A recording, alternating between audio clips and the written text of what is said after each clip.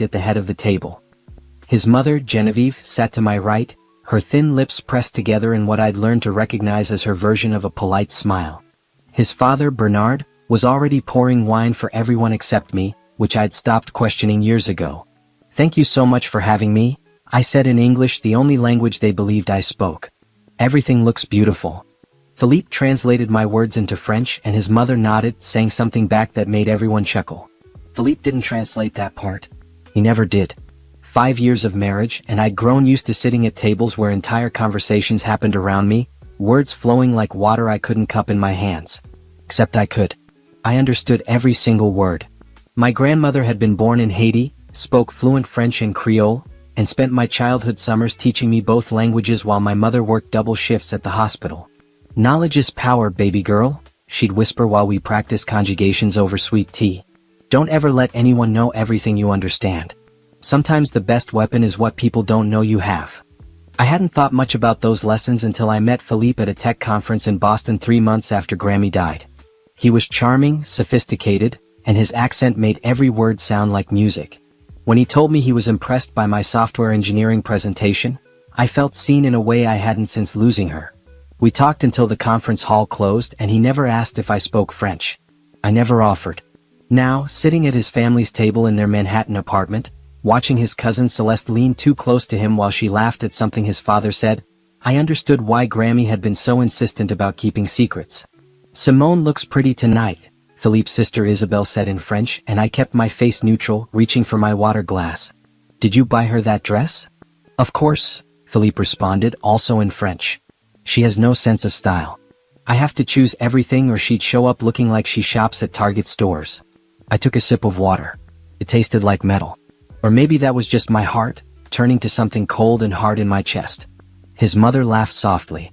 "You're very patient with her, mon chéri. When will you tell her?" "Tell me what?" I cut into my salmon, keeping my movements slow and natural.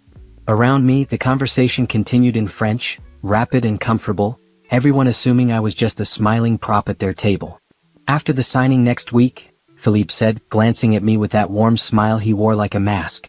"Once she transfers her half of the company rights to me, then I'll file for divorce. The lawyer says it's cleaner this way." The fork in my hand felt suddenly heavy. I set it down gently, precisely, and picked up my wine glass instead. The red liquid swirled as my hand shook slightly, but I brought it to my lips and drank like nothing had changed. "And Celeste?" Bernard asked, nodding toward Philippe's cousin who sat directly across from me. She wore a red dress that probably cost more than my car, and her dark hair fell in perfect waves over her shoulders. She was watching Philippe with an expression I'd been too trusting to recognize before this moment. "We'll wait a few months before going public," Philippe said, reaching under the table. I couldn't see where his hand went, but Celeste's smile widened. "We've already been together 2 years. What's a few more months?" 2 years. I'd been married to him for 5. I did the math automatically, like running code in my head. That meant he'd been with her since before we even signed the papers on our apartment. Since before I'd put my name on all those patents for the app we'd built together. Since before I'd trusted him with everything. "Does she suspect anything?" Genevieve asked, looking directly at me with those cold blue eyes. I smiled back at her, raising my glass slightly as if toasting her generosity for hosting. "She's too simple to suspect anything," Philippe said, and I watched his mouth form words that were destroying my world. "She barely understands business. I've been preparing the documents for weeks, and she signs everything I put in front of her without reading. Next Tuesday she'll sign away her rights to the technology and then she'll have nothing." "What about the source code?" Celeste asked. "Doesn't she have all the technical knowledge?" Philippe waved his hand dismissively. "I've been documenting everything she does. Once I have her signature on the transfer papers, I can hire any competent programmer to maintain the system. She made it seem more complicated than it is because it made her feel important." I wanted to throw my wine in his face. I wanted to scream. I wanted to overturn the table and watch their expensive china shatter across their expensive floor. Instead, I kept my expression pleasant and interested, like a well-trained dog who sits patiently while its owner discusses giving it away. "She'll be devastated," Isabelle said, and she actually sounded sympathetic. "She really does love you, Philippe." "She loves the idea of me," he corrected. "She loves telling people she married a French entrepreneur. She loves the lifestyle. But she was always temporary. You don't build a legacy with someone like that. Someone like that." Someone like me. I cut another piece of salmon and chewed slowly, counting to 10 in French inside my head. Un, deux, trois, quatre, cinq, six, sept, huit, neuf, dix. The apartment is in both names, Bernard said, switching to business mode. How will you handle that? She'll be too emotional to think clearly, Philippe explained. I'll offer to buy her out for half of what it's worth, tell her it's generous given the circumstances. She'll take it because she won't want to fight. American women always choose the path of least resistance. This American woman was currently calculating exactly how much he owed me for 3 years of unpaid overtime building his company, plus interest. Celeste laughed at something Philippe said that I missed, too focused on keeping my breathing steady. She reached across the table and squeezed my hand. You're so quiet tonight, Simone. Is everything okay? I looked at her hand covering mine, at her French manicure and her diamond ring that probably came from Philippe. I looked up at her face, at the fake concern in her eyes, and I smiled. I'm just tired, I said in English, and Philippe immediately translated for everyone. Work has been really demanding lately. You should rest more, Genevieve said through Philippe's translation, her voice dripping with false sweetness. You look exhausted. What she actually said in French was, she looks old. You're making the right choice leaving her before she completely falls apart. I thanked her for her concern and excused myself to use the bathroom. I walked calmly through their apartment, past the artwork Philippe had bought with money from our company, past the furniture I'd helped select when I thought I was building a home. I locked the bathroom door behind me and stared at my reflection in the mirror. My grandmother had been right. Knowledge was power. But Grammy hadn't warned me how much it would hurt to know the truth. I looked at myself, at the dress Philippe had chosen, at the hairstyle his mother had criticized in French last Christmas, at the face of a woman who'd been living in a lie so complete she hadn't even known she needed to escape it. But I knew now. I understood everything. I pulled out my phone and opened a new note. I started typing everything I'd heard, every word, every detail. Then I opened my messages and texted my old college friend Jerome, who'd become a corporate lawyer in Boston. I need help. Can you call me tomorrow? It's urgent.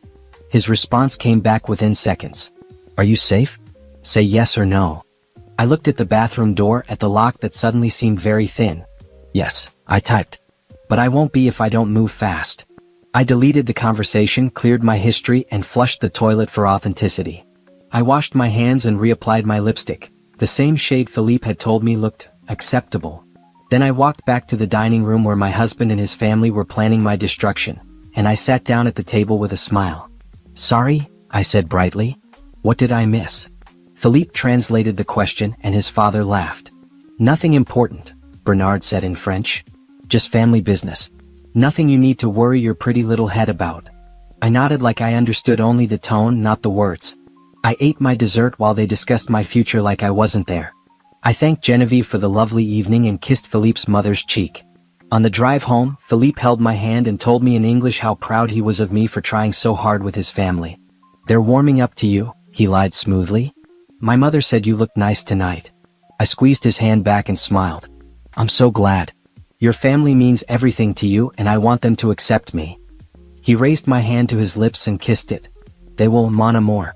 Just give it time. Time. I had 1 week until Tuesday, when I was supposed to sign papers I wouldn't read, trusting a man who'd been betraying me for years.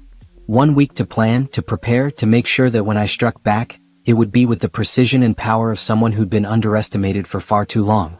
1 week to show Philippe and his family what this simple American woman was capable of when she finally stopped pretending she didn't understand.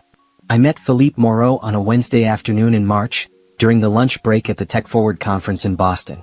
I'd just given a presentation on machine learning algorithms for predictive analytics, and I was riding high on adrenaline and the scattered applause from a room full of engineers who actually understood what I was talking about. Grammy had been gone for 3 months, and it was the first time since her funeral that I'd felt like myself again. He was standing by the coffee station, tall and elegant in a navy suit that probably cost more than my monthly rent. When I reached for a cup, he smiled at me with perfect white teeth and said, "Your presentation was remarkable. I've been working on a similar concept for retail applications." His accent turned every syllable into something sophisticated. I was used to the flat, efficient speech of Boston tech brothers. Philippe sounded like he was narrating a French film. "Thanks," I said, pouring coffee that smelled burnt but was free. "What kind of retail applications?" We talked for 20 minutes that turned into an hour, standing by that coffee station while the afternoon session started without us. He explained his vision for an app that would revolutionize how small businesses managed inventory using predictive algorithms. I explained how the machine learning models could be optimized for real-time data processing. We were finishing each other's technical sentences within 30 minutes. "We should work together," he said, and his dark eyes were intense. "This could be something extraordinary. I should have been more careful. I should have done research, asked questions, verified his credentials. But I was lonely and grieving and 27 years old, and he made me feel like my brain was the most attractive thing about me." After a lifetime of guys who wanted to explain technology to me instead of learn from me, Philippe seemed different. We exchanged numbers. He texted me that night, "I can't stop thinking about your algorithm architecture. And also about you." For 3 months, we built the foundation of what would become our app. We met in coffee shops and libraries, video called across time zones when he returned to New York, emailed technical documents back and forth at 3 in the morning. The technology was mine, but he had the business vision and the connections. He knew investors, understood marketing, could pitch our concept in rooms I'd never be invited into. "You're the genius," he told me over dinner one night in June. "I'm just the person who makes sure the world knows it." He proposed in August at a rooftop restaurant overlooking the Boston Harbor. The ring was modest by his family's standards, I'd later learn, but it was more than I'd ever imagined. He got down on one knee and asked me in French, then repeated it in English when he saw my confused expression. "I want to spend my life building things with you," he said. "Starting with us." I said yes. Of course I said yes. I was in love with him, with us, with the future we were creating together. We got married at City Hall in September with 2 witnesses we pulled off the street. His family was disappointed they couldn't attend, but they sent an expensive crystal vase that broke during the move to New York. The move happened fast. Philippe's family owned an import business in Manhattan that was struggling with modernization. He convinced me to relocate, promising that we'd launch our app from New York where the investor network was stronger. I gave up my apartment in Cambridge, said goodbye to my friends, and moved into Philippe's place in the Upper West Side. That's when things started to shift, so gradually I didn't notice the transformation. "Let me handle the business meetings," Philippe suggested. "Your time is better spent on development. Plus, some of these investors are old-fashioned. They respond better to a certain kind of presentation." Translation: they responded better to white men with French accents than black women with technical expertise. I spent my days coding in our apartment while Philippe networked. He'd come home with stories about investor meetings, promising opportunities, deals that were almost closed. I trusted him completely. We were partners. "I need you to sign some incorporation papers," he said casually one October evening. "Just standard stuff. You're listed as CTO, I'm CO. 50-50 ownership." I signed without reading. Why would I read? He was my husband. He started teaching me French phrases over dinner, laughing gently when I pretended to struggle with pronunciation. "Repeat after me, je t'aime. I love you." I repeated it dutifully, not mentioning that Grammy had taught me the phrase when I was 8 years old, along with hundreds of others. I never told him I spoke French. At first, it was because he seemed to enjoy teaching me. Later, after I met his family and heard the way they spoke about Americans when they thought no one understood, I kept silent because Grammy's voice echoed in my head. "Sometimes the best weapon is what people don't know you have." His family visited for the first time that November. They spoke in rapid French around our dining table while I served food I'd spent all day preparing. I heard Philippe's mother say I was acceptable for now, and his father comment that, "At least she cooks well enough." Philippe never translated those parts. He just smiled at me and said they were commenting on how delicious everything was. I launched our app in January, working 18-hour days to perfect the code while Philippe handled publicity. We called it Predict Right, and it was everything we'd imagined. Small businesses started subscribing immediately. Revenue climbed. Tech blogs wrote about us. We were profiled in a magazine as the couple revolutionizing retail technology. In the photo, Philippe had his arm around my waist and we were both smiling. I was wearing a dress he'd bought me because he said my own clothes were too casual for press photos. I didn't mind. I thought we were building something together. His family's import business stabilized once I built them a custom inventory system for free. Philippe said it was important to help family. I agreed. Family was everything to me. I'd lost my mother to cancer when I was 23, and Grammy followed 4 years later. Philippe's family was supposed to be my family now. They thanked me in French, words I understood but pretended not to. "At least she's useful for something," Genevieve had said. Philippe chose well. "She works hard." I smiled and nodded when Philippe translated a completely. By our second we had 1,000. The money started flowing. We moved to a bigger apartment, bought expensive furniture, traveled to tech conferences in Paris and London and Tokyo. Philippe always did the presentations while I sat in the audience, proud of our work. You're better behind the scenes, he explained. You're more comfortable with code than crowds. It wasn't true, but I let him believe it. I let him shape me into someone smaller, quieter, more convenient. I stopped going to conferences alone. I stopped maintaining relationships with college friends who asked too many questions about why I wasn't more visible in our company. I stopped questioning why my name appeared smaller than Philippe's on all our marketing materials. It's just branding, he assured me. Everyone knows you're the technical genius. Except they didn't. Because Philippe never told them. In investor meetings I occasionally attended, he'd reference my team and my developer without naming me. When reporters asked about the technology, he'd give vague explanations that made it sound like collaborative effort rather than my specific creation. I told myself it didn't matter. We were married. What was his was mine, what was mine was his. We were a unit. His cousin Celeste started appearing more frequently around our 3rd anniversary. She was getting her MBA, Philippe explained, and he was mentoring her on business strategy.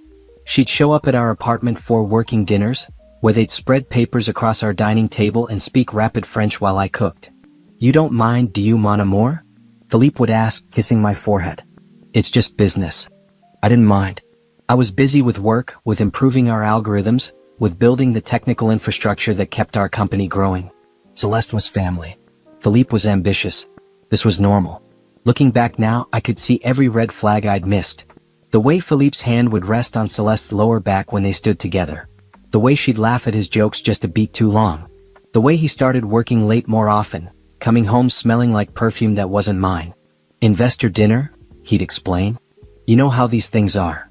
I didn't actually, because he'd stopped inviting me to investor dinners around the same time Celeste started her MBA. By our 4th anniversary, I knew something was wrong but couldn't name it. Philippe was distant, distracted. He snapped at me over small things, then apologized with expensive gifts. He started suggesting I should relax more and not work so hard.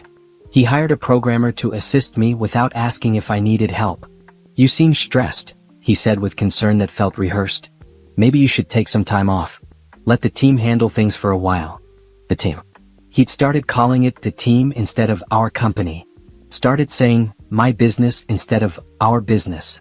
Started signing emails as Philippe Moreau, CEO of PredictRight, with no mention of my role. I should have seen it coming. I should have protected myself. But I was still that woman who'd said yes to a proposal in French she pretended not to understand, still trying to be small enough to fit into the space Philippe had created for me. The dinner where everything changed was 5 years and 2 months after we met.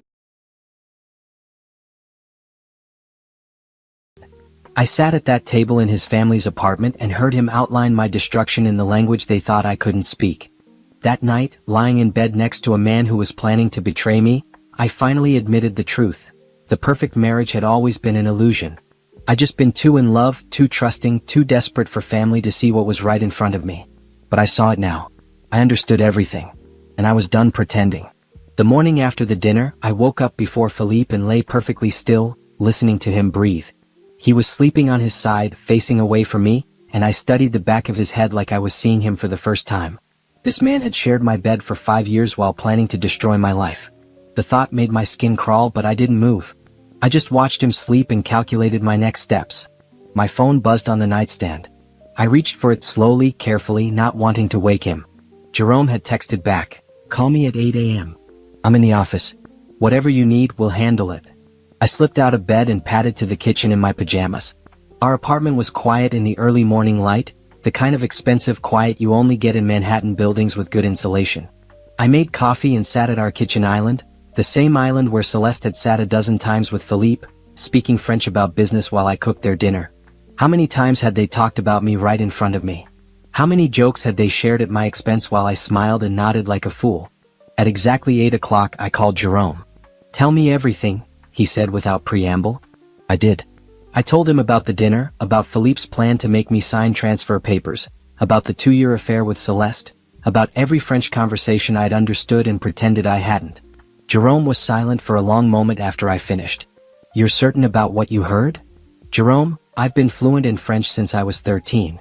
I understand every word. And he doesn't know this? No one knows. Not even my mom knew before she died. It was just something Grammy and I shared. I could hear him typing on his keyboard.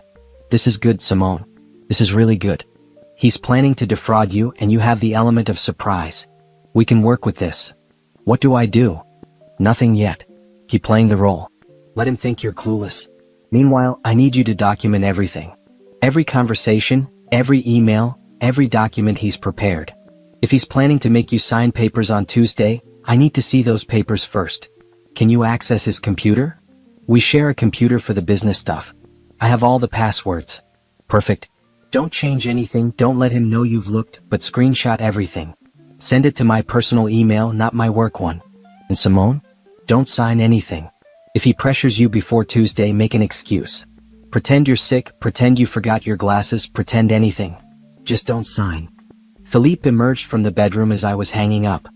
He was wearing his robe, hair messy from sleep, looking like the man I'd fallen in love with instead of the one planning my destruction. Who was that, mon amour? He asked, kissing the top of my head. Just Jerome from college. He's in Boston for work and wanted to catch up. A flash of something crossed Philippe's face, there and gone before I could identify it. Jerome? Your lawyer friend. He's a corporate lawyer, yeah. We haven't talked in months. He just wanted to say hi. Philippe poured himself coffee, and I watched him move through our kitchen with the ease of someone who owned everything in it, including me. You should invite him to dinner sometime, he said casually. It would be nice to meet your old friends. The request was strategic, I realized. He wanted to assess threats. Jerome had always made Philippe nervous because Jerome was the one friend from my old life who'd never quite warmed to my husband. Maybe, I said vaguely. He's pretty busy. Philippe sat next to me and took my hand. I've been thinking, Sherry. You've been working so hard on the app. Maybe it's time to bring in some additional technical support. I know a few developers who could help lighten your load. Translation. He wanted to replace me before Tuesday. I don't need help, I said carefully. The system's running smoothly. Why would we add costs? It's not about cost. It's about your well-being. I worry about you spending all those hours coding. You should have time for other things. For us. He said it so sincerely, looking into my eyes like he meant every word. 5 years ago, I would have melted. I would have thanked him for caring. Now I just smiled and squeezed his hand back. You're so thoughtful. Let me think about it. He kissed me then, soft and lingering, and I kissed him back like nothing had changed. When he pulled away, he was smiling. I love you, you know that? I love you too, I lied. After he left for a morning meeting, I opened our shared laptop and started searching. Philippe was organized to a fault, which made my job easier. Everything was filed, labeled, dated. I found a folder labeled Business Restructuring Private, and opened it. Inside were documents that made my blood run cold. Transfer agreements that would sign over all my intellectual property rights. Corporate restructuring papers that would make Philippe the sole owner of PredictRight. A prenuptial agreement I'd never signed, forged with my signature. Letters from lawyers outlining divorce strategy. Financial projections showing company value without me. I photographed everything with my phone, then screenshotted files, then backed up entire folders to a cloud drive Philippe didn't know I had. I worked methodically, checking over my shoulder every few minutes, my heart hammering so hard I could hear it in my ears. In a subfolder labeled Personal, I found emails between Philippe and Celeste going back 28 months. I didn't read them all. I didn't need to see every Mon Amour and G. Theodore to understand what they'd been doing, but I documented them. Every single one. I found text messages too, ones he deleted from his phone but backed up to the cloud. Messages about me. About how simple I was, how convenient, how useful. Messages about their future together, about trips they'd take after he divorced me, about the life they'd build with my technology and my work. There was a message from 3 weeks ago where Celeste asked, "What if she refuses to sign?" Philippe had responded, "She won't. She trusts me completely. She's never questioned a single thing I've put in front of her." I photographed that one twice, making sure it was perfectly clear. By noon, I had enough evidence to bury him. I sent everything to Jerome's personal email with a subject line that just said, "Evidence," and then deleted the sent message from our shared email account. Then I did something that felt bold and terrifying. I called a number I'd saved 2 years ago and forgotten about. Back when PredictRight was taking off, a venture capitalist named Robert Chen had approached me at a conference. Philippe had dismissed him as not serious, but Robert had given me his card anyway. "Call me if you ever want to talk," he'd said. "About the technology specifically. I think you're the real genius behind this operation." I kept the card in my wallet, buried behind old receipts. Now I dialed his number. "Robert Chin," he answered on the second ring. "Hi, Mr. Chin. This is Simone Moreau. We met 2 years ago at the Tech Forward conference. I don't know if you remember." "Of course I remember. The predictive analytics app. You explained the algorithm to me for 20 minutes, and it was the most interesting conversation I had all week. How can I help you?" I took a breath. "I want to talk to you about a new venture. Can we meet?" "Absolutely. Are you in New York?" "Yes. Tomorrow, 10 a.m. at the coffee shop on 42nd and Madison. Does that work?" "Perfect." After I hung up, I stared at my phone for a long moment. I was crossing lines I couldn't uncross. I was planning something bigger than just protecting myself. I was planning to win. Philippe came home that evening with flowers and takeout from my favorite restaurant. He was being extra attentive, I realized, setting me up to trust him even more before Tuesday. "How was your day, mon amour?" he asked, kissing my cheek. "Good. Quiet. I worked on some back-end optimizations. We ate dinner together like we were still a happy couple." He told me about his meeting, about potential new clients, about his family's import business expanding. I listened and nodded and asked questions, playing my role perfectly. "My parents want to invite us to Lyon this summer," he said casually. "Maybe for a month. You could take a break from work and I could show you where I grew up." A month in France, surrounded by his family, completely isolated. A month where he could control everything. "That sounds nice," I said. "Let's talk about it after things settled down with the app launch." "What app launch?"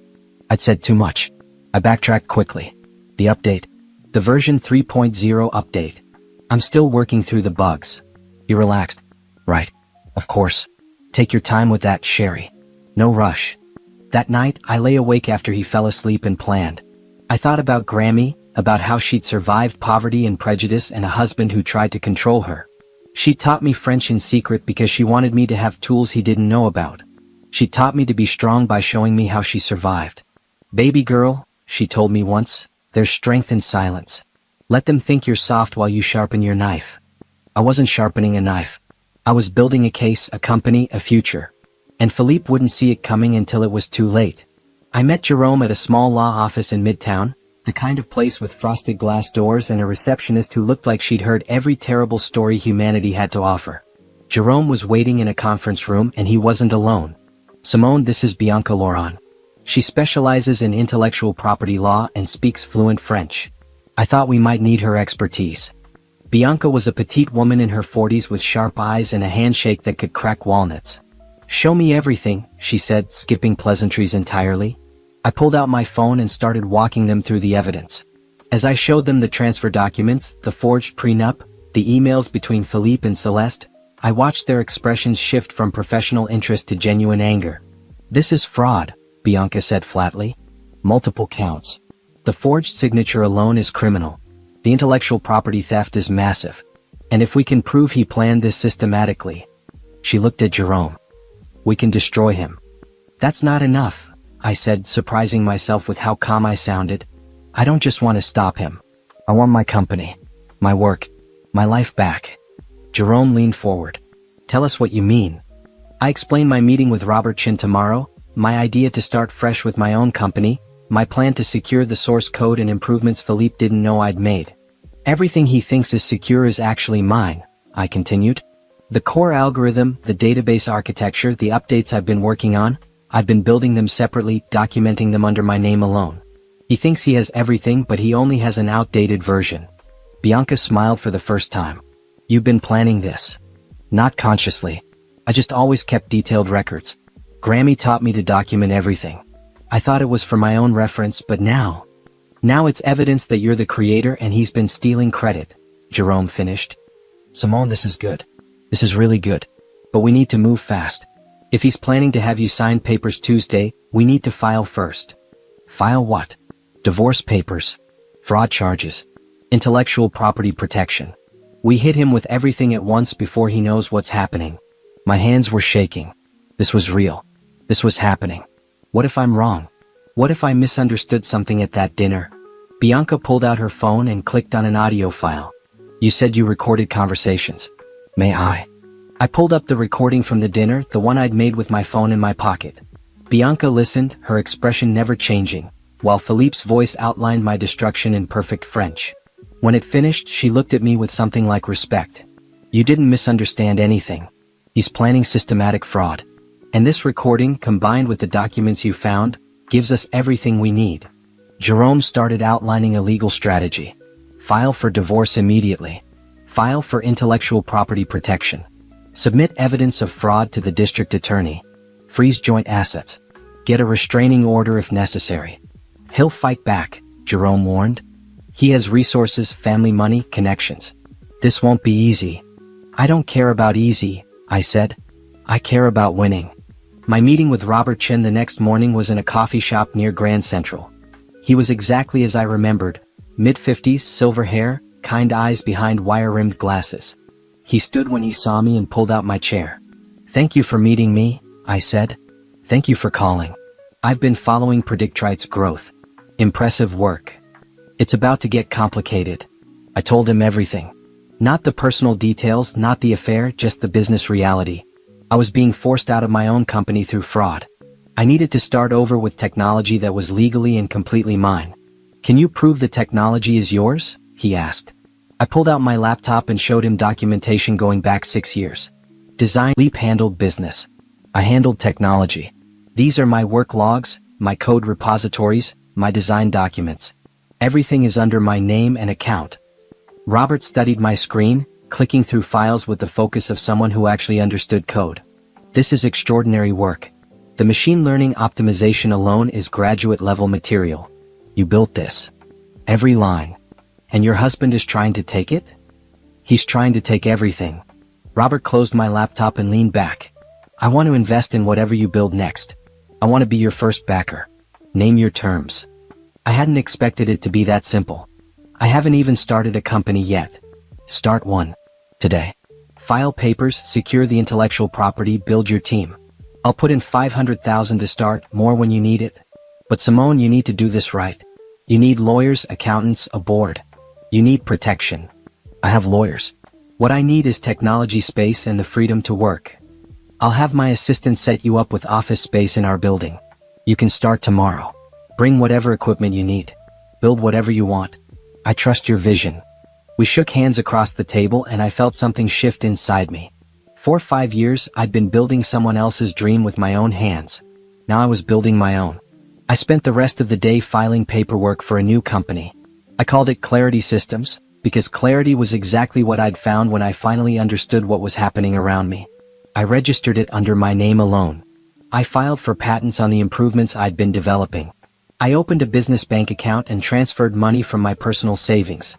Money Philippe didn't know I had because I'd kept one account from before our marriage. By 5 p.m. I had a company, an investor, office space, and a plan. I went home to find Philippe in the kitchen, cooking dinner. He never cooked. Warning bells went off immediately. Surprise, he said, smiling. I thought I'd make us something special tonight. Celebrate. Celebrate what? Our partnership. Everything we've built together.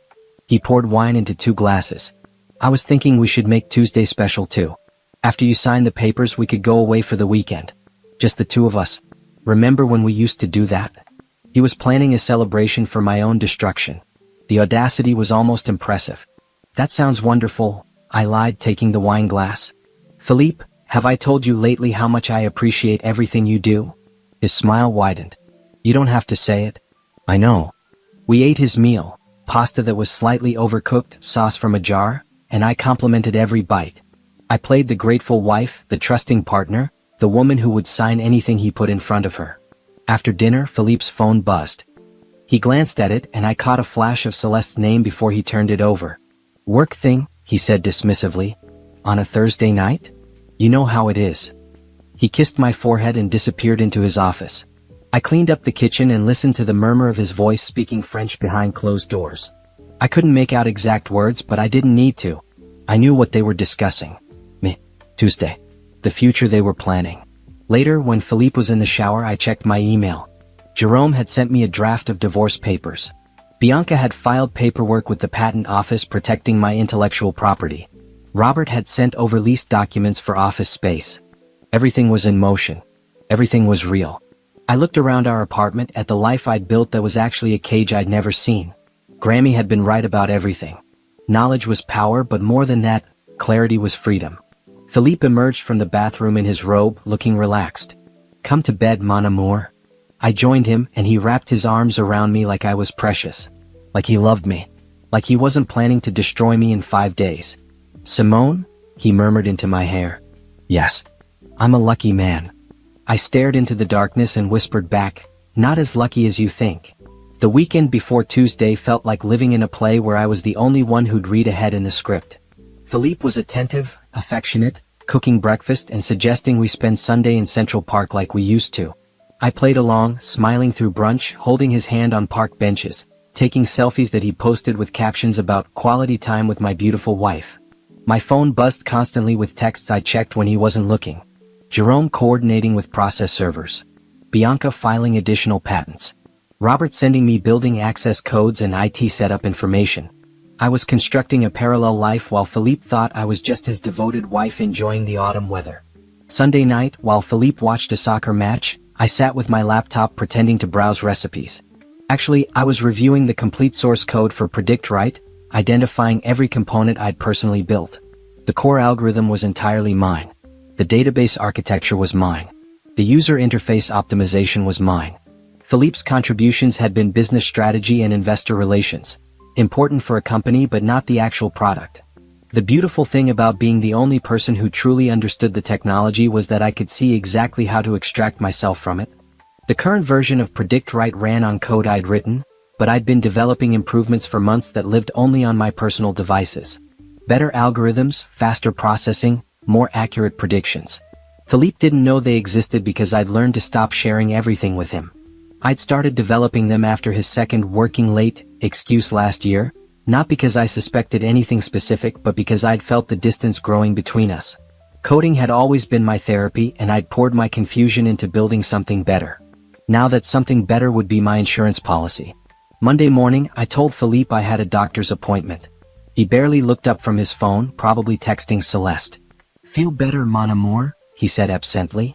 I took the subway to Robert's building in Midtown, rode the elevator to the 15th floor, and walked into my new office. It was small but perfect. Big window, empty desk, reliable internet. Everything I needed to rebuild. I spent the day transferring my personal code to secure servers, setting up development environments, creating comprehensive documentation that proved when and how I'd created every innovation. Every file was timestamped, backed up, legally protected. By 5 p.m., I had a complete technical portfolio that was undeniably mine. Robert stopped by around 3. "How's it going?" "Good. Really good." I showed him the improvements I'd made to the core algorithm. "This is what I've been developing independently. It's 30% more accurate than the current Predict Right version, and the processing speed is doubled." He studied my screen with the intensity of someone who understood enough code to be dangerous.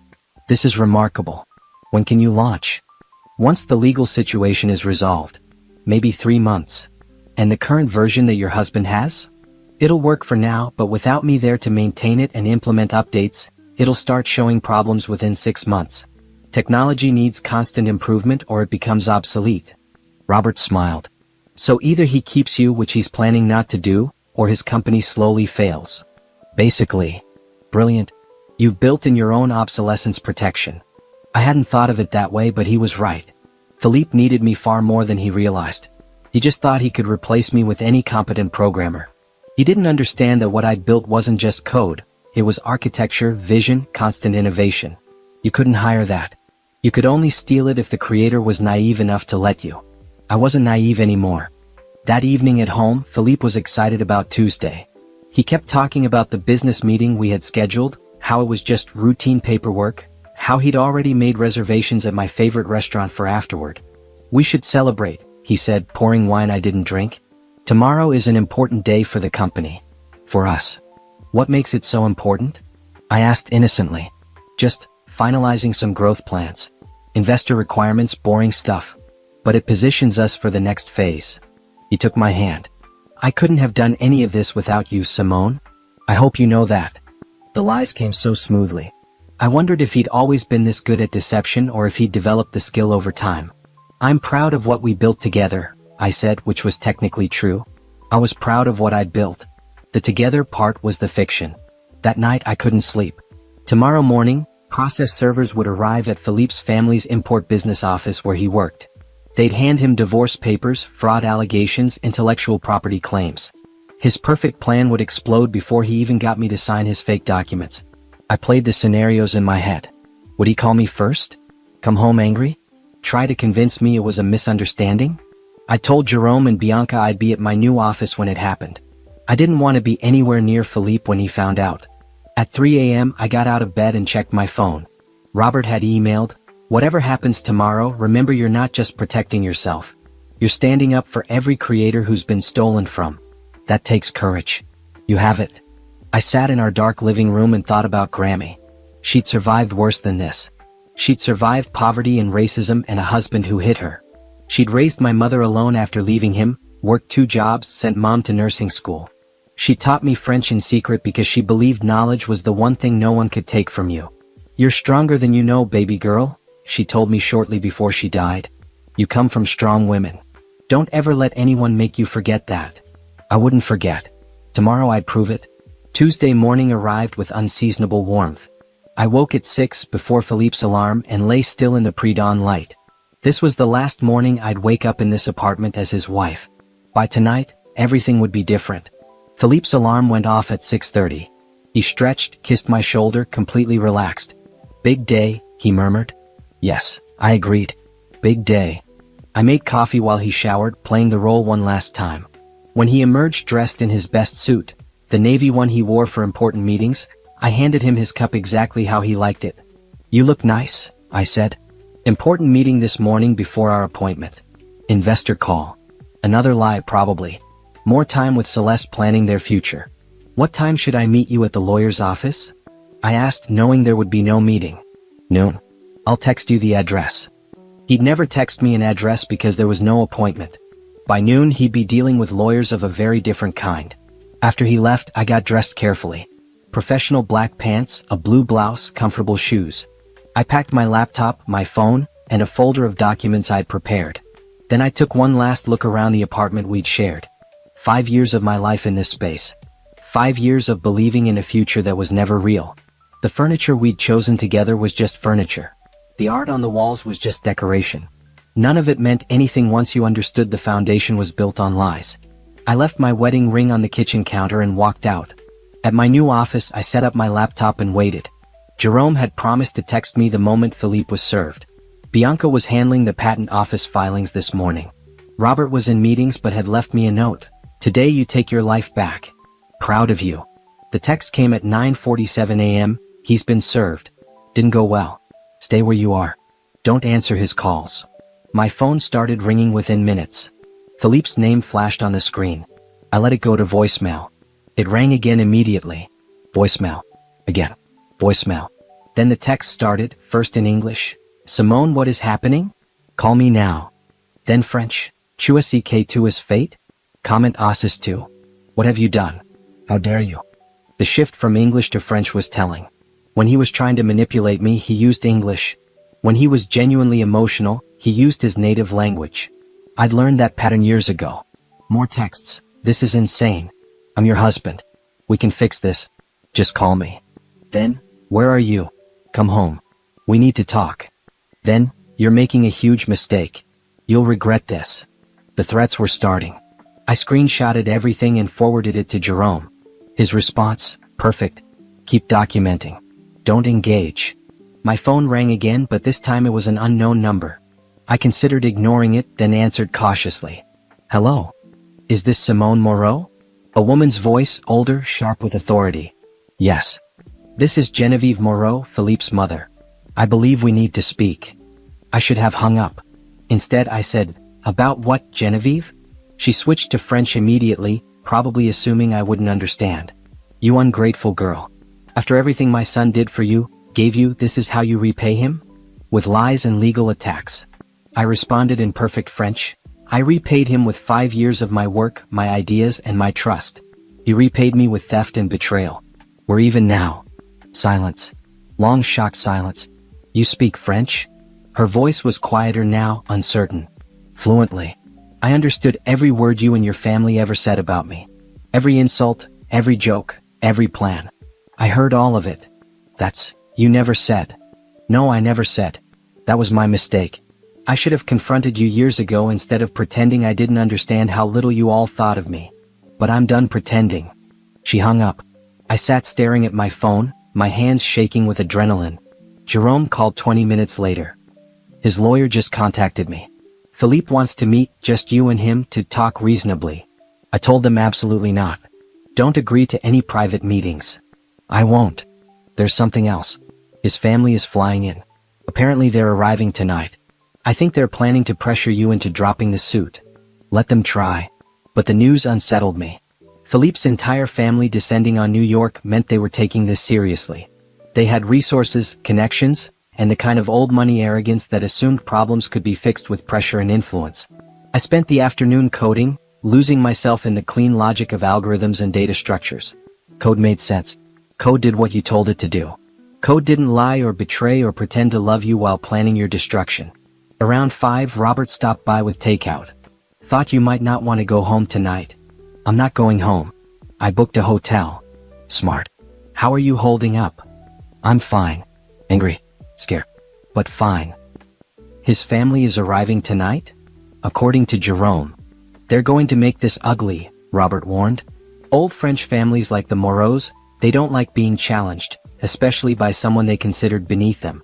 They'll try to paint you as emotional, unstable, vindictive. I have evidence. Documents, recordings, testimony. The truth doesn't care about their spin. The truth matters in court. In the court of public opinion, narrative matters more.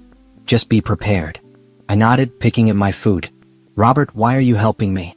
You barely know me. He considered the question carefully. Because I've been in tech for 30 years and I've seen this story too many times. Brilliant person creates something revolutionary, charismatic person takes credit, original creator gets erased. Usually by the time I meet them, it's too late to help. But you caught it early. You protected yourself. That's rare. That's worth supporting. I just didn't want to be erased. Most people don't want that. But you did something about it. That's the difference. That night at the hotel, I couldn't stop checking my phone. Philippe had stopped calling, which somehow felt more ominous than the constant attempts earlier. At 11 p.m., a new text arrived from a number I didn't recognize. Hello Simone, this is Isabel, Philippe's sister. I'm in New York. Can we meet for coffee tomorrow morning? Just to talk woman to woman. Please. Isabel had always been the kindest of Philippe's family. She'd never said cruel things about me in French, at least not that I'd heard. She'd seemed genuinely friendly during family gatherings. I called Jerome. Philippe's sister wants to meet me. Don't do it. It's a trap. They're trying to find a weak point. What if she's genuine? What if she wants to help? Simone, she's his family. Her loyalty is to him, not to you. Whatever she says will be used against you later. Trust me on this. I thanked him and hung up. Then I texted Isabel back. I appreciate the offer, but I need to respectfully decline. This is a legal matter now, and my lawyers have advised against private meetings. I hope you understand. Her response came immediately. I do understand. For what it's worth, I'm sorry. You deserve better than what my brother gave you. I stared at that message for a long time. Maybe she meant it. Maybe she didn't. Either way, Jerome was right. I couldn't afford to find out. Wednesday morning, I returned to my office to find a massive flower arrangement on my desk. No card, but I knew who sent it. Philippe had always believed grand gestures could fix anything. I called building security to remove them. They're just flowers, the security guard said. They're from someone I have a restraining order against. I lied. Please remove them immediately. Jerome called at 9. Judge granted the injunction. Philippe is officially barred from accessing Predictrite's technical systems or claiming credit for your work. He can run the business side, but he can't touch the technology. What does that mean practically? It means the company can continue operating with the current code, but he can't make changes, can't access your development files, can't claim he created anything technical. And if the company needs updates or fixes, he has to hire someone new because you're not obligated to maintain it. So the company will start failing once the current version becomes outdated. Exactly. You built in your own protection without even realizing it. Bianca joined the call. I have more good news. The patent office fast applications. Your improvements are now officially protected under your name alone. If Philippe tries to use any of your new work, it's immediate copyright infringement. I felt something loosen in my chest. So legally everything's protected? Everything technical is yours and protected. Now we just need to handle the divorce and the fraud charges. Speaking of which, the DA's office called. They're interested in the forged prenuptial agreement. That's a felony. Will he go to jail? Possibly. More likely he'll take a plea deal if we can prove intent to defraud. But Simone, you need to prepare yourself. This is about to get very public. Philippe's family has money and connections. They're going to fight dirty. She was right. That afternoon, I received an email from an address I didn't recognize. Subject line, the truth about Simone Moreau. I shouldn't have opened it. I knew I shouldn't. But I did. It was a document, professionally formatted, outlining a completely fabricated version of our marriage. According to this narrative, I was an unstable, jealous wife who'd become paranoid about Philippe's success. I'd stolen company files and trade secrets. I'd forged documents to make it look like I'd contributed more than I had. I was trying to destroy him out of spite because he'd suggested we needed space. The entire thing was fiction, but it was convincing fiction. It had fake quotes from unnamed sources. It referenced medical records, suggesting I had mental health issues. It claimed Philippe had tried to get me help, but I'd refused. I forwarded it to Jerome immediately. Is this legal? Can they just send this? It's not illegal to send you lies. It would be illegal to publish them publicly without evidence. Who sent it? Anonymous email address. Probably someone from his family. They're testing to see if they can intimidate you into dropping the suit. Don't respond. Don't engage. Just document it. But the document stayed with me all day. Someone had spent time crafting a detailed character assassination. Someone wanted me to know they could destroy my reputation even if they couldn't touch my legal case. That evening, I got a call from my old college friend Monica. We hadn't spoken in months. Simone, what's going on? I just got the weirdest call from some woman claiming to be Philippe's sister. She said you were going through a difficult time and might need support, and could I talk to you about being reasonable about the divorce? My stomach dropped. They're calling my friends? She didn't say anything specific, just that you were upset and maybe not thinking clearly. I told her I didn't appreciate strangers calling me about my friend's personal business. But, Simone, what's happening?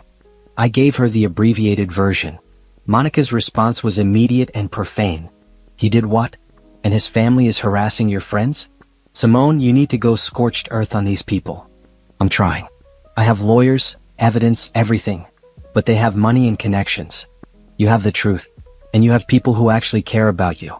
Give me permission to tell our mutual friends what's really happening. Let me spread the actual story before his family's version takes hold. I thought about Grammy, about staying silent, about keeping secrets. But maybe this was different. Maybe sometimes you had to speak up to be heard. Okay, I said. Tell them the truth. Philippe called from a blocked number that night. I was exhausted enough to answer. What do you want? Simone. His voice was ragged. Can we please just talk? Face to face? Without lawyers. No.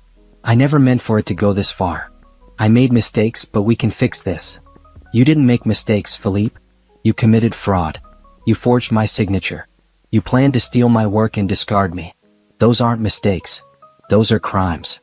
I loved you, he said, and he almost sounded sincere. I still love you. You loved what I could give you. The technology, the credibility, the legitimacy. You never loved me. That's not true. We built something together. I built something. You took credit for it. There's a difference. Simone, please. My family, the business, everything is falling apart. The investors are pulling out. The company is hemorrhaging clients. You're destroying everything we worked for. I'm destroying what I built. You don't get to keep it just because you're better at networking and lying. I'll fight you on this. I have resources, lawyers, connections. You can't win.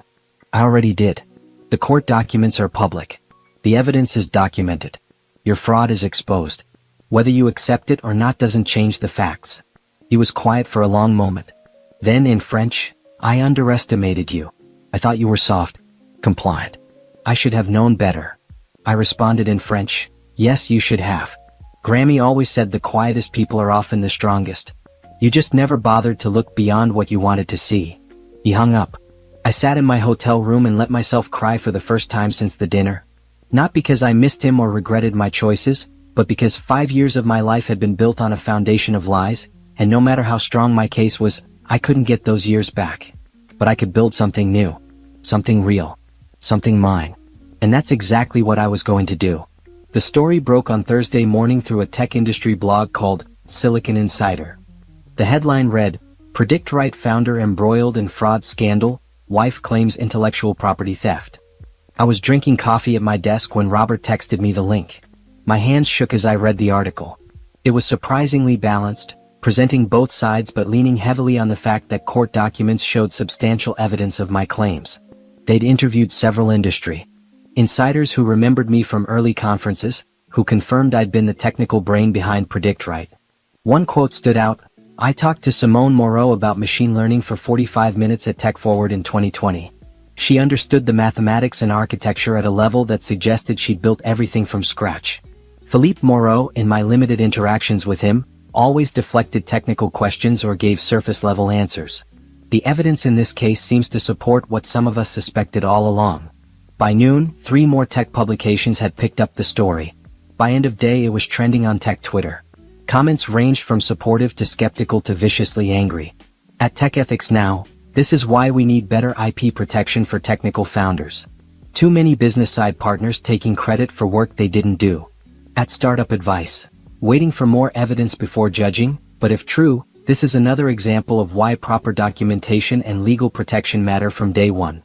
At Code and Coffee, Philippe Moreau spoke at our conference last year. He couldn't defending Philippe, suggesting I was bitter about a divorce, that I was exaggerating my contributions, that this was a he said, she said situation where the truth was probably somewhere in the middle. The worst were the ones that got personal. "She's just mad he upgraded to someone younger." Typical, woman can't handle rejection so she destroys her ex's business. Bet she's not even that good at coding, probably just decent at documentation. I closed Twitter and focused on work. I couldn't control what people said. I could only control what I built next. Jerome called with an update. Philippe's lawyers filed a motion to dismiss. Standard procedure.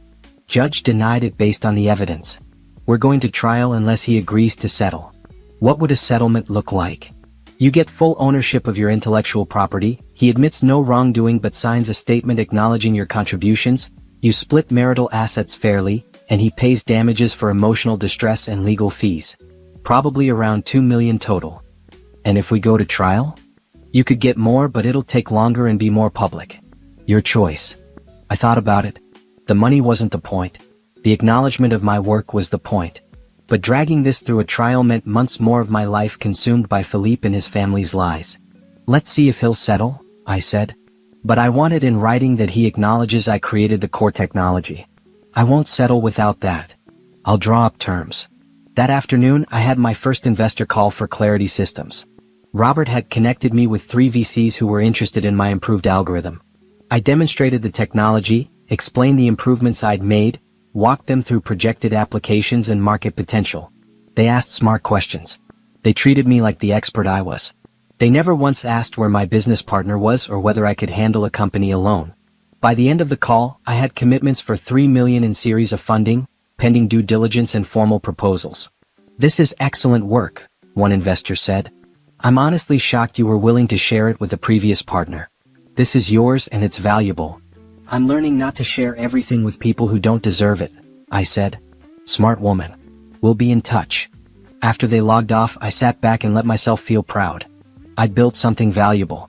I protected it. I was rebuilding. This was real progress. Robert stopped by with dinner, Thai food from the place around the corner. I saw the articles. How are you holding up? Fine. Tech community has short attention spans. Next week there'll be some other scandal. But the people who matter, the investors, the serious professionals, they're paying attention to your work, not the gossip.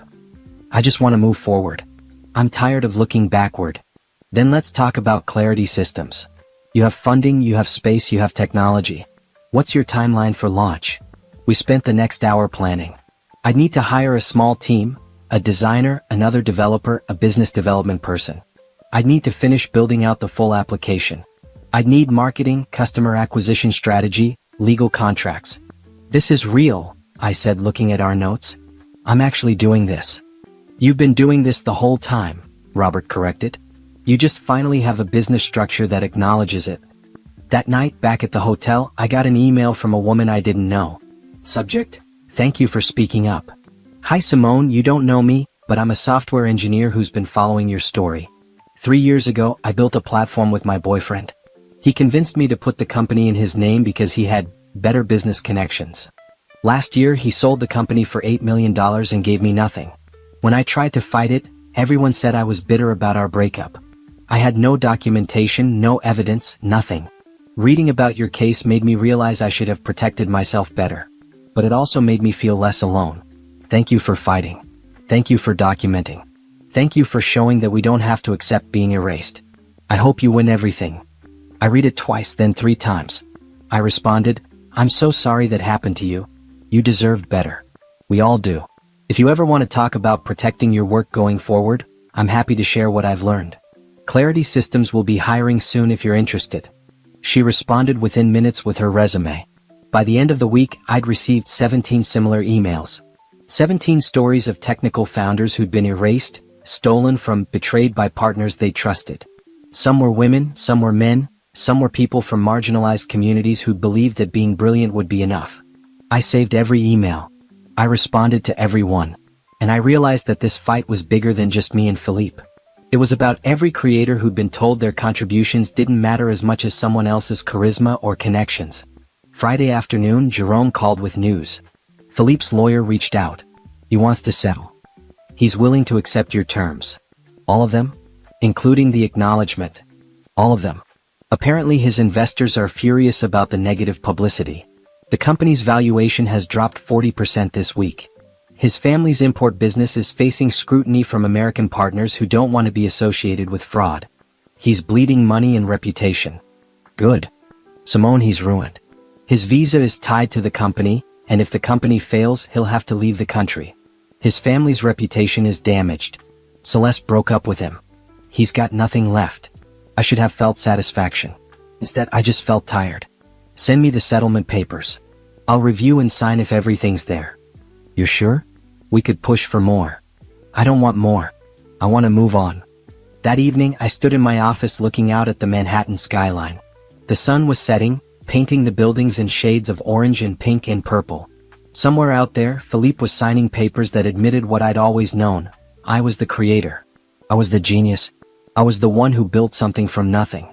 He'd get to keep whatever remained of Predict Right, but it was a sinking ship now. Without updates, without innovation, without me, it would be obsolete within a year. I had something better. Something new. Something entirely mine. My phone buzzed with a text from Robert. Settlement signed? Almost, I replied. Because I just heard from Forbes. They want to interview you for a piece on women founders reclaiming their work. Interested? I looked at my reflection in the dark window. 5 years ago, I'd been a woman who let her husband choose her clothes and speak for her in meetings. Now I was someone who'd fought back, who'd protected her work, who'd built something new from the ashes of betrayal. Yes, I texted back. I'm interested. The settlement conference was scheduled for Monday morning in a courtroom that smelled like old wood and bureaucracy. I arrived with Jerome and Bianca, wearing a navy suit that made me feel professional and powerful. Philippe was already there with his lawyer, sitting on the opposite side of the room like we were strangers. He looked terrible. His expensive suit hung loose on a frame that had lost weight. Dark circles shadowed his eyes. His hands fidgeted with papers on the table in front of him. When I walked in, he looked up and our eyes met. I felt nothing. No love, no hate, no regret. Just the calm certainty that I was doing exactly what needed to be done. The judge reviewed the settlement terms, asking if both parties understood and agreed. Philippe's voice was barely audible when he said yes. Mine was clear and firm. Mr. Moreau, you acknowledge that Ms. Moreau created the core technology for Predict Right? Yes, Your Honor. And you acknowledge that you systematically took credit for her work? Pause. His lawyer whispered something. Then, yes, Your Honor. And you agree to the financial terms outlined in this settlement? Yes, Your Honor. The judge signed the papers and just like that, it was over. I was divorced. I owned all my intellectual property. I had a settlement check that would fund Clarity Systems through launch and beyond. I walked out of that courtroom a single woman with a company and a future. Philippe tried to approach me in the hallway. Jerome stepped between us immediately. "Don't," Jerome said firmly. Philippe looked at me over Jerome's shoulder. "Simone, I'm sorry. For everything. I hope you know that." I could have said a lot of things. I could have told him his apology was worthless. I could have listed every way he'd hurt me. Instead, I said the only thing that mattered: "I don't accept your apology, but I accept what happened. It taught me who I am and what I'm capable of. So in a way, thank you." Then I walked away. The Forbes article published the following week under the headline, "How One Woman Reclaimed Her Technology and Her Life." It featured photos from a professional shoot Robert had arranged. Me in my office at my computer, confident and composed. The article detailed the case without being salacious, focusing on the legal and technical aspects of intellectual property protection for founders. The journalist, a woman named Patricia, had asked thoughtful questions. "What do you want other technical founders to learn from your experience?" "Document everything," I'd said. "Keep records of your work, your contributions, your innovations. Don't assume trust is enough protection. And if you have a partner, make sure legal agreements are clear from day one. Love doesn't protect intellectual property. Paperwork does." What's next for you? I'm launching Clarity Systems in 3 months. We'll offer the technology one developed, improved and independent. I'm hiring a team of developers, many of them people who've been overlooked or underestimated in their previous positions. I want to build a company that values actual contributions over charisma. Do you regret the marriage? I thought about that question carefully. I regret the betrayal. I don't regret what I learned. I'm stronger now than I was 5 years ago. I understand my worth. That's valuable. The article went viral in tech circles. I received dozens of emails from other founders, mostly women and people of color, sharing similar stories. Some asked for advice. Some asked if Clarity Systems was hiring. Some just wanted to say thank you for speaking up. I hired 3 people that first month. Alicia, the woman who'd emailed me after reading about the case, who'd had her own platform stolen. James, a brilliant black developer who'd been passed over for promotion at his last company despite creating their core product. And Rita, a designer from India who'd been told her work was too ethnic for mainstream tech. We were a team of people who'd been underestimated, and we were building something that would prove everyone wrong. The Predict Right story played out exactly as I'd predicted. Without my updates and maintenance, the app started showing errors. Clients complained. Competitors released better versions. Philippe tried to hire developers to fix it, but the code was complex and poorly documented. I'd built it for myself, not for handoff. The company was insolvent. Philippe sold what remained to a competitor for a fraction of its former value. His work visa expired. His family's import business suffered from the association with fraud and lost several major American contracts. The Moreaus returned to France, their American expansion plans abandoned. I heard through mutual acquaintances that Philippe was working for his father's company in Lyon, in a junior position, his ambitions thoroughly destroyed by his own choices.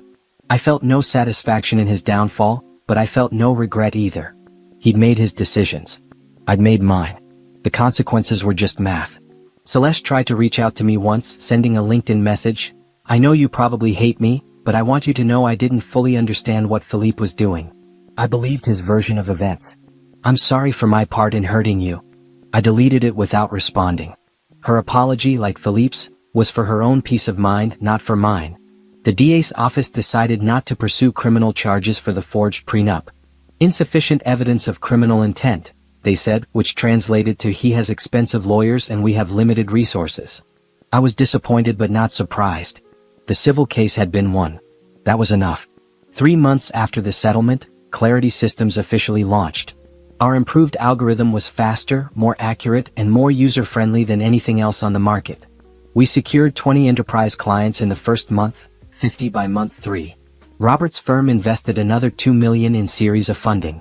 Other VCs followed. By month 6, we were valued at $15 million. I gave an interview to a tech podcast where the host asked, "Do you think you would have built Clarity Systems if you'd stayed married to Philippe?" "No," I answered honestly.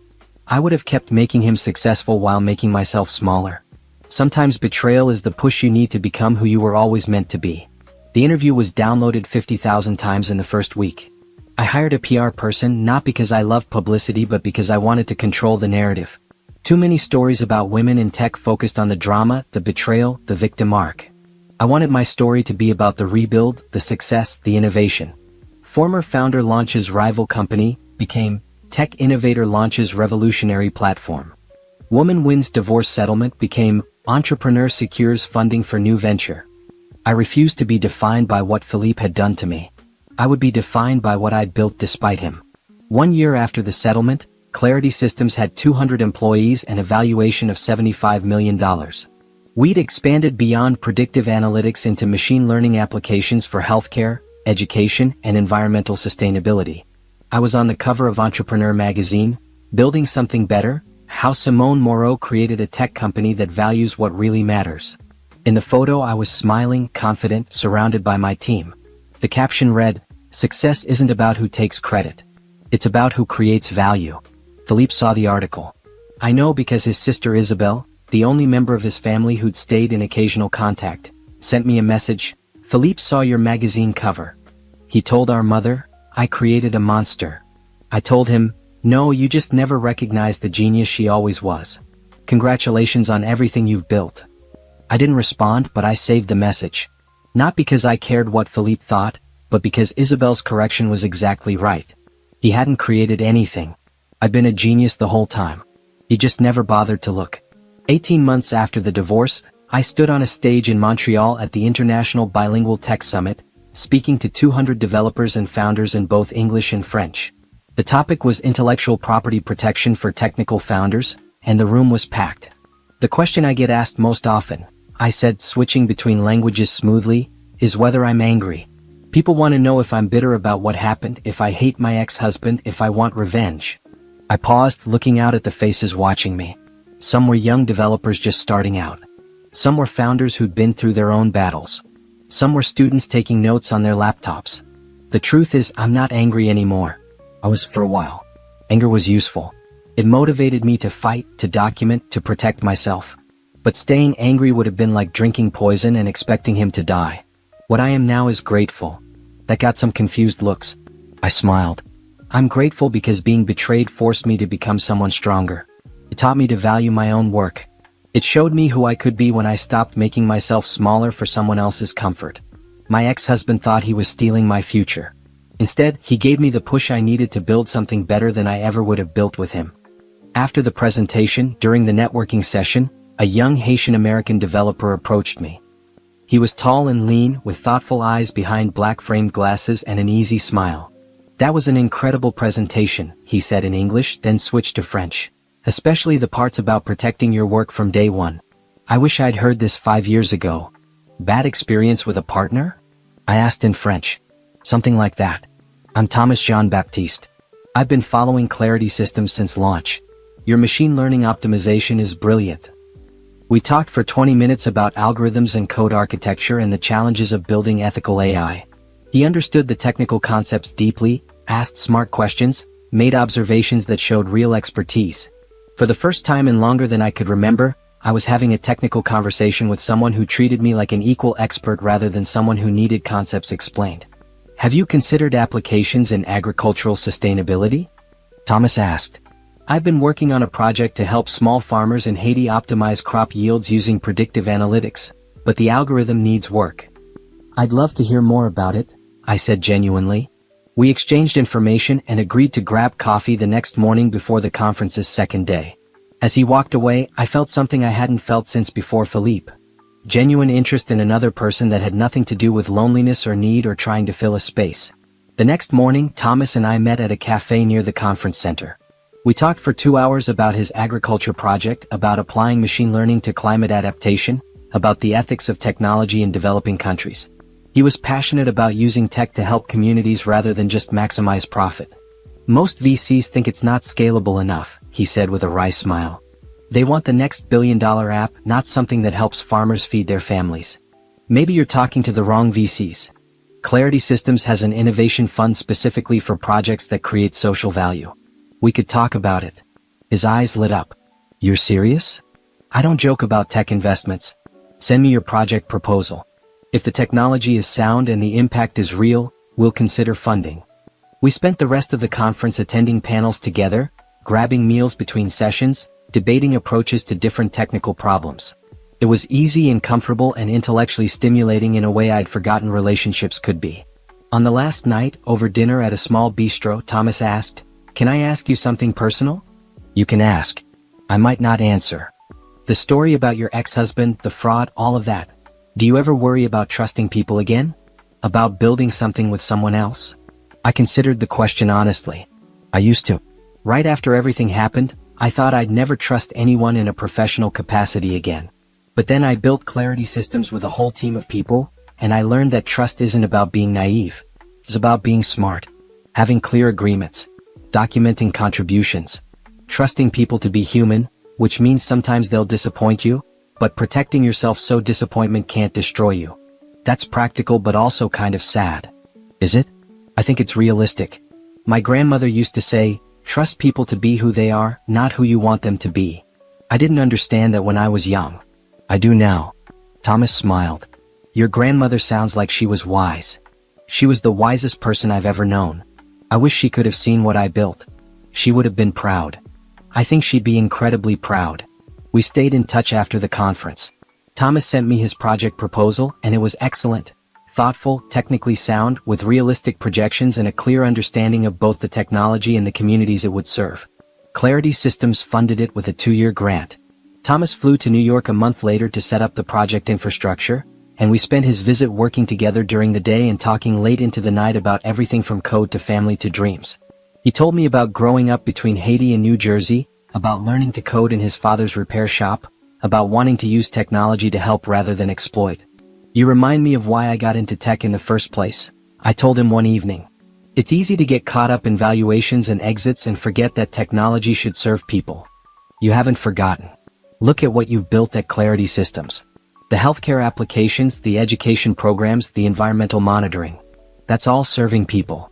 I had to lose everything to remember what mattered. Maybe. Or maybe you always knew and you just needed the freedom to act on it. We started a collaboration on his agriculture project that turned into a friendship that turned into something more. It was slow and careful and nothing like the whirlwind with Philippe. Thomas respected my boundaries, understood my caution, never pushed for more than I was ready to give. 6 months after Montreal, during a video call about project updates, he asked, "Would you consider letting me take you to dinner? Not a work dinner. A date." I smiled. I'd consider it. But I need you to know that I'm not looking for a partner. I'm not looking to build a company with someone or merge my life with someone else's life. I'm happy with what I've built alone. I'm not asking you to build something with me. I'm asking if you'd like to have dinner. That's it. No expectations beyond that. So we had dinner. Then another. Then more. Thomas was patient and kind and never tried to be anything other than himself. He celebrated my success without trying to attach himself to it. He had his own work, his own passions, his own identity. This is different, I told him after 3 months of careful dating. You're different. Different how? You don't need me to be smaller so you can feel bigger. You don't take credit for my ideas or try to speak for me in meetings. You're not threatened by my success. Why would I be threatened? Your success is inspiring. It makes me want to build better things too. Philippe was threatened. He needed to be the star and I was supposed to be the support crew. Then Philippe was an idiot. Thomas took my hand. Simone, I like you exactly as you are. Brilliant, successful, careful, strong. I'm not here to change you or use you or diminish you. I'm just here because I enjoy your company. It was the healthiest relationship I'd ever had, built on mutual respect and clear communication rather than grand gestures and dramatic declarations. We didn't talk about marriage or moving in together or merging our lives. We just enjoyed each other's company and built our separate careers while supporting each other's goals. 2 years after the divorce, Clarity Systems was valued at $200 million. We'd expanded to 300 employees across 4 cities. I'd been invited to speak at conferences around the world. I'd been featured in documentaries about women in tech. I'd become exactly the kind of founder I'd always had the potential to be. And I'd done it on my own terms. One evening, working late at the office, I got an unexpected email from Isabelle Moreau. "I thought you'd want to know, Philippe is getting married. To a woman from Lyon who works in his father's company. He seems happy, or at least resigned to a different life than he planned. I hope you're well. You deserve every success you've achieved." I read it once and deleted it. Philippe's happiness or unhappiness wasn't my concern anymore. He was a chapter in my history, not a part of my present. I looked around my office in my company built with my work and my vision. On the wall were framed photos. Me giving the keynote at Tech Forward, the Clarity Systems team at our launch party, the magazine covers, the awards. There was also one small photo I kept on my desk. Me and Grammy taken the summer before she died, both of us laughing at something I couldn't remember now. She was holding a book of French poetry, and I was holding a notebook filled with early code experiments. I did it, Grammy, I whispered to the photo. I built something that matters. I became someone who matters. Just like you taught me. My phone buzzed. Thomas, texting from a conference in Port-au-Prince, just demoed the agriculture app to a room full of farmers. They loved it. 16 communities want to pilot the program. This is going to work. Thank you for believing in it. I texted back, thank you for building something worth believing in. Then I returned to my work, building the next version of technology that would help thousands of businesses operate more efficiently, more ethically, more successfully. Building something that was entirely mine, that no one could take credit for, that represented everything I'd learned about protecting your work and knowing your worth. I wasn't looking for revenge anymore. I wasn't looking backward at all. I was too busy building forward, creating something better than I'd ever imagined possible when I was sitting at that dinner table hearing my husband plan my destruction in a language he thought I didn't understand. Grammy had been right about everything. Knowledge was power. Silence could be strategy. And sometimes the best revenge was just being absolutely, undeniably successful. A reminder to buy milk. Simone Carter stood in the doorway of her own kitchen, her rolling suitcase still behind her, her keys dangling from her fingers. She had just returned from a 3-day business trip to Seattle. The house was quiet in that heavy way that meant no one else was home. She should have felt relieved after the early morning flight and the traffic from the airport. Instead, her stomach twisted with a feeling she couldn't name. The envelope was cream-colored and expensive. Her name was written across it in Gerald's precise handwriting. Not "my love," or "Simone, my wife," or even just "S," the way he used to write it when they were young and he would leave her little notes in her lunch bag. Just Simone Carter, like she was a business associate or a stranger. She picked it up. Her hands didn't shake. That surprised her. Maybe some part of her had known this was coming. Maybe that was why she hadn't called when her flight was delayed. Maybe that was why she hadn't texted from the airport. Some instinct had told her to stay quiet and come home unannounced. The paper inside was thick and expensive too. Everything Gerald touched had to look expensive these days. She unfolded it and read. Simone, by the time you read this, you'll understand that our marriage is over. I've tried to make this work for years, but I've finally found real love with Vanessa. She understands me in ways you never could. She supports my dreams and ambitions. She makes me feel alive. I need you to pack your personal belongings and leave before I return home tomorrow evening.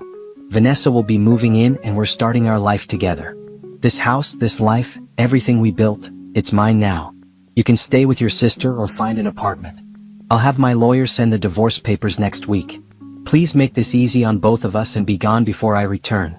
There's nothing left to discuss. Gerald. Simone read it twice, then a third time. Her chest felt tight but her mind was strangely clear.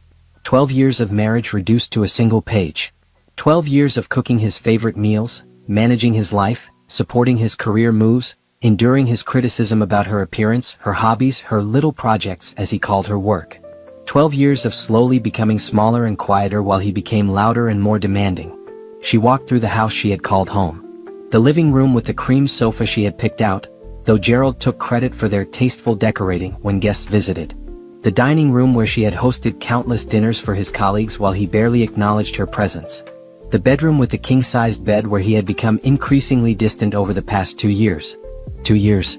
Had it been going on that long? She opened his closet. Half of it was already empty. He had been planning this, packing slowly so she wouldn't notice. How many times had he told her he was going to the gym or working late while he was actually with Vanessa? How many times had she believed him because she wanted to trust her husband? Simone sat on the edge of the bed and looked at the note again. This house, this life, everything we built, it's mine now. She almost laughed. Gerald had no idea. He truly had no idea. She pulled out her phone and dialed a number she had saved under plant delivery, in case Gerald ever went through her contacts. It rang twice before a woman's crisp voice answered. Simone. I've been expecting your call. Patricia, I need you to pull the files. All of them. It's time. Are you sure? Simone looked around the bedroom one last time. At the photos on the dresser that showed a smiling couple who didn't exist anymore. At the life she had tried so hard to preserve. at the version of herself she had shrunk into to make him comfortable. I'm sure. How fast can you move? I can have preliminary papers filed by morning. Full package by the end of the week. Do you want the complete option? Everything, Patricia. I want everything. He's not going to see this coming. Simone smiled for the first time since reading the note. No. He's really not. She hung up and walked to the guest room. This was where she kept her real life, the one Gerald never bothered to ask about. Her laptop, her files, her business records. The things that mattered. She began to pack but not to leave. She was packing evidence, documentation, 8 years of careful planning that Gerald had dismissed as his wife's cute hobby. Her phone buzzed. A text from her sister Laurel. How was Seattle? Did they sign? Simone typed back. They signed. $20 million contract. Also, I'm getting divorced. 3 dots appeared immediately. Then disappeared. Then appeared again. Finally, what? Calling you now. The phone rang and Simone answered. Don't freak out. Don't freak out? Don't freak out? What happened? Simone told her about the note. She kept her voice steady and calm as she described coming home to find her marriage ended by a piece of expensive stationery. Laurel was silent for a long moment. Then she said quietly, I never liked him. You know that. But I'm so sorry, honey. I'm so sorry he did this to you. Don't be sorry. Be ready. This is going to get interesting. What do you mean? Gerald thinks he's throwing me out with nothing. He thinks I'm going to quietly disappear. He has no idea about Sterling Solutions. He has no idea about the house. He has absolutely no idea who he just tried to discard. Laurel's voice changed. Oh no. That idiot. That idiot is going to learn a very expensive lesson about underestimating his wife. They talked for another hour while Simone continued to pack documents and personal items. Not to leave. To prepare. By the time she hung up, night had fallen. She ordered dinner delivery and ate in the kitchen while reviewing files on her laptop. Her company, Sterling Solutions, had started as a genuine hobby 8 years ago. She had been good with computers since college, and when Gerald's dismissive attitude made her feel worthless at home, she started taking freelance consulting jobs. Small at first, then bigger, then much bigger. She had incorporated 5 years ago, kept the business completely separate from their marriage assets, and built it into one of the most successful tech consulting firms in the region. Gerald knew she did some computer work. He had no idea she employed 47 people. He had no idea she had clients across 3 continents. He had no idea her personal net worth was over $50 million. And the house. The beautiful 4-bedroom house in the best neighborhood that Gerald loved to show off? It had been purchased through her family trust fund, left to her by her grandmother. Gerald's name had never been on the deed. He had never bothered to check. He just assumed because he made the mortgage payments that it was his. Except there was no mortgage. Simone owned it outright. And according to the legal documents she had signed when they got married, any property owned before marriage or acquired through family inheritance remained separate property. Gerald had just tried to evict her from her own house. Simone finished her dinner and cleaned the kitchen. She took a long shower and changed into comfortable clothes. Then she sat at the kitchen table with her laptop and began making lists. Phone calls to make. Documents to gather. Meetings to schedule. At midnight, her phone buzzed again. A text from an unknown number. Simone, this is Vanessa. Gerald told me about the divorce. I just want you to know I never meant to hurt you. He said you two were already over emotionally. I hope we can be mature about this situation. Simone stared at the text for a long moment. Then she blocked the number without responding. She had no interest in anything Vanessa had to say. This woman had willingly participated in destroying her marriage. Maturity didn't require Simone to pretend that was acceptable. She went to bed in the guest room. Sleep came surprisingly easily. Maybe because for the first time in years she wasn't lying next to someone who had stopped loving her. Maybe because she knew what was coming. Maybe because that note, as cruel as it was, had finally given her permission to stop trying to save something that had been dead for a long time. Tomorrow, Gerald would expect to find an empty house and a quiet, obedient wife who had simply disappeared from his life. Instead, he was going to get the shock of his life. Simone smiled in the darkness and closed her eyes. The real story was just beginning. Simone woke at 6 as usual, the soft light filtering through the guest room curtains. For a moment she forgot. Then she remembered the note and felt a strange sense of freedom wash over her. No more pretending. No more shrinking herself. No more wondering if she could save a marriage that had been one-sided for years. She made coffee and opened her laptop at the kitchen table.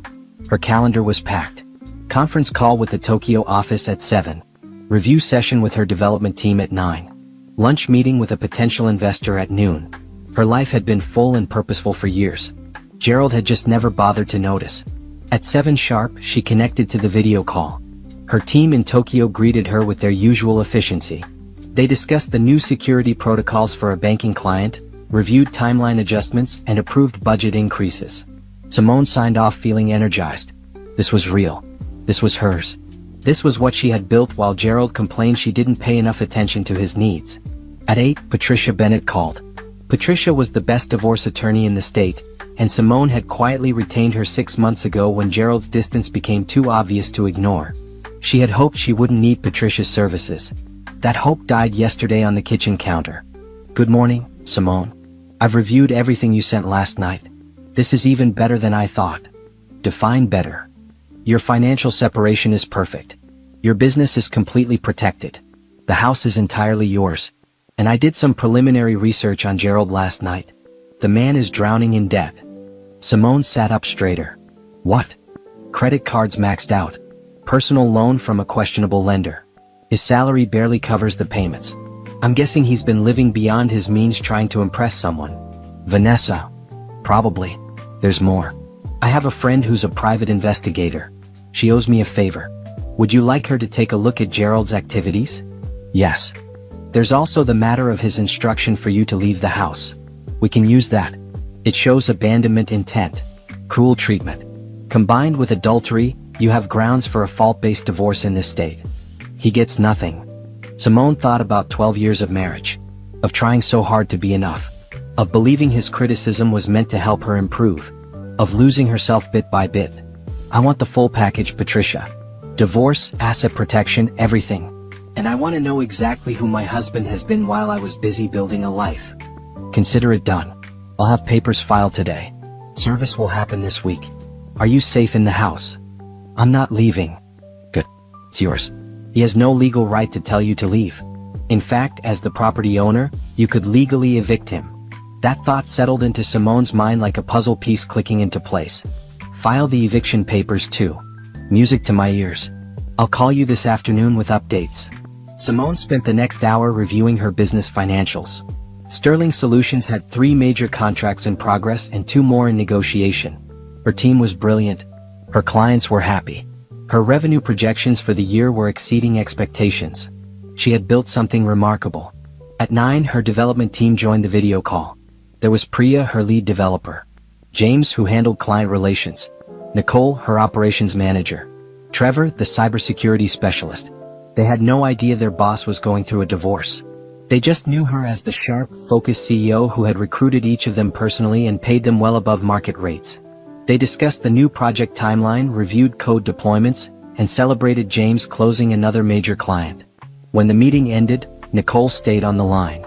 Boss, you okay? You seem different today. Simone considered lying, then decided against it. I'm getting divorced. Found out yesterday. Nicole's face transformed from concern to fury. That man never deserved you. I met him once at the company dinner, remember? He introduced himself as your husband and then spent 20 minutes talking about his job without asking what any of us did. That sounds like Gerald. You're going to be fine, Simone. Better than fine. You're going to thrive. You already are thriving. He's just been too stupid to notice. After Nicole logged off, Simone sat with those words. She was thriving. She had been thriving for years. Gerald's note hadn't destroyed her. It had just revealed what was already true. She had outgrown him long ago. Her phone rang. Unknown number. She answered cautiously. Mrs. Carter? This is Detective Reese Holloway. I'm a private investigator working with Patricia Bennett. She asked me to look into your husband's recent activities. Do you have time to talk? I do. I'll keep this brief for now. Full report coming later. But I wanted you to know what I found in the first 4 hours. Your husband Gerald Carter has been in a relationship with Vanessa Wright for approximately 18 months. They've taken 3 trips together, all charged to credit cards in his name. The spending is significant. Hotels, restaurants, gifts. He's deep in debt financing this relationship. Anything else? Vanessa Wright is married. Her husband is Thomas Wright, an attorney. He travels frequently for work, which is likely how she's maintained the affair. There's more, but I need another day or two to confirm before I share it. What kind of more? Reese paused. The financial kind. Let me verify the details first. I'll have a complete file for you by Friday. After the call ended, Simone sat very still. Gerald was having an affair with a married woman. Gerald was in massive debt. Gerald had written her a note telling her to leave her own house so he could move his mistress in. The absurdity of it almost made her laugh. Her lunch meeting was with Daniel Chin, a venture capitalist interested in investing in Sterling Solutions expansion. She met him at an upscale restaurant downtown. He was early, already seated and reviewing something on his tablet. Simone. Good to see you. They shook hands and settled into discussing business. Daniel wanted to invest $15 million in exchange for a 15% stake in the company. Simone countered with $10 million for 10%. They negotiated over salmon and asparagus, two professionals who respected each other's position. By the time dessert arrived, they had a deal. Your company is impressive, Daniel said. Your growth trajectory is rare. Most consultancies plateau. You keep expanding. I hire the best people and I listen to them. And I never stop learning. Your husband must be proud. Simone set down her fork carefully. My husband is divorcing me. I found out yesterday. Daniel's eyebrows rose. I'm sorry. That must be difficult. It's clarifying actually. Turns out I've been succeeding in spite of my marriage, not because of it. Then he's an idiot. And his loss is your gain. You're about to be free to focus entirely on your empire. Empire. Simone liked that word. That afternoon, Patricia called with updates. Divorce papers are filed. We're having him served tomorrow at his workplace. Eviction notice will be served simultaneously at the house.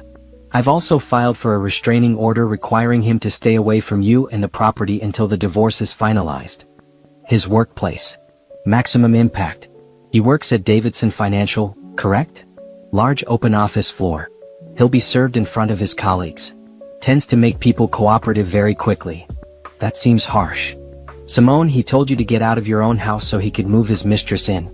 Harsh is relative. That evening, Simone cooked dinner for herself. A real dinner, not the elaborate meals Gerald expected. Just grilled chicken and vegetables. She ate on the back patio watching the sunset paint the sky in shades of pink and purple. Her phone buzzed.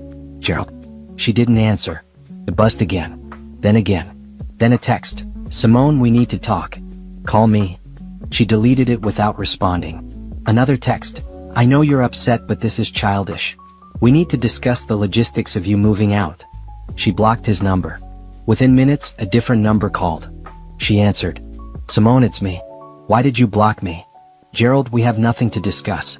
You'll be hearing from my attorney. Your attorney? What attorney? Simone, be reasonable. We can handle this like adults. Adults don't send notes telling their spouse to vacate their own home. What are you talking about? This is my house too. No, Gerald. It's my house. Only my house. You'll understand soon. Don't contact me again. She hung up and blocked that number too. Sleep came easier that night. Tomorrow Gerald would be served. Tomorrow the pretense would shatter completely. Tomorrow he would begin to understand exactly who he had underestimated. Simone fell asleep smiling. Simone was in a meeting with her development team when her phone vibrated with a text from Patricia. It's done. He's been served. Calling you in 30 minutes. She finished the meeting on autopilot, her mind already shifting to what was happening across town. Gerald worked on the 14th floor of Davidson Financial, a prestigious investment firm where he was a senior analyst. He loved that job. Loved the title. Loved telling people at parties what he did for a living. Loved the status. She wondered what his face looked like when he was handed divorce papers and eviction notices in front of his colleagues. Exactly 30 minutes later, Patricia called. How did it go? Patricia's voice held barely contained satisfaction. According to the process server, Gerald turned an interesting shade of purple. Started yelling that there must be a mistake. His supervisor had to ask him to step into a conference room. The eviction notice really got his attention. Did he say anything about the house? He told the server there was obviously an error because the house was his. The server handed him the property deed with your name on it and your grandmother's trust documentation. I wish I could have seen his face. Simone felt a small surge of vindication. 12 years of being told her contributions didn't matter. 12 years of being made to feel small. One piece of paper showing she owned the roof over his head. What happens next? He has 72 hours to vacate the property. If he doesn't, we get law enforcement involved. The divorce proceeds separately. I'm filing for a fault-based divorce citing adultery and cruel treatment. In this state, that means he's not entitled to any of your separate property, including your business. He'll get nothing. What about his debt? His debt is his problem. You kept your finances completely separate. He can't touch anything you've built. After the call, Simone tried to focus on work, but her mind kept drifting. She wondered if Gerald had called Vanessa. If he was panicking. If he finally understood that his dismissive treatment of his wife had been a catastrophic miscalculation. At 3 o'clock, a new number called her. She almost didn't answer, but something made her pick up. Simone Carter? A woman's voice, professional and warm. Speaking. This is Reese Holloway again. I have your full report ready. Can you meet me somewhere private? They agreed on a coffee shop near Simone's office. Reese was waiting at a corner table, a slim folder in front of her. She was in her 40s, with sharp eyes and silver threading through her dark hair. Thank you for meeting me, Reese said. I wanted to give you this in person because some of it is going to be hard to hear. Simone sat down. I'm ready. Reese opened the folder. Gerald Carter has been having an affair with Vanessa Wright for 19 months, not 18 as I originally stated. They met at a conference in Miami. The affair became serious quickly. He spent over $130,000 on this relationship. Hotels, gifts, trips. He doesn't have that kind of money. Where did it come from? That's the interesting part. Reese pulled out a bank statement. He's been embezzling from his employer. Simone's stomach dropped. What? Small amounts at first. Buried in expense reports. Fake vendor payments. It escalated over time. I estimate he's taken approximately $200,000 from Davidson Financial over the past year and a half. How is that possible? They have auditors. He's good with numbers. That's his job. He knew how to hide it. But I found it, which means an actual forensic audit will definitely find it.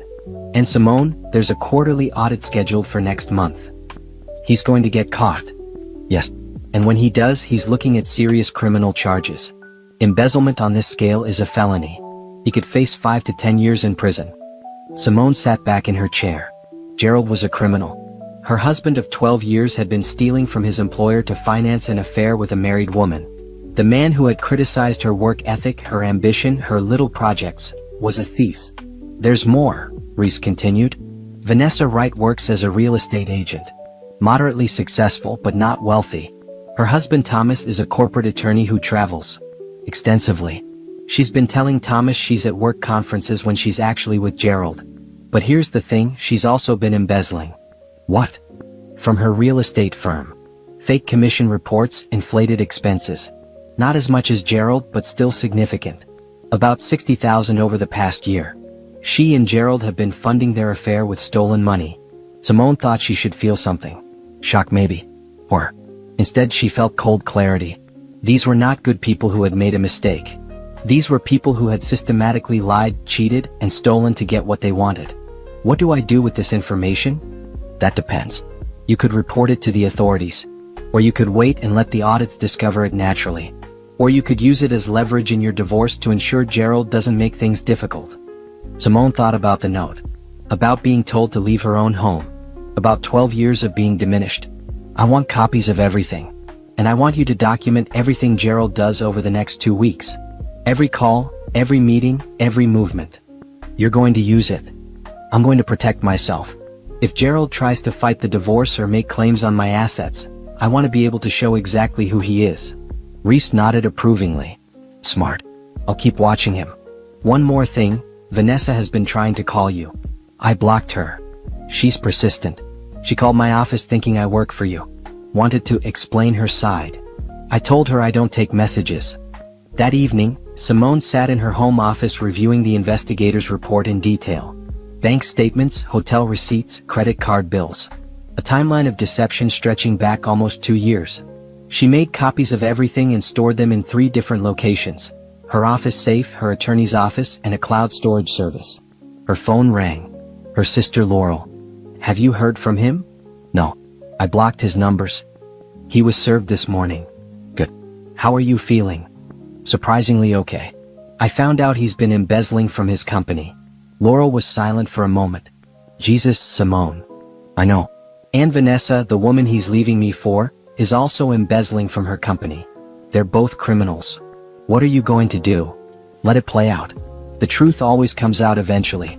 I don't need to do anything except protect myself. At 9 that night, someone knocked on her door. Simone checked the security camera. Gerald, looking disheveled and angry. She didn't open it. He knocked again, harder. Simone, I know you're in there. We need to talk.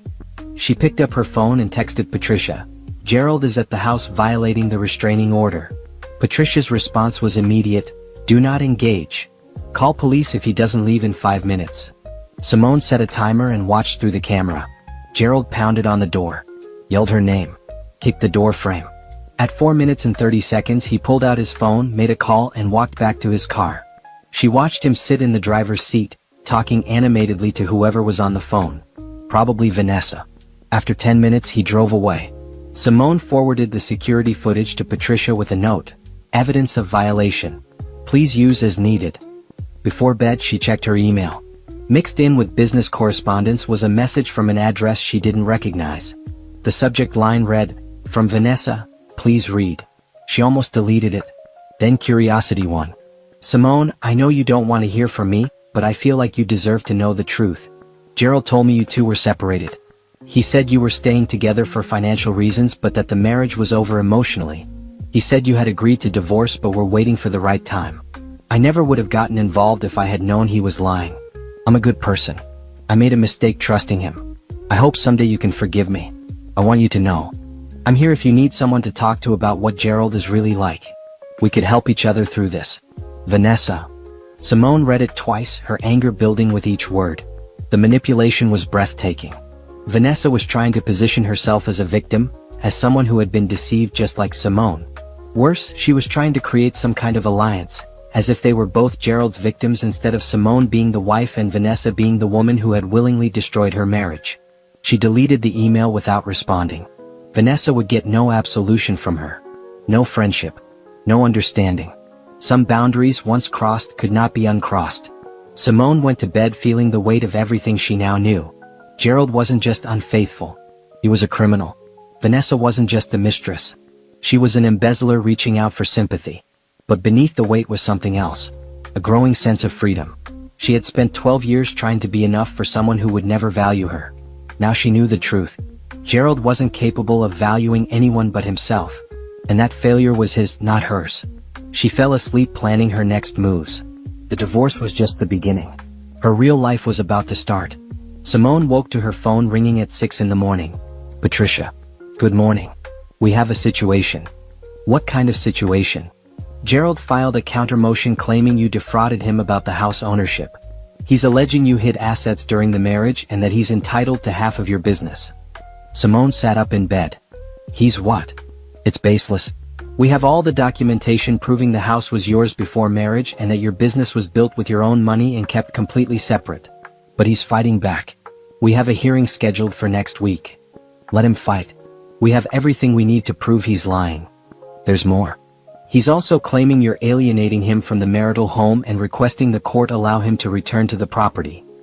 He has 72 hours to remove his belongings. That deadline is today. I know. I suspect he's going to show up. You should have someone there with you. Laurel arrived at 10, carrying coffee and a determined expression. If that man shows his face, I want to be here. They didn't have to wait long. At 11, a moving truck pulled up outside. Gerald emerged from a car behind it, looking exhausted and angry. He marched to the front door and rang the bell repeatedly. Simone opened it but kept the security chain in place.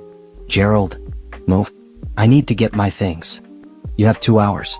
Take what's yours and leave. What's mine? Everything in this house is mine. Actually, nothing in this house is yours. The house belongs to me. The furniture was purchased with my money.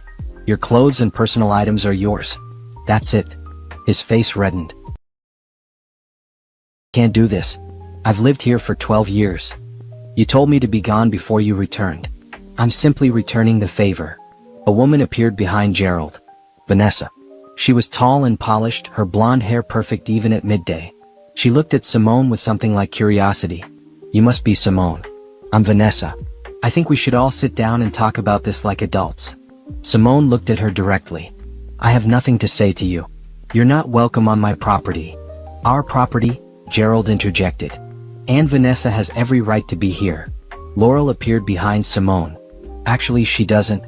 This is private property. You're already violating a restraining order by being here, Gerald. Take your things and leave before my sister calls the police. Gerald's jaw clenched.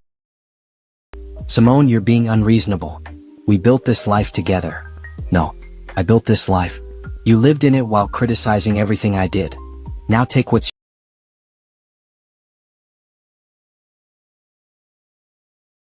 go.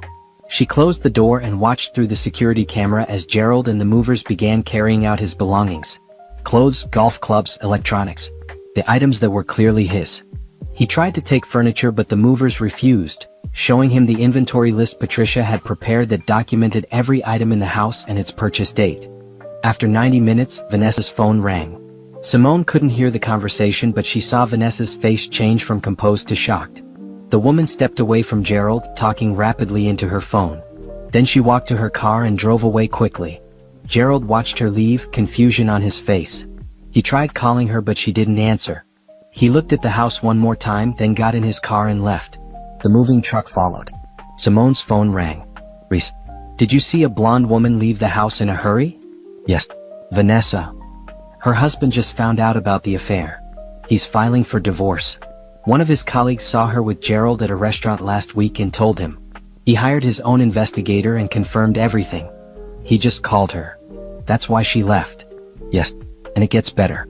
Thomas Wright is not a forgiving man. He's also a very connected attorney. He's going to make this divorce expensive and public for Vanessa. She's about to lose everything.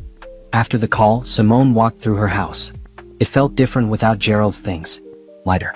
More like hers. She had Laurel help her rearrange furniture, claiming the space fully. That evening, she received an email from Davidson Financial's legal department. They had become aware of irregularities in Gerald's accounts and were conducting an immediate audit. He had been placed on administrative leave pending the results. The dominoes were falling. 2 days later, Patricia called with an update. Gerald's attorney withdrew from his case. Why? Gerald can't pay him. He's broke. The credit card debt, the pending embezzlement charges, Vanessa's husband threatening to sue him for alienation of affection. He's drowning. What does this mean for the divorce? It means he can't fight anymore. He'll have to accept our terms. The house is yours, your business is yours, he gets nothing. And Simone, the audit at Davidson Financial found everything. They're pressing charges. Criminal charges. He's looking at arrest within the week. Simone sat with that information. Part of her felt vindicated. Part of her felt sad for the waste of it all. Gerald had thrown away everything. His marriage, his career, his freedom, for an affair with a married woman who was now facing her own reckoning. The next morning, she was working from her home office when the doorbell rang. 2 police officers stood on her porch. Mrs. Carter? We're looking for Gerald Carter. He doesn't live here anymore. We're divorcing. Do you know where we can find him? No. What's this about? We have a warrant for his arrest. Embezzlement charges. She gave them his work address and his known phone number. They thanked her and left. Within an hour, the news broke. Gerald had been arrested at a coffee shop near his apartment. The amount he had stolen was now public. So was the affair with Vanessa. Simone's phone exploded with texts from former friends, Gerald's family, mutual acquaintances. Everyone wanted to know if she was okay. She had known. She needed anything. She ignored most of them. The ones who had stood by her over the years got responses. The ones who had sided with Gerald during his subtle campaign to make her feel inadequate got silence. That evening, Gerald called from jail using a restricted number. She answered without thinking. Simone, please. I need help. I need bail money. I'll pay you back, I swear. No. Please. I made mistakes, but I'm still your husband. You can't just abandon me. You wrote me a note telling me to leave my own house. You had an affair. You stole money. You tried to claim my business. Gerald, you abandoned this marriage a long time ago. I'm just making it official. I'll lose everything. You already lost everything.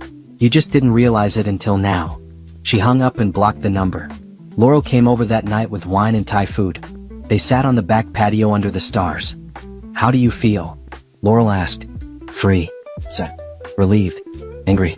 All of it. He deserves what's happening to him. I know. But 12 years, Laurel. 12 years of my life with someone who was lying the entire time. Not the entire time. Maybe at the beginning he loved you. But people change. He changed. And instead of being a man about it and ending things honestly, he became a coward and a criminal. Simone sipped her wine. I keep thinking about Vanessa's email. How she tried to make us allies. Like we were both victims of Gerald. You were both involved with the same man. That's where the similarity ends. You were his wife trying to save a marriage. She was actively helping him destroy it. She's facing her own consequences now. Her husband is divorcing her.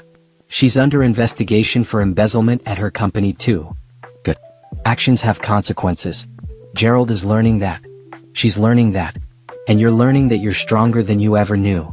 They finished the bottle of wine and talked until midnight. When Laurel left, Simone stood in her quiet house and felt something shift inside her. The anger was fading. The hurt was still there but duller. What remained was clarity. She had wasted 12 years on someone who didn't deserve her. She wouldn't waste another day. From now on, her life would be built on truth. On her own terms. On the foundation she had been quietly building while Gerald thought she was just playing at business. Tomorrow she would call the foundation she had been planning. The one designed to help women rebuild after divorce. She had the money. She had the motivation. She had the story that would inspire others. Gerald had tried to leave her with nothing. Instead, he had freed her to build everything. She fell asleep smiling, dreaming of the future she was about to create. The arrest made regional news. Senior analyst at Davidson Financial arrested for embezzlement. The story included details about the amount stolen, the affair, and the ongoing divorce. Simone's name was mentioned as the estranged wife, but reporters hadn't connected her yet to Sterling Solutions. She wanted to keep it that way. Patricia called early Monday morning. The prosecutor wants to meet with you. Why? You're a witness to Gerald's lifestyle spending. The trips, the gifts, the unexplained money. Your testimony would strengthen their case. It's voluntary, but I think you should do it. Simone agreed. 2 days later, she sat in a conference room with Assistant District Attorney Monica Ruiz, a sharp woman in her 40s with kind eyes and a no-nonsense demeanor. Mrs. Carter, I appreciate you meeting with me. I know this is difficult. It's fine. What do you need? Monica opened a file. Your husband spent over $200,000 on his affair with Vanessa Wright. Luxury hotels, expensive gifts, trips to the Caribbean. Did you notice any of this spending? No. We kept our finances separate. I had no access to his accounts and he had no access to mine. Did you notice any behavioral changes? New clothes, unexplained absences. Simone thought back. He started going to the gym more. Or claiming to. He bought new cologne. He was on his phone constantly but would walk away to take calls. I thought he was just stressed about work. Did he ever ask you for money? Once. About a year ago. He said he had unexpected dental expenses and his account was low. I gave him $3,000. He never paid it back. Monica made notes. Did you know about the affair before the note? I suspected something was wrong. The distance, the criticism, the way he stopped seeing me as a person and started seeing me as an inconvenience. But I didn't have proof until the note. The note where he told you to leave the house? Yes. My own house that he didn't know I owned. Monica looked up. I heard about that. That must have been satisfying when you served him with eviction papers. It was clarifying. 12 years I spent trying to be enough for him. And he didn't even know what I owned or what I had built. He saw what he wanted to see, a quiet wife who would do what she was told. They talked for another hour. Simone provided dates, details, observations. Everything that might help the case against Gerald. When she left, Monica walked her to the elevator. For what it's worth, he made a terrible mistake leaving you. And an even worse mistake stealing to finance it. He made a lot of mistakes. I was married to a stranger. At work, Simone threw herself into a new project. A major pharmaceutical company wanted Sterling Solutions to overhaul their cybersecurity infrastructure. It was a 3-year contract worth $40 million. Her team was energized and the work consumed her days. But at night, alone in her house, the reality of everything caught up with her. She started therapy with Dr. Amara Johnson, a psychologist who specialized in divorce recovery. Tell me about the note, Dr. Johnson said in their first session. Simone described coming home from Seattle, finding the cream-colored envelope, reading the cold dismissal of 12 years. How did it make you feel? Angry, relieved, confused. Like I had been living with a stranger who was pretending to be my husband. Do you feel like you failed? Sometimes. I keep thinking if I had been different, prettier, more attentive, maybe he wouldn't have cheated. Simone, look at me. His affair wasn't about you. It was about him. His choices. His character. You could have been perfect and he still would have made the same decisions. Over the following weeks, those sessions became a lifeline. Dr. Johnson helped her process the betrayal, the wasted years, the self-doubt that Gerald had cultivated. She learned that his constant criticism had been projection. He felt inadequate, so he made her feel inadequate. He felt out of control, so he controlled her. You built a $50 million business while he told you your work didn't matter, Dr. Johnson said. Do you understand how strong that makes you? How focused? Most people would have given up. You persisted. Simone started seeing herself differently. Not as the wife who hadn't been enough. As the woman who had been enough all along. Gerald had just been incapable of seeing it. 6 weeks after Gerald's arrest, Vanessa was arrested too. Her embezzlement from the real estate firm was smaller in scale but still felony level. The news coverage was brutal. 2 lovers, both thieves, both facing prison time. Social media had opinions. Most weren't kind.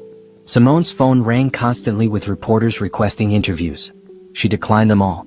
This wasn't her story to tell publicly. Not yet. But privately she was building something. She met with architects about a space for her foundation. A place where women going through divorce could get legal help, therapy, job training, and financial literacy education. She wanted to create what she hadn't had, a comprehensive support system. She named it Phoenix House. Because women weren't broken after divorce. They were reborn. The divorce was finalized on a gray Tuesday in October. Patricia called with the news. It's done. The judge signed the decree. You're free. How did Gerald react? He wasn't there. He's still in jail awaiting trial. His public defender tried to ask for spousal support. The judge laughed. Literally laughed. You're divorced, the house is yours, your business is protected, and he gets absolutely nothing. Simone sat with that information. Free. After 12 years of marriage and 6 months of legal proceedings, she was free. No more Gerald. No more pretending. No more shrinking herself. That night, she invited Laurel over. They ordered pizza and sat on the living room floor surrounded by paint samples. What color for the living room? Simone asked. Definitely not the beige Gerald insisted on. What about that deep blue? Ocean. Ocean blue it is. This is my house. My space. My life. They painted until midnight, music playing, wine flowing, laughter echoing through rooms that had been silent for too long. When they finished, Simone stood back and looked at the transformation. The beige walls that Gerald had demanded were now rich blue. Vibrant. Alive. Like her. To new beginnings, Laurel said, raising her wine glass. To new beginnings, Simone echoed. The trial was set for January. Gerald's attorney tried to negotiate a plea deal, but the prosecutor held firm. The amount he had stolen was too large, the betrayal of his employer's trust too complete. He would serve time. Vanessa's trial was separate but parallel. Her attorney was trying to claim she had been manipulated by Gerald, that she didn't understand what she was doing. The prosecutor had evidence showing she had been embezzling before she even met Gerald. That defense wouldn't work. Simone received a letter from Gerald forwarded through Patricia's office. She almost didn't open it. But curiosity won. Simone, I know you hate me. I understand why. I made terrible mistakes and I'm paying for them now. But I want you to know that I did love you once. Maybe I still do in some way. I never meant to hurt you so badly. I got caught up in something that felt exciting and new and I lost sight of what mattered. You deserved better than what I gave you. You always deserved better. I hope someday you can forgive me, not for my sake but for yours. Being angry takes energy and you have better things to do with your energy. I wish you well. Gerald. She read it twice. The letter was manipulative even in its apology. Telling her to forgive him for her sake. Claiming he loved her while admitting he betrayed her. Classic Gerald. Taking no real responsibility while appearing to take responsibility. She burned it in the fireplace and watched the paper curl and blacken. Some people didn't deserve forgiveness. Some actions were too harmful to excuse. And her energy was better spent building her future than processing his guilt. Phoenix House opened in November. The space was beautiful, bright and welcoming with comfortable furniture and private consultation rooms. Simone hired 3 full-time staff, a divorce attorney who did pro bono consultations, a therapist, and a career counselor. She funded it entirely herself. The first client was a woman named Tamara, 32, with 2 kids and a husband who had drained their bank accounts before disappearing. Simone sat with her during the intake interview. "I don't know what to do," Tamara said, tears streaming down her face. "I have nothing. No money, no job, no way to support my children." Simone took her hand. "You have more than you know. You have strength. You survived this far. Now we're going to help you thrive. Legal help, therapy, job training, whatever you need. You're not alone anymore." Watching Tamara's face transform from despair to hope, Simone understood why she had survived Gerald's betrayal. It wasn't just to rebuild her own life. It was to help other women rebuild theirs. By December, Phoenix House had helped 23 women. Some needed legal advice. Some needed therapy. Some needed job skills. All of them needed to know they weren't failures because their marriages ended. They were survivors starting new chapters. Simone's business continued to grow. The pharmaceutical contract was proceeding ahead of schedule. 2 more major clients signed on. She promoted Nicole to COO and hired 4 new developers. Sterling Solutions was thriving. One evening in mid-December, she was working late at the Phoenix House office when someone knocked on the door. She looked up to see a man in his late 30s, well-dressed and handsome, holding a coffee cup. "We're closed," she said through the glass door. "I'm not here for services. I'm here to make a donation." He held up an envelope. She opened the door cautiously. "Who are you?" "Dante Morrison. I'm a venture capitalist. I heard about what you're doing here and I wanted to help." He handed her the envelope. Inside was a check for $50,000. Simone looked up at him in shock. "This is incredibly generous. It's incredibly needed. I have sisters. I've seen what divorce can do to women who don't have resources. You're doing important work." "Thank you. Really. This will help so many people." "Good. That's all I wanted to hear. I'll get out of your hair now." "Wait, would you like to see the space? See where your money is going?" He smiled. "I'd love that." She showed him around Phoenix House, explaining each service, sharing success stories while protecting client privacy. Dante asked thoughtful questions and seemed genuinely interested. When the tour ended, they stood in the lobby. "You built this in 6 months?" he asked. "When you know what it's like to need help and not have it, you work fast." "I looked up your business before I came. Sterling Solutions. You're the CEO." "I am." "Impressive. Building a $50 million company while going through a divorce and starting a nonprofit. Most people couldn't handle one of those things. Most people don't get their life blown up by a note on the kitchen counter." She hadn't meant to say that. It just came out. Dante's expression softened. "I read about your husband's arrest. I'm sorry you went through that." "Don't be. It freed me to become who I was always meant to be." He looked at her for a long moment. "Would you have dinner with me sometime?" "Not a date necessarily. Just 2 people who respect what the other is building." Simone hesitated. She wasn't ready for dating. Wasn't ready to trust anyone that way. But dinner with someone who understood business, who supported her work, who didn't need anything from her, that felt safe. "Dinner sounds nice." They exchanged numbers. He left. She sat in her office and wondered if she had just made a terrible mistake or taken the first step toward something good. Time would tell. The tech conference invitation came in January. Global Innovation Summit in San Francisco. 3,000 attendees, industry leaders, venture capitalists, and innovators from around the world. The organizers wanted Simone to deliver a keynote about building businesses during personal adversity. She accepted. Patricia called the same day to give her trial updates. Gerald's trial starts February 15th. The prosecutor expects it to last 2 weeks. They want you to testify. I'll be there. Vanessa's trial is scheduled for March. Separate proceedings but similar charges. Her attorney is still trying to claim she was manipulated. By Gerald? Yes. They're portraying her as a victim of his schemes. It's not working. The evidence shows she was embezzling before she even met him. After the call, Simone focused on preparing her keynote. She wrote and rewrote, trying to find the balance between sharing her story and protecting her privacy. Dr. Johnson helped her process what to reveal and what to keep sacred. "You don't owe anyone your pain," Dr. Johnson said. "Share what serves your message. Keep the rest for yourself." Phoenix House continued to grow. They had helped 53 women by mid-January. Tamara, the first client, had completed job training and landed a position as a medical billing specialist. She came to the office to share the news, her children with her. "You saved my life," Tamara said, hugging Simone. "I was ready to give up. Now I have a future." "You saved your own life. We just gave you tools." Dinner with Dante happened on a Friday night. He chose a quiet Italian restaurant with excellent food and better wine. They talked about business, about their different paths in tech, about the challenges of maintaining ethics in an industry that often prioritized profit over people. You could have taken venture capital money for Sterling Solutions, Dante said. Why didn't you? I wanted full control. I spent too much of my life with someone else controlling me. My business would be mine completely. That's rare. Most founders take the money and deal with the oversight. I'm not most founders. He smiled. No, you're definitely not. They talked until the restaurant closed.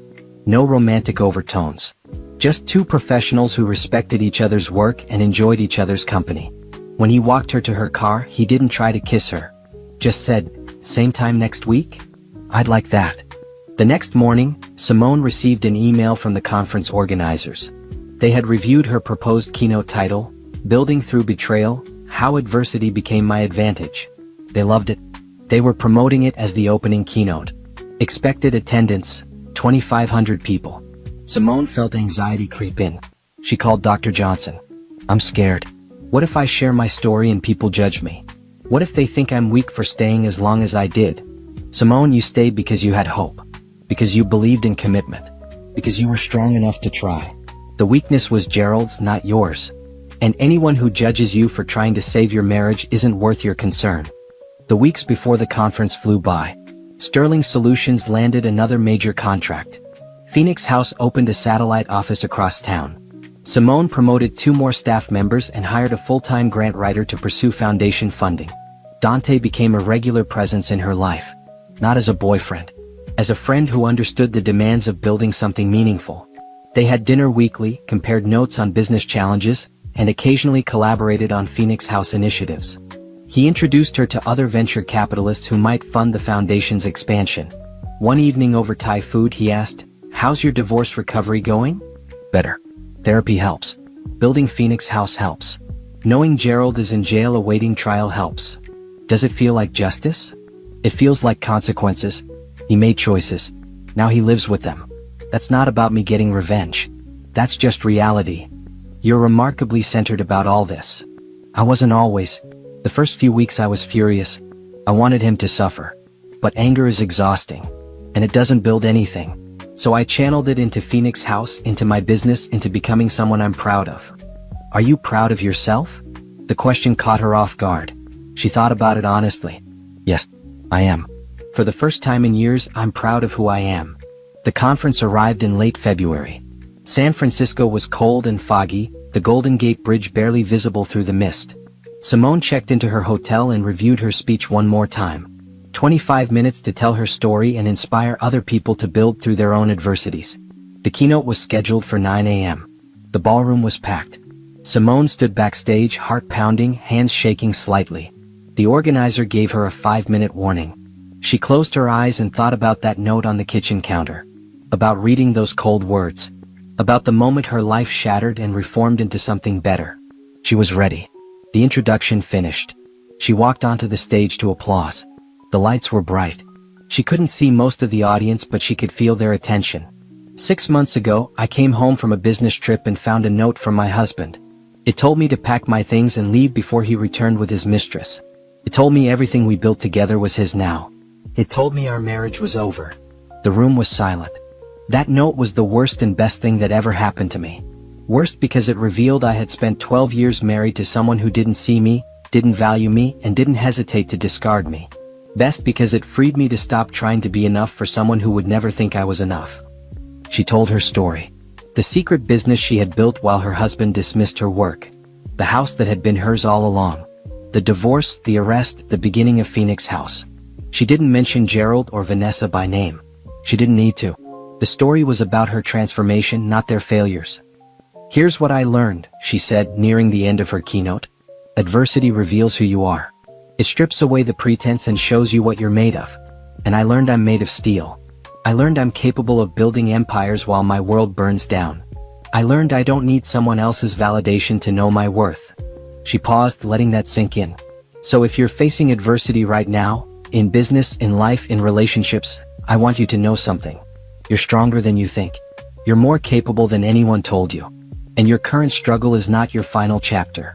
It's just the difficult middle part of a story that ends with you rising higher than you ever thought possible. The applause started before she finished. It built into a standing ovation that lasted 3 full minutes.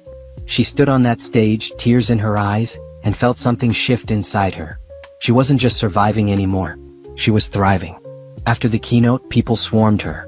Business cards, questions, requests for interviews. A woman in her 50s grabbed her hand and said, "Thank you. My husband left me last year and I've been paralyzed. You just showed me I can build again." That evening she had dinner with Dante. He had flown up to surprise her and attend the keynote. "You were incredible," he said. The whole room was captivated. "I was terrified. You didn't show it. You looked powerful and certain. I felt like I was going to pass out." That's what courage is. Being terrified and doing it anyway. They talked late into the night. About her vision for Phoenix House's expansion. About Sterling Solutions' growth trajectory. About the speaking requests that were already flooding her inbox. As they left the restaurant, Dante said, "I know we agreed to keep this casual, but I need to tell you something. I'm falling for you. Not because you're successful or strong or inspiring. Because you're real. You're genuine. You've been through hell and came out the other side without becoming bitter or closed off. That's rare." Simone's heart raced. She wasn't ready, was she? "Dante, I appreciate that. But I'm not ready for a relationship. The divorce is barely final. I'm still processing everything." "I know. I'm not asking for anything now. I just wanted you to know how I feel. So when you're ready, if you're ever ready, you'll know I'm interested." He kissed her forehead and walked her to her hotel. She went to sleep feeling something she hadn't felt in years. Hope. Not just for Phoenix House or Sterling Solutions. Hope for herself. For the possibility that she might be ready to trust someone again.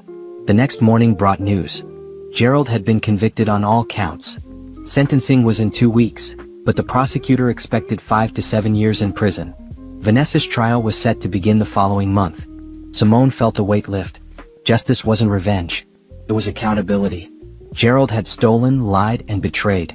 Now he would face consequences. That wasn't about her. That was about the rule of law working as it should. She flew home feeling lighter than she had in months. Her life was expanding. Her foundation was growing. Her business was thriving. And maybe, just maybe, she was ready to start considering what came next. Gerald's sentencing hearing was on a Tuesday morning in March. Simone didn't attend. She didn't need to. Patricia called afterward with the details. 7 years in prison. No early parole eligibility. The judge was harsh. How did he take it? About as well as you'd expect. He tried to give a speech about how he was sorry and had made mistakes. The judge cut him off. Said his actions showed systematic dishonesty and betrayal of trust. 7 years, Simone. He'll be 51 when he gets out.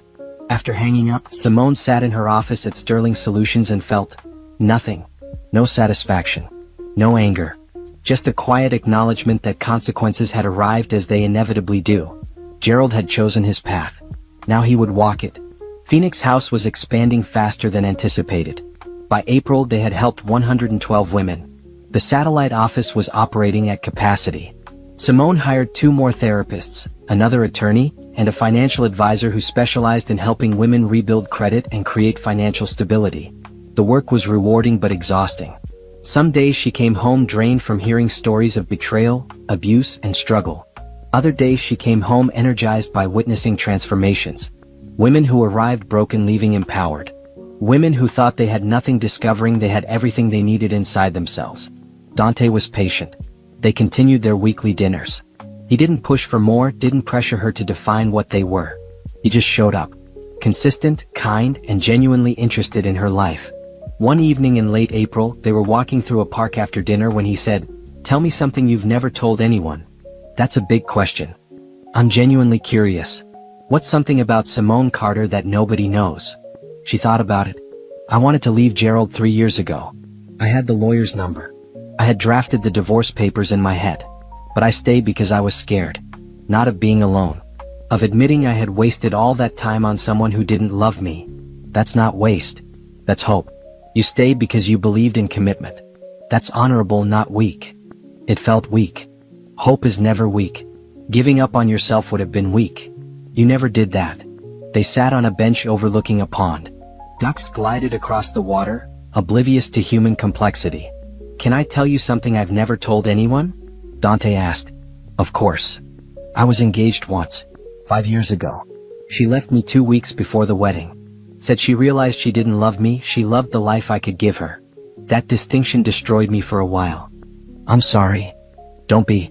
It taught me to look for substance over surface. When I met you, I saw someone who had built substance. Who valued character over comfort. That's rare. We're quite a pair. Both burned by people who didn't see our value. Or maybe we're exactly what each other needs. People who understand what it's like to be underestimated and who decided to prove everyone wrong. Something shifted in Simone's chest. A loosening of the tight grip she'd kept on her heart. Dante wasn't Gerald. He didn't diminish her. He celebrated her. He didn't need her to be smaller. He encouraged her to be bigger. I think I'm ready, she said quietly. Ready for what? To try this. Whatever this is. He smiled and took her hand. No pressure. No expectations. Just two people who respect each other seeing where this goes. Their first official date was at a small jazz club downtown. The music was intimate and soulful, the atmosphere warm.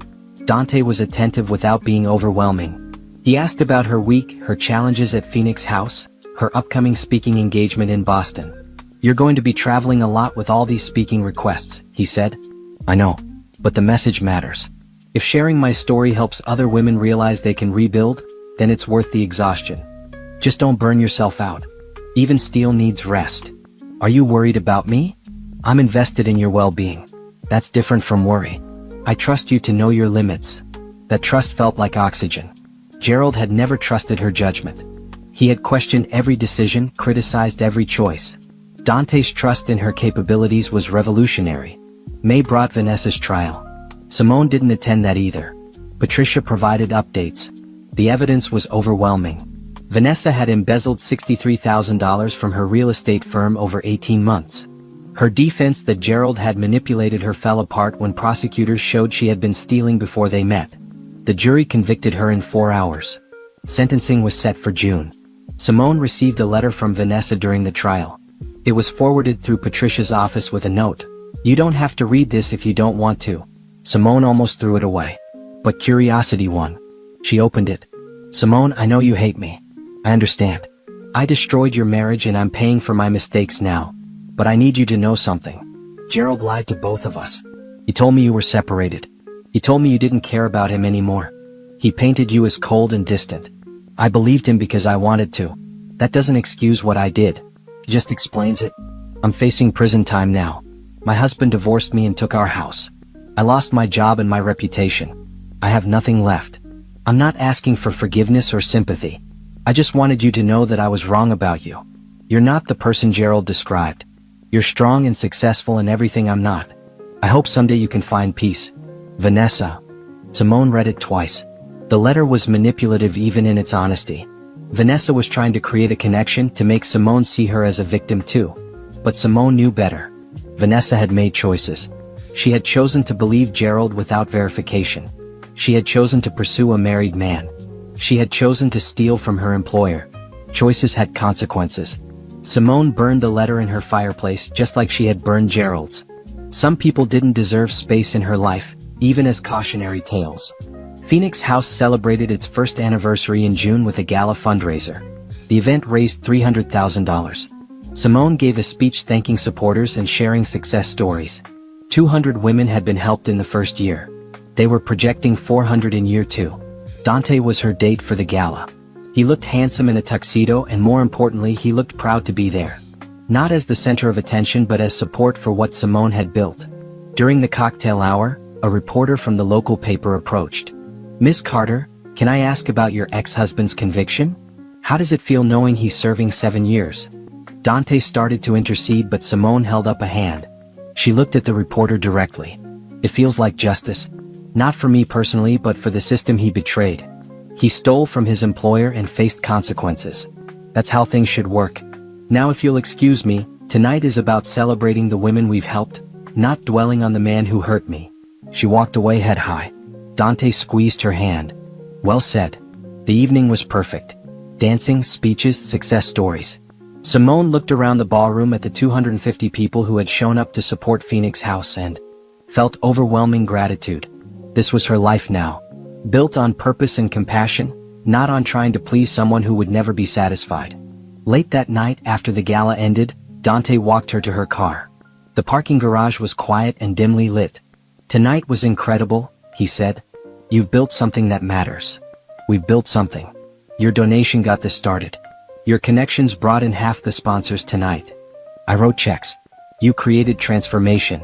He pulled her closer and kissed her. Really kissed her. Not a polite goodnight peck. A kiss that held promise and passion and possibility. When they pulled apart, Simone was breathless. "Wow," she managed. "Too much. Just enough. But I need to take this slow. I'm not ready to rush into anything. Slow is fine. I'm not going anywhere." That promise settled into her bones. He wasn't going anywhere. He wasn't going to wake up one day and decide she wasn't enough. He wasn't going to have an affair or betray her trust. He was solid and real and present. Maybe she could trust again. Maybe she could build something real with someone who saw her value from the beginning. June turned into July. Sterling Solutions secured a contract with a major automotive manufacturer to redesign their entire cybersecurity infrastructure. The deal was worth $60 million over 3 years. Simone's personal net worth crossed $80 million. She celebrated by taking her team to a nice dinner and giving everyone bonuses. Then she donated $2 million to Phoenix House for expansion. By year's end, they would have 4 locations operating across the region. Vanessa was sentenced in late July. 4 years in prison. Simone didn't react when Patricia called with the news. It was what it was. Justice running its course. What mattered more was what was building in her own life. Phoenix House was thriving. Sterling Solutions was expanding. And her relationship with Dante was deepening into something real and sustainable. They took a weekend trip to the coast in August. A small bed and breakfast overlooking the ocean. They walked on the beach, talked for hours, and spent the evening on the balcony watching the sunset paint the sky in shades of orange and pink. "I love you," Dante said as the sun disappeared below the horizon. Simone's heart stuttered. She hadn't expected those words. Hadn't prepared for them. But when she looked at him, really looked at him, she realized she felt the same. "I love you too." He kissed her and she felt something she hadn't felt in over a decade. Cherished. This was what love was supposed to feel like. Not the desperate grasping of her marriage to Gerald, but the quiet certainty of 2 people who chose each other and kept choosing each other every day. That night, she called Laurel from the bathroom. "I told Dante I love him. And I mean it. I actually mean it. This isn't like Gerald. This is real. I'm happy for you, Simone. You deserve someone who sees how incredible you are." He proposed we take the next step. Move in together eventually. Not now, but soon. How do you feel about that? Terrified and excited. Mostly excited. Is that crazy? It's only been a few months. It's only been a few months, but you've known each other through the hardest time of your life. That's more real than years of casual dating. If it feels right, trust it. Simone looked at her reflection in the mirror. She barely recognized the woman staring back. This version of herself was confident, successful, and learning to trust again.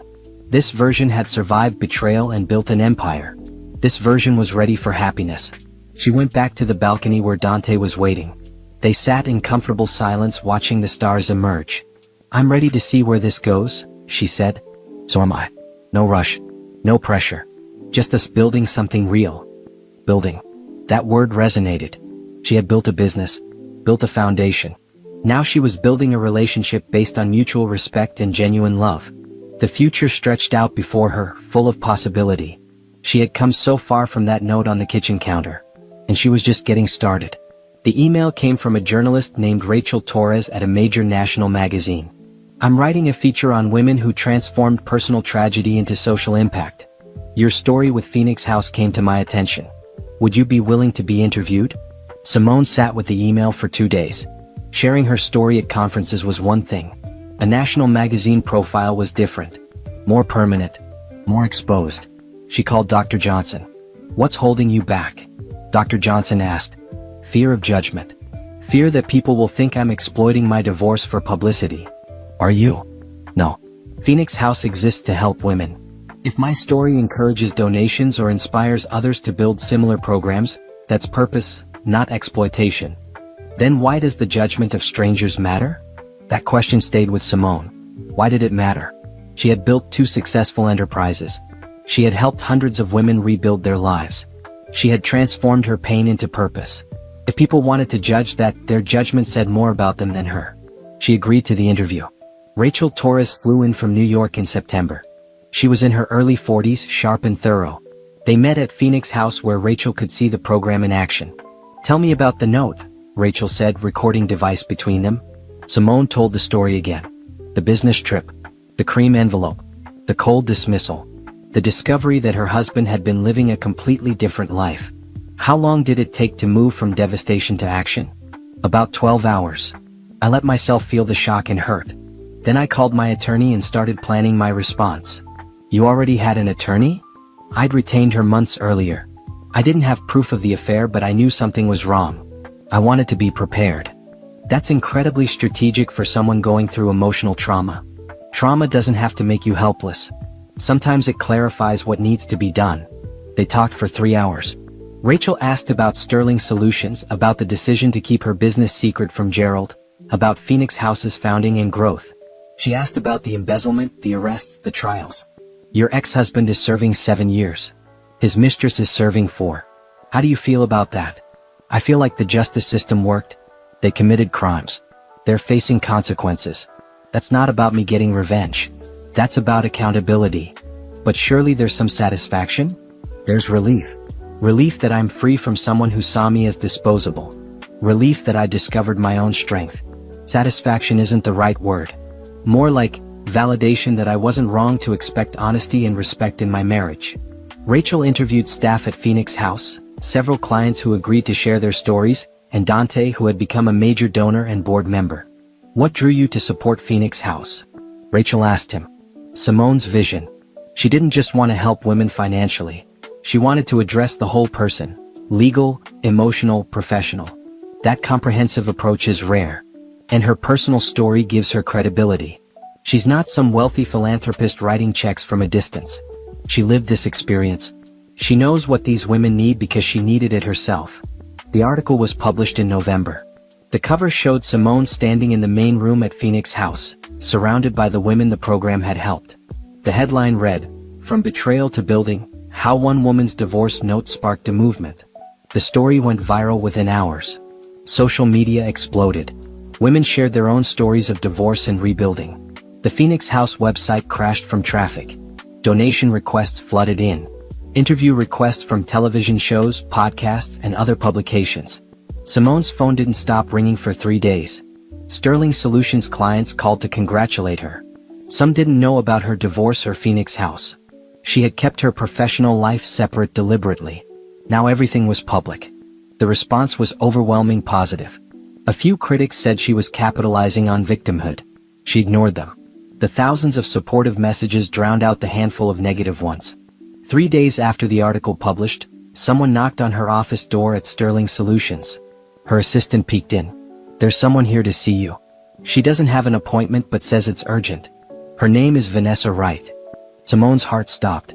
Vanessa was supposed to be in prison. She checked the news quickly. Early release program. Vanessa had served 18 months of her 4-year sentence and been released to a halfway house. "Tell her I'm not available. She's crying in the lobby. She says she just needs 5 minutes." "No. I have nothing to say to her and she has nothing to say that I need to hear." Her assistant nodded and left. Simone watched through her office window as security escorted Vanessa out of the building. The woman looked diminished. Thin and worn, nothing like the polished real estate agent who had helped destroy her marriage. She felt no satisfaction in that. Just a tired relief that she didn't have to engage. 10 minutes later, an email arrived from an unknown address. Simone almost deleted it, then saw the subject line, "Please read Vanessa." Against her better judgment, she opened it. "Simone, I know you don't want to hear from me. I don't blame you. But I saw the article and I need you to know something. You're incredible. What you've built, how you've transformed your pain into helping others, that's the person Gerald described you as not being. He told me you were cold, unambitious, focused only on yourself. Every word was a lie. You're the opposite of what he said. I write this not to make you feel sorry for me or to ask for anything. I write this because you deserve to know that I was completely wrong about you. I believed a liar and destroyed a good woman's marriage. I'm paying for that now. Not just in prison but in knowing I was the villain in someone else's story. I hope Phoenix House helps thousands of women. I hope you find happiness. I hope you never think of me again because I don't deserve space in your thoughts. I just wanted you to know that I see who you really are now and I'm ashamed of who I was. Vanessa. Simone read it once. Then she forwarded it to Dr. Johnson with a note. Is this genuine or manipulative? Dr. Johnson called within the hour. It's both. She's genuinely remorseful and trying to manipulate you into forgiving her. Whether you engage is entirely up to you. I don't want to engage. I don't want her in my life in any capacity. Then don't respond. Delete the email. Block the address. You owe her nothing. Simone did exactly that. Vanessa was part of her past. A painful chapter that was closed. She had no interest in reopening it. The article's impact continued to grow. By December, Phoenix House had received over $2 million in donations. The board voted to expand to 10 locations across 3 states by the end of the following year. Simone hired a full-time executive director to manage operations while she focused on strategic growth and fundraising. Sterling Solutions landed a contract with a major tech company to overhaul their entire data infrastructure. The deal was worth $90 million over 5 years. Simone's net worth crossed $100 million. She celebrated with Dante, her team, and her sister. But the celebration was low-key. Wealth was a tool, not a trophy. What mattered was what she could build with it. At a Phoenix House board meeting in mid-December, one of the board members asked, "Have you thought about franchising this model? Other cities need what you've built here." "I have. But I want to make sure quality doesn't suffer in expansion. It's not enough to slap the Phoenix House name on a program. It has to deliver the same comprehensive support we deliver here. What if you created a training program? Taught other cities how to build their own version?" That idea took root. By the end of the meeting, they had outlined a plan to create the Phoenix House Institute, a training program that would teach other organizations how to build comprehensive divorce support systems. Launch date, 6 months. Simone left that meeting energized. This was scaling impact. Not just helping hundreds of women but thousands across the country. That evening, she had dinner with Dante at their favorite Italian restaurant. Over wine and pasta, he said, "Move in with me." "What?" "Move in with me. My place or yours, I don't care. But I love you and I want to build a life with you. Not someday. Now." That's a big step. We've been together for over a year. We spend most nights together anyway. This just makes it official. Simone thought about her house. The one Gerald had tried to claim. The one that represented her independence and strength. Could she share it? Could she trust someone in her space that fully? Can we try something first? Spend a month really living together. Your place, my place, doesn't matter. See how it actually feels before we make it permanent. Deal. Starting when? Starting now. They spent December essentially living together, rotating between his modern apartment downtown and her house in the suburbs. It was easier than Simone expected. Dante was considerate, clean, and respected her need for space when work demanded her attention. By Christmas she knew. This was right. He was right. She was ready to build a life with someone who saw her as a partner, not a subordinate. On Christmas Eve, sitting by the fireplace in her living room, she said, "I'm ready to make this official. Move in here. Make this our home. Are you sure? This house means a lot to you. It means I survived. But home should mean more than survival. It should mean building something good. And I want to build that with you." They toasted with champagne and spent the evening planning how to combine their lives. It felt natural. Easy. Right. Simone's life had transformed completely in 18 months. From a woman reading a cold dismissal on her kitchen counter to a CEO, philanthropist, and someone learning to trust love again. The exposure from the article hadn't damaged her. It had amplified her impact. And the future stretched ahead full of possibility. She was just getting started. The new year brought new challenges and new victories. Phoenix House opened its 5th location in January. The Training Institute launched with 30 organizations enrolled from 15 different states. Sterling Solutions promoted 3 team members to vice president positions and hired 20 new developers. Simone was everywhere at once, speaking at conferences, managing her business, overseeing Phoenix House expansion, and building a life with Dante. One February morning, Patricia called with unexpected news. Gerald's parole hearing is next month. Simone felt her stomach clench. Already? He's only served 2 years. He's not getting out. Don't worry. But the state requires a hearing. His attorney will make an appeal. It'll be denied. I wanted you to be prepared in case media coverage brings his name back into public discussion. Does he know about the article? About Phoenix House? Everyone in prison knows. According to my sources, he's bitter about it. Feels you've made yourself the victim when he's the one suffering in prison. Simone almost laughed. Gerald had stolen $200,000, destroyed 2 marriages, and faced the consequences of his actions. Yet he saw himself as the victim. Let him think what he wants. I'm not interested in his perspective. The parole hearing happened in March. Patricia attended to file a victim impact statement on Simone's behalf. Gerald's appeal was denied in 15 minutes. The parole board cited the severity of his crimes and his lack of genuine remorse. He would serve his full sentence. That same week, Simone received a letter forwarded from Patricia's office. Gerald had written from prison. She considered not opening it. But Dante encouraged her. Read it. Not because he deserves your attention, but because closure comes from seeing who he really is without illusions. She opened it. Simone, I saw the magazine article. You've done well for yourself. Built an empire while I'm rotting in here. I'm sure that makes you happy. You always were vindictive. But I want you to remember something. I made you. Before we got married, you were nobody. You had no direction, no ambition. I pushed you to be better. Everything you have now, you built because I taught you how to succeed. So while you're accepting awards and doing interviews, remember who shaped you into the woman you are today. You're welcome. Also, I need money for my commissary account. Vanessa can't help. Her husband cleaned her out. You have millions. $500 would help. Transfer it to my prison account. I know you still care about me despite everything. Gerald. Simone read it 3 times, each reading revealing new layers of delusion. Gerald believed he had created her success. Believed she owed him gratitude. Believed she would send him money. She showed the letter to Dante. His jaw clenched as he read. This man is delusional. Completely. He genuinely thinks he shaped me into who I am. He has no idea that you succeeded in spite of him, not because of him. Simone wrote a response. She didn't send it. Just writing it felt cathartic. Gerald, thank you for reminding me why I'm grateful our marriage ended. You didn't make me. You almost destroyed me. Every day of our marriage you told me I wasn't enough. That my work didn't matter. That my dreams were silly. I built Sterling Solutions in secret because you would have sabotaged it if you'd known. I built it with talent and determination you never recognized because you were too busy embezzling and having an affair. You taught me nothing except what kind of man to avoid. As for money, you're in prison for stealing. I don't reward thieves. Find someone else to manipulate. I'm done. Simone. She burned both letters in the fireplace, watching them curl and blacken into ash. That chapter was completely closed. Spring brought more growth. Phoenix House helped its 500th woman in April. The success stories were remarkable. Women who had arrived broken now owned businesses, held professional positions, pursued degrees. The transformation was real and measurable. Sterling Solutions won a National Innovation Award for their cybersecurity protocols. The ceremony was in Washington, D.C., a black-tie gala with industry leaders from around the world. Simone gave an acceptance speech about building companies that prioritized both profit and purpose.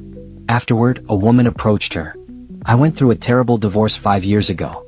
I saw your magazine article. It inspired me to start my own business. I just wanted to say thank you for being honest about how hard it was and how possible rebuilding is. These moments made everything worthwhile. Not the awards or the wealth.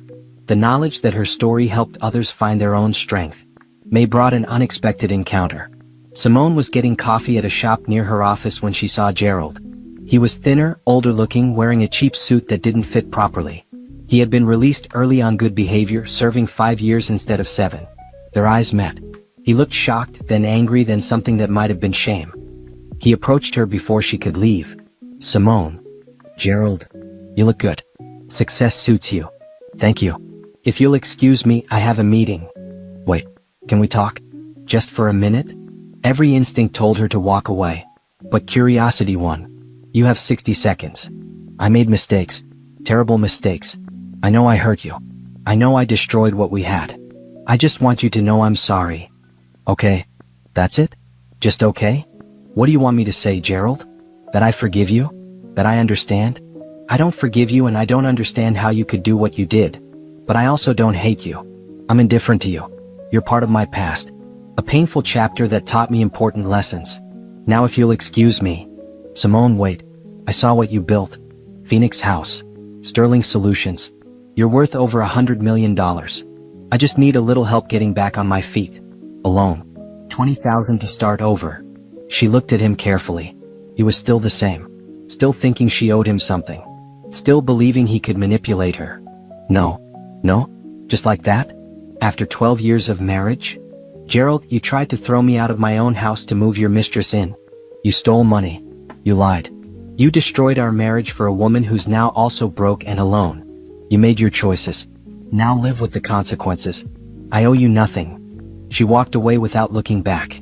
Her hands shook slightly, but her voice had been steady. She had faced him and felt nothing but pity for the small, bitter man he had become. That evening, she told Dante about the encounter over dinner. "How do you feel?" he asked. "Free. Completely free. He has no power over me anymore. Not emotional power, not financial power, nothing. He's just a man who made terrible choices and has to live with them. You're remarkable, you know that? I'm just someone who refused to let betrayal define me." June brought the most important development yet. Dante took Simone to dinner at an exclusive restaurant overlooking the city. They had champagne and talked about Phoenix House's expansion plans. After dessert, he took her hand. "Simone Carter, you are the strongest, most incredible person I've ever met. You took the worst experience of your life and turned it into purpose. You built empires. You helped thousands of women rebuild their lives. And you let me love you even though trusting again was terrifying. I want to spend the rest of my life building things with you. Will you marry me?" He pulled out a ring. Simple, elegant, perfect. Not showy or ostentatious. Just beautiful. Simone felt tears in her eyes. Happy tears. Hopeful tears. Yes. Absolutely yes. He slipped the ring on her finger and kissed her while the restaurant burst into applause. She was getting married again. Not to someone who would diminish her, but to someone who celebrated her. Not to someone who needed her to be smaller, but to someone who encouraged her to be bigger. That night they called family and close friends. Laurel cried happy tears. "You deserve this, Simone. You deserve someone who sees how amazing you are. I never thought I'd trust anyone enough to get married again. That's because you hadn't met the right person yet. Dante is the right person." Planning the wedding was joyful instead of stressful. They wanted something intimate and meaningful. A small ceremony with close friends and family. No ostentatious display. Just two people committing to build a life together based on mutual respect and genuine love. July brought more validation. The Phoenix House Institute had trained organizations in 23 states. Success rates were promising.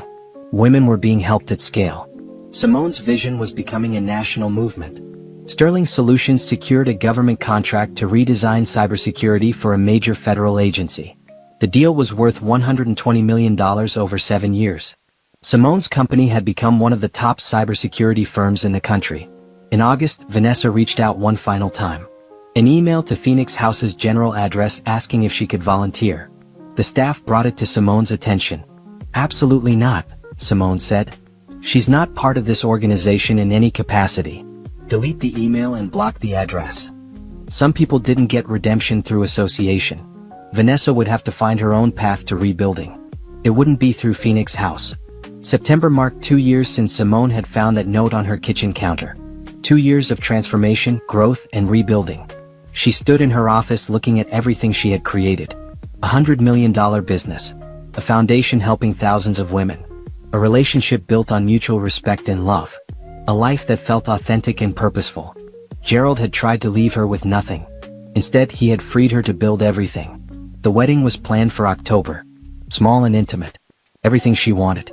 Everything she deserved. Justice wasn't always about punishment. Sometimes it was about living well. About building something meaningful from the ashes of what was destroyed. About becoming the person you were always meant to be. Simone Carter had found her justice. And it was sweet beyond measure. The wedding took place on a perfect October afternoon at a vineyard overlooking rolling hills painted in autumn colors.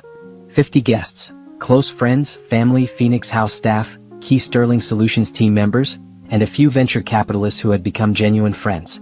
Simone wore a simple cream dress, elegant and understated. No veil, no train, no excessive drama. Just beautiful in its simplicity. Laurel stood beside her as maid of honor, tears already streaming down her face. "You look happy," Laurel whispered as they waited for the ceremony to begin. "I'm happy. Really, genuinely happy. Not the forced happiness I tried to maintain with Gerald. Real happiness. That's all I ever wanted for you." The ceremony was brief and personal. No traditional vows read from a card. Instead, Simone and Dante spoke from their hearts.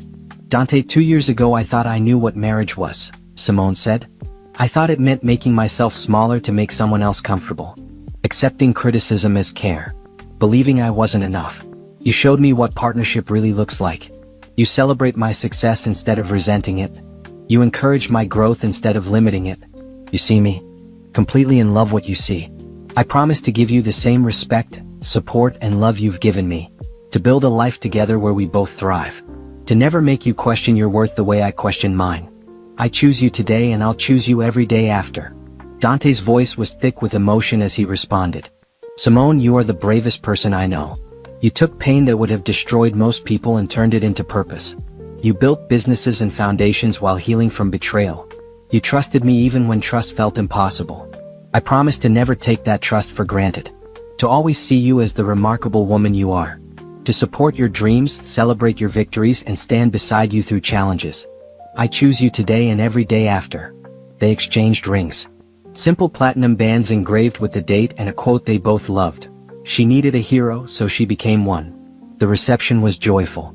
Good food, better wine, and authentic celebration. No forced traditions. No awkward speeches from people who didn't really know them. Just people who genuinely cared about the couple sharing in their happiness. During dinner, Simone's phone buzzed. A text from an unknown number. Congratulations on your wedding. I saw the announcement in the paper. I'm happy you found someone who deserves you. Maybe one day we can talk again. Maybe one day you can forgive me. Gee, she showed it to Dante. He read it and shook his head. He still doesn't get it. No, he doesn't. And that's not my problem anymore. She blocked the number and returned her attention to the celebration.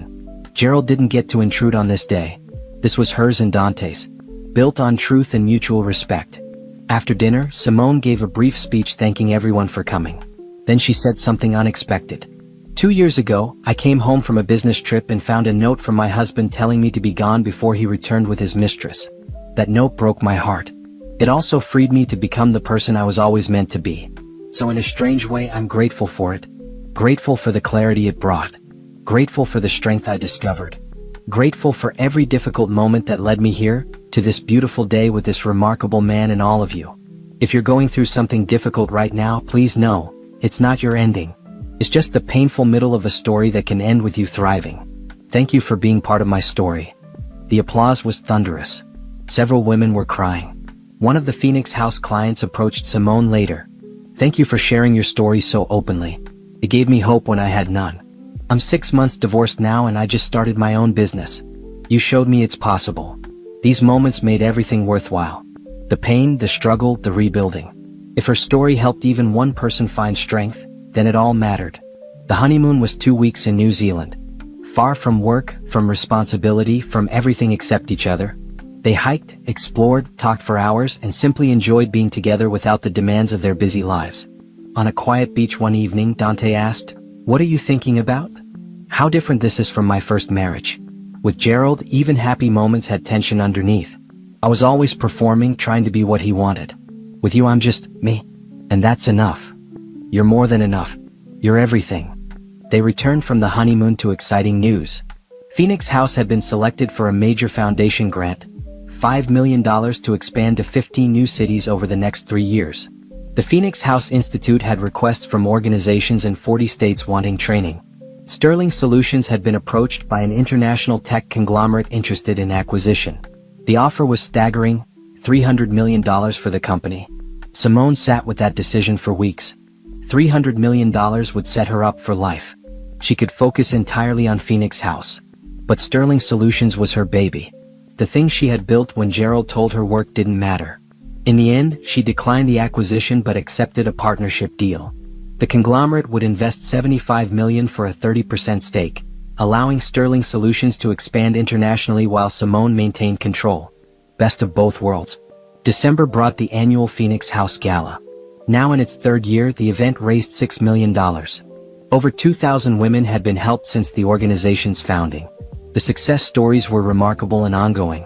During the gala, Simone was approached by a woman she didn't recognize. Mid-30s, professional-looking, carrying herself with quiet confidence. "Miss Carter? I'm Tamara Jefferson. I was your first client at Phoenix House." It took Simone a moment to recognize her.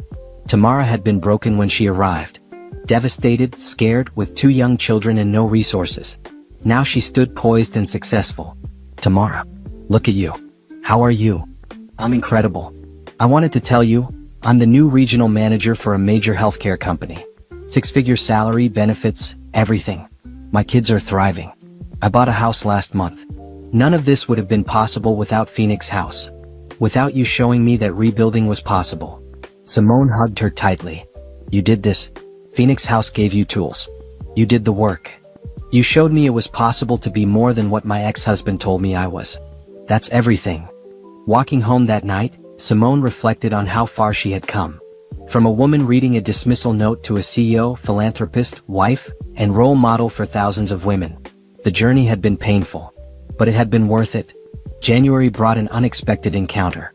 Simone was having lunch with a potential investor when she saw Gerald across the restaurant. He was with a woman younger and unpolished. His clothes were cheap. His posture defeated. He looked up and their eyes met. He didn't approach, just gave a small nod of acknowledgement. She nodded back. No anger, no satisfaction. Just recognition that they had once known each other and now they didn't. The investor noticed. Someone you know? Someone I used to know. A long time ago. After lunch, she walked through the city thinking about Gerald. He had tried to destroy her and had destroyed himself instead. She had rebuilt stronger than ever. That wasn't revenge. That was reality. Actions had consequences. Choices created outcomes. She felt grateful for the note that had seemed so cruel. It had freed her from a marriage that was slowly killing who she was. It had pushed her into the life she was meant to live. That evening she sat with Dante in their home office. She was reviewing Phoenix House expansion plans. He was analyzing Sterling Solutions' international growth strategy. They worked in comfortable silence, occasionally sharing thoughts or asking opinions. I'm happy, Simone said suddenly. Dante looked up. I'm glad. No, I mean really happy. Not the fake happiness I performed with Gerald. Real, deep, authentic happiness. I love my work. I love our life. I love who I've become. You're remarkable, Simone Carter Morrison. She smiled at the hyphenated name she had chosen, not abandoning her identity for his. Joining their names the way they had joined their lives. Equal partners building something meaningful together. February marked 3 years since the note. 3 years of transformation, growth, and building. Simone sat down and wrote a letter. Not to send to anyone, just to document the journey. Dear woman who read that note 3 years ago, I know you're devastated. I know you feel like your world ended. I know you're questioning everything about yourself. But I need you to know something. You're going to be okay. More than okay. You're going to thrive in ways you can't imagine right now. That note wasn't the end. It was the beginning. The beginning of you discovering who you really are. The beginning of you building businesses and foundations that help thousands of people. The beginning of you learning what real love looks like. Gerald was wrong about you. Wrong about your worth, your potential, your strength. And his wrongness freed you to prove just how wrong he was. 3 years from now, you'll be married to someone who celebrates your success. You'll run $100 million company. You'll have helped thousands of women rebuild their lives. You'll be genuinely happy. So cry today. Feel the pain. Process the betrayal. Then get up tomorrow and start building the life you deserve. Because you deserve everything. And you're going to create it. With love and hope, your future self. She sealed the letter in an envelope and put it in her desk drawer. Maybe someday she'd share it with women at Phoenix House who were just beginning their journey from devastation to empowerment. Spring brought more milestones. Phoenix House opened its 20th location. Sterling Solutions exceeded 500 employees.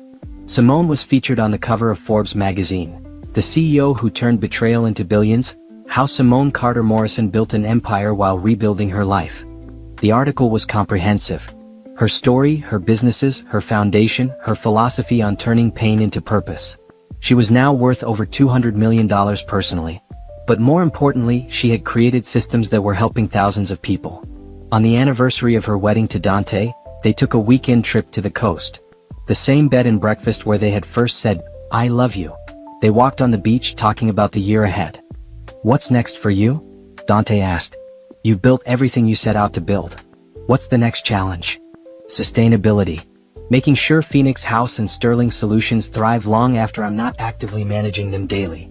Building systems that outlast me. Creating legacies that matter. You're thinking about succession planning? I'm thinking about impact. I want Phoenix House to help women 50 years from now. I want Sterling Solutions to still be innovating. That means building structures that don't depend on me being involved every day. They sat on the beach watching the sunset paint the sky in brilliant colors.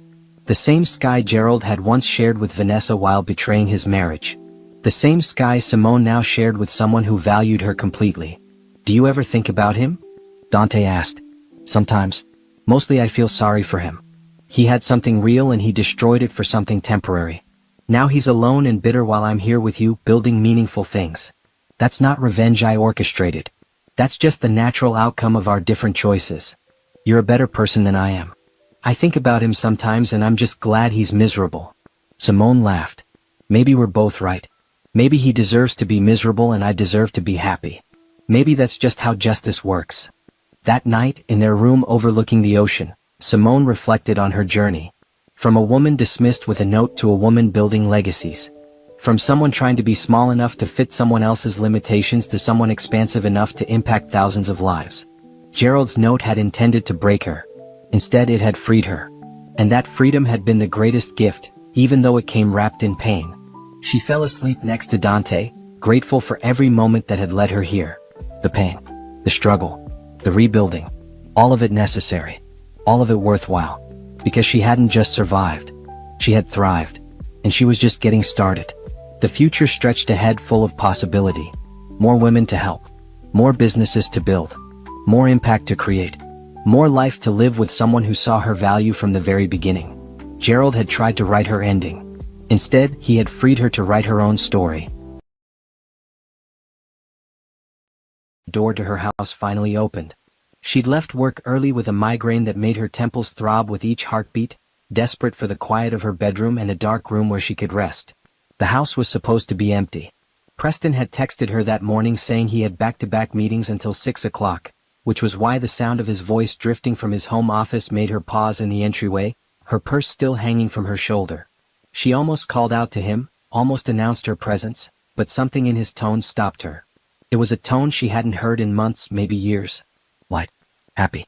The way he used to sound when they first started dating 12 years ago, when everything between them felt easy and full of possibility. Her hands stayed frozen on the doorknob as she listened, her body instinctively understanding that whatever she was about to hear would change everything.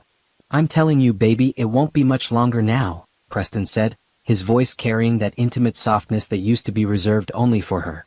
"I've already talked to the attorney. He says with her income being so low compared to mine, I won't have to give her much of anything. Maybe the old Toyota and enough for a small apartment somewhere. That's it." Naomi's breath caught in her throat. Her heart seemed to stop beating for one long, terrible moment before it kicked back into a painful, rapid rhythm that made her feel dizzy. She pressed her back against the wall in the hallway, out of sight but close enough to hear every single word that followed. "I know, Tiffany, I know," Preston continued, and now Naomi could hear him laughing. Actually laughing. 12 years of pretending to care about her boring interior design projects and her stupid paint samples. Do you know how many times I had to nod and smile while she showed me fabric swatches? God, I can't wait to be done with all of that. With her. The migraine that had brought Naomi home early suddenly felt like nothing compared to the pain that spread through her chest. She slid down the wall until she was sitting on the floor, her designer work bag forgotten beside her, and she wrapped her arms around her knees while her husband continued destroying their marriage from the next room. "The house will sell fast in this market," Preston said.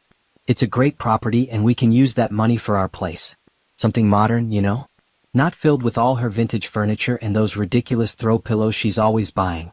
And once we're married, we can start planning that trip to Europe you've been wanting. Maybe I'll finally propose properly on the Eiffel Tower or something romantic like that." There was a pause, and Naomi could picture him smiling that charming smile he used to give her, the one that had made her fall in love with him when they met at a friend's barbecue all those years ago. She'd been 25 then, fresh out of her design program and full of dreams about building her own business. Preston had been 28, working in commercial real estate, confident and successful and interested in everything she had to say. Or so she'd thought. "No, she doesn't suspect anything," Preston assured whoever Tiffany was on the other end of the line. "She's completely clueless. Works so much on those little residential projects of hers that she barely notices what I do anymore. Honestly, it's made this whole thing so much easier than I thought it would be. I was worried there'd be drama, you know?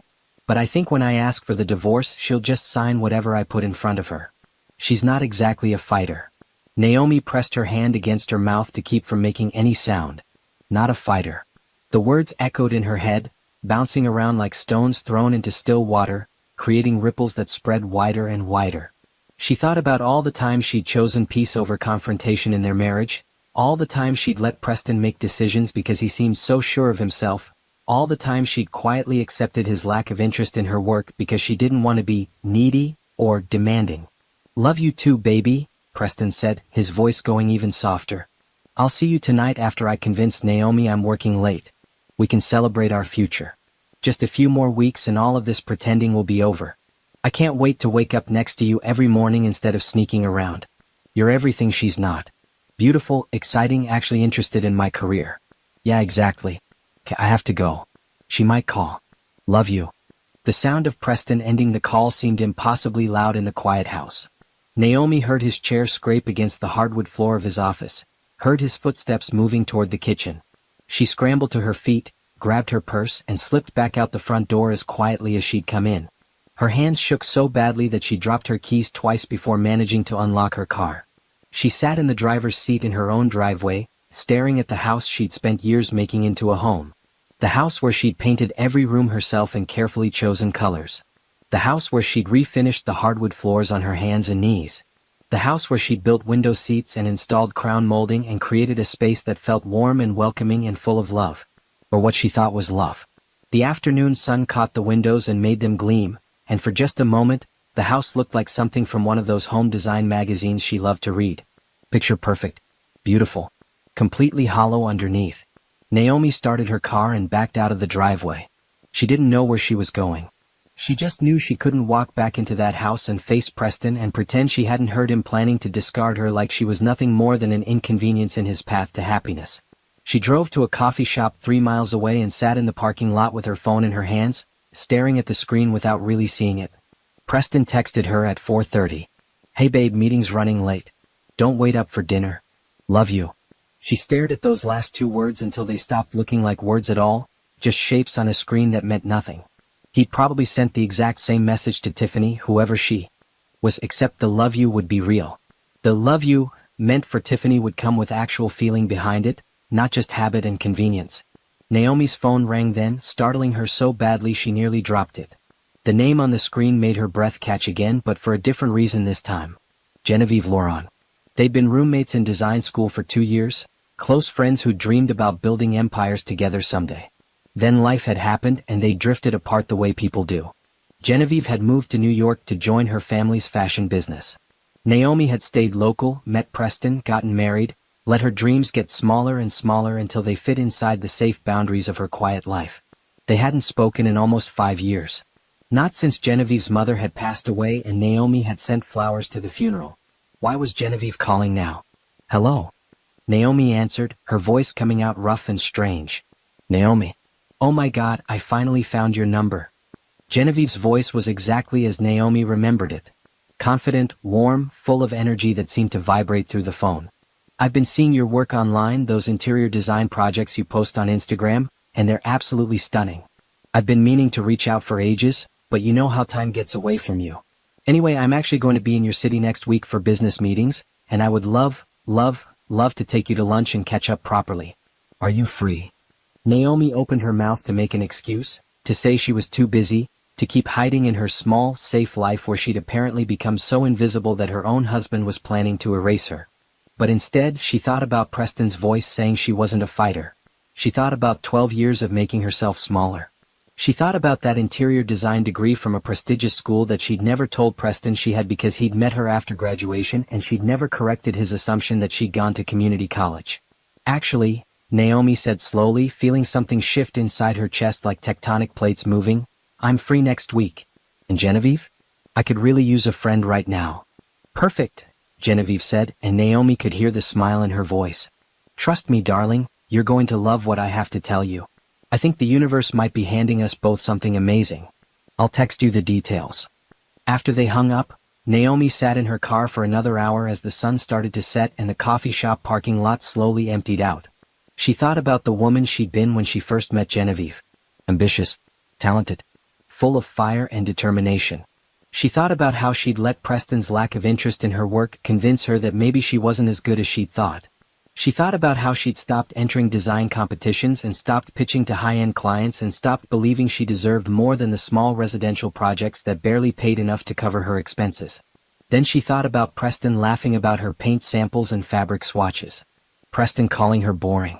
Preston planning to leave her with almost nothing because he assumed she'd just accept whatever he decided.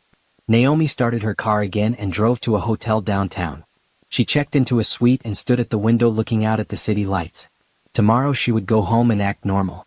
She would smile at Preston and pretend she didn't know anything. She would play the role of the clueless, boring wife one more time. But inside, something had broken open. And what came flooding out wasn't tears or pain or the urge to beg him to stay. What came flooding out was something cold and clear and absolutely certain. Preston wanted to divorce her quietly and leave her with nothing? Fine. She could be quiet too. But by the time she was done being quiet, Preston was going to wish he'd never underestimated her. Naomi went home the next morning after Preston had already left for work. She took a long shower in her own bathroom, dried her hair with care, and dressed in one of her simple work outfits. Then she sat at the kitchen table with her laptop and a cup of coffee and began making a list. Not a list of everything that hurt or everything she'd lost. A list of everything she was about to do. First on the list was her attorney. She'd used a real estate lawyer named Barbara Chen when she bought the house before she married Preston, and Barbara had been sharp and thorough. Naomi pulled up her contact information and sent an email requesting a consultation for a divorce. She marked it urgent. Then she opened her banking app and looked at her accounts. The checking account she shared with Preston had about $8,000 in it. Their savings account had another $20,000. Not bad, but not nearly what it should be considering Preston's six-figure salary in commercial real estate. Naomi frowned at the numbers, then opened a new browser window and started searching for information on how to check for hidden assets. What she found made her stomach turn. There were dozens of articles about spouses hiding money before divorce. Separate accounts. Offshore transfers. Cash businesses. Cryptocurrency. The more she read, the more certain she became that Preston had been planning this for longer than she'd realized. That confident statement about leaving her with almost nothing suddenly made more sense. He'd probably been moving money around for months. Naomi opened a document on her laptop and started writing down every financial detail she could remember. Bank statements. Tax returns. Preston's work bonuses. The sale of their old car. Her grandmother's inheritance that she'd kept in a separate trust account that Preston didn't even know existed because she'd set it up before they married and never mentioned it. She'd wanted to see if Preston would love her without knowing she had money of her own. She'd wanted their relationship to be about them, not about what she could provide financially. That trust had about $450,000 in it now. Money from her grandmother, money from smart investments, money that had been sitting there growing while Naomi pretended to be someone who earned $30,000 a year from small interior design projects. The truth was she earned $30,000 a year because she deliberately kept her business small, afraid that becoming too successful would somehow threaten Preston's ego. She laughed out loud in her empty kitchen, a sound that came out bitter and sharp. All those years of making herself less so Preston could feel like more, and he'd been planning to leave her anyway. Her phone buzzed with a text from Genevieve. Lunch reservation at Le Bernardin next Tuesday at noon. Or something fabulous. I'm taking you somewhere special afterward. Naomi stared at the message. Le Bernardin was one of the most expensive restaurants in the city, the kind of place where entrees cost more than what most people spend on groceries in a week. The kind of place Preston had always said was too pretentious. Whenever she'd suggested they try it for an anniversary. She'd stopped suggesting fancy dinners years ago. I'll be there, she texted back. Then she opened her closet and looked at her clothes with new eyes. Most of what hung there was practical and modest. Jeans and simple shirts for client meetings. A few dresses for the rare occasions when she and Preston went out, all of them conservative and forgettable. Nothing that screamed success or confidence. Nothing that looked like it belonged to a woman who'd graduated top of her class from a design program that cost $60,000 a year. Naomi pulled out her laptop again and opened her favorite luxury shopping sites. She'd browsed them for years, looking at beautiful clothes she told herself she didn't need. Now she added items to her cart without hesitation. A tailored blazer in deep navy. Wide-leg trousers in cream. A silk blouse in midnight blue. Leather heels that cost more than her current monthly clothing budget. She used the credit card connected to her trust account, the one Preston had never seen, and paid for overnight shipping. Then she called a salon she'd been following on social media for years, the kind of place where celebrities went to get their hair done. I need an appointment as soon as possible, she told the receptionist. Full service. Cut, color, styling. Whatever you recommend. They had an opening that afternoon. Someone had canceled. Naomi took it as a sign. Preston came home at 6:30, loosening his tie as he walked through the door. Hey, he said, barely looking at her. What's for dinner? I ordered Thai food, Naomi replied from the couch, where she sat with her laptop balanced on her knees. It should be here in 20 minutes. Thai again? We just had that last week. Preston frowned, finally looking at her properly. His eyes narrowed slightly. Did you do something different with your hair? Naomi touched the ends of her newly trimmed and highlighted hair. The stylist had given her subtle dimension that made her natural curls look glossy and healthy instead of frizzy. Just a trim, she said casually. Preston disappeared into the bedroom to change. Naomi went back to her laptop, where she'd been researching Genevieve's company. Lauren Fashion Group had expanded significantly in the past 5 years. They now owned multiple luxury brands and had partnerships with some of the biggest names in design. Genevieve herself had been featured in Forbes last year as one of the youngest billionaires in the fashion industry. And Genevieve wanted to have lunch with her. Wanted to talk about her work. Naomi felt something flutter in her chest that felt dangerously close to hope. The doorbell rang with their food delivery. Preston paid and brought the containers to the table. They ate in near silence, Preston scrolling through his phone while Naomi pushed noodles around her plate and thought about everything she'd learned about divorce law that day. Community property. Asset division. Alimony. Fault versus no-fault divorce. I might have to work late tomorrow, Preston said eventually, not looking up from his screen. Big deal closing. Okay, Naomi said. She knew he wasn't working late. She knew he was seeing Tiffany. But she kept her voice even and unconcerned. Let him think she was clueless. Let him think she'd never figure it out. After dinner, Preston went to his office to catch up on emails. Naomi cleaned the kitchen, then retreated to the guest bedroom with her laptop. She'd started sleeping there a few nights a week, claiming Preston's snoring kept her awake.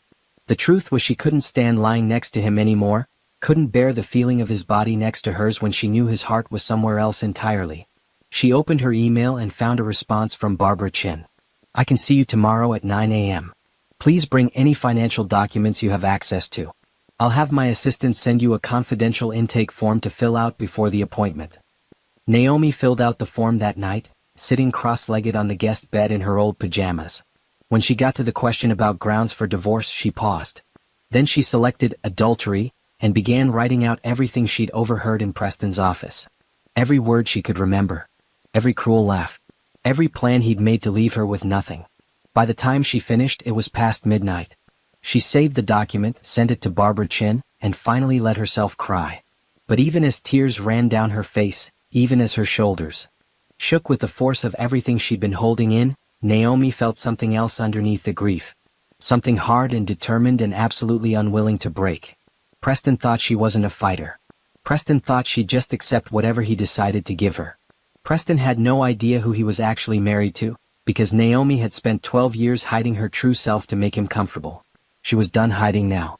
And she was about to show him exactly what he'd lost.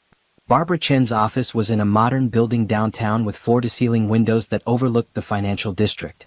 Naomi sat in a leather chair across from Barbara's desk and watched the attorney review the documents she'd brought. Bank statements. Credit card bills.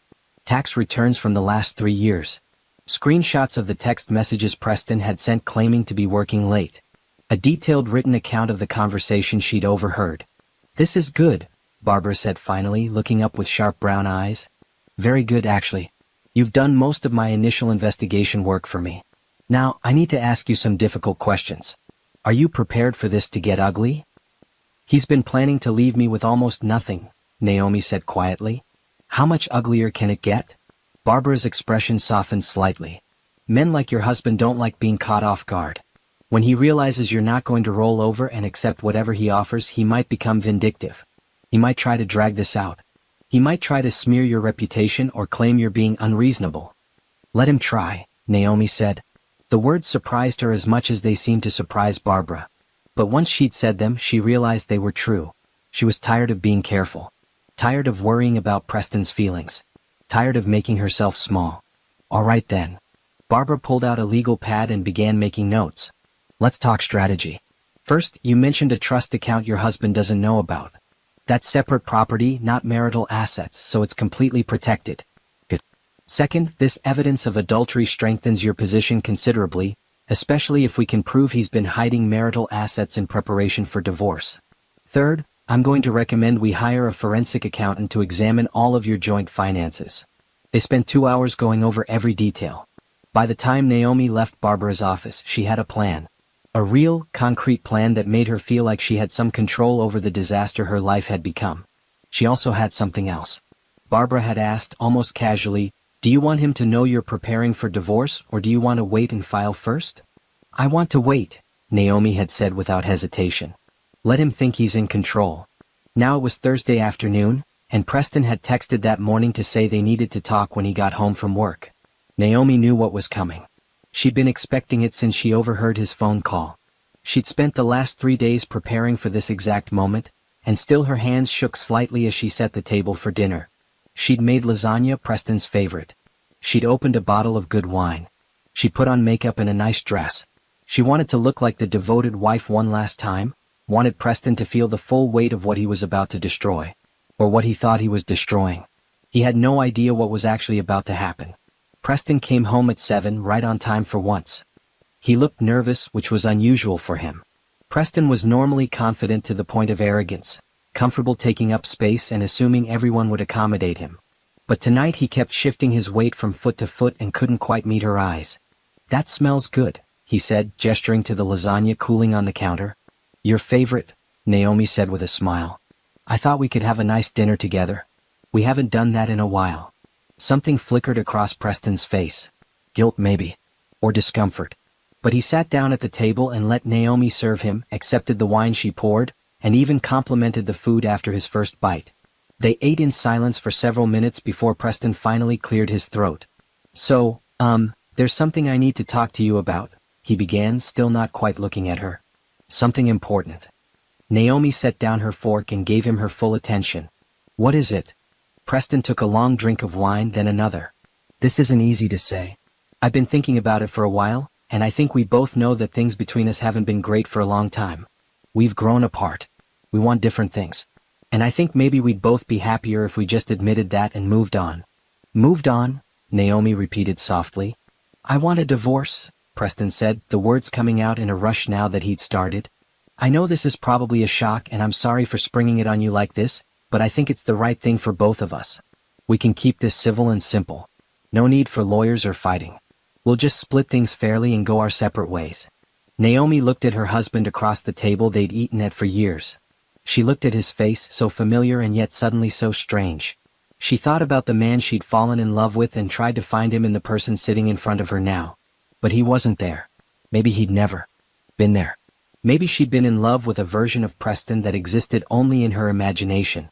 "Okay," she said. Preston blinked. "Okay. Okay, I'll agree to a divorce." Naomi picked up her wine glass and took a sip. "You're right that we've grown apart. If you think this is what's best, then I won't fight you on it." The confusion on Preston's face was almost comical. He'd clearly been bracing for tears, for begging, for some kind of dramatic scene. Instead, Naomi sat calmly eating her dinner and looking at him with an expression he couldn't quite read. "You're not upset?" he asked carefully. "Of course I'm upset," Naomi said. "You're ending our 12-year marriage. But I'm not going to fall apart over it. We're both adults. If this is what you want, then we should handle it maturely." Preston seemed torn between relief and suspicion. "That's very reasonable of you." "I've always been reasonable," Naomi said, and there was just the slightest edge to her voice now. "You should probably know that about me after all these years." "Right. Yes. Of course." Preston fumbled with his napkin. "So, I was thinking we could draw up a simple agreement. You know, you keep your car and your design business stuff, I keep my car and my work equipment. We sell the house and split the proceeds. Clean and simple." "We should both get lawyers," Naomi said. "Even if we're being civil, it's smart to have proper legal representation. Just to make sure everything is done correctly." Preston's eyes narrowed slightly. "I don't think we need to waste money on lawyers for a simple divorce." "Then why don't you draw up what you think is fair and send it to me?" Naomi suggested. "I'll look it over and let you know if I have any concerns." That seemed to satisfy him. Preston relaxed, clearly thinking he'd gotten exactly what he wanted. A compliant wife who would sign whatever he put in front of her without question. He even smiled a little as he finished his dinner. "I'm glad you're being so mature about this," he said. "I was worried it would be messy." "No mess," Naomi promised. "Just a clean break." After dinner, Preston retreated to his office to start organizing paperwork. Naomi cleaned the kitchen, wiped down the counters, and loaded the dishwasher. Then she went upstairs to the guest bedroom and called Barbara Chen. "He asked for the divorce," she said quietly. "Just like you predicted." "Good," Barbara replied. "Don't sign anything he gives you without sending it to me first." "And Naomi? You did great. The calmer you stay, the more he'll underestimate you." "I know," Naomi said. And she did know. She'd spent years being underestimated by Preston. She'd let him believe she was simple and uncomplicated and not particularly smart. She'd watched him dismiss her work and her opinions and her dreams. Now all of that was going to work in her favor. Preston thought he was in control. Preston thought he'd planned this perfectly. Preston had no idea that while he'd been plotting with Tiffany, Naomi had been plotting too. The difference was, Naomi's plans actually had substance behind them. She looked at her phone and saw a text from Genevieve. "Can't wait for Tuesday. I have so much to tell you." Naomi smiled for the first time in days. It was a real smile, not the fake one she'd been giving Preston. Tuesday felt like a lifetime away. But she could wait. She'd gotten very good at waiting, at being patient, at playing the long game. Preston wanted a divorce? Fine. He could have one. Just not the divorce he was expecting. Not even close. The new clothes arrived on Friday, and Naomi spent Saturday morning trying on every piece in front of the full-length mirror in the guest bedroom. The navy blazer fit like it had been tailored specifically for her body. The silk blouse made her skin glow. The heels added 3 inches to her height and made her legs look impossibly long. She looked like someone important. Someone successful. Someone who hadn't spent years dimming her own light. Preston was at the gym, or so he claimed. Naomi suspected he was actually with Tiffany, celebrating his successful divorce request. She didn't care anymore where he was or what he did. Her focus had shifted entirely to Tuesday and the lunch that felt like it could change everything. She spent the rest of the weekend organizing her portfolio. All the design projects she'd completed over the years, photographed professionally and arranged in a leather-bound book she'd never shown to anyone. Small projects, yes, but each one demonstrated her skill and creativity. She'd transformed boring apartments into cozy homes. She'd made cramped kitchens feel spacious. She'd chosen color palettes and furniture arrangements and lighting fixtures that turned ordinary spaces into something special. Looking at her work with fresh eyes, Naomi realized something she'd been afraid to admit for years. She was good at this. Really good. She'd just never given herself permission to believe it. Preston barely spoke to her all weekend. He'd moved his things into the master bedroom and left her the guest room without discussion. They moved around each other like polite strangers, which is what they'd actually been for probably longer than Naomi wanted to acknowledge. On Monday night, she laid out her outfit for the next day with the same care she'd once used planning her wedding day look. Tuesday morning arrived bright and clear. Naomi showered and spent extra time on her hair, using the expensive products the salon had recommended. She applied makeup carefully, emphasizing her eyes and lips. Then she put on the navy blazer, cream trousers, and silk blouse. The heels came last, and when she looked at herself in the mirror, she barely recognized the woman staring back. This woman looked confident, successful, like someone who had never doubted herself or made herself small for anyone. Naomi wanted to be this woman for real, not just in her reflection. "Going somewhere?" Preston asked when she came downstairs. He was eating cereal at the kitchen counter, still in his pajamas even though it was almost 11.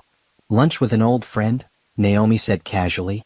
"I'll be back later this afternoon." Preston barely looked up from his phone. "Okay. I'll probably be out tonight anyway."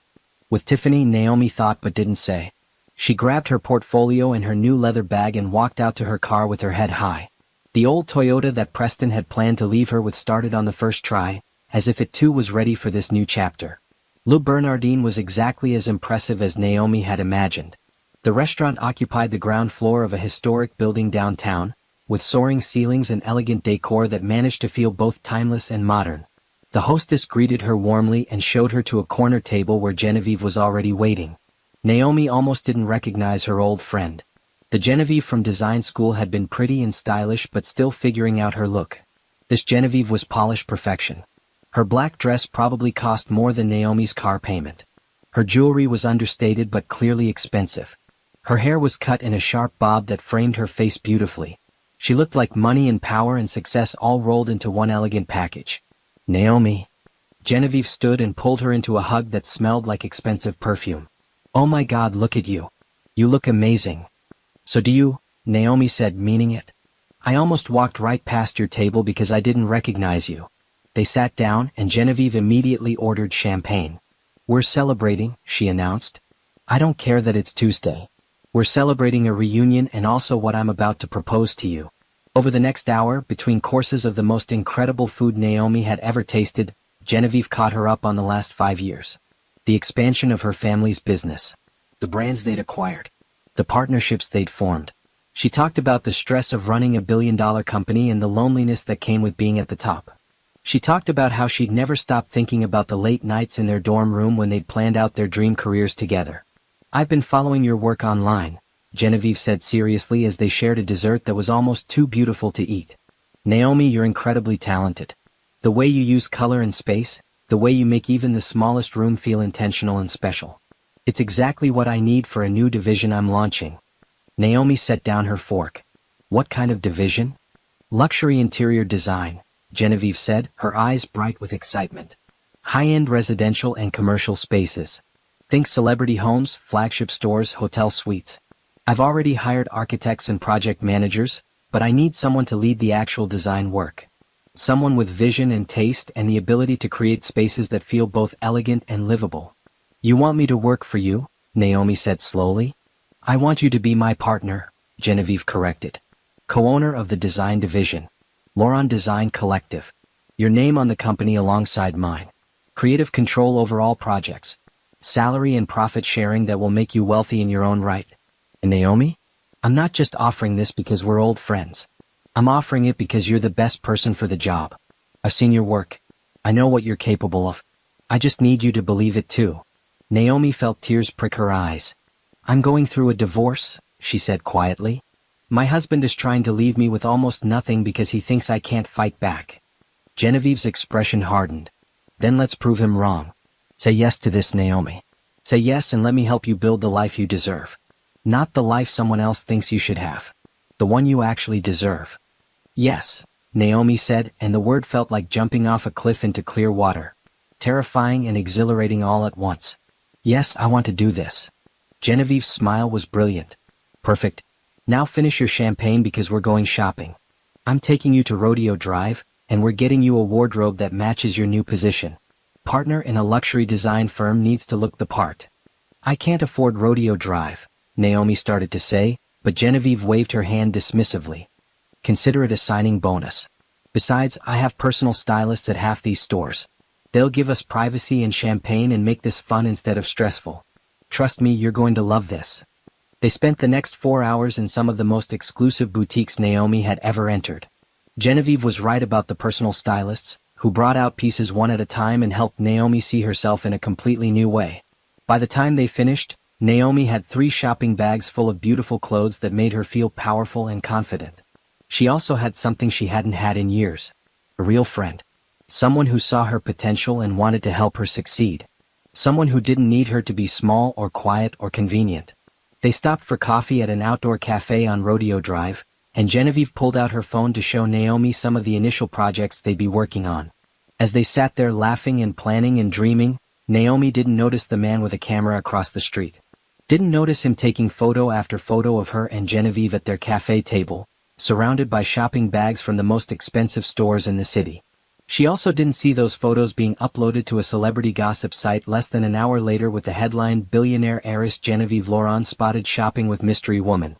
She didn't know that by the time she got home that evening, those photos would have been shared thousands of times across social media. All Naomi knew was that for the first time in 12 years she felt like herself again. The version of herself she'd buried and hidden and almost forgotten. And it felt absolutely incredible. Naomi woke up Wednesday morning to 17 missed calls and 43 text messages. For a confused moment, still half asleep, she thought something terrible had happened. An emergency with her family. A crisis with Preston. But when she finally focused enough to actually read the messages, she realized it was something else entirely.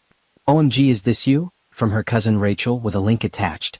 Girl call me from her best friend from college, followed by 5 exclamation points. Why didn't you tell me you were friends with billionaires? From a former coworker. Naomi clicked the first link with trembling fingers.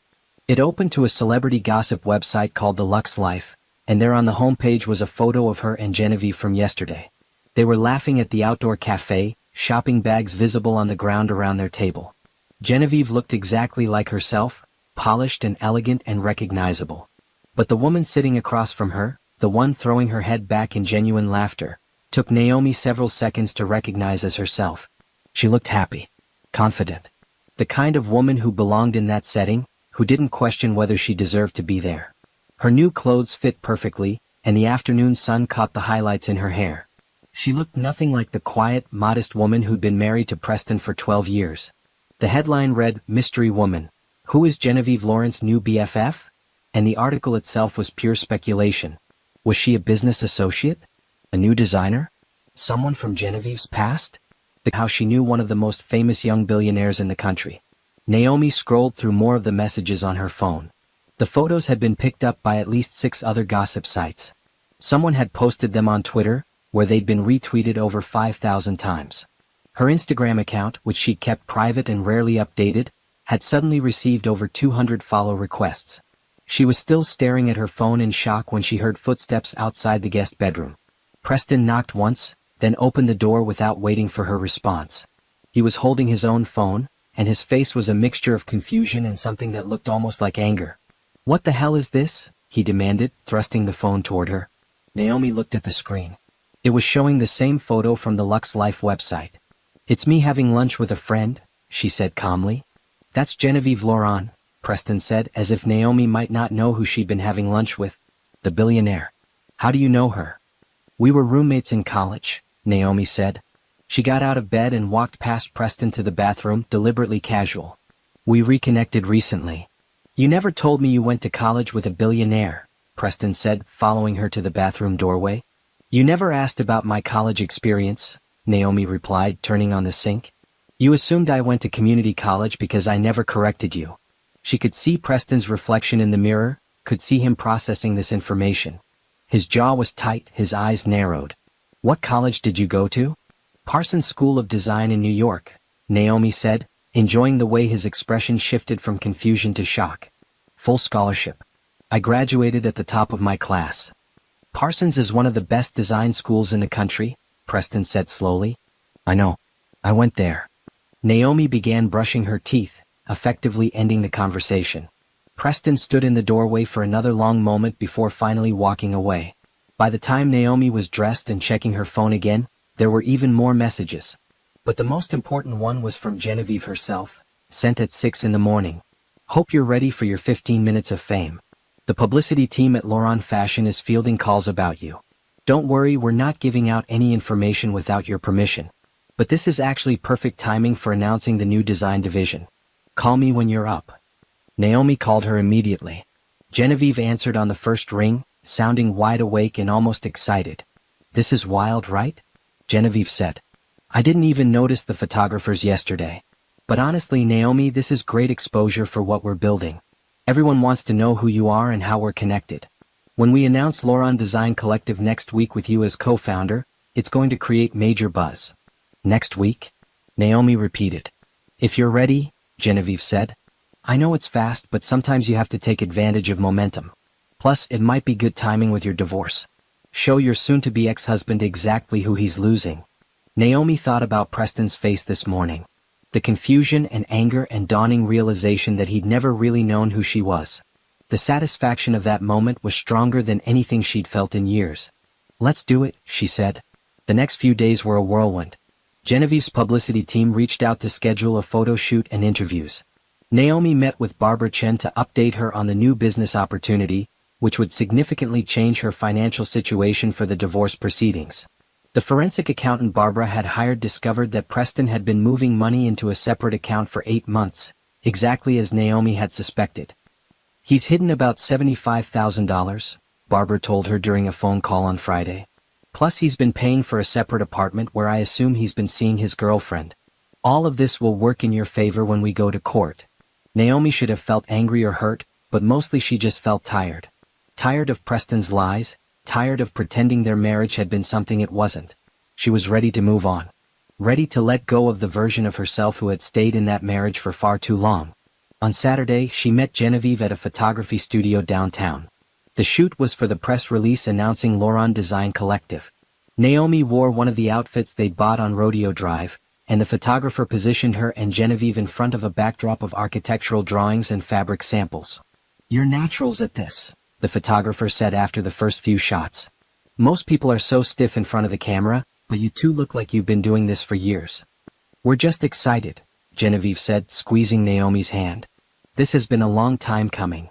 During a break, Naomi checked her phone and saw a text from Preston. "We need to talk about the divorce papers. I'm having my lawyer draw something up next week." She showed the text to Genevieve, who read it and rolled her eyes. "He has no idea what's about to hit him, does he?" "None at all," Naomi confirmed. And she couldn't wait to see his face when he finally figured it out. The press release went out Monday morning at 9 a.m. exactly. Naomi watched from her laptop in a coffee shop across town, not wanting to be home when Preston inevitably saw the news. The release was professional and concise, announcing the launch of Lauron Design Collective, a new luxury interior design division of Lauron Fashion Group. It featured the photo from Saturday's shoot and named Naomi as co-founder and creative director. Within an hour, the story had been picked up by major business publications. Within 2 hours, Naomi's phone was ringing non-stop with interview requests and congratulatory messages from people she hadn't spoken to in years. Within 3 hours, her Instagram had gained 10,000 new followers. And then, exactly 3 hours and 20 minutes after the press release went live, Preston called. Naomi let it go to voicemail. He called again. And again. On the fourth call, she finally answered. "Hi Preston," she said pleasantly. "What the hell is going on?" Preston's voice was barely controlled. "Co-founder? Creative director? How is this possible?" "I'm good at interior design," Naomi said simply. Genevieve recognized that. "We're going to build something amazing together." "But you don't have any experience with luxury clients," Preston sputtered. "You do small residential projects. Living rooms and kitchens." "I do those projects because I kept my business small," Naomi corrected. "Not because I'm not capable of more. I think you'll be surprised what I can do when I'm not holding myself back." There was a long silence on the other end. When Preston spoke again, his voice had changed. Softer. Almost worried. "Naomi, I think maybe we should talk about the divorce. Maybe we were too hasty. Maybe we should try counseling first." And there it was. The exact moment Naomi had been waiting for. The moment when Preston realized he'd made a terrible mistake. When he understood that the boring, quiet wife he'd been planning to discard was actually someone valuable. Someone successful. Someone he couldn't afford to lose. "No," Naomi said quietly. "I don't think so. You asked for a divorce and I agreed. Let's stick with that plan. Your lawyer can send the papers to my lawyer. Her name is Barbara Chin and I'll text you her contact information." "Naomi, wait." She hung up. Then she blocked his number. She was done having conversations with Preston. Done explaining herself or justifying her choices. From now on, everything would go through their attorneys. Everything would be clean and legal and documented. She felt lighter than she had in years. Like she'd been carrying a weight she didn't even know was there, and someone had finally lifted it off her shoulders. The woman in those viral photos, the one laughing with her successful friends surrounded by shopping bags, wasn't someone Naomi was pretending to be. She was who Naomi actually was. And she was just getting started. Preston showed up at the house on Tuesday evening when Naomi was packing boxes in the bedroom. She'd started moving her things out, preparing to find her own place. Or maybe she'd use some of that trust money to buy something outright. A condo with big windows and lots of natural light. A space that was entirely hers. "We need to talk," Preston said from the doorway. He'd clearly tried to look good for this conversation. Fresh haircut, pressed shirt, that cologne he knew she used to love. "Please, Naomi." Face to face. She sat on the edge of the bed and gestured to the chair by the window. "Fine. Talk." Preston sat down and ran his hands through his hair. "I made a mistake. With the divorce, with everything. I was confused about what I wanted and I hurt you and I'm sorry. But I think we can fix this. We can go to counseling, work on our issues, start over." "Why?" Naomi asked simply.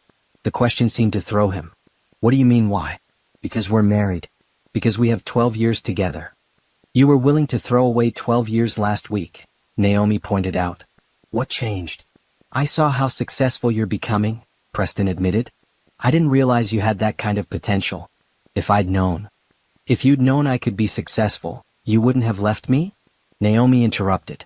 Do you hear how that sounds? Preston shifted uncomfortably. That's not what I meant.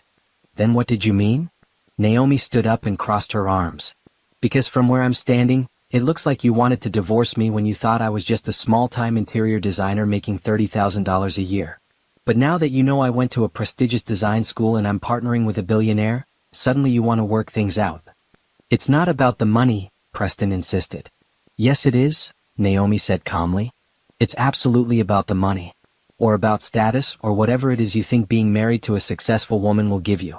But here's what you don't understand, Preston. I've always been this person.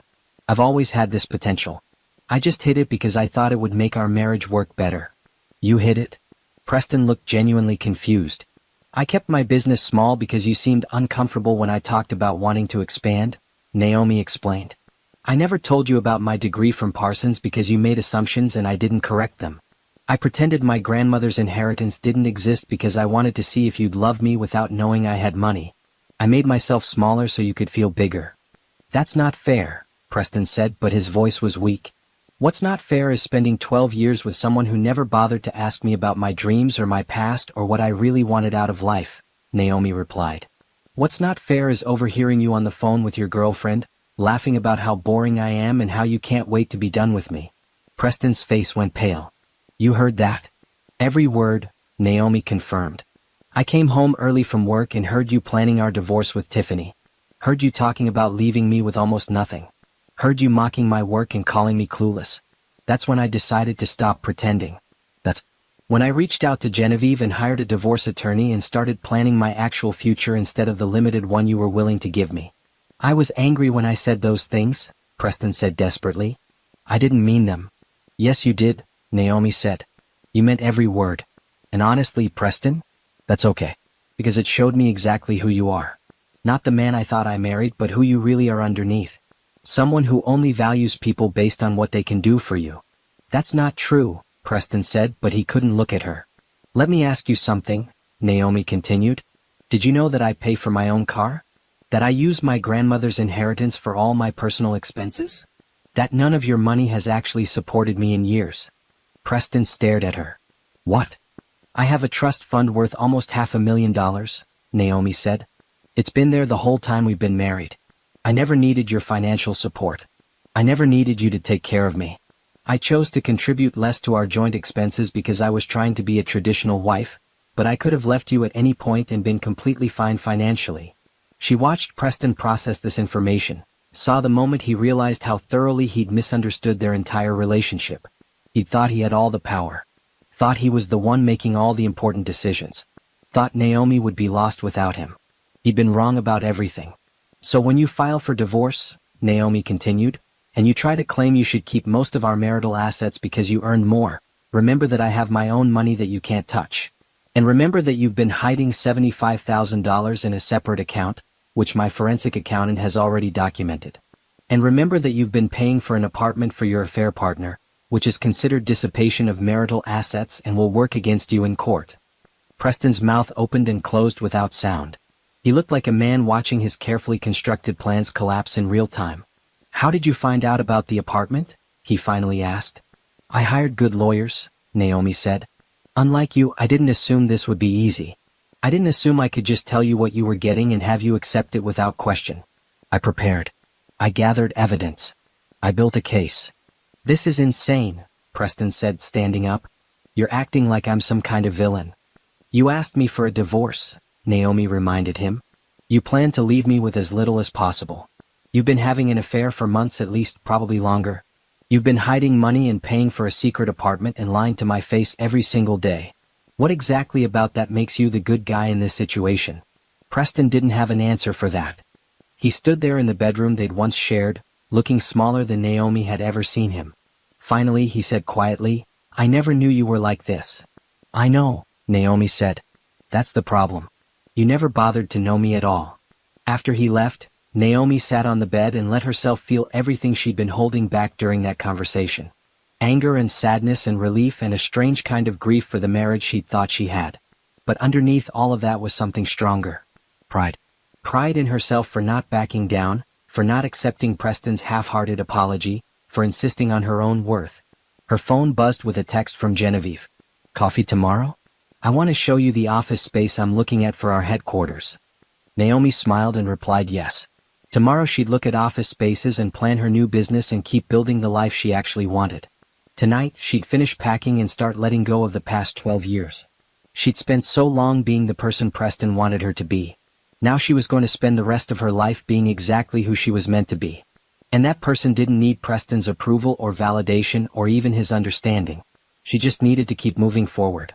The divorce hearing was scheduled for 3 months after Preston had initially asked for the divorce. 3 months during which Naomi had moved into a beautiful loft apartment downtown, set up the new Laurent Design Collective offices with Genevieve, and landed their first 3 major clients. 3 months during which Preston had apparently broken up and gotten back together with Tiffany twice, according to mutual friends who still tried to stay neutral. Naomi sat in the courthouse conference room with Barbara Chen on one side and Genevieve on the other for moral support. Preston sat across the table with his attorney, a middle-aged man named Richard who kept looking at the folders in front of Barbara like they contained something toxic. Let's begin, the mediator said, a tired-looking woman named Judge Patterson who'd probably seen 1,000 divorces just like this one.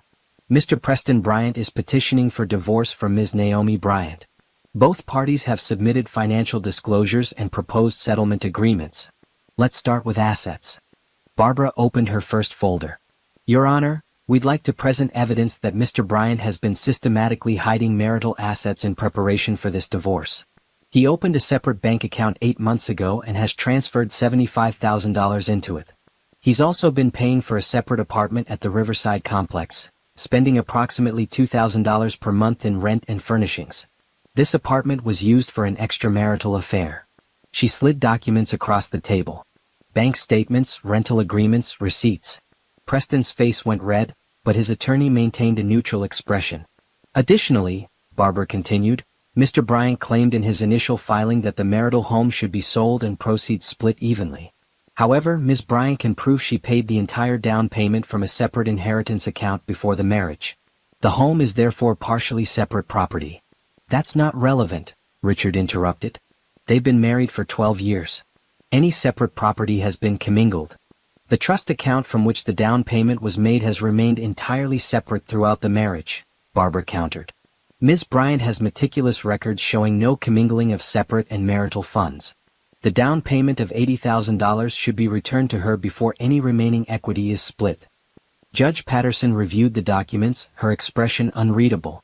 Mr. Bryant, did you disclose the separate account and apartment in your initial financial statement? I didn't think they were relevant, Preston said, but his voice lacked conviction. You didn't think an apartment you've been renting for 6 months was relevant to your divorce? Judge Patterson's tone was sharp. Or $75,000 in hidden marital assets? Richard jumped in quickly.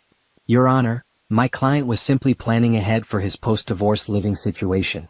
By hiding money and lying on legal documents? Barbara said sweetly. That's an interesting interpretation. The mediator went through every asset line by line. The house that Naomi would keep after Preston was forced to buy out his share of the equity minus her down payment. The cars, which they'd each keep their own. The retirement accounts, which would be split proportionally. The savings accounts, where Preston's attempts to hide money meant Naomi was entitled to a larger share as compensation. Now let's discuss alimony, Judge Patterson said after 2 hours of negotiations. Ms. Bryant is requesting spousal support based on the disparity in income during the marriage. My client now has a substantial income from her new business, Richard argued. She's co-founder of a successful design firm. She doesn't need alimony. That business launched 2 months ago, Barbara replied.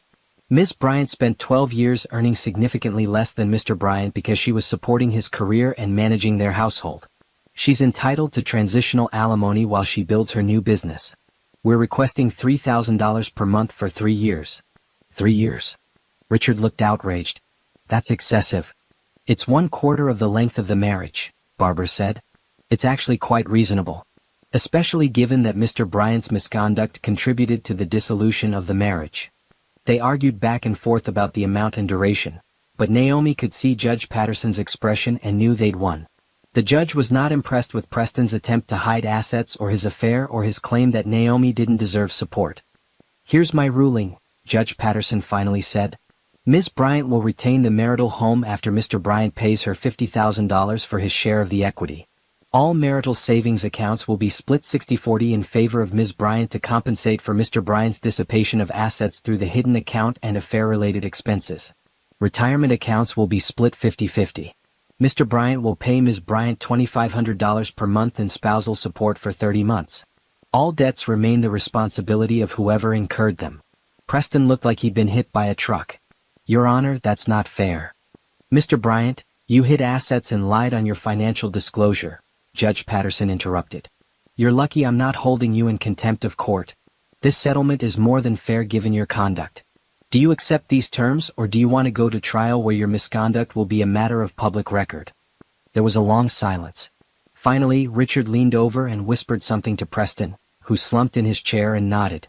"My client accepts," Richard said. "Excellent," Judge Patterson said. "I'll have the final decree drawn up by the end of the week. This marriage is dissolved. You're all dismissed." In the hallway outside the conference room, Genevieve pulled Naomi into a tight hug. "You did it," she said. "You actually did it." "We did it," Naomi corrected, smiling at Barbara. "Thank you. For everything." "It was my pleasure," Barbara said. "Men like Preston need to learn they can't just walk all over people and expect no consequences. You stood up for yourself and look what happened." Naomi glanced back toward the conference room, where Preston was arguing with his attorney in low, angry tones. She felt nothing when she looked at him. No anger, no sadness, no regret. He was just a man who'd made bad choices, and now he had to live with the results. She was free. Completely, legally, officially free. Free to build the life she wanted without worrying about making Preston comfortable or small enough to fit into his limited vision of who she should be. The divorce that Preston had meant as a way to escape their marriage and start over with Tiffany had instead become Naomi's doorway to something infinitely better. "Come on," Genevieve said, linking her arm through Naomi's. "Let's go celebrate. I made reservations at that new French restaurant downtown." "The one that's impossible to get into?" Naomi asked. "When you're a billionaire heiress, nothing is impossible," Genevieve said with a grin.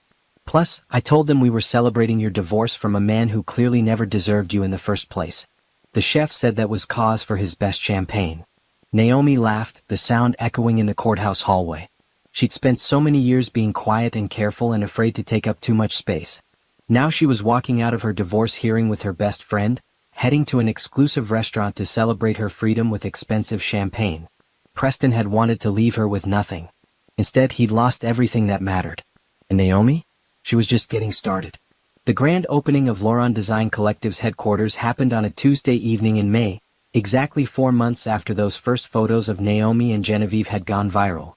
The office space occupied the top floor of a renovated warehouse in the Arts District, with exposed brick walls, floor-to-ceiling windows, and enough natural light to make any designer weep with joy. Naomi stood near the entrance watching guests arrive, and she still couldn't quite believe this was real. Her business cards read, Naomi Bryant, creative director and co-founder. The walls displayed photographs of their completed projects, including a celebrity's mansion that had been featured in Architectural Digest last month. The space buzzed with conversation from potential clients, design media, and other entrepreneurs who'd come to see what all the excitement was about. "You look terrified," Genevieve said, appearing at her elbow with 2 glasses of champagne. "Stop that. You belong here." "I keep thinking someone's going to realize I'm faking it," Naomi admitted. "You're not faking anything," Genevieve said firmly. "You transformed a rundown mansion into a showpiece in 6 weeks. You managed contractors, stayed under budget, and delivered something that made a grown man cry with happiness. That's not fake. That's talent." Naomi accepted the champagne and took a sip. Genevieve was right. The mansion project had been intense, but Naomi had loved every minute of it. Choosing custom furniture, designing built-in shelving, selecting light fixtures that transformed each room. Watching her vision come to life in 3 dimensions instead of just sketches and mood boards. That was what she'd always wanted to do, what she'd been trained to do, what she was actually good at. "Ms. Bryant." A woman in her 50s approached, elegant in a designer suit. "I'm Margaret Chin. I own the Riverside Hotel Group. I've been following your work and I'd love to discuss a project with you." "The Riverside Hotels?" Naomi repeated, trying not to sound as excited as she felt. Riverside was one of the largest luxury hotel chains in the country. I'd be honored to discuss it. They exchanged business cards, and Margaret promised to call her office the next day to set up a formal meeting. As she walked away, Genevieve squeezed Naomi's hand. See? You're not faking it. You're actually doing it. The evening continued in a blur of introductions and conversations and business cards collected. Naomi met developers who wanted to discuss residential projects, retail executives looking for flagship store designs, and even a gallery owner who wanted her space redesigned. By the time the last guest left around 9 o'clock, Naomi's feet hurt from her heels and her face ached from smiling, but she felt more alive than she had in years. That was incredible, she told Genevieve as they collapsed onto the modern sofa in the main office area. I can't believe how many people showed up. I can, Genevieve said. We've been promoting this for weeks, your projects have been getting amazing press, and people are curious about the woman who went from mystery shopping companion to successful designer practically overnight. You're interesting, Naomi. People want to work with interesting people. Naomi's phone buzzed with a text from Barbara Chin. Divorce decree finalized and filed. Congratulations on your freedom. She showed it to Genevieve, who immediately proposed a toast. To freedom from men who couldn't see what they had. And to building something amazing without them.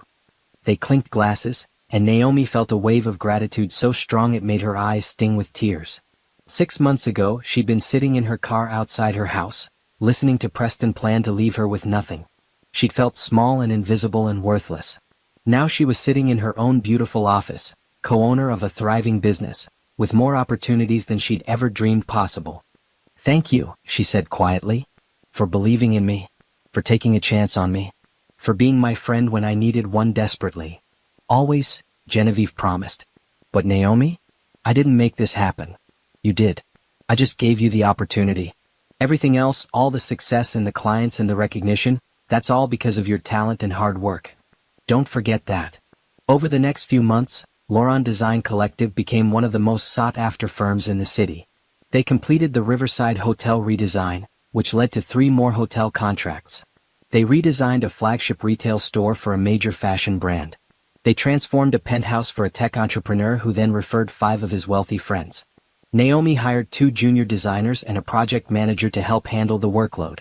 She moved out of her loft and bought a penthouse of her own, one with huge windows and a view of the city that made her feel like she was on top of the world. She started wearing the designer clothes she'd once thought were too fancy for her regular life. She got used to being recognized occasionally when she went out, used to people asking for her business card at coffee shops and art galleries. Her social media following grew to over 100,000 people who loved seeing her design process and her finished projects. Design magazines called her for interviews. A publisher reached out about doing a coffee table book featuring her work. She was invited to speak on panels about women in design and building a business from the ground up. And through all of it, she thought about Preston exactly 0 times. Until one afternoon when she was having lunch with a client and saw him across the restaurant with Tiffany. They looked miserable, picking at their food and not talking. Preston's hair was longer than he usually kept it, and he'd lost weight in a way that made him look tired rather than fit. He saw Naomi at the exact moment she saw him. Their eyes met across the restaurant for just a second before Naomi deliberately turned back to her client and continued their conversation about bathroom tile options. She didn't acknowledge Preston's existence. Didn't wave or nod or show any sign that she'd recognized him. He was just another stranger in a crowded restaurant, someone completely irrelevant to her life. She did notice, though, that he and Tiffany left their food unfinished and hurried out less than 10 minutes later. That small, petty part of her felt satisfied. Good. Let him see what he'd lost. Let him understand what he'd thrown away. Let him spend the rest of his life knowing he'd had something valuable and had been too stupid to appreciate it. But mostly, Naomi just felt grateful. Grateful that Preston had asked for the divorce instead of her having to be the one to end it. Grateful that he'd shown his true colors before she'd wasted any more years on their marriage. Grateful that his attempt to leave her with nothing had instead pushed her to claim everything she deserved. Preston had meant to break her. Instead, he'd set her free. And she would always be grateful to him for that, even if he never understood it himself. Naomi heard about Preston and Tiffany's breakup from her former neighbor who still lived on the same street as their old house. They ran into each other at a grocery store, and the neighbor couldn't wait to share the gossip. It was dramatic, the neighbor said, leaning in conspiratorially. Apparently Tiffany met someone else, someone with more money than Preston, and she just left him. Didn't even give him a proper breakup conversation. He came home one day and half her stuff was gone. Naomi made sympathetic noises while internally feeling absolutely nothing. She didn't wish bad things on Preston, but she couldn't bring herself to feel sorry for him either. He'd done the exact same thing to her, just with more warning. The universe had simply returned the favor. And get this, the neighbor continued, Preston lost his job too. Some kind of scandal at his company about inappropriate conduct. I heard he might have been involved with multiple affairs, not just Tiffany. Human Resources did an investigation and he got fired. He's been trying to find new work, but his reputation is kind of ruined. That's unfortunate, Naomi said, which was the most generous response she could manage. He tried to sell the house, but apparently he owes you money from the divorce settlement and can't afford to buy out your portion, the neighbor added. The whole thing is just a mess. I heard through the grapevine that he tried to reach out to you a few weeks ago? Naomi shook her head. If he did, I didn't get the message. I blocked his number months ago. Smart woman, the neighbor said. I always thought you were too good for him anyway. And look at you now. I've been following your business online. You're doing amazing. After they parted ways, Naomi sat in her car for a few minutes before starting the engine. She thought about the man who'd laughed about her paint samples and called her boring. The man who'd planned to leave her with almost nothing. The man who'd underestimated her so completely that he'd destroyed his own life in the process. She felt nothing about his failures except perhaps a distant sense that justice had been served. Not by her, she hadn't done anything to him except refuse to accept his attempts to minimize her. The consequences he was facing were entirely his own doing.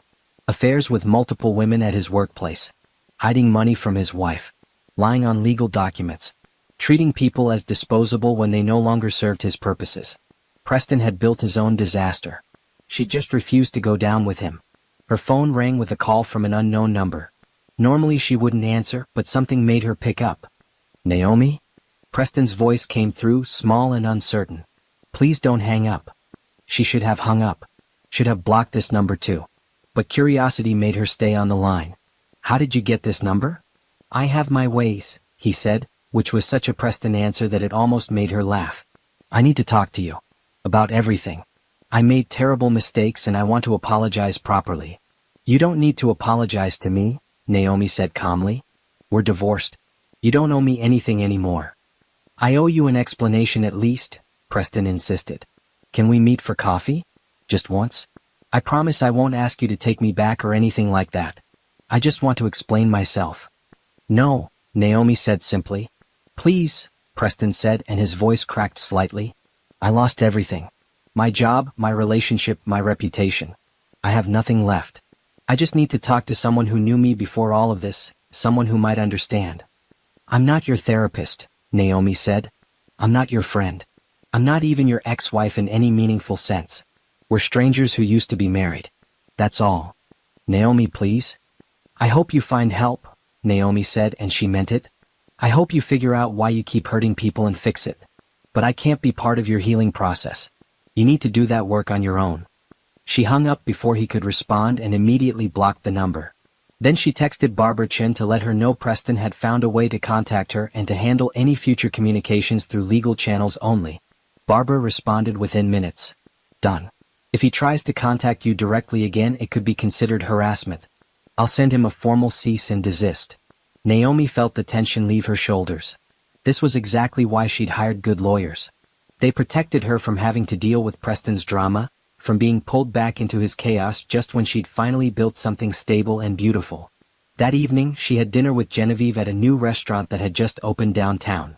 As they looked over the menu, Genevieve said casually, I heard Preston's been trying to reach out to you. News travels fast, Naomi observed.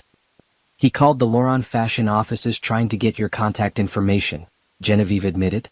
My assistant told him we don't give out personal information about our partners. He got kind of aggressive about it, actually. Threatened to show up at our office building. Please tell me you have security, Naomi said, feeling a flutter of actual worry. We absolutely have security, and they have his photo with instructions not to let him in, Genevieve assured her. I wanted you to know though, in case he tries to approach you somewhere public. He sounded kind of desperate on the phone. Naomi took a sip of water and considered this information. She didn't think Preston would actually hurt her, but desperate people did unpredictable things. I'll be careful. Thanks for the heads up. Have you thought about getting a restraining order? Genevieve asked carefully. Not yet, Naomi said. If he contacts me again or shows up somewhere he shouldn't, then yes. But for now I think he's just panicking because his life fell apart and he's trying to find someone to blame besides himself. Classic Preston, Genevieve said with a roll of her eyes. Taking responsibility has never been his strong suit. They spent the rest of dinner talking about work, about the new projects they were pitching, about the possibility of expanding to open a second office location in New York. Normal, exciting business conversation that had nothing to do with Naomi's failed marriage or her ex-husband's current crisis. This was her life now. Moving forward, building something meaningful, surrounded by people who valued her talent and her vision. Preston was just a chapter in her past, one that had taught her important lessons about knowing her worth and refusing to settle for less than she deserved. Whatever happened to Preston from here was his problem to solve. Naomi had her own life to live, and it was going to be extraordinary. 1 year after those first photos of her shopping with Genevieve had gone viral, Naomi stood on the stage of a downtown conference center and looked out at an audience of 300 people. They were here for the Lauron Design Collective Anniversary Celebration and Industry Showcase, an event that had sold out within 48 hours of tickets going on sale. Thank you all for being here, Naomi said into the microphone, her voice steady and confident. A year ago I was at a crossroads. I just agreed to a divorce, I was questioning every choice I'd ever made, and I had no idea what my future looked like. Then an old friend reached out with an opportunity that changed everything. She gestured to where Genevieve sat in the front row, smiling proudly. Genevieve and I launched this company with a vision of creating luxury spaces that feel both elegant and livable. Spaces that reflect the people who inhabit them, not just current trends or designer egos. Over the past year, we've completed 23 projects. We've been featured in 12 major publications. We've hired 8 talented designers and opened a second office in New York. The audience applauded, and Naomi let herself feel the full weight of what they'd accomplished. 23 projects. 8 employees. Offices in 2 cities. Revenue in the millions. Recognition from the industry she'd always dreamed of being part of. But more than the business success, Naomi continued, this year has taught me something crucial about knowing your worth. About not letting anyone make you smaller than you are. About building the life you actually want instead of the life someone else thinks you should have. She saw several women in the audience nodding, relating to her words in a way that made her chest feel tight with emotion. So to anyone out there who's been told they're not good enough or talented enough or ambitious enough, I want you to know something. You are enough. Exactly as you are. And the right opportunities will recognize that. The right people will recognize that. You just have to be brave enough to believe it yourself first. The applause was thunderous. Naomi smiled and thanked everyone again before stepping off the stage. Genevieve met her with a hug and champagne. That was perfect, Genevieve said. You're a natural at this. I'm really not, Naomi laughed. I was terrified the entire time. You couldn't tell at all, someone said behind her. Naomi turned to find a man in his early 40s, tall and handsome in a quiet way that was the opposite of Preston's aggressive confidence. He had kind eyes and a genuine smile. I'm Julian Chin. I'm an architect, and I worked on the hotel project you mentioned in your presentation. I just wanted to say that your design work is incredible. The way you incorporated the existing structure while making it feel completely new was brilliant. Thank you, Naomi said, shaking his hand. The architecture gave me so much to work with. Your spatial planning made my job significantly easier. They talked for a few minutes about the hotel project, about the challenges of renovation work, about the balance between preservation and innovation. Julian was easy to talk to, genuinely interested in the design process, and clearly knowledgeable about his own field. When he asked if she'd like to have coffee sometime to discuss potential collaborations, Naomi said yes without hesitation. I'm not asking you on a date, Julian clarified quickly, his ears turning slightly red. I mean, I would like to ask you on a date eventually if you're interested, but right now I'm genuinely just talking about work collaboration. I didn't want to be inappropriate at a professional event. Naomi found herself laughing, genuinely charmed by his awkwardness. I appreciate the clarification. Let's start with coffee about work and see where things go from there. They exchanged business cards and Julian promised to email her to set something up. As he walked away, Genevieve appeared at Naomi's elbow again. He's cute, she observed, and clearly interested. He's nice, Naomi agreed, which is honestly a low bar, but after Preston it feels revolutionary. You deserve nice, Genevieve said firmly. You deserve someone who appreciates your talent and your ambition and your strength. Someone who makes you feel good instead of small. Over the next few months, Naomi and Julian had that coffee meeting, which led to several more meetings about potential projects, which eventually led to an actual date. Then another date.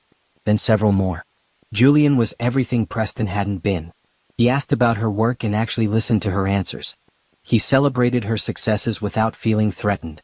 He was comfortable with her ambition and her growing fame in the design world. He made her laugh and challenged her thinking and treated her like an equal partner in everything they did together. 6 months after they started dating, Julian asked her to move in with him. Not because it made financial sense or because he needed someone to take care of his space, but because he genuinely loved spending time with her and wanted to build a life together. "I know you already have that amazing penthouse," Julian said as they sat on his balcony overlooking the city. "And I'm not asking you to give that up. I'm just saying I'd love to wake up next to you every morning if you're interested in that." "I'm interested," Naomi said, and she meant it. She'd learned to trust her instincts again, to believe in her own judgment about people and situations. Julian felt right in a way Preston never had. Comfortable and exciting all at once. They combined their spaces, Julian's modernist apartment and Naomi's designer penthouse, into a new loft that reflected both of their styles. Naomi designed the entire renovation herself, creating a space that was simultaneously a home and a showcase of her abilities. It was featured in Metropolitan Home magazine as an example of successful collaborative living spaces. Lauron Design Collective continued to grow. They opened a third office in Los Angeles. They won several industry awards. Naomi was invited to speak at design conferences around the country. She wrote that coffee table book, which became a bestseller in the design category.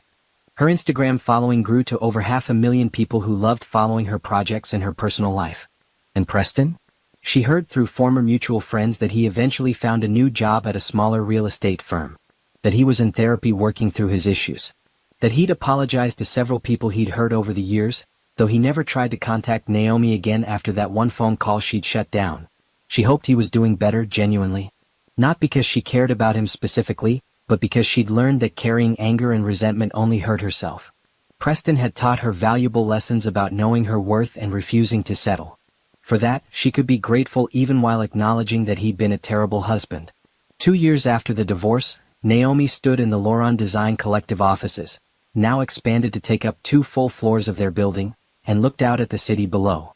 The same city where she'd once sat in her car crying after overhearing Preston plan to leave her with nothing. The same city where she'd hidden her talents and made herself small to keep a man comfortable. Her phone buzzed with a text from Julian. "Dinner tonight at that place you love? I have something I want to ask you." Naomi smiled, already knowing what he was going to ask. They'd been talking about marriage casually for months, both of them on the same page about wanting to build something permanent together. This time, though, it would be a partnership between equals. 2 people who respected each other's work and supported each other's dreams and made each other better. She texted back a yes and returned to reviewing design proposals for their latest project. A boutique hotel in Miami that would be their biggest undertaking yet. She had a meeting with the client in an hour, then drinks with Genevieve to celebrate landing a celebrity client who wanted her entire mansion redesigned.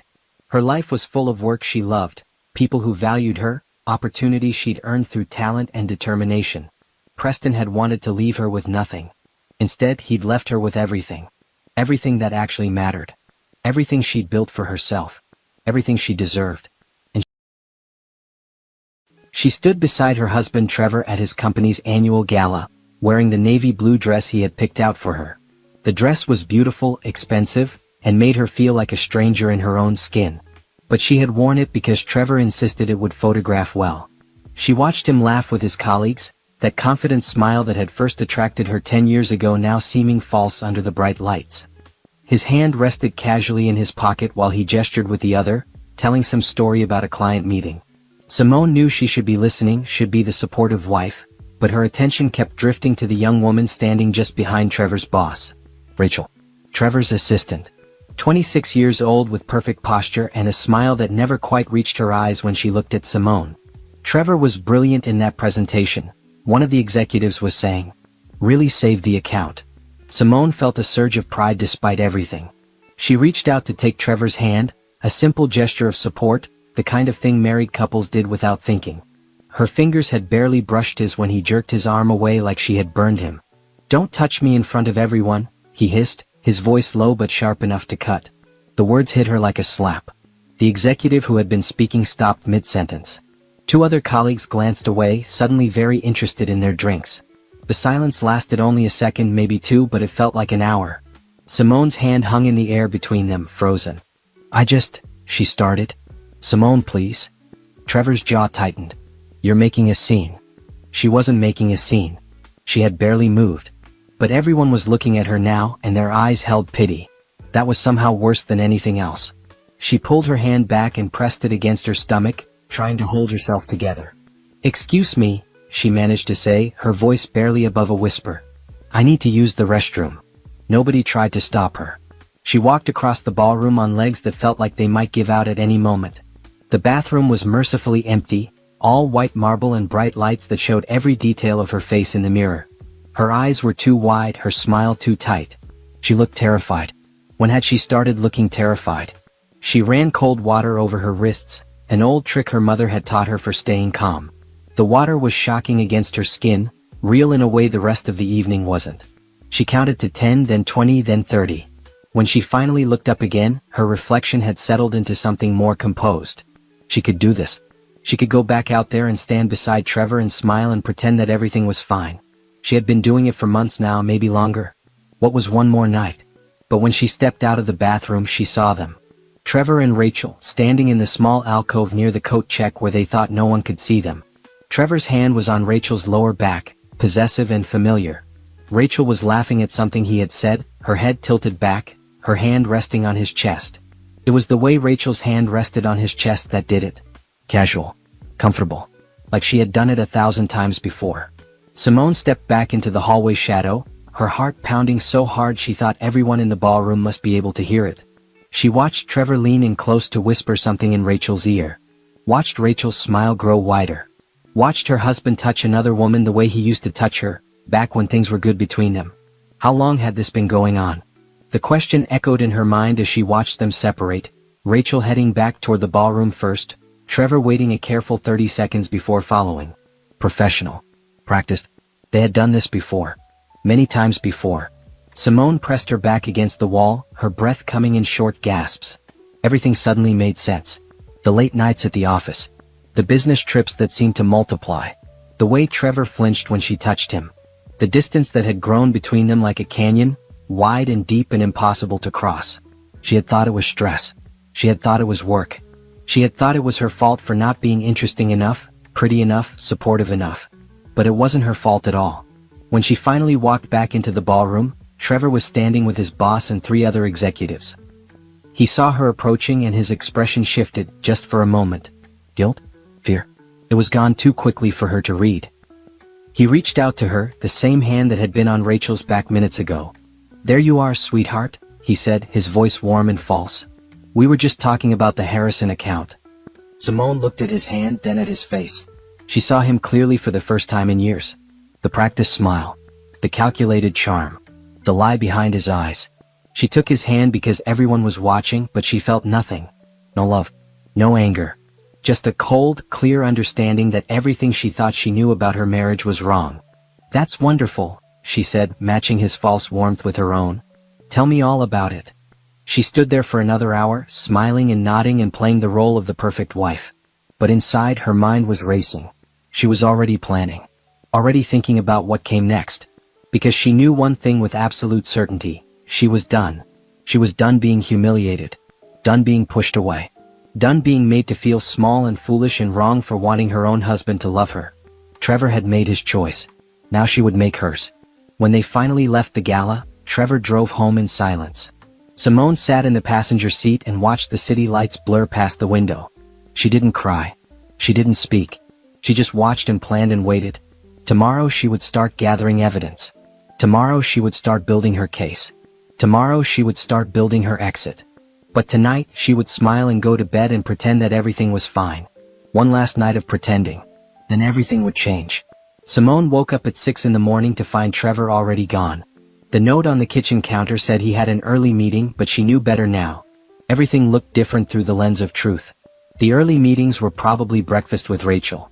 The late nights were probably dinner with Rachel. The business trips were probably weekends with Rachel. She made coffee with steady hands and sat at the kitchen table in the quiet house. The sunlight coming through the windows seemed too bright, too cheerful for what she was about to do. But she couldn't wait. Every day she waited was another day Trevor could hide evidence, move money, or cover his tracks. She started with his laptop. Trevor had left it on his desk in the home office, password protected but easy to guess. She tried their anniversary date first. Wrong. Then his birthday. Wrong. Then, on a hunch that made her stomach turn, she tried Rachel's birthday. The screen unlocked. The first thing she found were the emails. Hundreds of them going back 18 months. They started professional enough, discussing schedules and client meetings. But by the third month, the tone had changed. Rachel sent him photos. Trevor replied with promises. They talked about hotels and weekend getaways and a future that didn't include Simone. "I can't wait until we don't have to hide anymore," Rachel had written in one email from 6 months ago. "When are you going to tell her?" "Soon," Trevor had replied. "I just need to figure out the finances first. I can't lose everything in the divorce." Simone stared at those words until they blurred. He wasn't staying because he loved her or because he was confused. He was staying because he was calculating, trying to figure out how to leave her with nothing. She took screenshots of everything. Every email. Every text message she could find. Every photo Rachel had sent. She saved them all to a flash drive and then to the cloud. Evidence. Proof. Protection. Then she opened their banking app. They had 3 joint accounts: checking, savings, and a money market account they were supposed to be using to save for a house. The checking account looked normal, with regular deposits from both their paychecks and normal expenses. But the savings account balance made her freeze. They should have had close to $150,000 in savings. The balance showed $12,000. Simone felt like someone had punched her in the chest. She clicked through to the transaction history with shaking hands. The withdrawals had started a year ago. Small amounts at first, $2,000 here, $3,000 there. Then larger amounts, $10,000, $15,000, $20,000. The most recent withdrawal was from last week, $25,000. The money market account was worse. It should have had $80,000. The balance was $0. Trevor had cleaned it out completely 3 months ago. She printed out all the bank statements and stuffed them in a folder. Then she went through Trevor's desk drawers looking for anything else. She found credit card statements for cards she didn't know existed. He had racked up $45,000 in debt. Hotels, restaurants, jewelry stores. All the romantic gestures he used to do for her, he was now doing for Rachel. In the bottom drawer, hidden under some old tax documents, she found a receipt from a jewelry store. $8,000 for a diamond bracelet. The date was 2 months ago. Simone had never seen a diamond bracelet. She knew exactly who had. Her phone buzzed. A text from Trevor. "Meeting running long. Don't wait up for dinner." She stared at the message. Before yesterday she would have believed it. She would have eaten alone and gone to bed alone and told herself that he was working hard for their future. Now she knew he was probably making plans with Rachel. Maybe using more of their money to buy her another gift. Simone called in sick to work. Her boss understood. She rarely took sick days and her voice must have sounded as hollow as she felt. Then she sat down at the computer and started researching divorce lawyers. She made a list of questions. How do you prove financial fraud? Can you recover money your spouse stole? What happens to debt accumulated during the marriage? How long does a divorce take? She found a lawyer named Patricia Holmes who specialized in high-conflict divorces. Her website showed a woman in her 50s with kind eyes and a firm jaw. Her reviews all said the same thing: she fights for her clients. She doesn't let anyone get pushed around. Best lawyer I ever hired. Simone called the office. The receptionist was friendly and efficient. "We have an opening tomorrow at 10. Would that work?" "Yes," Simone said. "That would work." She spent the rest of the day going through everything. She found their tax returns and made copies. She found the deed to the house and photographed it. She found Trevor's employment contract and his salary information. She found insurance policies and retirement accounts and investment statements. By the time Trevor came home at 8 that night, smelling like perfume that wasn't hers, Simone had built a complete financial picture of their marriage. She knew exactly what they owned and exactly what Trevor had stolen. "Hey," he said, dropping his briefcase by the door. "How was your day?" "Fine," she said from the couch, her voice neutral. "How was your meeting?" "Long." He loosened his tie and headed for the bedroom. "I'm going to take a shower." Simone waited until she heard the water running. Then she went back to his laptop and found the private investigator's website she had bookmarked earlier. She filled out the contact form, giving details about Trevor's schedule and Rachel's address and the hotels they seemed to prefer. The response came within an hour. "We can start tomorrow. Our rate is $150 per hour. We'll need a $1,500 retainer." Simone had her own checking account that Trevor didn't know about. She had been putting money in it for years, small amounts from her paycheck that she told herself were for emergencies. This qualified. She transferred the money and confirmed the appointment. The investigator would start following Trevor tomorrow afternoon. When Trevor came out of the shower, Simone was in bed pretending to read. He got in beside her and reached for her hand. She let him take it even though her skin crawled at the touch. "I love you," he said, the same lie he had probably told her 1,000 times. "I love you too," she replied and felt nothing. She lay awake long after he fell asleep, listening to him breathe beside her. This man who had promised to love and cherish her. This man who had stolen from her and lied to her and humiliated her in public. This man who thought she was too stupid or too weak to notice what he was doing. He had no idea what was coming. No idea that while he slept, she was gathering evidence and building her case and preparing to walk away from everything they had built together. Tomorrow she would meet with the lawyer. Tomorrow the investigator would start collecting proof. Tomorrow she would take the first real step toward freedom. But tonight she would lie here and let him think he had won. Let him think she was still the quiet, trusting wife who believed his lies. Let him think he was safe. Because the element of surprise was the only advantage she had, and she wasn't going to waste it. Patricia Holmes's office was on the 20th floor of a building downtown, with floor-to-ceiling windows that looked out over the city. Simone sat in the waiting room with her folder of evidence clutched in her lap, trying to keep her breathing steady. She had told Trevor she had a doctor's appointment. He hadn't even looked up from his phone when she left. "Simone." The receptionist smiled at her. "Patricia is ready for you." Patricia Holmes was exactly like her photo, 50s, kind eyes, firm jaw. But in person there was something else. A sharpness. An intelligence that made Simone feel instantly safer. "Thank you for seeing me," Simone said, sitting down in the chair across from Patricia's desk. "Of course." Patricia opened a legal pad and picked up a pen. "Why don't you tell me what's going on?" Simone took a breath and started talking. She told Patricia about the gala, about the emails, about the money. She showed her the bank statements and the credit card bills and the screenshots from Trevor's laptop. She laid it all out, every piece of evidence she had gathered, and watched Patricia's expression grow darker. "This is financial abuse," Patricia said finally. "And possibly fraud depending on how he's been moving the money. You have excellent documentation. Can I get the money back?" Simone asked. "Or is it just gone? We can fight for it. The court doesn't look kindly on one spouse depleting marital assets, especially when it's being used to fund an affair. We can ask for reimbursement and we can make sure the remaining assets are divided fairly." Patricia made notes on her pad. "But I need to know, are you sure you want to do this? Divorce is hard and it's going to get harder when he realizes you're serious." "I'm sure," Simone said. "I don't want to be married to someone who treats me like this." "Good." Patricia nodded. "Then here's what we're going to do. First, we're going to get you set up with a forensic accountant who can track every penny Trevor has spent. Second, we're going to file for divorce and request an immediate freeze on all assets so he can't move any more money. Third, we're going to make sure you're protected financially, legally, and personally." They spent the next 2 hours going through everything. Patricia asked questions Simone hadn't even thought of. Did Trevor have any family money? Did they have any property besides the house? Were there any businesses or investments she didn't know about? By the time Simone left the office, she had a plan. A real, concrete plan with steps and timelines and goals. She also had homework. Patricia wanted her to gather more financial documents and make a list of everything they owned, from furniture to retirement accounts. Simone went home and spent the afternoon photographing every room in the house. Every piece of furniture. Every appliance. Every item of value.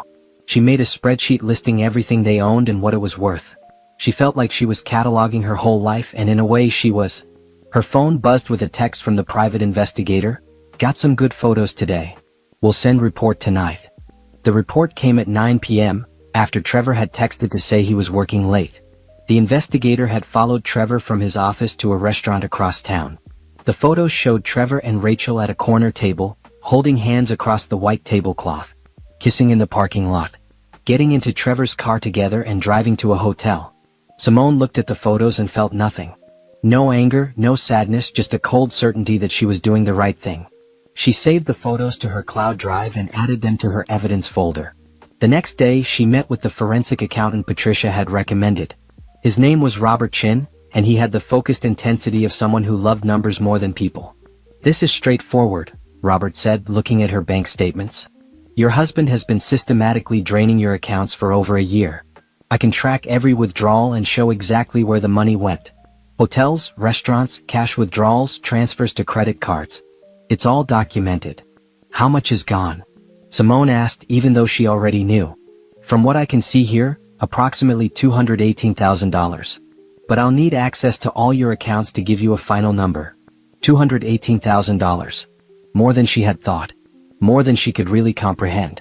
That was years of saving, years of working, years of planning for a future that Trevor had already thrown away. "Can we get it back?" she asked. "We can try. The court will consider it marital waste, money spent on the affair. At minimum, we can argue that you should receive a larger share of the remaining assets to compensate for what he took." Simone signed the papers giving Robert access to their financial records. He promised to have a complete report within a week. She went home and cooked dinner. Trevor came home at 7, earlier than usual. He kissed her cheek and asked about her day. She told him it was fine and asked about his. He told her about a meeting that probably never happened and a client that probably didn't exist. They ate dinner together like a normal couple.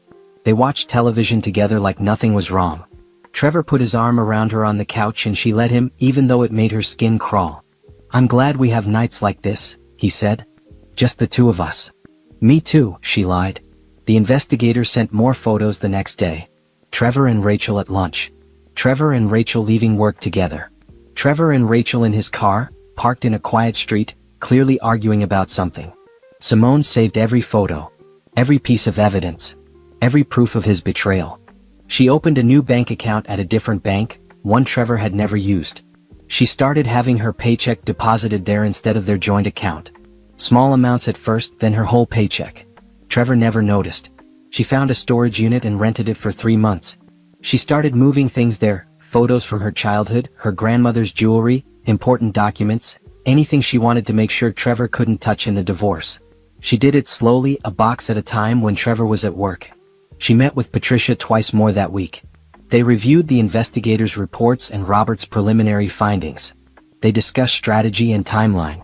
Patricia recommended waiting until they had a complete picture before filing. "You only get one chance to catch him off guard," Patricia said. "We need to make sure we have everything when we move." Simone agreed. Every day of waiting was another day of evidence. Another day of photos from the investigator. Another day of Trevor digging himself deeper. She started looking at apartments online. Nothing too expensive. She needed to save her money for the divorce and for starting over. But something clean and safe in hers. She bookmarked her favorites and made plans to view them once she filed. Trevor noticed she was quiet.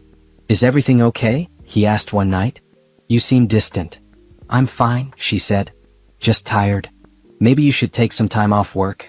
You've been pushing yourself too hard." The irony almost made her laugh. He was the one working late every night, and he was worried about her pushing herself too hard. "Maybe," she said. "I'll think about it." But she didn't take time off.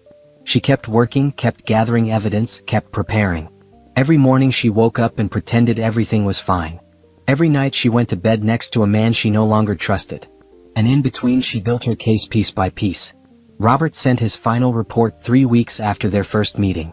The total amount Trevor had taken was $236,000. He had spent it on hotels, restaurants, gifts for Rachel, and cash withdrawals that couldn't be traced. He had also opened 2 credit cards in both their names and maxed them out, another $62,000 in debt that Simone would be responsible for if she didn't fight it. Patricia reviewed everything and nodded. "We have enough. More than enough. When do you want to file?" Simone thought about it.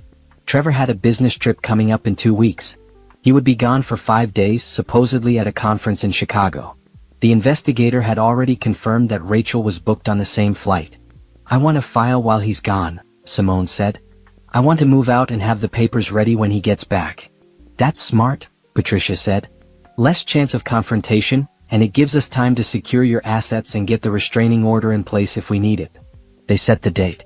2 weeks from Friday, while Trevor was in Chicago with Rachel, Simone would file for divorce.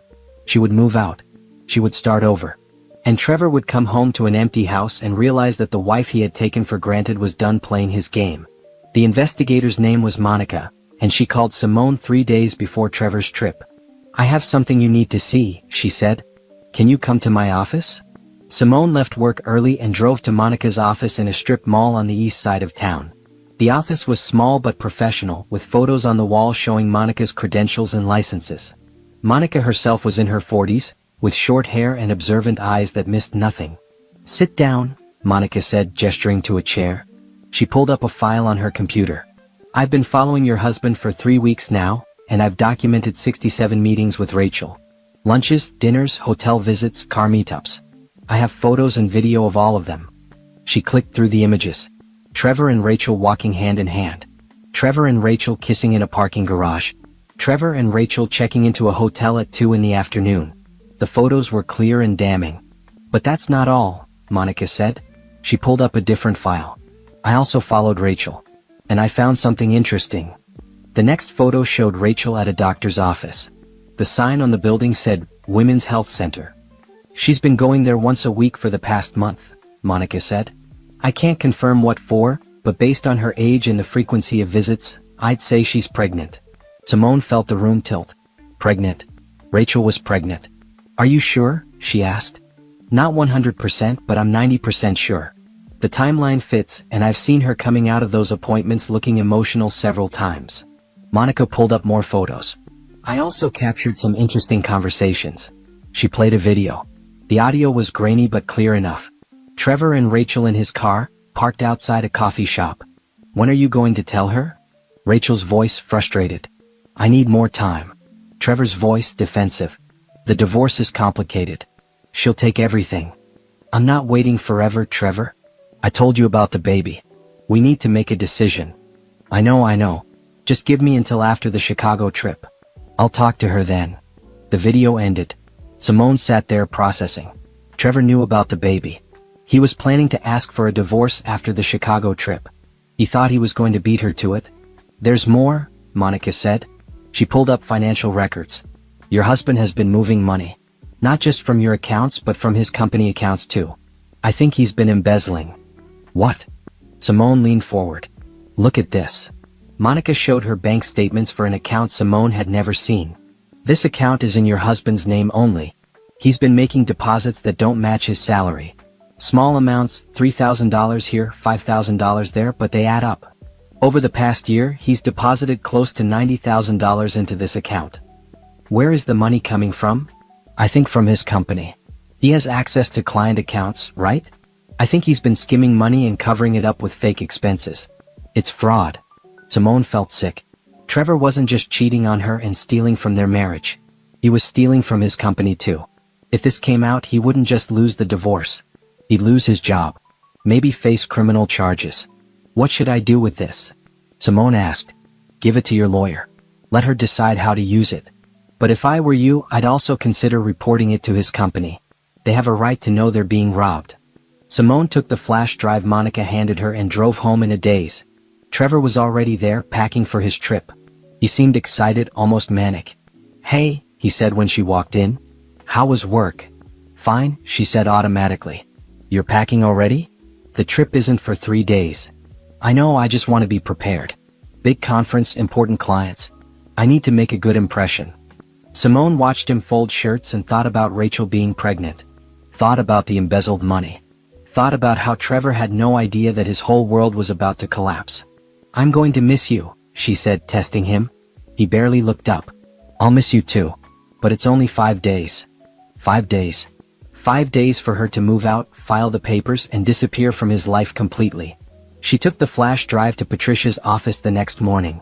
Patricia watched the videos and reviewed the financial documents with growing interest. "This changes everything," Patricia said. "If he's embezzling from his company, that's a criminal matter. We need to be very careful about how we handle this." "What do you mean?" "If we report it now, the police might freeze all his assets, including the ones you're entitled to in the divorce. But if we don't report it and someone finds out later that we knew, that could be a problem." Patricia tapped her pen against the desk. "Let me consult with a colleague. In the meantime, let's focus on the divorce. We can deal with the embezzlement after." Simone agreed. She spent the next 2 days in a strange state of calm. She knew what was coming. She knew that in less than a week her whole life would change. But she wasn't scared. She was ready. She called her friend Jessica, the only person she had told about the divorce. "Can I stay with you for a few weeks? Just until I find my own place." "Of course," Jessica said immediately. "Stay as long as you need." Simone reserved a moving truck for Friday. She made a list of everything she wanted to take: her clothes, her books, her grandmother's furniture that had been in the guest room, all the things that were hers before she married Trevor. She would leave him everything else. The fancy furniture he had picked out. The expensive television. The artwork on the walls. She didn't want any of it. On Thursday night, Trevor came home with flowers. Red roses, the kind he used to buy her when they were dating. "What's this for?" Simone asked. "No reason. I just wanted to remind you that I love you." He kissed her cheek. "I know I've been working a lot lately and I'm sorry. When I get back from this trip, I'm going to make more time for us." Simone took the flowers and put them in a vase. She knew they were guilt flowers. Probably bought because Rachel had been pushing him to leave, and he felt bad about what he was planning to do. Or maybe he just wanted to keep her calm until after the trip. It didn't matter. By the time he got back, she would be gone. "That sounds nice," she said. "I'd like that." They had dinner together. They watched television. They went to bed. Aunt Simone lay awake, counting down the hours until freedom. Trevor's flight left at 6 a.m. Friday morning. Simone woke up with him, made coffee, kissed him goodbye at the door. He pulled her close and held her longer than usual. "I'll call you when I land," he said. "Safe flight," she replied. She watched him drive away and then sat down at the kitchen table. Her hands were shaking, but not from fear. From anticipation. From relief. This was it. After months of planning and gathering evidence and pretending everything was fine, this was the day everything changed. She called in sick to work. Then she called the moving company to confirm they were coming at 9. Then she called Patricia. "He just left," Simone said. "Good. The papers are ready. I'll have them delivered to the house at 5 p.m. That gives you the whole day to move out and be somewhere safe before he gets them." Jessica showed up at 8 with coffee and boxes. "I'm here to help," she said, pulling Simone into a hug. "Let's get you out of here." They started in the bedroom. Simone packed her clothes, her shoes, her jewelry. She left Trevor's side of the closet untouched. She took her books from the bookshelf in the living room, leaving spaces where they had been. She took her laptop and her files and all the personal items she had been slowly moving to storage over the past month. The movers arrived at 9 and started loading the truck. Simone watched them carry out her grandmother's dresser, the one piece of furniture she cared about. She watched them load boxes of her things, her life, everything she wanted to keep from this marriage. By noon, the truck was loaded. Simone walked through the empty house one last time. Her clothes were gone from the closet. Her toiletries were gone from the bathroom. Her books were gone from the shelves. The house looked strange without her things in it. Hollow. Like she had never been there at all. She left her wedding ring on the kitchen counter. She had worn it for 10 years, but taking it off felt like removing a weight she hadn't known she was carrying. She left it there, next to her house key in the garage door opener. Then she left the divorce papers on the kitchen table, right in the center where Trevor couldn't miss them. They were thick 40 pages of complaints and evidence and demands. Patricia had done a thorough job. Every piece of evidence they had gathered was documented. Every dollar Trevor had stolen was listed. Every lie was exposed. On top of the papers, Simone placed a printed copy of the photo from the investigator Trevor and Rachel kissing in the hotel parking lot. She wanted that to be the first thing he saw. She took one last look around the kitchen. 10 years of marriage. 10 years of cooking dinners and planning holidays and building a life with someone who had been lying to her. 10 years of trying to be good enough, trying to be perfect, trying to make him happy. She was done trying. She locked the door behind her and got in her car. Jessica was already heading to her apartment with the moving truck. Simone sat in the driveway for a moment, looking at the house one last time. Her phone buzzed. A text from Trevor: "Landed safe. Chicago is cold. Miss you already." Simone deleted the text without responding. She blocked his number. Then she drove away from the house and didn't look back. Jessica's apartment was small but comfortable. The movers helped Simone carry everything up to the second bedroom, which Jessica had cleared out for her. Boxes stacked against the walls. Her grandmother's dresser in the corner. It wasn't much, but it was hers. "Thank you," Simone told Jessica when the movers left. "I don't know what I would have done without you." "You would have figured it out," Jessica said. "You're stronger than you think." At 5 p.m., Simone's phone rang. It was Patricia. "The papers have been delivered," Patricia said. The process server confirmed he left them on the kitchen table as instructed. "What happens now?" Simone asked. "Now we wait. Trevor has 30 days to respond. In the meantime, I filed a motion to freeze all marital assets so he can't move any more money. And I've sent a letter to his company's legal department informing them about the embezzlement." "You reported him?" "After consultation with a criminal law colleague, yes. We had a legal obligation to report suspected fraud. The company will do their own investigation. If they find evidence of embezzlement, they'll likely fire him and possibly press charges." Simone felt a flutter of something in her chest. Not quite guilt, but not quite satisfaction either. "What will happen to him?" "That's not your concern anymore," Patricia said gently. "Your concern is protecting yourself and getting what you're entitled to in the divorce. Let Trevor worry about Trevor." After they hung up, Simone sat on Jessica's couch and realized she had nothing to do. No dinner to cook for Trevor. No house to clean. No lies to pretend to believe. For the first time in months, she had nothing but time and silence and freedom. She ordered pizza and ate it with Jessica while they watched bad reality television. She laughed at something stupid one of the contestants said. The laugh surprised her. She hadn't really laughed in so long she had almost forgotten what it felt like. At 9 p.m. her phone rang. A known number.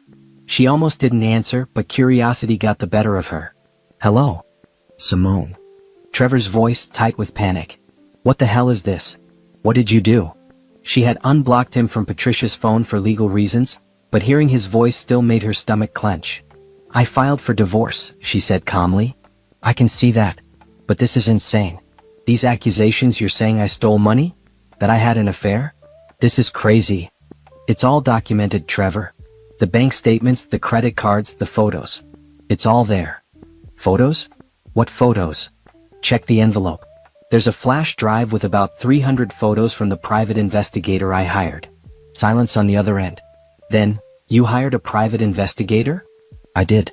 And a forensic accountant. And a lawyer who specializes in high-conflict divorces. I've been planning this for a month, Trevor. Did you really think I wouldn't notice what you were doing?" "Simone, please. We can talk about this. Whatever you think happened, I can explain." "Don't," she cut him off. "Don't lie to me anymore. I know about Rachel. I know about the baby. I know about the money you stole from me and from your company. I know everything." Another silence. Then quietly, "The company? I reported the embezzlement. Your employer should be contacting you soon." "You did what?" His voice rose to a shout. "You destroyed my career. You destroyed everything." "No, Trevor. You destroyed everything. I'm just making sure you face the consequences. I can't believe you would do this. After everything I've done for you." "Done for me?" Simone laughed, a harsh sound. "You stole from me. You humiliated me. You made me feel small and stupid and worthless. The best thing you ever did for me was show me who you really are." "Simone, please. We can work this out. I made mistakes, but we can fix this. Don't throw away 10 years of marriage. You threw it away the moment you touched Rachel. Goodbye, Trevor." She hung up. He called back immediately. She declined the call. He called again. She blocked the number. Her phone buzzed with texts from numbers she didn't recognize. Trevor using different phones trying to reach her. She blocked each one. Finally, she turned off her phone completely. Jessica sat next to her on the couch. "How do you feel?" Simone thought about it. "Free," she said finally. "I feel free." That night, she slept better than she had in months. No more pretending. No more lying. No more waiting for the other shoe to drop. It had dropped. The worst had happened. And she was still standing. The first week after filing was chaos. Trevor's lawyer, a man named Greg Foster who looked like he charged $500 per hour, contacted Patricia immediately. He wanted to negotiate. He wanted to settle. He wanted to make this all go away quietly. Patricia told him to pound sand. "We're not settling," she told Simone at their meeting the following Monday. "Not yet. Not until we get every piece of information we need and every dollar you're entitled to." Trevor tried calling Simone from new numbers every day. She blocked each one. He tried emailing. She set up a filter to send his emails directly to a folder she never checked. He tried showing up at her office. Security escorted him out. He tried showing up at Jessica's apartment building. Jessica called the police. They gave him a warning about harassment. Finally he stopped. The silence was almost worse than the chaos. Simone kept waiting for the next attempt, the next escalation, but nothing came. Then Patricia called. "We got the company's investigation results." Simone met her at the office. Patricia handed her a thick file. Trevor's company did a full forensic audit. They found evidence of embezzlement totaling $127,000 over 2 years. They fired him and reported him to the police. He's likely to face criminal charges. Simone looked at the file. Part of her felt sick. Part of her felt vindicated.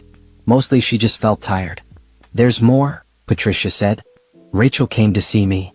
"What? Why?" "She wants to talk to you. She says she has information that might help your case." "No," Simone said immediately. "I don't want anything to do with her." "I understand. But listen to what she told me. Rachel is 8 weeks pregnant with Trevor's baby. Trevor promised to leave you and marry her. He told her he had plenty of money saved up and they would start a new life together. When the embezzlement came out and he lost his job, she realized he was broke. The money he spent on her came from stealing from you and from the company. She's angry and she's willing to testify about everything he told her." Simone sat back in her chair. "She wants to help me? She wants to hurt him. The result is the same. What happens if she testifies? It strengthens our case for the court to award you reimbursement for marital waste. It also gives us leverage to negotiate a better settlement. Plus, her testimony could help the prosecution in the criminal case." Simone thought about it. The idea of working with Rachel, even indirectly, made her stomach turn. But Patricia was right, the result was the same. Trevor would face consequences. Simone would get justice. "Okay," she said. "Tell her I'll agree to let her testify. But I don't want to meet her or talk to her directly." "Understood." The next 2 weeks were a whirlwind of legal paperwork. Patricia filed motions. Trevor's lawyer filed counter motions. They fought over every asset, every piece of furniture, every shared account. Trevor's position was simple. He wanted to split everything 50-50. He claimed the money he took was marital funds that he had a right to spend.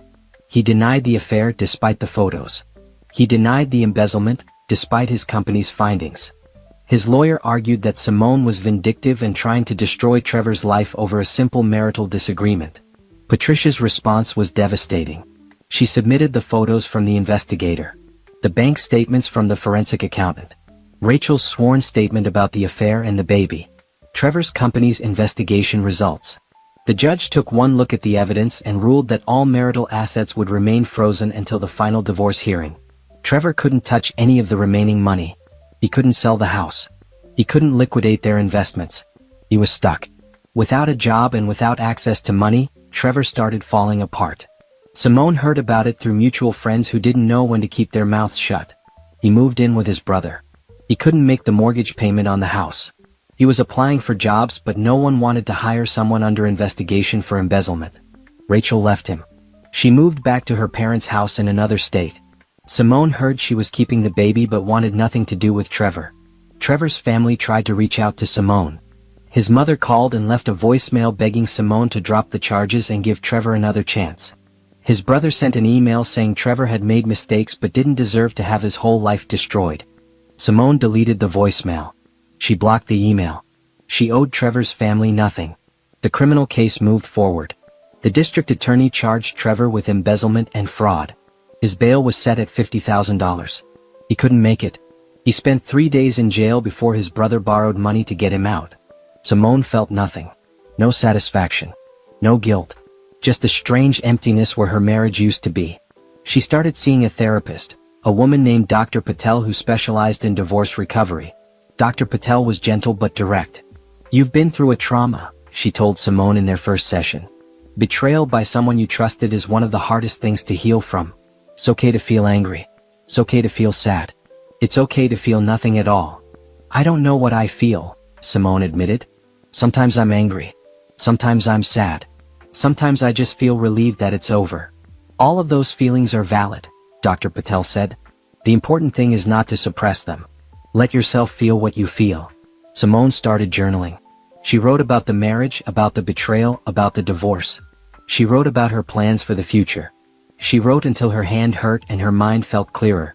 She joined a support group for people going through divorce.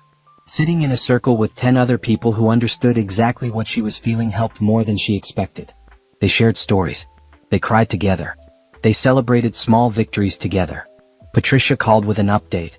Trevor's lawyer wants to settle. He's offering you 60% of the remaining assets and agreeing to pay back 40% of what he stole.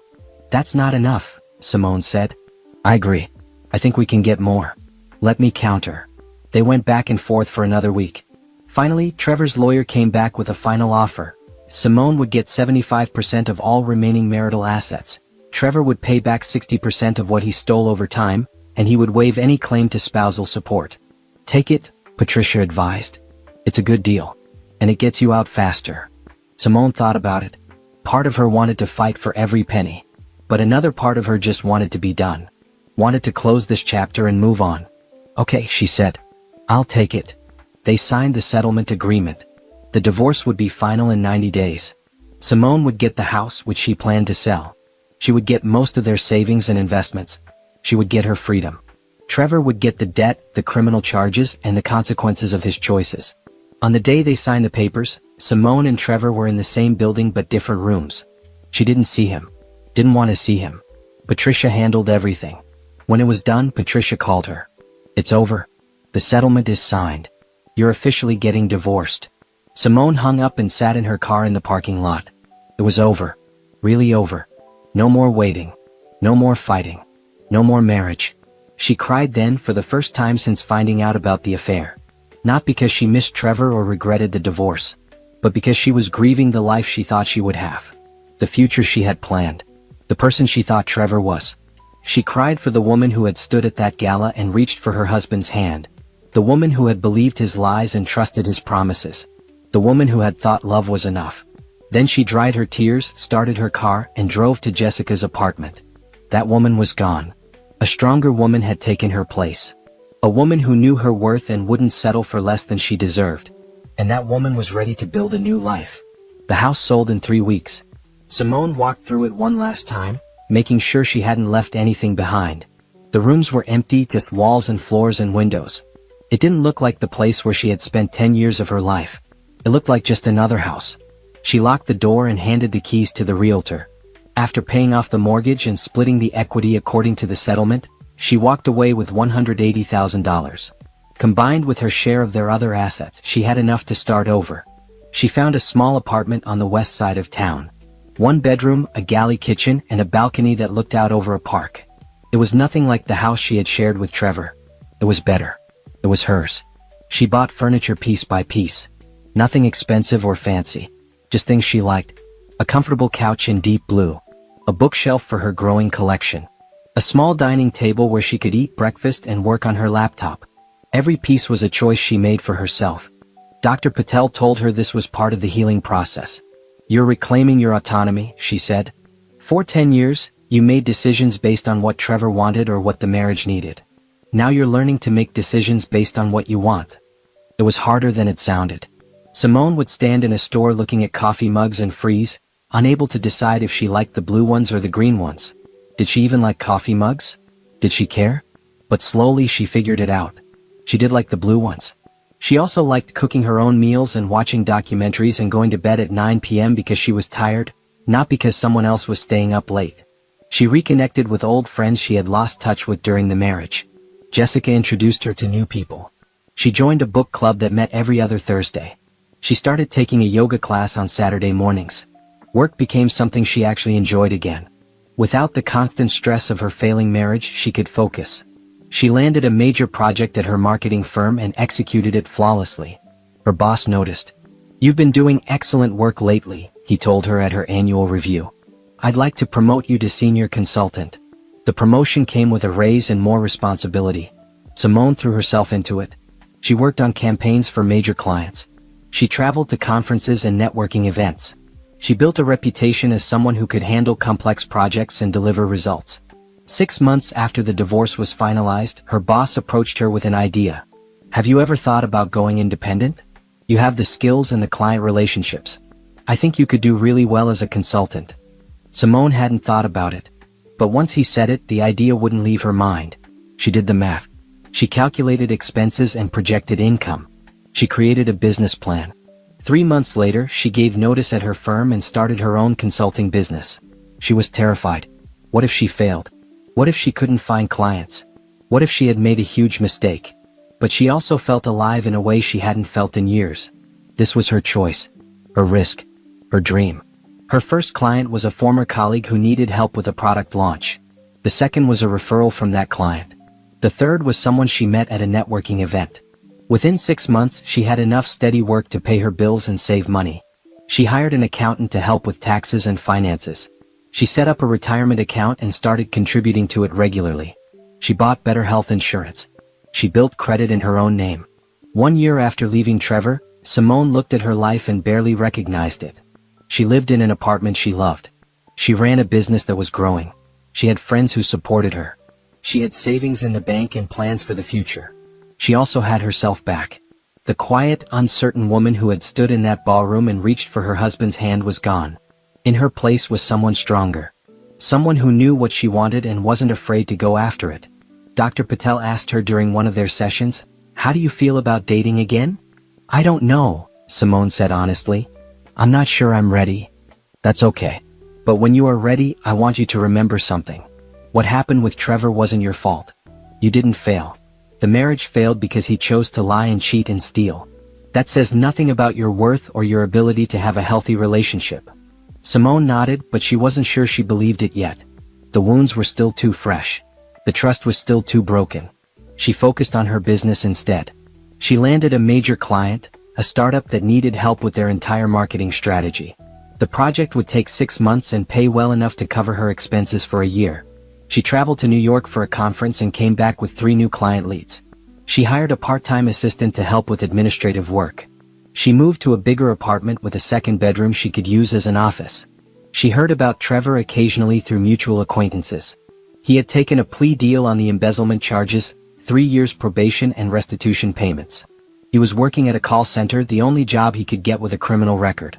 Rachel had the baby, a girl, but Trevor had no custody rights because he couldn't pay child support. Simone felt a flicker of something when she heard that news. Not satisfaction exactly. Just a quiet acknowledgement that actions had consequences. She ran into Trevor's mother at a grocery store 18 months after the divorce. The older woman looked at her with sad eyes. "Simone," she said softly, "how are you?" "I'm well, thank you," Simone said politely. "I just want you to know that I'm sorry. For everything Trevor put you through. You deserve better." Simone felt unexpected tears prick her eyes. "Thank you. That means a lot. I know you probably don't want to hear this, but Trevor asks about you sometimes. I think he regrets what he did." "I'm sure he does," Simone said. "But that's not my problem anymore." She paid for her groceries and walked out. In the parking lot, she sat in her car for a moment, processing the encounter. 2 years ago, running into Trevor's mother would have destroyed her for days. Now, it was just a minor blip in her afternoon. She was healing. Really healing. Not just surviving but thriving. That night, she updated her business plan. She had goals now. Real goals that had nothing to do with anyone else. She wanted to grow her client base. She wanted to hire a full-time employee. She wanted to save enough money to buy a small condo. She was building a life. Not the life she had planned 10 years ago, but something better. Something that was entirely her own. 2 years after the divorce, Simone's consulting business had grown beyond anything she had imagined. She now had 5 employees, a small office downtown, and a client roster that included several Fortune 500 companies. The marketing campaign she had designed for a tech startup had gone viral, earning her industry recognition and more business than she could handle. She stood in her new condo, looking out the floor-to-ceiling windows at the city below. She had closed on the property last month, a 2-bedroom unit in a modern building with a gym and a rooftop terrace. It wasn't huge, but it was beautiful and it was hers. Completely hers. No mortgage split with someone else. No compromise on the location or the style. Just her choice. Her phone rang. Patricia Holmes, who had become more of a friend than just her lawyer. "Did you see the article?" Patricia asked. "What article?" "Check your email. The Business Journal did a feature on successful women entrepreneurs. You're in it." Simone opened her laptop and found the article. There she was, photographed in her office, with a whole page dedicated to her business journey. The article talked about how she had started her consulting firm from nothing and built it into a thriving business in just 2 years. What it didn't mention was the divorce. The betrayal. The pain that had pushed her to take the risk in the first place. She had asked the journalist to leave that part out. This wasn't a story about surviving divorce. It was a story about building something that mattered. Her assistant, a sharp young woman named Grace, called. "Have you seen your inbox? We've gotten 17 new client inquiries since the article went live this morning." Simone laughed. 17? In one morning? And counting. This is going to be huge for us. She spent the rest of the day fielding calls and emails. By the evening they had 23 new inquiries. Some she would take on. Some she would refer to other consultants she trusted. The ones she took would grow her business even more. She treated Grace and her other employees to dinner at a nice restaurant to celebrate. They talked about expansion plans and hiring strategies and the possibility of opening a second office. "You've built something amazing," Grace told her. "In 2 years you've gone from solo consultant to this. It's impressive." Simone smiled. "We've built something amazing. I couldn't do this without all of you." But alone in her condo that night, she let herself feel proud. She had done this. She had taken the worst moment of her life and turned it into fuel for something better. She had proven to herself that she didn't need Trevor or the marriage or the life she thought she wanted. She could build her own life. A better life. She heard through a former colleague that Trevor was still struggling. The call center job barely paid his bills. He was living with his brother and would be for the foreseeable future. The restitution payments took most of his paycheck. Rachel had moved to another state and he saw his daughter maybe twice a year. Simone felt nothing when she heard this. Not satisfaction. Not pity. Just nothing. Trevor's life was no longer any of her concern. She got invited to speak at a business conference about marketing strategy. Standing on that stage in front of 300 people talking about campaigns she had designed and executed, she felt something shift inside her. This was who she was meant to be. Not Trevor's wife. Not someone's employee. But a business owner. A leader. Someone who created opportunities instead of waiting for them. The speaking engagement led to more opportunities. She was asked to write an article for a trade magazine. She was invited to join a panel discussion on entrepreneurship. She was offered a position on the board of a nonprofit that helped women start businesses. She said yes to all of it.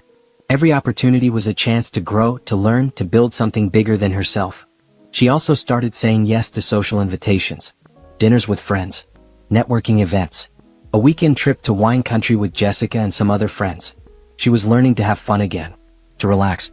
To trust that the world wouldn't fall apart if she wasn't constantly on guard.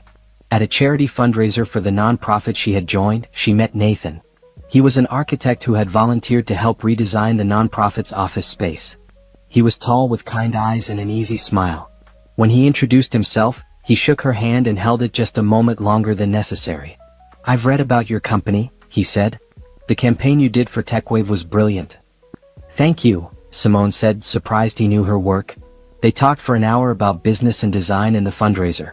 When the event ended, he asked for her number. "I'd like to take you to dinner sometime," he said. "If you're interested." Simone hesitated. Dating felt like stepping off a cliff. What if she chose wrong again? What if she couldn't trust her judgment? But Nathan was patient. "No pressure," he said. "Think about it.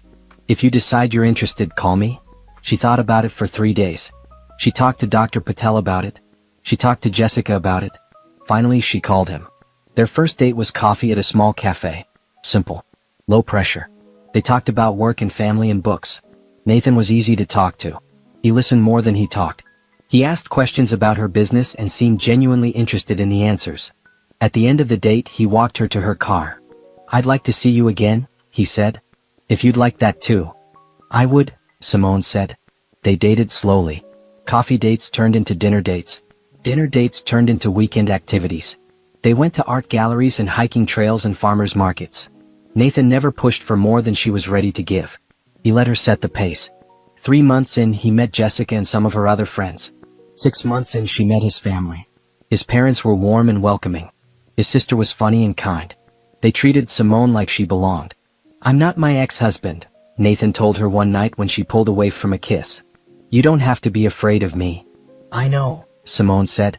"But it's hard to trust again." "I understand. Take all the time you need. I'm not going anywhere." And he didn't. When she had bad days and couldn't explain why, he gave her space. When she wanted to talk, he listened. When she needed reassurance, he gave it without making her feel weak for needing it. Slowly, carefully, she let herself trust him. She let herself believe that not all men were like Trevor. That it was possible to have a relationship built on honesty and respect and genuine care. Her business continued to thrive. She hired 3 more employees. She opened a second office in a neighboring city. She won awards for her campaigns.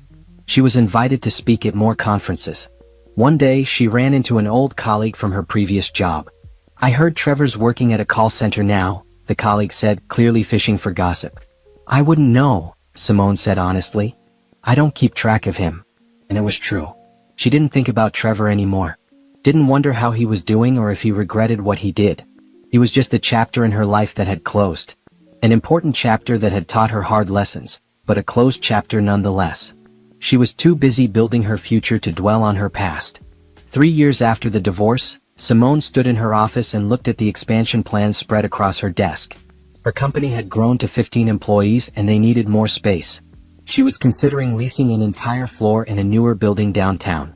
"This is a big step," Grace said, looking at the numbers. "But we can afford it. We've had record growth this quarter." Simone smiled. Record growth. Her company that she had started from nothing was now generating over $2 million in annual revenue.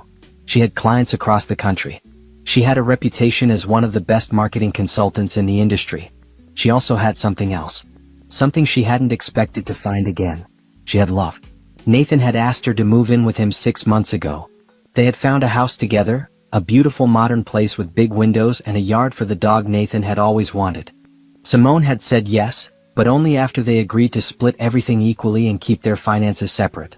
She would never again put herself in a position where someone else controlled her money. Nathan had agreed without hesitation.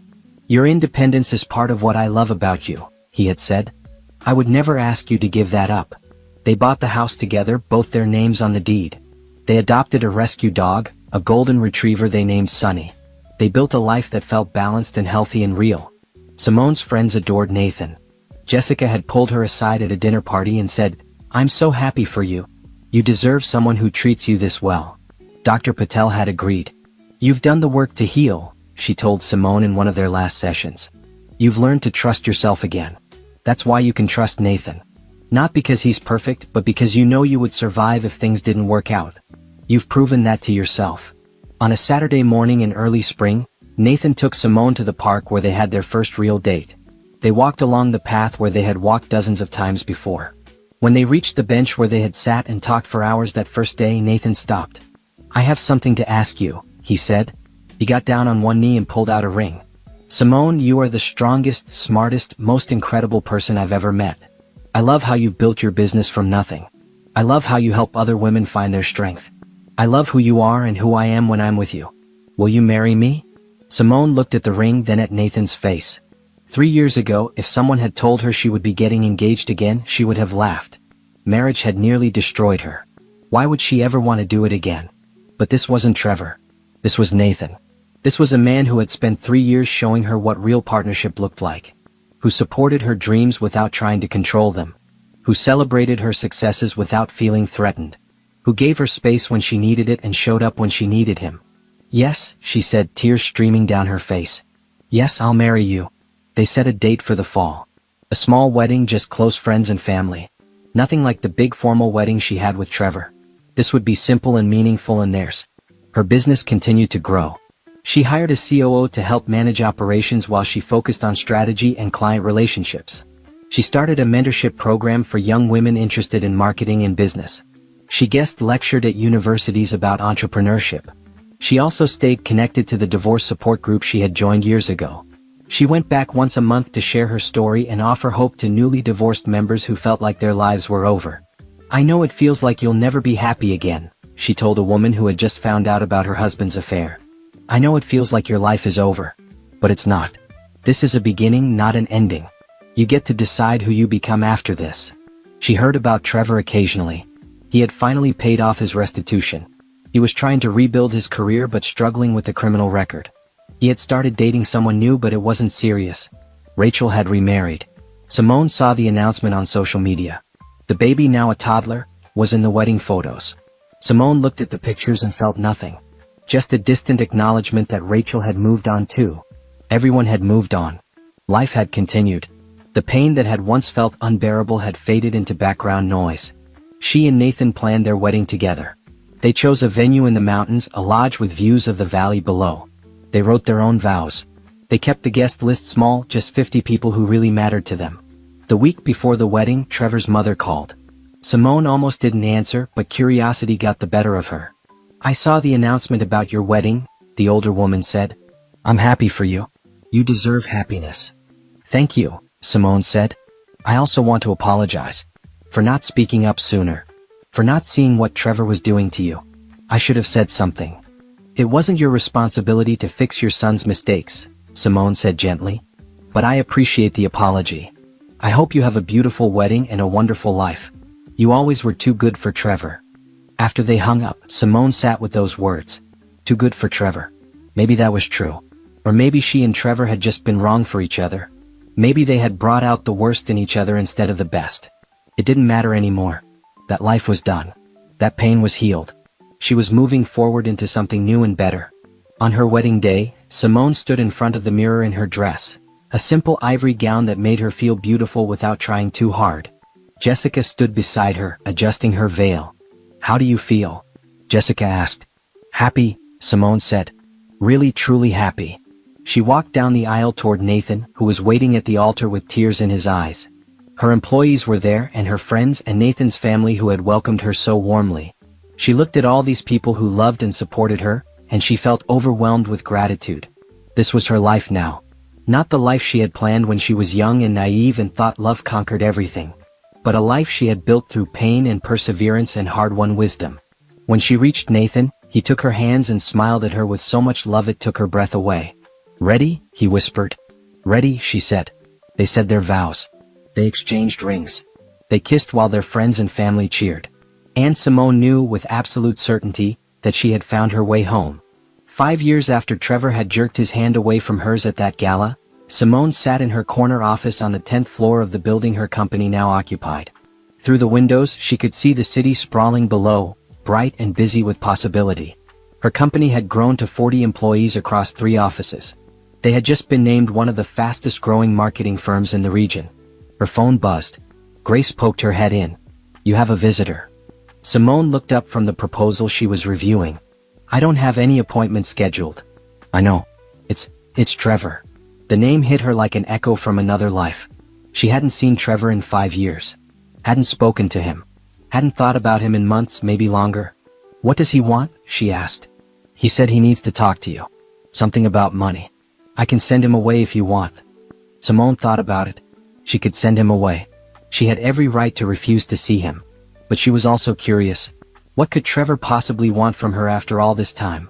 5 minutes, she said. "I'll give him 5 minutes." Grace showed Trevor into the conference room. Simone waited a moment before walking in. When she did, she barely recognized the man sitting at the table. Trevor looked older. Much older than 5 years should have made him. His suit was cheap and ill-fitting. His face was tired. The confidence and charm that had once defined him were gone, replaced by something that looked like defeat. "Simone," he said, standing up. "Thank you for seeing me." "You have 5 minutes," she said, staying near the door. He sat back down. "I know I have no right to ask you for anything.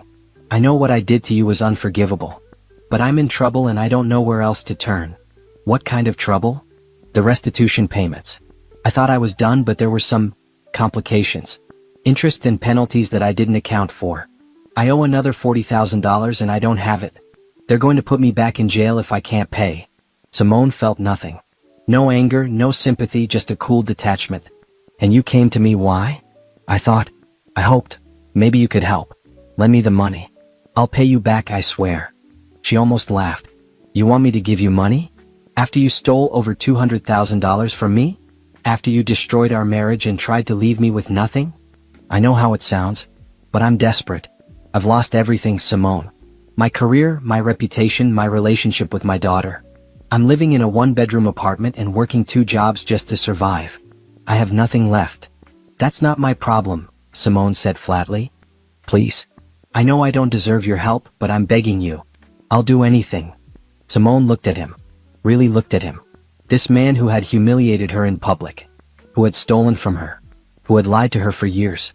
Who had made her feel small and worthless and invisible. And she felt nothing. No anger that needed satisfying. No wounds that needed healing. He was just a stranger who had once been her husband.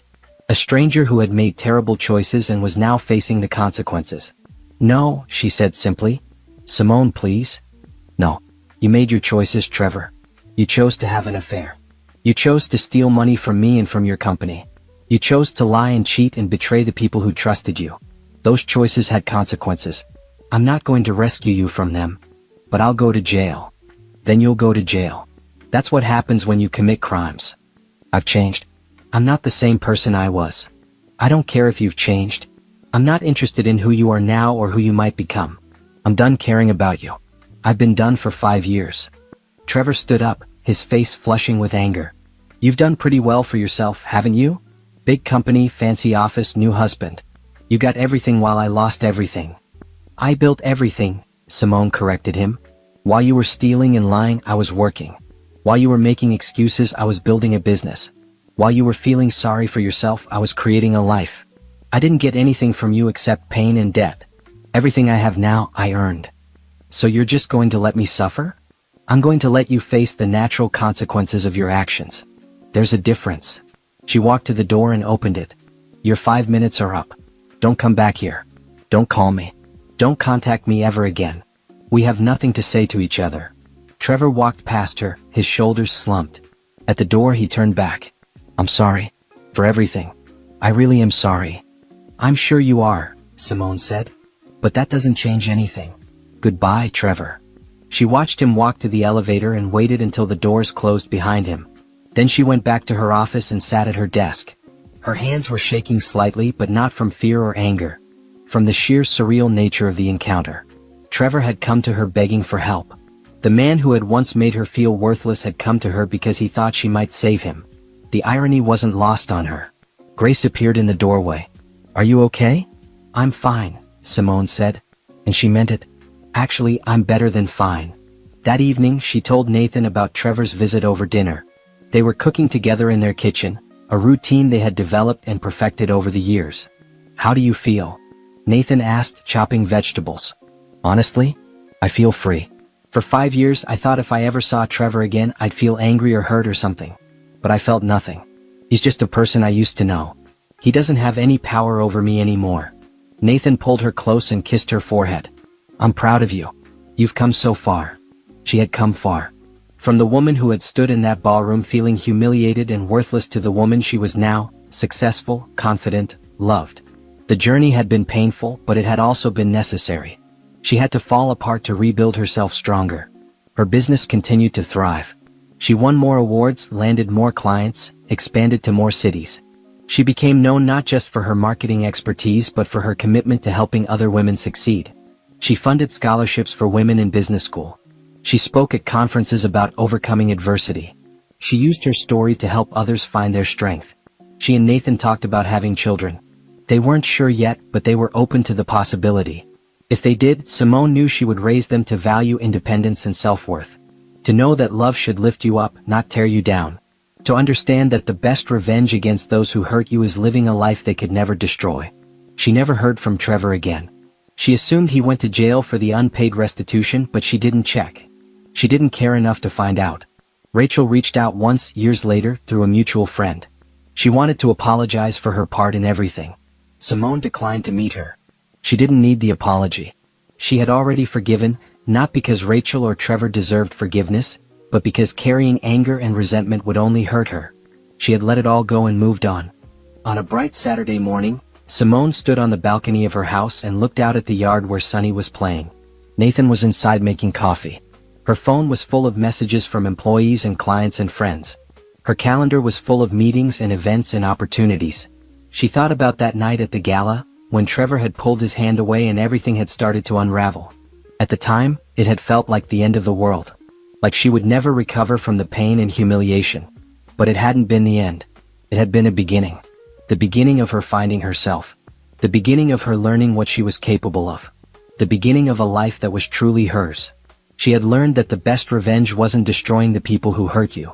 It was building a life so good, so full, so happy that their absence from it was a blessing rather than a loss. Trevor had thought he could humiliate her, control her, leave her with nothing. Instead, he had freed her to become someone stronger than she ever could have been with him. Someone who knew her worth and refused to settle for less. Someone who had taken the worst thing that ever happened to her and transformed it into fuel for building something beautiful. she heard Nathan calling her inside. She took one last look at the city, at the life she had built, at the future stretching out before her full of possibility. Then she turned and walked inside, leaving the past behind her where it belonged, ready to embrace whatever came next. Because she had learned the most important lesson of all. She didn't need anyone to complete her. She was already whole. Already enough. Already exactly who she needed to be. And something was wrong. The table was set with the good china, the kind that only came out for major announcements. Her husband Trevor sat at one end, and beside him was Sierra, his assistant from work. Sierra's hand rested on her round belly, a satisfied smile on her face. Trevor's entire family was already seated, their eyes darting between Naomi and the couple at the head of the table. "Naomi, glad you could make it," Trevor's mother said, her voice tight and formal. There was no warmth in her words, no hug like she usually gave. Naomi's stomach twisted into knots. "I don't understand. Why is Sierra here?" Naomi asked, looking at her husband of 6 years. "Trevor, what's going on?" Trevor cleared his throat and stood up. He wouldn't meet her eyes. "I asked everyone to come tonight because I have an announcement to make. Sierra is pregnant. The baby is mine. We've been together for over a year now and we're going to be a family." The words hit Naomi like a physical blow. Her legs felt weak. She grabbed the back of a chair to steady herself. "What did you just say?" Sierra spoke up, her voice dripping with false sweetness. "I'm 5 months along. We wanted to tell you in front of the family so everything would be clear. Trevor and I are in love. We're having a boy." Naomi looked around the room. Trevor's parents sat silently. His sister looked away. His brother shifted uncomfortably. They all knew. Every single person in this room knew about this before she did. Her own husband had orchestrated this public humiliation. "You brought me here to tell me this? In front of everyone?" Naomi's voice shook, not from sadness, but from rage that was building inside her chest. "We thought it would be easier this way," Trevor said, finally looking at her. "I want a divorce. I've already moved my things to Sierra's apartment. You can stay in the house until we figure out the details." Sierra placed her hand over Trevor's, the diamond on her ring finger catching the light. An engagement ring. Naomi felt bile rise in her throat. This woman was wearing a ring, carrying his child, sitting in his family's home like she belonged there. And Naomi was the outsider. "How long have you all known?" Naomi asked the room. No one answered. She turned to Trevor's mother. "Barbara, you knew about this?" Barbara pursed her lips. "Trevor told us 3 months ago. He wanted to wait until Sierra was further along before telling you. We thought it was best to respect his wishes." 3 months. They had all been lying to her face for 3 months. Every Sunday dinner, every phone call, every holiday gathering. Naomi felt tears burning behind her eyes, but she refused to let them fall. Not here. Not in front of these people who had betrayed her. "I gave up my job opportunity in New York to stay here for you," Naomi said to Trevor, her voice steady despite the pain. "I used my connections to help you get your business off the ground. I trusted you." "Things change," Trevor said with a shrug. "Sierra and I just have more in common. She understands me better." Sierra smiled and rubbed her belly. "The baby is kicking so much lately. Trevor talks to him every night. We're thinking of naming him Trevor Jr." That was it. That was the moment Naomi felt something inside her break and then harden into steel. She looked at Trevor, really looked at him, and saw a stranger. A weak, selfish man who had thrown away 6 years of marriage for a younger woman and an ego boost. "I want you to remember this moment," Naomi said quietly, her voice cold. "I want you to remember how proud you looked right now. How happy you both seem. Because I promise you, this won't end the way you think it will." "Are you threatening us?" Sierra asked, her hand moving protectively to her stomach. "No. I'm just telling you the truth. What goes around comes around." Naomi picked up her purse from the chair. "I'll have my lawyer contact you tomorrow, Trevor. Don't come to the house. I'll have the locks changed tonight." She walked toward the door, her head high despite her heart breaking into pieces. Behind her, she heard Trevor's mother say something about how dramatic she was being. She heard Sierra laugh, a high, victorious sound. Naomi made it to her car before the first sob escaped. She sat in the driveway of the house where she had spent countless Sunday dinners, where she had celebrated holidays and birthdays, where she had believed she was part of a family. All lies. She pulled out her phone and called the only person she knew would answer. "Rochelle? I need somewhere to stay tonight." "I'm here," her best friend said immediately. "What happened?" "Everything just fell apart," Naomi whispered. But I'm not going to fall apart with it. I'm going to make sure he regrets this for the rest of his life. As she drove away from that house for the last time, Naomi felt something shift inside her. The pain was still there, sharp and real, but underneath it was something stronger. Determination. Trevor thought he had won. Sierra thought she had taken everything. But they had no idea who they were dealing with. Naomi had built her career on being smart, strategic, and patient. She had closed million-dollar deals and outmaneuvered tough negotiators. This would be no different. Trevor wanted a war? He was about to get one. And Naomi always finished what she started. She just didn't know yet that the baby Sierra carried would be the key to everything unraveling in ways none of them could imagine. Naomi stood in Rochelle's guest bedroom, staring at her reflection in the mirror. Her eyes were swollen from crying all night. Her hair was a mess. She looked like a woman who had just lost everything. And maybe she had. But she refused to stay broken. "I made breakfast," Rochelle called from the kitchen. "Come eat something." Naomi splashed cold water on her face and walked out to find her best friend had made all her favorite foods. Pancakes, eggs, turkey bacon, fresh fruit. Rochelle stood there in her pajamas, concern written all over her face. "I don't know how to thank you for this," Naomi said, sitting down at the kitchen island. "You don't have to thank me. That's what family does." Rochelle poured her a cup of coffee. "Have you talked to him?" "No. I turned off my phone last night. I can't deal with his voice right now." Naomi pushed the food around on her plate. "I keep replaying it in my head.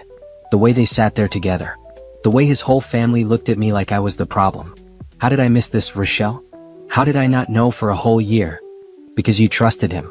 That's not your fault. That's his betrayal, not your blindness." Rochelle sat down across from her. "What are you going to do?" "I'm going to divorce him. And I'm going to make sure he doesn't get away with humiliating me like that." Naomi took a sip of her coffee. "I need to find a good lawyer. Someone ruthless. I know someone. Veronica Stone. She handled my cousin's divorce last year. The husband tried to hide assets and she found everything. He ended up having to sell his car to pay what he owed." Rochelle pulled out her phone. "Want me to call her?" "Yes. The sooner the better." While Rochelle made the call, Naomi finally turned on her phone. 53 missed calls from Trevor. 27 text messages. She scrolled through them, her anger building with each one. The first few were apologies. "I'm sorry it happened that way. We should talk." Then they turned angry. "You're being childish. Answer your phone." By the early morning hours they became threatening. "Don't try to take me for everything. You won't win. I have lawyers too." There were also messages from Trevor's mother, telling her she was being selfish and should think about what was best for the baby.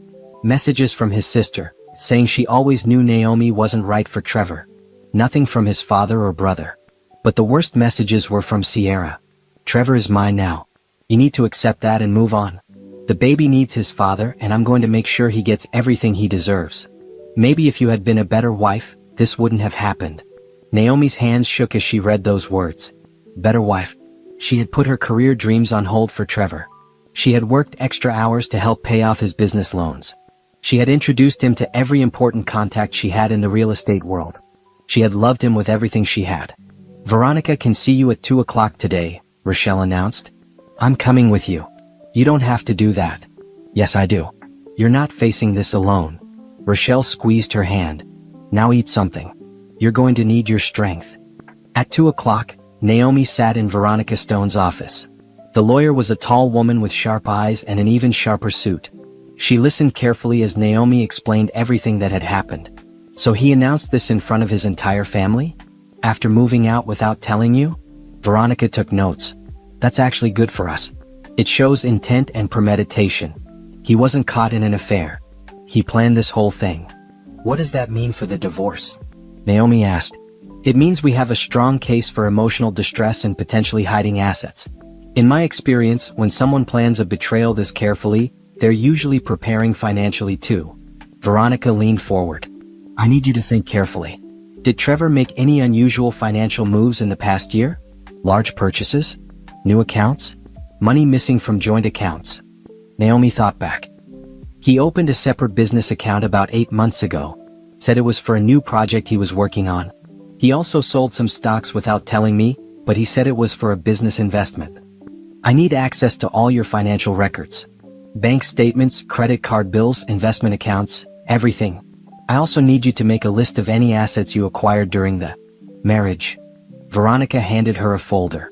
This process isn't going to be easy, and it's not going to be fast. But if he's hiding money or trying to leave you with nothing, we'll find it. I want everything I'm entitled to, Naomi said firmly. I'm not letting him walk away from this marriage like it meant nothing. Good. That's the energy I need from you. Veronica smiled. One more thing. Don't communicate with him directly. Everything goes through me from now on. And stay off social media. Don't post anything about the divorce or your feelings. The last thing we need is him using your words against you in court. After the meeting, Naomi and Rochelle went back to the house Naomi had shared with Trevor. The locks had been changed by a locksmith Rochelle had called that morning. Inside, everything looked the same, but it all felt different now. This house that had been their home was now just a building filled with painful memories. Pack up his stuff, Rochelle suggested. Get it out of here so you can start fresh. They spent the next few hours boxing up Trevor's clothes, his books, his personal items. Naomi found photos from their wedding day tucked in his drawer. She looked so happy in those pictures. So in love. So naive. In the back of his closet, she found a shoebox. Inside were receipts from expensive restaurants she had never been to. Hotel stays in cities she had never visited with him. Jewelry purchases she had never received. He had been spending their money on Sierra for months, maybe longer. Naomi photographed every receipt and put them back carefully. Evidence. Everything was evidence now. Her phone rang. It was her boss, Patricia. Naomi, I heard what happened. Are you okay? How did you find out? Trevor called the office looking for you. He seemed pretty upset that you weren't answering his calls. I told him you weren't here and hung up on him. Patricia paused. Take the week off. You don't need to be at work right now. Thank you, but I'd rather stay busy. Work is the only thing that feels normal right now. All right. But if you need anything, you let me know. And Naomi? I never liked him. You always seemed to be doing everything while he took the credit. After she hung up, Naomi thought about Patricia's words. It was true. In their marriage, she had been the one making sacrifices. She had been the one compromising. And where had that gotten her? That night, lying in the guest room at Rochelle's apartment, Naomi made herself a promise. She would never again make herself small for a man. She would never again put someone else's dreams before her own. And she would make Trevor regret the day he decided to betray her. The war was just beginning. Monday morning arrived cold and gray. Naomi got up early, put on her best navy suit, and walked into her office like nothing had happened. She refused to hide. She refused to be ashamed. Trevor was the one who should be hiding, not her. Her coworkers were kind. They didn't ask questions or stare. Someone had put a coffee and a muffin on her desk with a note that just said, "You've got this." It made her eyes water, but she blinked the tears away and got to work. By lunchtime, Veronica had already filed the divorce papers.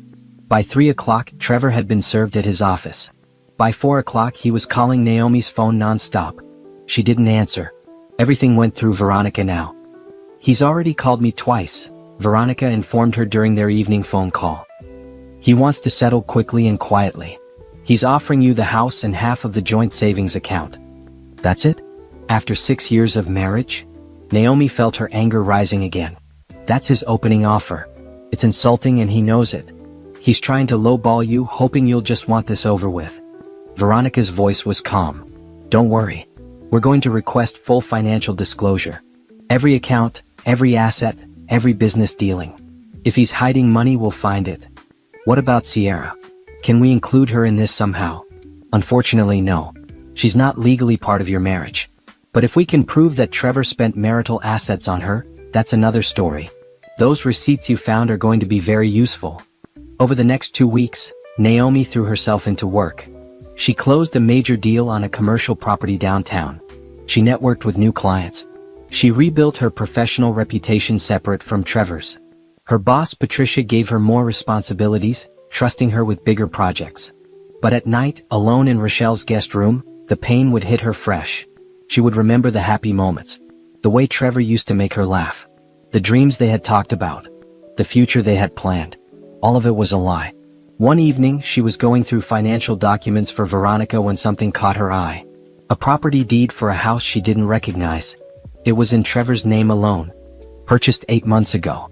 She had never seen this document before. She had never heard Trevor mention buying another property. She called Veronica immediately. I found something. Trevor bought a house last year and I never knew about it. What's the address? Naomi read it off. It was in an expensive neighborhood across town. Let me look into this, Veronica said. This could be very significant. If he purchased property during your marriage without your knowledge, especially using marital funds, that's a serious problem for him. The next day Veronica called back. The house. It's where Sierra has been living for the past 6 months. Trevor bought it for her. He used money from your joint investment account to make the down payment. Naomi felt sick. He bought her a house with our money? Yes. And he never disclosed this asset in his initial financial statement to my office. That's fraud, Naomi. He's trying to hide what he owns so he doesn't have to split it with you. What do? We go to court. We show the judge exactly what kind of person Trevor is. And we make sure he pays for every lie. The court date was set for 3 weeks later. In that time, Naomi did something she hadn't done in years. She focused on herself. She started going to the gym every morning. She got a new haircut. She bought new clothes that made her feel powerful. She spent time with Rochelle and other friends she had neglected during her marriage. She also started digging through Trevor's business connections. As a real estate developer, she had access to property records and business filings. She started noticing patterns. Trevor had been involved in several property deals over the past year, deals that she had helped set up through her industry contacts. But her name wasn't on any of the paperwork. He had used her relationships to make money, then cut her out completely. She made copies of everything. Every email where she had introduced Trevor to a client. Every meeting she had arranged. Every connection she had made that he had profited from. It was all evidence of how he had used her. She also noticed something else. Trevor's business partner, a man named Harrison, had been copied on several emails about the property deals. But Harrison's name didn't appear on any of the final contracts. It looked like Trevor had cut him out too. On a hunch, Naomi called Harrison's office. Hi, this is Naomi Carter. I'm Trevor's wife. I was hoping to speak with Harrison about some business matters. I'm sorry, but Harrison and Trevor are no longer business partners, the secretary said. They dissolved their partnership 6 months ago. It wasn't amicable. I see. Is there a number where I can reach Harrison directly? It's important. The secretary hesitated, then gave her a personal cell number. He might not want to talk about Trevor, just warning you. Naomi called the number. Harrison answered on the 3rd ring. This is Naomi Carter, she said. I know you and Trevor aren't partners anymore, but I'm going through a divorce with him, and I think we might have some common interests. There was a long pause. He screwed you over too, didn't he? Completely. And I'm trying to build a case to make sure he doesn't get away with it. Meet me for coffee tomorrow, Harrison said. I have a lot to tell you. The next morning, Naomi sat across from Harrison in a quiet coffee shop. He was a middle-aged man with tired eyes and a bitter expression. Trevor and I started our business together 5 years ago, Harrison explained. Equal partners. But over the past 2 years he started making deals on the side. Using our company resources and connections but keeping the profits for himself. When I confronted him, he bought me out at way below what my share was worth. Threatened to tie me up in court for years if I didn't sign. Do you have proof of these side deals? I have everything. Emails, contracts, bank statements. I kept copies of it all because I knew one day it might matter. Harrison leaned forward. Your lawyer contacted me last week as part of the discovery process. I'm required to provide documents about the business.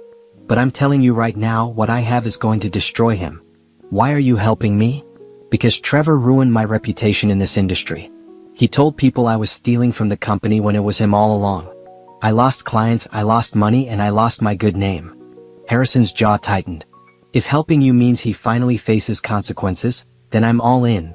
Naomi felt a surge of hope for the first time in weeks. She wasn't alone in this fight. Trevor had made enemies and now they were all closing in. Send everything you have to my lawyer, Veronica Stone, Naomi said. And thank you. You have no idea how much this means. As she left the coffee shop, Naomi called Veronica and told her everything. This is exactly what we needed, Veronica said excitedly. Harrison's testimony and documents prove a pattern of behavior. Trevor isn't just a cheating husband. He's a fraud. The judge is going to see that. That night, Naomi felt something she hadn't felt since the announcement dinner. She felt powerful. She felt like she was finally fighting back. Trevor thought he could discard her and move on with his perfect new life. But he had underestimated her. And he was about to find out just how big a mistake that was. The discovery phase of the divorce revealed things that made Naomi sick. Trevor had been planning his exit strategy for over a year, maybe longer. He had systematically moved money out of their joint accounts into hidden accounts under his business name. He had taken out loans using their home as collateral without her signature. He had charged tens of thousands of dollars on their joint credit cards for Sierra's apartment, clothes, and jewelry. Veronica laid it all out on her conference table. Bank statements, credit card bills, property records, business documents from Harrison. It was overwhelming. "This is financial abuse," Veronica said. "He was setting you up to have nothing while he rode off into the sunset with his mistress and your money. But now we have proof of everything." Naomi studied the documents, her anger growing with each page. "He was planning this the whole time. When he told me he loved me when we were going to his family's house for dinner, when he was lying next to me at night. He was planning to destroy me. But he made mistakes. He got greedy and sloppy. And that's going to cost him everything." Veronica started organizing the documents into folders. The house Sierra is living in? That alone is enough to shift the settlement heavily in your favor. But combined with everything else, we're looking at you getting at least 70% of the marital assets, possibly more. What about his business? That's where Harrison comes in. He has proof that Trevor used your professional connections and contacts to secure at least 5 major deals in the past 18 months. Deals worth millions. You're entitled to compensation for that. Naomi's phone buzzed. Another text from Trevor. "We need to talk. This is getting out of hand. I'm willing to be generous, but only if you stop being difficult." She showed it to Veronica, who laughed. "He thinks he's being generous. Oh, this is going to be fun." That evening, Naomi met Rochelle for dinner. Her friend had been her rock through all of this, giving her a place to stay and emotional support when she needed it most. "You look different," Rochelle observed. "Stronger. I feel different. Like I'm finally seeing clearly for the first time in years." Naomi sipped her wine. "I was so focused on being a good wife, on supporting Trevor, that I forgot to take care of myself. I made myself smaller so he could feel bigger. You're not small now." "No, I'm not. And I'm never going to be that person again." Naomi smiled. "I've been thinking about something. Once this divorce is final, I want to start my own company. Take all those contacts and relationships I built, and use them for myself instead of for someone else." "That's a great idea. You're one of the best real estate developers in this city. You don't need Trevor or anyone else." They talked about business plans and dreams late into the night. For the first time since the announcement dinner, Naomi felt excited about the future instead of devastated by the past. But the next morning brought new drama. Sierra had posted an ultrasound photo on social media with the caption, "Can't wait to meet our little prince. Trevor is going to be the best daddy. Some women just aren't meant to be mothers, and that's okay." The post was clearly directed at Naomi. Trevor's family members had all commented with heart emojis and excitement. Rochelle called immediately. "Don't look at social media today. Trust me." "Too late. I already saw it." Naomi felt the familiar sting of humiliation. She's really trying to twist the knife. She's insecure. She has to keep proving that she won. That tells you everything you need to know about their relationship. Naomi knew Rochelle was right, but it still hurt. She blocked Sierra on all social media and silenced Trevor's number. She didn't need their toxicity in her life anymore. At work, Patricia called her into her office. "I have something to tell you. Trevor came by yesterday asking about a commercial property deal we're working on. He wanted to know if he could get in on it." "What did you tell him?" "I told him that he was no longer welcome in this office and that any future dealings would be through official channels only." Patricia smiled. "Then I had security escort him out." "You didn't have to do that." "Yes, I did. You're a valuable member of this team, Naomi. And we don't do business with people who treat our employees badly." Patricia handed her a folder. "I'm putting you in charge of the Riverside project. It's our biggest development this year. I trust you to handle it." Naomi felt tears of gratitude sting her eyes. "Thank you. This means everything. You've earned it. Now go show this city what you're capable of." The Riverside project was massive. An old warehouse district being converted into mixed-use space with retail, offices, and luxury apartments. It was exactly the kind of high-profile project that could make a career. Naomi dove into it with everything she had. She met with architects and contractors. She negotiated with city planners and zoning boards. She created presentations for investors. She worked 12-hour days and loved every minute of it. This was what she was meant to do. Not standing in Trevor's shadow, but building her own success. 3 weeks later, the preliminary divorce hearing arrived. Naomi wore a sharp gray suit and walked into the courthouse with Veronica by her side. Trevor was already there with his lawyer, an expensive-looking man in a designer suit. Sierra sat behind Trevor in the gallery, her pregnant belly visible under a tight dress. She was 7 months along now. The judge, a no-nonsense woman named Judge Patterson, reviewed the documents both lawyers had submitted. Her expression grew darker as she read through Trevor's financial disclosure. "Mr. Carter," she said, looking over her glasses at Trevor, "you purchased a property at 847 Oak Street 8 months ago using funds from a joint account. But you didn't list this property in your initial financial disclosure. Can you explain why?" Trevor's lawyer stood up. "Your Honor, that was an oversight. My client forgot about that property." "He forgot about a $300,000 house?" Judge Patterson did not look convinced. "And I see here that this property is currently occupied by a Miss Sierra Walsh, the same woman who is pregnant with Mr. Carter's child and sitting in my courtroom today." "Your Honor," Trevor started to speak, but the judge held up her hand. "I'm not finished. I also see evidence of numerous large purchases made on joint credit cards for items that Mrs. Carter never received. Hotel stays, jewelry, designer clothes. All charged to cards that Mrs. Carter is equally responsible for paying back." She looked at Trevor with clear disgust.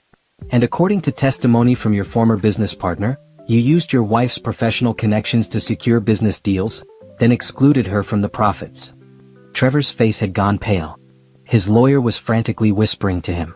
"This is one of the most clear-cut cases of financial misconduct in a marriage that I've seen in my 20 years on the bench," Judge Patterson continued.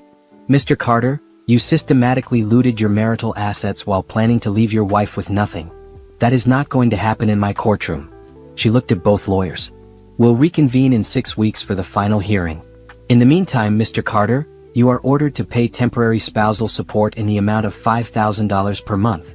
You are also ordered to pay half of the mortgage on the marital home, which Mrs. Carter will continue to occupy. Any violations of these orders will result in contempt charges. Do you understand?" "Yes, Your Honor," Trevor said quietly. As they left the courthouse, Naomi felt like she could finally breathe.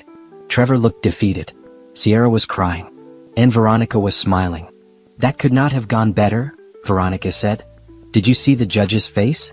She was ready to hold him in contempt right there." Naomi looked back at the courthouse. She could see Trevor and Sierra arguing on the steps. His perfect new life was starting to crack. And this was just the beginning. Justice was finally within reach. Spring arrived with warm sunshine and new possibilities. Naomi had moved back into her house, which no longer felt like a haunted reminder of her marriage. Instead, it felt like a fresh start. She redecorated the bedroom, getting rid of everything that reminded her of Trevor. She turned his home office into a workout space. She planted flowers in the garden and invited Rochelle over for dinners. The temporary support payments were coming in regularly, and while they helped, Naomi was determined not to depend on them. She threw herself into the Riverside project with renewed energy. Her presentations to investors were so impressive that 3 additional companies signed on to fund the development. Patricia pulled her aside one afternoon. "You've done incredible work on this project. The investors are thrilled. I'm recommending you for a promotion to senior developer." "Really?" Naomi felt a surge of pride. "Really? You've proven yourself over and over. This company would be lucky to keep you, though honestly, I think you could run your own firm." Patricia smiled. "Just don't leave us yet. Finish this project first." Meanwhile, Veronica continued building the divorce case. Harrison had provided detailed testimony about Trevor's business practices. They had documented every fraudulent transaction. They had proof of every lie. But Naomi also spent time documenting her own contributions to Trevor's success. She made a list of every client she had introduced him to, every contact she had shared, every networking event she had brought him to, every time she had stayed late to help him with a proposal or presentation. She had emails going back years showing how much she had invested in his career. "This is good," Veronica said, reviewing the timeline. "It shows a pattern of you building him up while he tore you down. The judge will see that clearly." One Saturday morning, Naomi was getting coffee when she ran into Trevor's brother, Kevin. He had been at the announcement dinner but had stayed silent. Now he looked uncomfortable when he saw her. "Naomi," he said awkwardly. "How are you?" "I'm well, Kevin. How are you?" "Look, I need to say something. What Trevor did, what the whole family did, it wasn't right. I should have spoken up that night." I should have defended you. He looked genuinely sorry. Trevor has always been my brother, but that doesn't mean I have to approve of what he did. It was cruel and wrong. I appreciate you saying that, Naomi said sincerely. It means a lot. My wife and I were not going to the baby shower Sierra is planning. We're not supporting this. What Trevor did to you, what he's doing now, it's not who our parents raised us to be. Kevin shifted his weight. I wanted you to know that not everyone in the family thinks this is okay. After he left, Naomi felt a small sense of vindication. The cracks in Trevor's perfect new life were spreading. His own brother was refusing to celebrate the baby. That had to sting. But Sierra seemed determined to prove everything was wonderful. Her social media was a constant stream of baby preparation photos. The nursery they were decorating. Baby clothes she had bought. Plans for the future. Every post felt like a dig at Naomi, a reminder of what she didn't have. Naomi blocked her completely. She didn't need that negativity in her life. She was building something better. One evening, Veronica called with interesting news. Sierra's lawyer contacted me today. Sierra has a lawyer? For what? She's trying to establish paternity and child support before the baby is even born. She wants to make sure Trevor is legally obligated to support the child. Veronica sounded amused. Apparently she's worried that once your divorce is final and Trevor sees how much money he's losing, he might try to back out. Smart of her, I guess. Or it shows that their relationship isn't as solid as she wants everyone to believe. She's already lawyering up to protect herself from him. Veronica paused. There's something else. The paternity test is scheduled for 2 weeks after the baby is born. It's standard procedure when establishing child support. Why would they need a paternity test if she's so sure it's his baby? It's required by law in these situations. But between you and me, if their relationship was rock solid, I don't think she'd be moving this fast to legally tie him down. After they hung up, Naomi thought about Sierra's situation. She was 7 months pregnant with a man who had proven he was capable of lying and cheating. A man who was about to lose a significant amount of money in a divorce. A man whose family was starting to turn against him. That couldn't be the fairy tale Sierra had imagined. The next few weeks flew by in a blur of work and preparation for the final divorce hearing. Naomi spent her evenings at home, enjoying the peace and quiet. She started taking online courses in business management, preparing for the day when she would start her own company. She reconnected with old friends she had lost touch with during her marriage. She went on a weekend trip with Rochelle to the mountains. Life was good. Life was peaceful. And for the first time in years, Naomi felt like herself again. Then one night her phone rang. It was Kevin again. Naomi, I thought you should know. Sierra had the baby tonight. A boy. They're at County General Hospital. Why are you telling me this? Because the baby doesn't look like Trevor. I was there when he was born. Trevor's mother insisted on being in the delivery room, and the moment that baby came out, her face changed. She pulled Trevor aside right there and demanded a paternity test immediately. Kevin's voice was tense. Sierra is furious. She's saying the baby looks exactly like Trevor and everyone is being ridiculous. But Naomi, I saw that baby. He has dark hair and different features. Nothing like Trevor at all. What is Trevor saying? He's in denial. He keeps saying babies change as they grow, that it's too early to tell. But he looked shaken. Really shaken. Kevin sighed. I don't know what's going to happen, but I thought you should know. Things are about to get very complicated for them. After Kevin hung up, Naomi sat in her quiet house and felt a strange mix of emotions. She didn't wish harm on the baby. An innocent child didn't deserve to be caught up in adult drama. But she couldn't help feeling like the universe was finally showing Trevor the consequences of his actions. She texted Veronica. The baby was born. And apparently there are questions about paternity. Veronica's response came quickly. This is going to change everything. Stay quiet and let this play out. Don't comment on it to anyone. We'll see what happens with the paternity test. Naomi went to bed that night with a sense of anticipation. The truth always came out eventually. And Trevor's truth was about to be exposed in the most humiliating way possible. She just had to wait and watch it unfold. The news about the baby spread quickly through their social circles. Naomi heard about it from multiple sources. Co-workers who knew the situation. Mutual friends who were no longer mutual. Even the barista at her favorite coffee shop, who had seen the social media posts. Sierra had posted a photo of the baby with the caption, "Welcome to the world, baby Cameron. Our little miracle." But no public celebration. No flood of congratulatory messages visible for everyone to see. Rochelle came over that evening with takeout and wine. Okay, so I did some digging through mutual friends. You want to hear the gossip? Tell me everything, Naomi said, settling onto her couch. So the baby was born Thursday night. Trevor's entire family was at the hospital, along with Sierra's mother. The moment the baby came out, Barbara apparently went white as a sheet. She immediately pulled Trevor into the hallway and told him the baby didn't look like anyone in their family. Kevin mentioned something like that. It gets better. Sierra had a complete meltdown. Started screaming at Barbara that she was a terrible person for questioning her grandson's paternity. Trevor tried to play peacemaker, but apparently he looked really uncomfortable. Then Sierra's mother got involved, defending her daughter and saying the whole family was being disrespectful. What a mess. Oh, it gets messier. Barbara demanded a paternity test right there in the hospital. Sierra refused. She said if they didn't trust her, then they didn't deserve to be in the baby's life. Trevor was stuck in the middle. Finally, he agreed to a paternity test but said they would do it after Sierra had time to recover. Rochelle took a sip of wine. But here's the thing.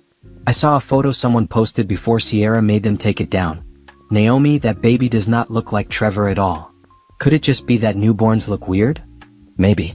But this baby has dark hair and darker features. Trevor's family is all fair-skinned and light-haired. It's noticeable. Naomi felt a strange detachment from the whole situation. A few months ago, this would have destroyed her. The image of Trevor with a baby starting a family with another woman would have broken her heart. But now she just felt like she was watching a train wreck from a safe distance. The paternity test is required by law for the child support case anyway, Naomi said. So they can't avoid it forever. Sierra is going to fight it. I heard she's already saying that genetic tests aren't always accurate and that she doesn't want her baby's DNA in some database. Rochelle shook her head. She knows something is wrong. She's scared. Over the next week, the drama continued to unfold. Trevor's mother refused to visit the hospital again until a paternity test was done. Trevor's sister posted a vague message on social media about truth always coming out. Sierra stopped posting altogether, which was unusual for her since she had been documenting every moment of her pregnancy. Naomi stayed focused on her work. The Riverside project was moving into the construction phase, and she was busier than ever. She had site meetings with contractors, budget reviews with investors, and presentations to city council members. Her promotion to senior developer was officially approved, with a significant raise that made her financially independent from Trevor's support payments. Patricia called her into her office one afternoon. I have a proposition for you. The company wants to open a satellite office focusing specifically on commercial redevelopment projects. We want you to head it up. You'd have your own team, your own projects, and significant autonomy. Are you serious? Naomi felt her heart race. Completely serious. You've proven yourself with Riverside. The investors love you. The contractors respect you. And frankly, you're one of the best developers we've got. Patricia smiled. What do you say? Yes. Absolutely yes. Good. We'll start putting together your team next month. In the meantime, keep doing what you're doing. Naomi left that meeting feeling like she was flying. This was everything she had worked for. Everything she had dreamed about. And she had done it on her own without Trevor's help or support. That evening, as she was celebrating with Rochelle, her phone buzzed. It was a message from Kevin. Paternity test is scheduled for next week. Trevor is a mess. Sierra is refusing to speak to him. The whole family is in chaos. Thought you should know. The test is happening, Naomi told Rochelle, showing her the message. How do you feel about it? Honestly, I feel sorry for that baby. No matter what the results are, that child is being born into a mess. Trevor and Sierra's relationship is falling apart before it even really started. Naomi sighed. But I also can't help feeling like this is karma. Trevor thought he could have his perfect new life, and now everything is blowing up in his face. You're allowed to feel that way. He destroyed your life without a second thought. He didn't destroy my life. He destroyed our marriage. But I built a new life, and it's better than anything I had with him. Naomi raised her wine glass. To new beginnings and old endings. They clinked glasses, but Naomi's mind was already moving forward. The final divorce hearing was in 2 weeks. Whatever happened with the paternity test would happen. But it didn't change her path. She was moving forward and nothing was going to stop her. The next week crawled by. Naomi heard through the grapevine that the paternity test had been done. Trevor and Sierra had taken the baby to a lab, along with their lawyers. Results would take a few days. Naomi tried not to think about it. She had a life to build. She had projects to manage. She had a future to plan. Trevor's drama was no longer her concern. But on Friday afternoon, Kevin called her directly. His voice was shaking. "Naomi, I need to tell you something. The results came back. And? Trevor is not the father. The baby isn't his." Sierra broke down and admitted she was seeing someone else during the affair. Her ex-boyfriend. She doesn't know which man is the actual father, but the test proves it's not Trevor. Naomi sat down slowly, processing this information. How is Trevor handling it? He's devastated. He's been crying non-stop. He actually called our mother and apologized for everything. For humiliating you, for breaking up the family, for being a fool. Kevin's voice broke. He said he threw away his whole life for a lie. Sierra used him because he had money and seemed stable. She was playing both of them. What's going to happen now? Trevor's lawyer is already filing paperwork to remove him from the birth certificate. Sierra is trying to contact her ex-boyfriend, but apparently he wants nothing to do with her. She's alone with a newborn and no support system. Kevin paused. Trevor asked if there was any way you might consider talking to him. He wants to apologize. No, Naomi said firmly. I don't need his apology. I don't need anything from him. He made his choices and now he has to live with them. Just like I had to live with his betrayal. I understand. I told him you probably wouldn't want to talk to him, but he asked me to try. Kevin sighed. For what it's worth, he knows he destroyed the best thing that ever happened to him. He said that to our mother last night. That's something he should have thought about before he cheated and humiliated me in front of his entire family. After the call ended, Naomi sat in her office staring out the window. She felt a mix of emotions. Relief that the truth had come out. Vindication that her instincts about Sierra had been right. But also a strange sadness for the man Trevor used to be, or the man she thought he was. She called Veronica and told her everything. This changes the divorce settlement significantly, Veronica said. Trevor has no baby on the way. No new family to support. No excuse for what he did. The judge is going to crucify him. I just want it over with, Naomi said. I want to close this chapter and move on. You will.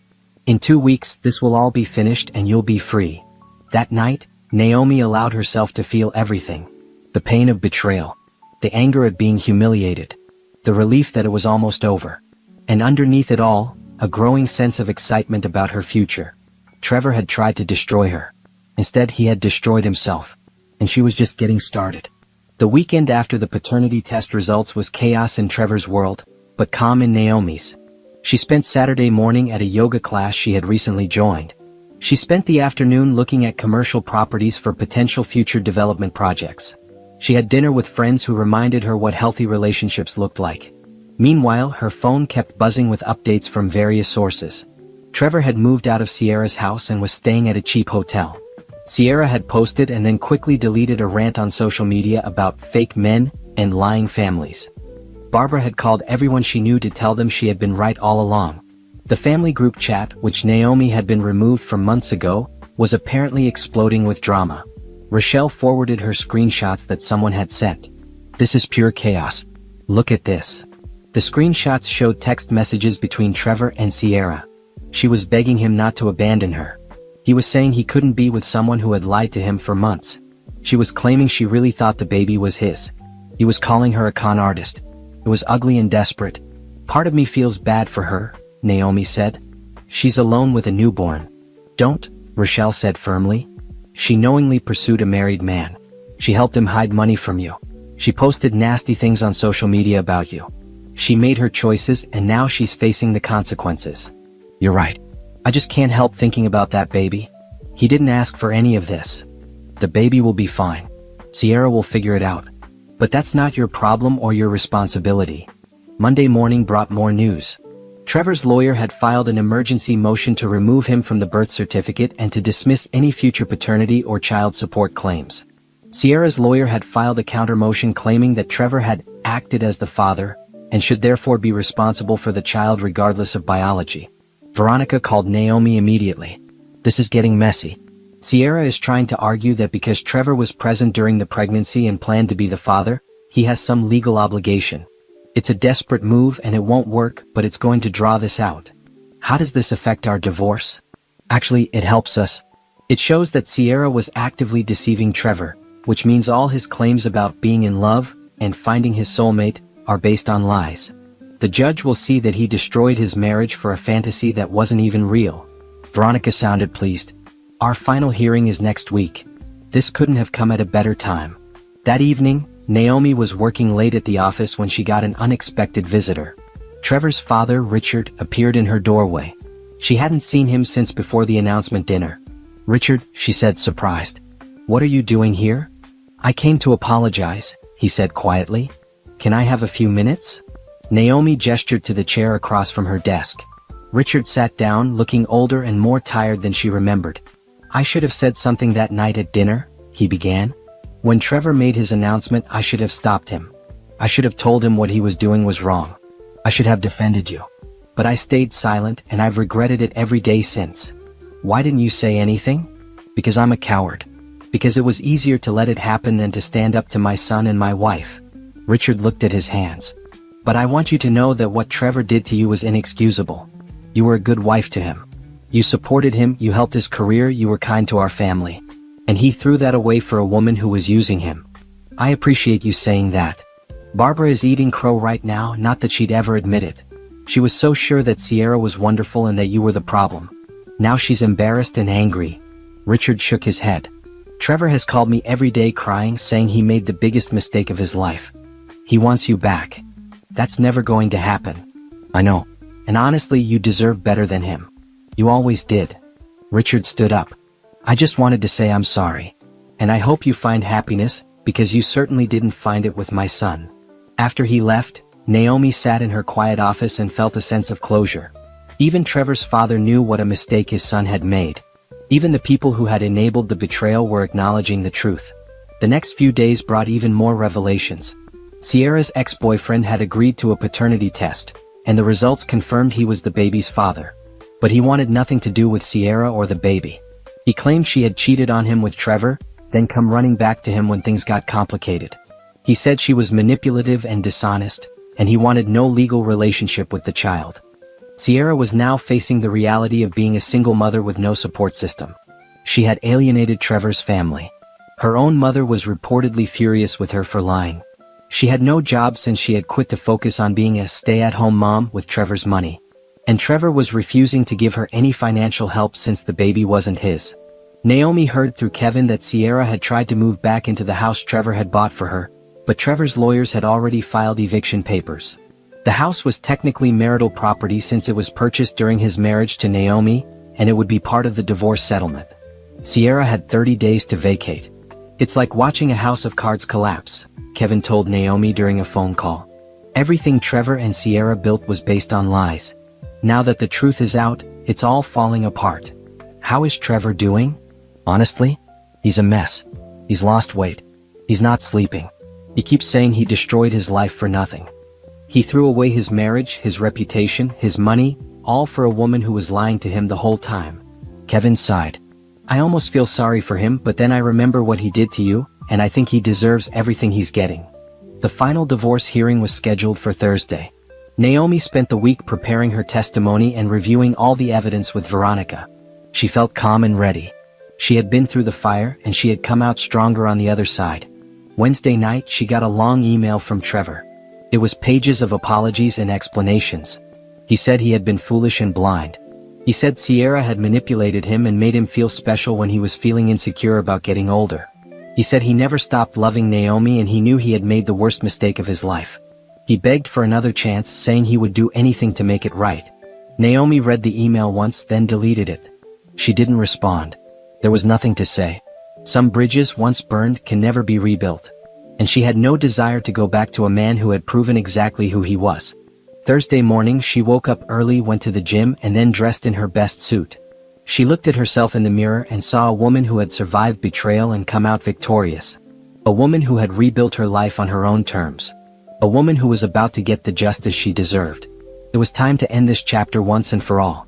The courthouse was cold and formal, exactly as Naomi remembered from the preliminary hearing. But this time she walked in with her head held high, confidence radiating from every step. Veronica walked beside her, carrying folders of evidence that would seal Trevor's fate. Trevor was already there with his lawyer. He looked terrible. His suit was wrinkled, his face was pale, and he had dark circles under his eyes. When he saw Naomi, he tried to make eye contact, but she looked right through him. He was a stranger now. Less than a stranger. Judge Patterson called the court to order. We're here for the final divorce hearing in the matter of Carter versus Carter. Let's begin. The next 3 hours were a systematic destruction of Trevor's case. Veronica presented evidence of every financial betrayal. The hidden house purchased for Sierra with marital funds. The credit cards maxed out on gifts for his mistress. The business deals secured through Naomi's connections that Trevor had kept her out of. The loans taken out using their home as collateral without her knowledge or consent. Harrison testified about Trevor's business practices, explaining how Trevor had used their partnership to make side deals and hide profits. He provided emails and contracts that proved Trevor had been systematically defrauding both his business partner and his wife. Then Veronica called Naomi to the stand. This was her moment to tell her truth. Mrs. Carter, can you describe your contributions to your husband's business success? Veronica asked. Naomi spoke clearly and calmly. I introduced Trevor to every major client he had. I used my reputation in the real estate industry to open doors for him. When he was starting his business, I worked extra hours to help pay our bills. I proofread his proposals. I coached him for presentations. I gave him everything I had because I thought we were building a future together. And what did you receive in return? Nothing. He cut me out of deals that I had helped create. He took credit for relationships I had built. And when he decided he wanted a different life, he tried to leave me with nothing while keeping all the money I had helped him earn. How did you feel when you discovered the affair? Betrayed. Humiliated. Devastated. Naomi looked directly at Trevor. But more than that, I felt foolish. I had trusted someone who was systematically planning to destroy me. I had made myself small to make him feel big, and it was never enough for him. Trevor's lawyer tried to cross-examine her, but there was nothing he could attack. Every statement Naomi made was backed up by evidence. Every claim was supported by documents or testimony. Then Veronica dropped the final bomb. Your Honor, I'd like to submit evidence regarding the child that Mr. Carter claimed was the reason for ending his marriage. She presented the paternity test results, Sierra's confession about the affair with her ex-boyfriend, and the text messages between Trevor and Sierra where she admitted she had been hedging her bets between two men. Mr. Carter destroyed his marriage for a child that wasn't even his, Veronica stated. He humiliated his wife in front of his family for a relationship based entirely on lies. He depleted marital assets to support a woman who was using him. Every claim he made about finding true love and wanting to build a family was based on deception. Judge Patterson's expression was ice cold as she looked at Trevor. Mr. Carter, do you have anything to say for yourself? Trevor stood up slowly. His voice cracked when he spoke. Your Honor, I made a terrible mistake. I threw away my marriage for something that wasn't real. I hurt someone who never deserved to be hurt. I was stupid and selfish and blind. I know I can't fix what I broke, but I want to try to make things right financially at least. That's very noble of you, Mr. Carter, but it's a bit late for nobility, Judge Patterson said icily. You systematically looted your marital assets while planning to abandon your wife. You committed financial fraud. You used your wife's professional reputation for personal gain. And you did all of this while claiming to be building a new life based on love and family. The reality is you destroyed your marriage for a fantasy. She shuffled through the papers in front of her. Here's what's going to happen. Mrs. Carter will receive the marital home free and clear.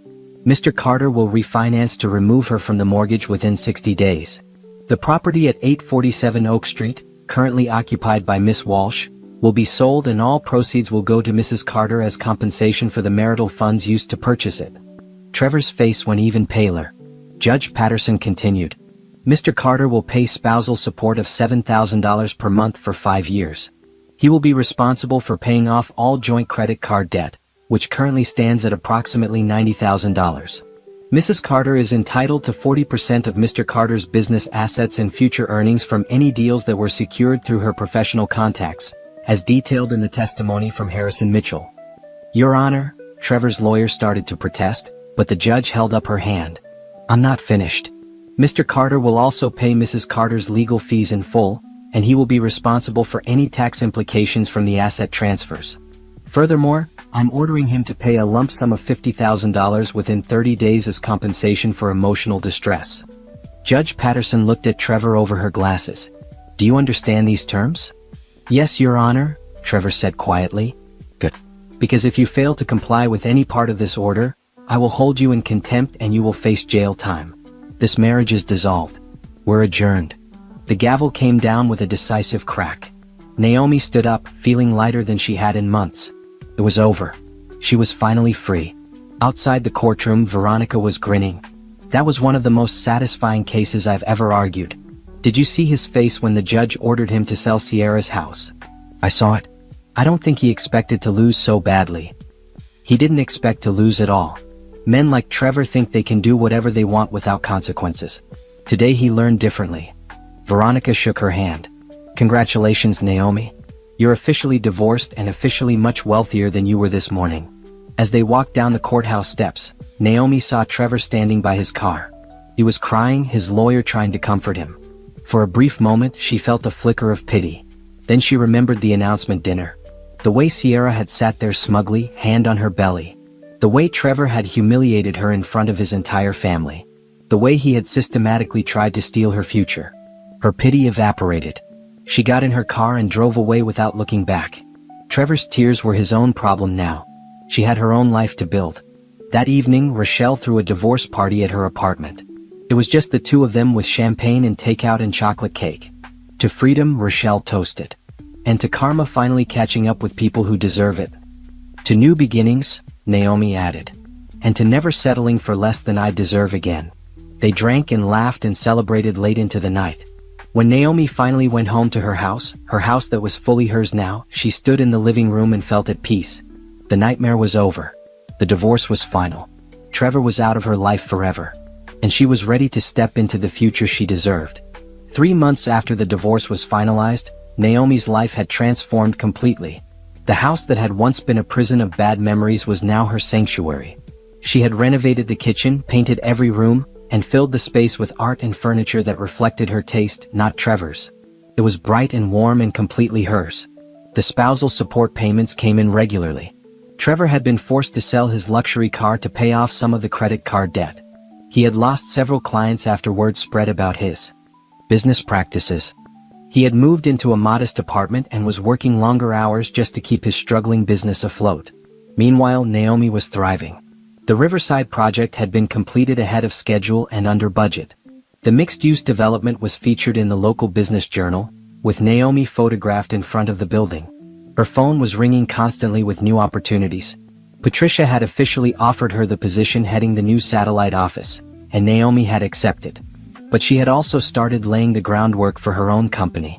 She was meeting with investors, building a business plan, and networking with industry leaders who were eager to work with her. "You're going to be a powerhouse in this industry," Patricia told her over lunch one afternoon.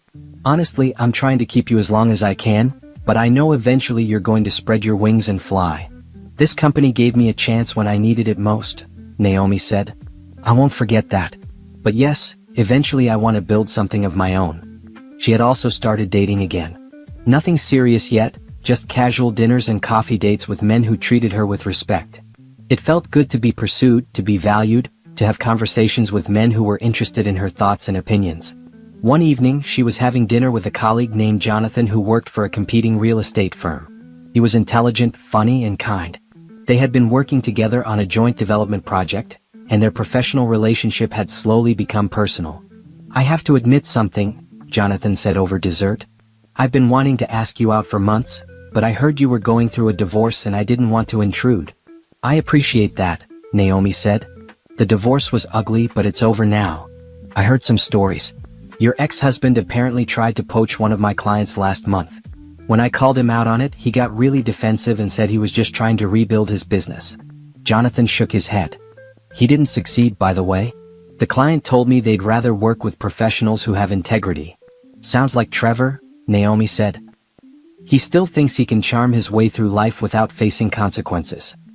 "His loss," Jonathan said, looking at her warmly. "I mean that sincerely. Anyone who would betray someone like you is an idiot." They talked late into the evening, and Naomi felt a connection forming. She wasn't ready for anything serious yet, but it felt good to be treated well. It felt good to be with someone who saw her value. Meanwhile, the fallout from Trevor and Sierra's implosion continued to ripple through their lives. Sierra had moved back in with her mother after being evicted from the house. She had posted a few bitter messages on social media about fake people, and learning who your real friends are before disappearing from the internet entirely. Kevin told Naomi that Sierra was struggling financially. The baby's actual father was paying minimal child support, and she was working a retail job while her mother watched the baby. The glamorous life she had thought she was getting had evaporated completely. "Do you feel sorry for her?" Rochelle asked during one of their regular dinners. "I feel sorry for the baby," Naomi said honestly. "That child is innocent in all of this. But Sierra? She made her choices. She pursued a married man. She helped him hide money. She posted nasty things about me online. She thought she was going to have this perfect life at my expense. Now she's facing reality. That's fair. You're allowed to have boundaries and not feel obligated to care about people who tried to hurt you." "Exactly. My energy is better spent on building my future than worrying about their present." That future was looking brighter every day. Naomi had secured 3 new major clients for her satellite office. She had hired a talented team of designers and project managers. She had been invited to speak on a panel at a national real estate conference. Her reputation in the industry was growing stronger, no longer tied to Trevor but standing independently on her own merits. One Saturday afternoon she ran into Barbara, Trevor's mother, at the grocery store. Barbara looked uncomfortable when she saw Naomi, but instead of avoiding her, she approached. "Naomi, could I speak with you for a moment?" Barbara asked. They stepped to the side of the aisle. Barbara looked older, more tired than Naomi remembered. "I owe you an apology," Barbara said quietly. "I was wrong about everything. Wrong about Sierra, wrong about the baby, wrong about how we treated you. You were a good wife to my son, and we treated you terribly." "Yes, you did," Naomi said simply. She wasn't going to make this easier for Barbara. "Trevor has been absolutely miserable. He calls me every week crying about how he destroyed his life. He lost his business. He lost his money. He lost you. He lost his dignity." Barbara's eyes were wet. "I'm not asking you to forgive him. I'm just asking you to know that he's paying for what he did." "I'm aware of his situation," Naomi said. "And while I don't wish him harm, I also don't feel responsible for fixing his pain. He made his choices. He has to live with them. I understand. I just wanted you to know that I was wrong about you. You were always the right woman for him. He just couldn't see it until it was too late." Barbara wiped her eyes. "I hope you're doing well. You deserve happiness." "I'm doing well. Better than I ever was with Trevor, actually." After Barbara left, Naomi finished her shopping with a sense of satisfaction. Even Trevor's mother, who had been so cold to her at the announcement dinner, now understood the truth. Everyone who had enabled and supported Trevor's betrayal was now seeing who he really was. That night, Naomi sat on her back porch with a glass of wine, looking at the stars. She thought about the woman she had been a year ago, broken and devastated, betrayed and humiliated, wondering if she would ever feel whole again. Now she was stronger than she had ever been. She had a thriving career. She had real friends. She had financial security. She had peace. And she had hope for the future. Trevor had tried to destroy her, but instead, he had destroyed himself. Sierra had thought she was winning, but she had lost everything. And Naomi had risen from the ashes of her broken marriage more powerful than before. This was what victory looked like. Not revenge in the traditional sense, but success. Not bitterness, but peace. Not dwelling on the past, but building an incredible future. She raised her glass to the stars and smiled. The best revenge was living well, and she was living better than ever. 6 months after the divorce, Naomi stood in front of a floor-to-ceiling window in her new office. The sign outside read Carter Development Group, her company, built from the ground up with her own vision and hard work. The office was in a newly renovated building downtown with exposed brick walls, modern furniture, and a team of 6 talented employees she had personally recruited. The first project under her company's name was about to break ground. A historic warehouse district transformation that would bring affordable housing and small business space to a neighborhood that desperately needed it. It was the kind of project that made a difference, not just profit. That's what Naomi wanted her legacy to be.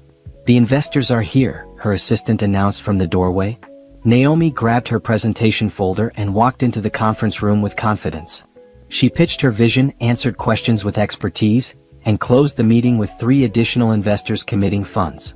As they shook hands and filed out, one of them, an older woman named Catherine, lingered behind. "My daughter went through a difficult divorce a few years ago," Catherine said. "I watched her rebuild her life from nothing. When I see you, I see that same strength. That's why I'm investing in your company." Not just because you're talented, but because you're resilient. Thank you, Naomi said, genuinely touched. That means more than you know. After Catherine left, Naomi returned to her office and allowed herself a moment of pure satisfaction. She had done it. She had built something entirely her own. Her phone buzzed. It was a text from Jonathan. Dinner tonight to celebrate your first big investor meeting? I'm buying. Naomi smiled. Her relationship with Jonathan had grown steadily over the past few months. He was patient, kind, and genuinely interested in her success. They took things slow, both of them cautious after past hurts. But there was something real building between them. Something based on respect and equality, not the one-sided dynamic she had with Trevor. 7 o'clock, she texted back. Perfect. I'll pick you up. As she worked through the afternoon, responding to emails and reviewing architectural plans, Naomi felt contentment wash over her. This was the life she had always wanted. Meaningful work, financial independence, authentic relationships. Her phone rang. It was Kevin. Hey Naomi. I wanted to give you a heads up. Trevor called me this morning. He's thinking about leaving town. Starting over somewhere else where people don't know about everything that happened. How is he doing? Naomi asked, not because she wanted Trevor back in any capacity, but because she was genuinely curious. Not great. His business is basically dead. He's working as a project manager for someone else's company now, making a fraction of what he used to make. He's still paying you spousal support, which is most of his income. He's living in a studio apartment. He's alone. Kevin paused. He asked about you. Asked if you were happy. What did you tell him? I told him you're thriving. That you started your own company. That you're dating someone who treats you right. That you're happier than I ever saw you with him. Kevin's voice was warm. He started crying. Said he destroyed the best thing in his life for nothing. That's the truth, Naomi said. But it's not my problem anymore. I hope he finds some peace eventually, but I'm not responsible for his healing. That's healthy. I'm proud of you, Naomi. You turned a nightmare into a success story. After they hung up, Naomi thought about Trevor for a moment. She tried to remember the man she had married, but the memories felt distant, like they belonged to someone else's life. She felt no anger anymore. No hurt. Just a quiet understanding that sometimes people show you who they really are, and you have to believe them. That evening, Jonathan picked her up for dinner. He took her to a rooftop restaurant with a beautiful view of the city skyline. As they ate and talked about their projects, their dreams, their lives, Naomi felt something she hadn't felt in years. Hope for a real partnership. Not someone who would use her to build themselves up, but someone who celebrated her success and shared his own. I got offered a position on a development project in Seattle, Jonathan mentioned over dessert. It's a great opportunity, but it would mean relocating for at least a year. Naomi's heart sank a little, but she kept her expression neutral. That sounds like an amazing opportunity. When would you leave? I haven't decided if I'm going to take it yet. Jonathan reached across the table and took her hand. I'm not making any major life decisions without considering what I'd be leaving behind here. Including you. We've only been dating a few months. I wouldn't want to hold you back from a career opportunity. You're not holding me back. You're making me think about what I really want. And what I want is to be where you are, building something together, even if that something is just this relationship right now. He squeezed her hand. I'm not in a rush. I'm not going anywhere unless we both decide it makes sense. Naomi felt tears prick her eyes. This was what a healthy relationship looked like. Two people considering each other, communicating openly, making decisions together instead of one person sacrificing everything for the other. Thank you for saying that, she said. Let's figure it out together. A few weeks later, Naomi was at a real estate industry event when she saw Trevor across the room. He was there with his boss, clearly attending as part of his job rather than as a major player. He looked smaller somehow, less confident. When he saw her, he froze. Naomi walked over to him calmly. She wasn't avoiding him. She wasn't afraid of him. She had nothing to hide or feel ashamed about. Trevor, she said neutrally. Naomi, you look amazing. He seemed nervous. I heard about your new company. Congratulations. Thank you. I also heard you're dating Jonathan Pierce. He's a good guy. You deserve someone good. Trevor's voice cracked slightly. I wanted to say again how sorry I am. For everything. You were right that night at my parents' house. I should have remembered how proud and happy I looked, because now all I feel is regret. I appreciate the apology, Naomi said. But Trevor, I need you to understand something. I've forgiven you not because you deserve it, but because holding on to anger was hurting me more than it was hurting you. I've let go of the pain. But that doesn't mean I want you back in my life in any capacity. We're done. Permanently. I know. I just needed you to hear that I know what I threw away. I destroyed something real for something fake, and I'll live with that for the rest of my life. Then I hope you learn from it. I hope you become a better person. But you need to do that for yourself, not for me. Naomi looked him in the eye. I've moved on, Trevor. And I need you to move on too. She walked away before he could respond. As she rejoined a group of colleagues who were discussing a new development project, she felt the final weight lift from her shoulders. That conversation had been her closure. The last time she would ever need to address the man who had betrayed her. 3 months later, Carter Development Group broke ground on its first project. Naomi stood at the construction site with her team, Jonathan by her side, and felt overwhelming joy. The community had come out to celebrate. Local business owners thanked her for believing in the neighborhood. Families who would soon have affordable housing hugged her. This was what mattered. Making a difference. Building something meaningful. Using her success to lift others up, not tear them down. That evening at the celebration party, Jonathan pulled her aside. I have something to tell you. I turned down the Seattle position. Jonathan, you didn't have to do that for me. I didn't do it just for you. I did it for us. I did it because I realized that some opportunities are about more than just career advancement. Some opportunities are about building a life with someone who makes you better. He smiled. You make me better, Naomi. And I'm not walking away from that. Naomi kissed him, feeling a happiness she had never experienced before. This was what real love looked like. Partnership. Support. Mutual respect. Two people choosing each other every day, not out of obligation but out of genuine care. As the party continued around them, Naomi looked at the life she had built. A successful business. Authentic relationships. Financial security. Peace of mind. And the beginning of something beautiful with someone who valued her. Trevor and Sierra had thought they were winning when they destroyed her marriage. They had thought they were getting everything while leaving her with nothing. But they had been wrong. Naomi had lost a cheating husband and gained herself. She had lost a toxic family and gained real friends. She had lost a one-sided marriage and was building an equal partnership. This wasn't just a happy ending. This was a powerful beginning. And the best part was she had done it all herself. She had picked herself up from the lowest point of her life and climbed higher than she ever imagined possible. The baby Sierra had carried hadn't been Trevor's. But in a strange way, that baby had changed everything. It had exposed the truth. It had revealed who people really were. It had given Naomi the final piece of evidence she needed to win her freedom completely.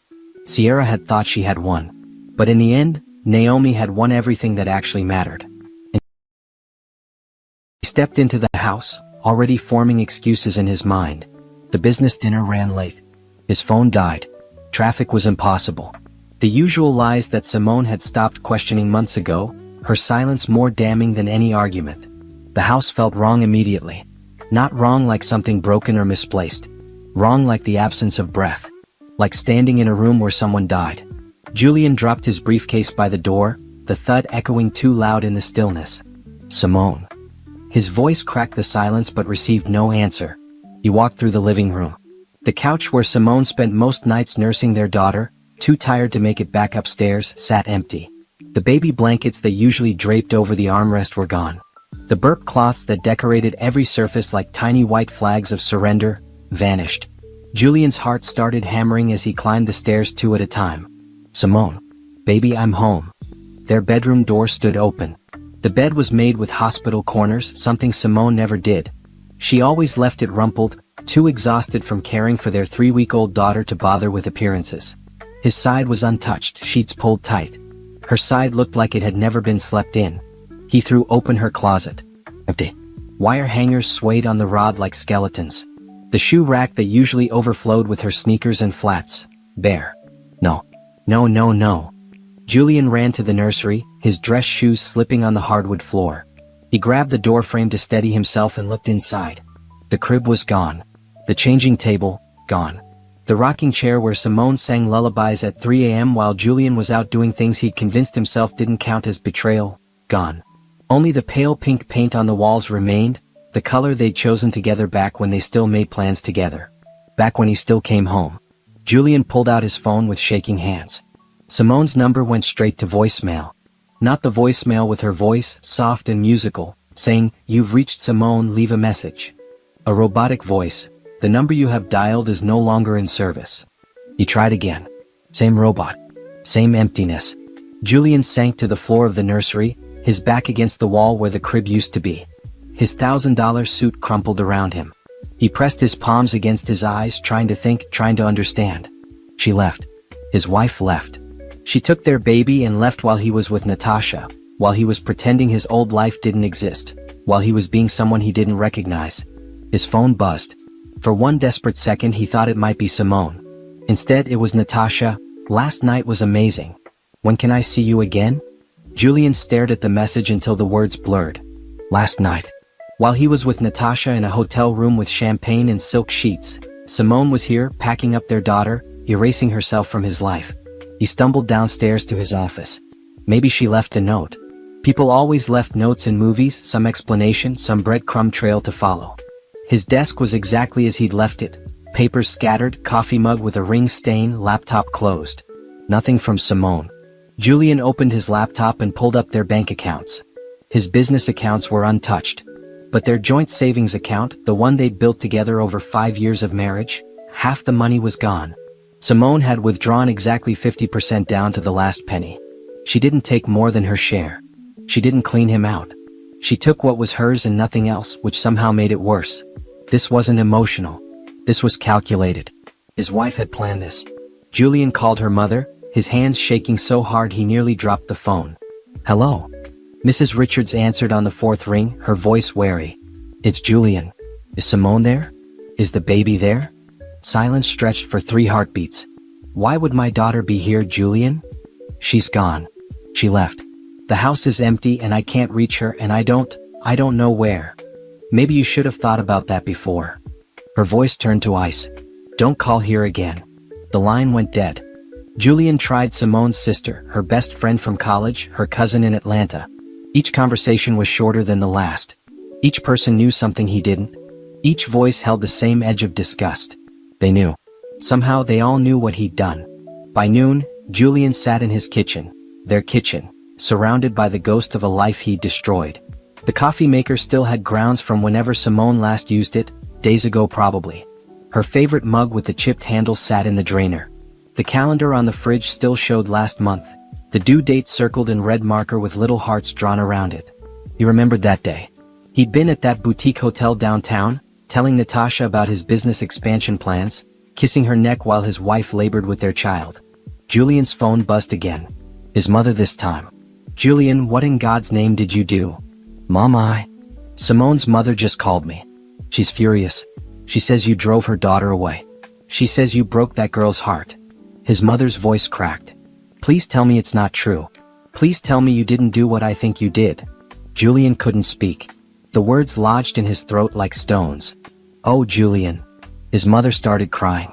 "Your father would be so disappointed." She hung up. Everyone kept hanging up on him. As the sun set on the empty house, Julian walked through each room like a man visiting a crime scene. Because that's what it was, wasn't it? The scene of a murder. Not of a person, but of trust, of vows, of the family they could have been. In the master bathroom, he found the only thing Simone left behind. On the counter, next to where her makeup used to be, sat her wedding ring. Not thrown dramatically, not placed in anger. Just set down gently, like she was setting down a weight she'd carried too long. Julian picked it up. The diamond caught the bathroom light, throwing rainbows across the white tile. He'd spent 3 months' salary on this ring 6 years ago, back when he believed in forever, back when he was a different person. Or maybe he was always this person and marriage just gave him more to lose. He slipped the ring into his pocket and walked to the nursery one more time. The pink walls glowed in the dying light. If he closed his eyes, he could almost hear Simone humming those wordless melodies she sang to their daughter. He could almost smell the baby shampoo and milk and that indefinable scent of new life. But when he opened his eyes, there was only emptiness. Simone was gone. His daughter was gone. And Julian was left alone in a house full of furniture and empty of everything that mattered. He did this. Every choice, every lie, every night he didn't come home, they all led here. To this moment. To this silence. Julian pulled out his phone and looked at Natasha's message again. "Last night was amazing." He typed back, "Don't contact me anymore." Then he deleted her number, deleted the message thread, and sat in the dark empty nursery until the night swallowed him whole. But deleting evidence didn't change the truth. His wife was gone. His daughter was gone. And somewhere out there, Simone was starting a life that didn't include him. A life she chose the moment she realized he'd chosen someone else first.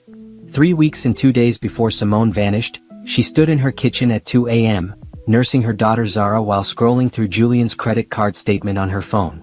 She shouldn't have been looking. Some part of her brain, the part that still functioned through the fog of exhaustion and hormones, knew that once she looked, she couldn't unsee it. But her hands moved anyway. The boutique hotel charge from 5 days ago, the same night Julian claimed he was meeting investors in the next city over. The reservation was for one room, not a conference space. The minibar charges came at midnight. The room service order at 1 a.m. for champagne and chocolate-covered strawberries.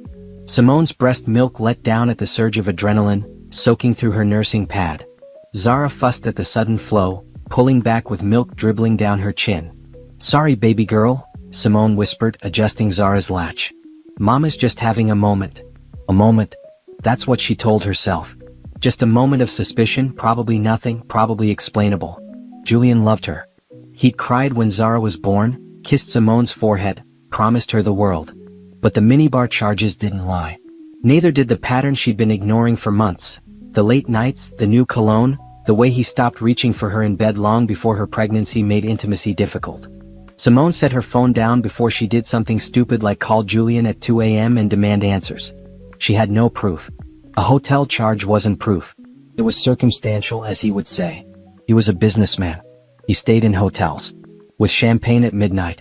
Zara finished nursing and fell asleep against Simone's chest, her tiny body going limp with that complete surrender only babies managed. Simone held her and stared at the dark kitchen, at the life she'd built with Julian. The custom cabinets, the marble countertops, the espresso machine that cost more than most people's monthly rent. All of it felt hollow. She carried Zara upstairs and placed her in the crib, watching her daughter's chest rise and fall in the dim glow of the nightlight. This tiny person depended on her completely. Zara didn't care about marble countertops or credit card statements. She just needed her mother.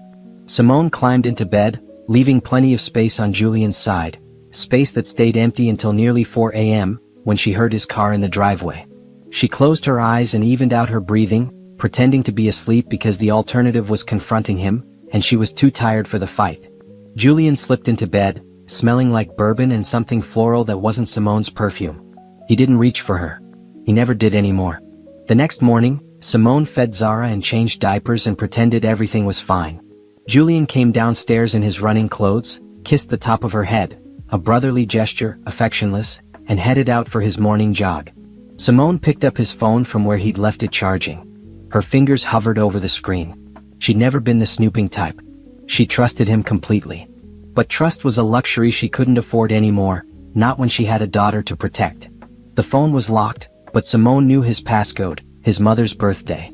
She typed it in. Wrong. He changed it. Her stomach dropped.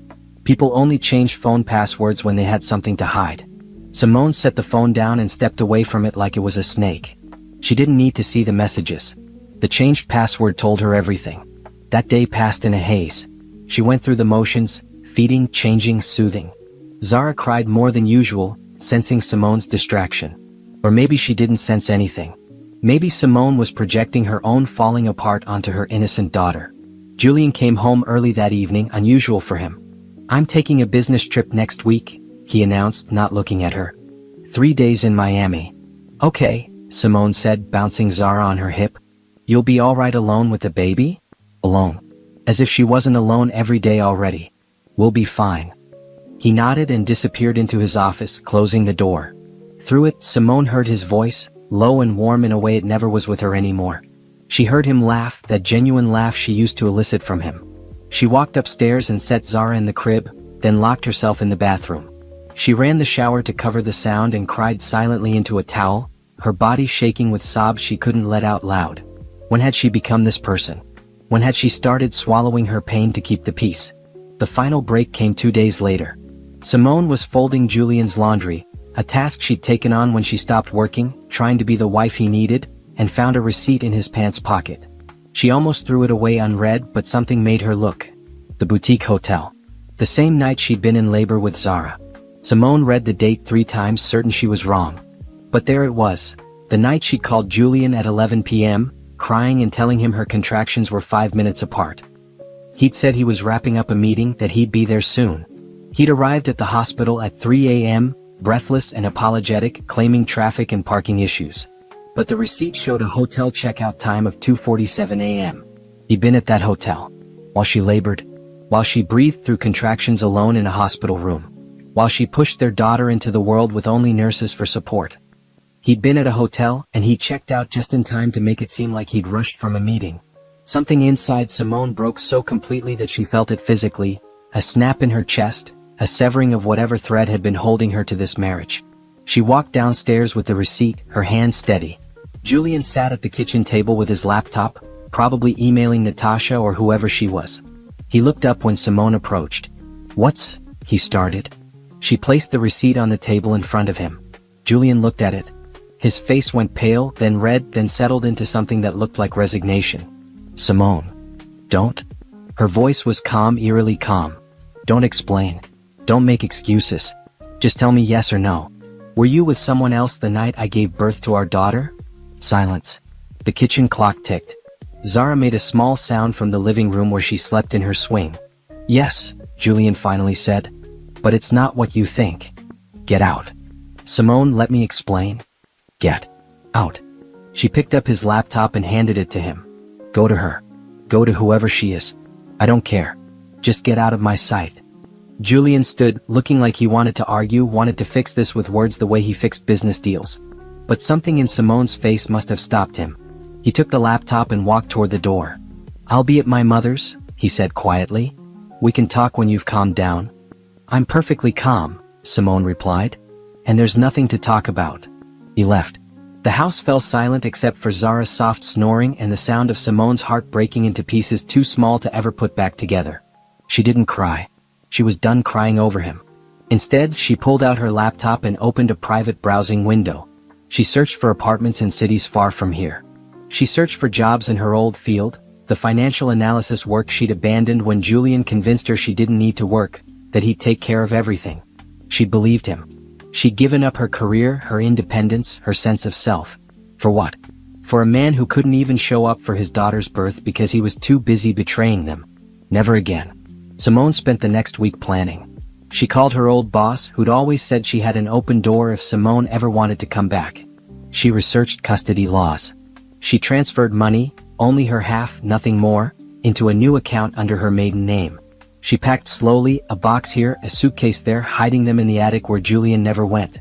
She shipped some items to a storage unit in another state. And when Julian finally came back 5 days later, acting like nothing had happened, like his cheating was just a bump in the road they'd get over, Simone played along. She smiled. She nodded. She made dinner and acted normal. Because she needed time. She needed him to think everything was fine while she arranged her escape. Julian never suspected. He was too busy with his phone, with his mistress, with his double life. He barely looked at Simone, barely interacted with Zara beyond the occasional photo for social media. The night before she left, Julian kissed her forehead and said, "I have a business dinner tomorrow night. Don't wait up." "I won't," Simone promised. And she meant it in ways he couldn't imagine. The next evening after Julian left, smelling like that expensive cologne, wearing the watch his mistress probably gave him, Simone moved with the efficiency of someone who'd been planning for weeks. She loaded the car with the boxes she'd hidden. She strapped Zara into her car seat. She walked through the house one final time, saying goodbye to the woman she'd been here, the woman who'd believed in fairy tales and forever. In the master bathroom, she removed her wedding ring and set it on the counter. Not thrown in anger. Not left dramatically. Just set down gently, a punctuation mark on a chapter that was over. Then Simone drove away from the house, away from Julian, away from the life that had been slowly killing her. She didn't look back. There was nothing behind her worth seeing. Only forward. Only toward whatever came next. Only toward the life she would build from the ashes of this one. The apartment was 600 square feet of beige walls and brown carpet that had seen better days sometime in the 1990s. Simone stood in the empty living room, Zara strapped to her chest in a baby carrier, and tried not to compare it to the 4-bedroom house she'd left behind. That house had been a prison with crown molding. This apartment was freedom in a 3rd-floor walk-up. "It's perfect," she said out loud and almost believed it. The landlord, a woman in her 60s named Donna, handed over the keys. "First month and security deposit clears you through to next month. If you need anything, I'm in apartment 1A. "Thank you," Simone said, shaking her hand. "I really appreciate you working with me on the paperwork." Donna shrugged. "You had references, you paid on time, you seem like good people. That's all I need to know. And for what it's worth," she added, lowering her voice, "I've been where you are. Took my kids and left with nothing but our clothes and my pride. Best decision I ever made." She squeezed Simone's shoulder and left, her footsteps echoing down the stairwell. Simone locked the door behind her, 2 deadbolts and a chain. She checked that before signing the lease, and surveyed her new kingdom. The kitchen was barely big enough for one person to stand in. The bedroom could fit a mattress and maybe a dresser if she arranged them carefully. The bathroom had pink tile that belonged in a museum of bad design choices. It was perfect. Zara squirmed against her chest, making hungry noises. Simone sat on the floor against the wall and pulled up her shirt to nurse. No furniture yet. Those deliveries wouldn't arrive until tomorrow. Tonight, they'd camp out with the sleeping bags and supplies she'd bought at the big box store on the way into town. As Zara nursed, Simone pulled out her phone. A new phone with a new number that Julian didn't have. She kept her old phone just long enough to transfer the photos of Zara, then destroyed the SIM card and threw the device in a dumpster 3 states back. She opened her banking app. The money she transferred sat there, a number that felt substantial and terrifying at the same time. She'd done the math. With careful budgeting, she had maybe 3 months before she needed steady income. Her old boss had been encouraging when she'd called, said they might have a position opening up in the next quarter, but might didn't pay rent. Tomorrow she'd start job hunting properly. Tonight she just needed to breathe. Zara fell asleep mid-feed, milk-drunk and peaceful. Simone held her daughter and looked around the empty apartment. No expensive furniture. No art that cost more than most people made in a month. No ghost of the life she'd thought she was building. Just bare walls and possibility. Her phone buzzed. For one heart-stopping moment, she thought Julian had somehow found her new number. But it was just a text from the furniture company confirming tomorrow's delivery window. Simone let out a breath she didn't know she'd been holding. She laid Zara in the portable crib she'd set up in the corner, the only piece of baby furniture she'd brought from the house. Everything else was new, purchased with her half of their savings, starting fresh with no memories attached. That night, Simone lay in her sleeping bag on the brown carpet and stared at the ceiling. The apartment above her was having a party, loud music, laughing, footsteps. In the house, she'd never heard the neighbors. Here she heard everything. Every car door slam, every conversation in the hallway, every sound of life happening around her. She wasn't alone. Even in this empty apartment, in this unfamiliar city, she wasn't alone. Zara started fussing around midnight. Simone changed her, fed her, walked circles around the tiny living room until her daughter settled. At 2 a.m. Zara woke again. At 4 a.m. At 5:30. By the time the sun came up, Simone felt like she'd been hit by a truck. Her body ached from sleeping on the floor. Her breasts hurt from nursing. Her head pounded from lack of sleep. But she'd made it through the night in her new life. Day 1 complete. The furniture arrived at 9 a.m. 2 guys hauled up a used couch, a kitchen table with 2 chairs, a dresser, and a bed frame. All purchased from the local online marketplace for a fraction of what they'd cost new. Simone tipped them what she could spare and assembled the bed frame while Zara had tummy time on a blanket. By afternoon, the apartment looked almost livable. Simone hung curtains, blackout ones for the bedroom so Zara might sleep better, and unpacked the kitchen boxes. As she put dishes in the cabinets, she realized she'd never picked out dishes before. In the house, everything had come from Julian's family or from their wedding registry. These plates were from the dollar store. The glasses didn't match. The silverware was basic and practical. And they were all hers. That evening, Simone heated up a frozen meal and ate it sitting on her second-hand couch while Zara dozed in the carrier against her chest. She pulled out her laptop and started browsing job listings. Financial analyst, junior accountant, bookkeeper, anything that matched her skills and would let her work remotely part of the time. She'd been out of the workforce for 2 years. Her resume had a gap that would raise questions. But she had her degree, her previous experience, and a reference from her old boss who'd promised to vouch for her skills. It had to be enough. Simone applied to 15 positions that night, carefully crafting each cover letter, explaining the employment gap as family obligations. It was vague enough to be acceptable, true enough not to be a lie. The next day she ventured out to explore the neighborhood. The apartment complex sat in a working-class part of town, not wealthy but not dangerous. There was a grocery store 3 blocks away, a park 2 blocks in the other direction, a library within walking distance. She could build a life here. Small but hers. At the park, Simone sat on a bench and watched other parents with their children. A group of mothers chatted nearby, their kids playing on the equipment. One of them, a black woman about Simone's age with twins in a stroller, caught her eye and smiled. "How old?" she asked, nodding toward Zara. "4 weeks," Simone said. "Oh, you're in the thick of it. Twins are 6 months now, and I'm just starting to feel human again." She laughed. "I'm Nicole." "Simone. You new to the neighborhood?" "Just moved in." Simone hesitated. "How much to share? What story to tell?" "Starting over, I guess." Nicole's expression softened with understanding. "Been there. If you need anything, and I mean anything, even if it's just someone to hold the baby so you can shower, I'm in Building C, apartment 301. "Thank you," Simone said, and meant it more than Nicole could know. They talked for a few minutes about nothing important. Sleep schedules, baby clothes, the best pediatrician in the area. Normal things. Safe things. The kind of conversation that reminded Simone that life existed outside of heartbreak and betrayal. When she got back to her apartment, Simone felt lighter somehow. She had a friend, maybe. Or at least a friendly face. It was more than she'd had yesterday. That night, after Zara finally fell asleep around 11 p.m., Simone allowed herself to check the news from her old city. She searched for Julian's name, wondering if he'd reported her missing, if he'd made a scene, if he'd done anything dramatic. Nothing. No police reports, no Amber Alerts, no stories about a missing mother and child.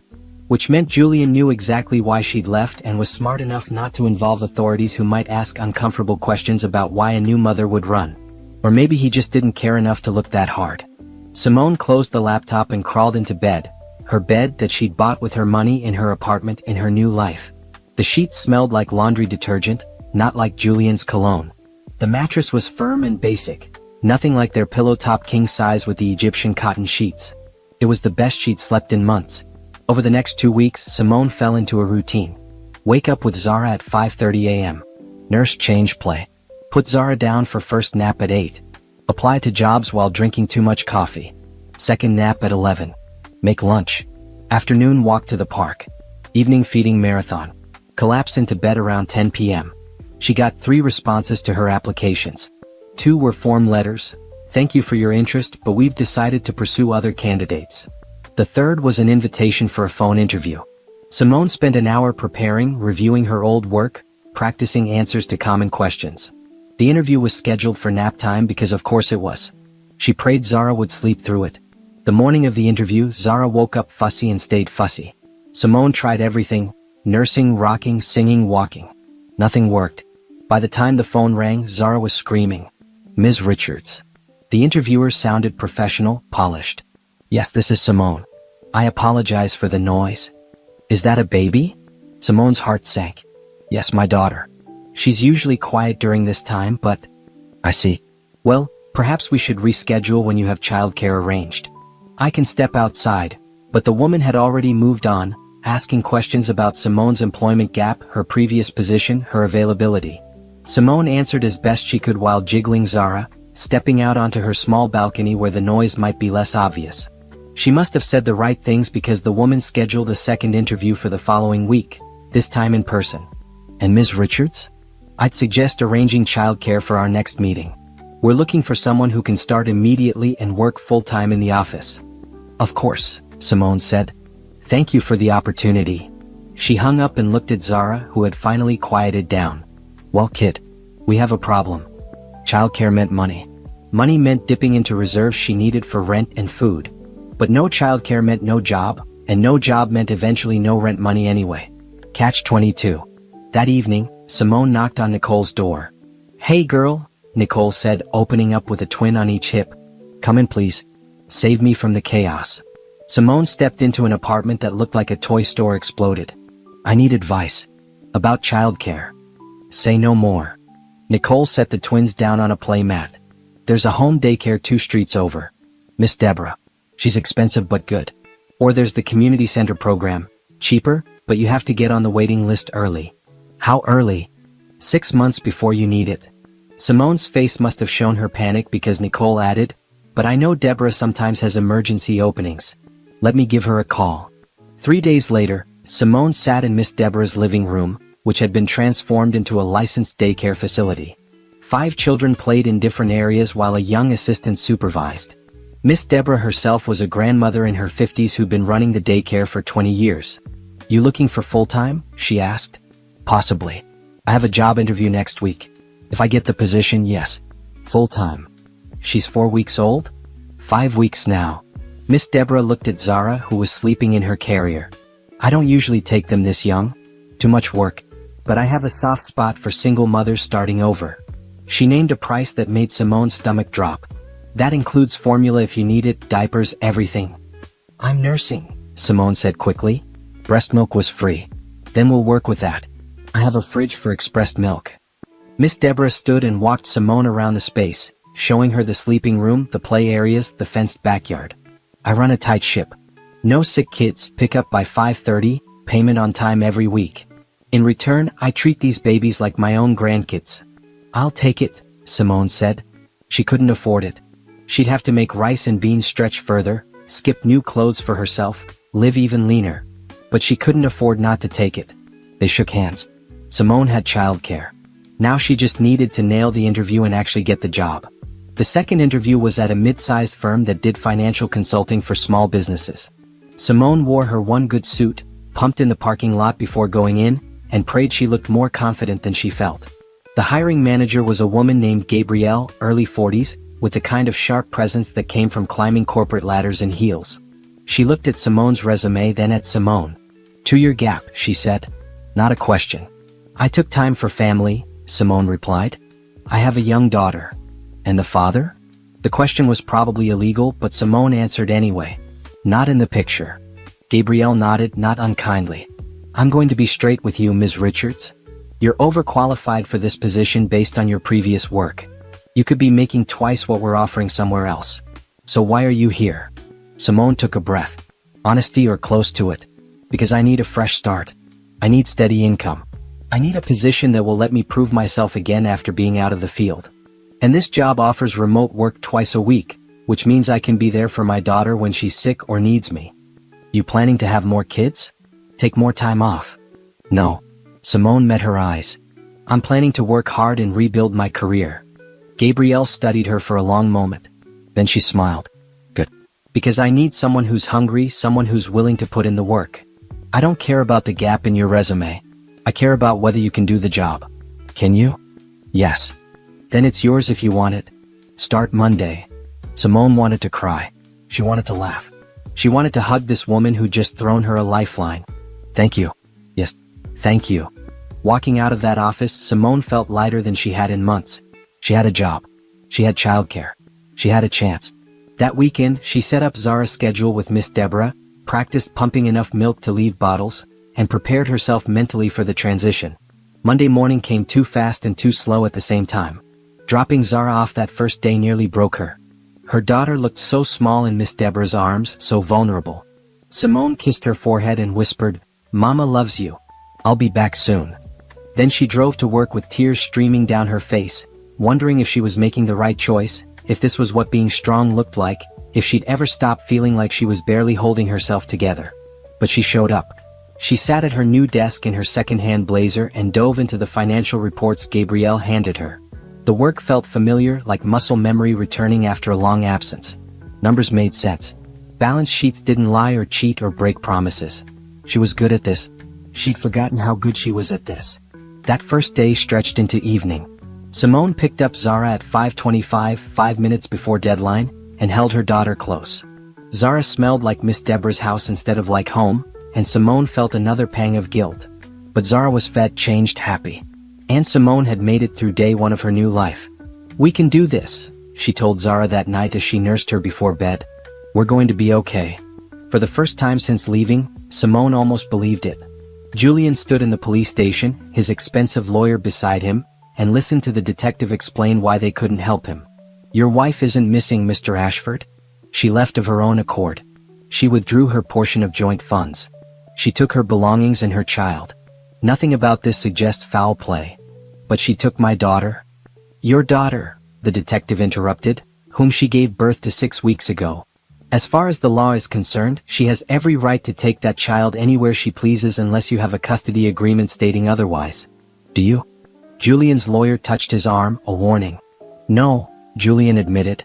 Then I suggest you work this out through the family court system. This is a domestic matter, not a criminal one. Julian wanted to argue, wanted to demand they file a missing persons report, wanted to force them to find Simone and bring her home. But his lawyer steered him out of the station before he could say something that would make things worse. They're not going to help, his lawyer, Patricia, said once they were in the parking lot. And frankly, you don't want them to. What's that supposed to mean? Patricia fixed him with a look that made Julian feel like a child being scolded. It means that if they start investigating why your wife left, they're going to find things you probably don't want in a police report. Hotel receipts, credit card statements, phone records. Do you really want all of that documented? Julian felt cold despite the warm day.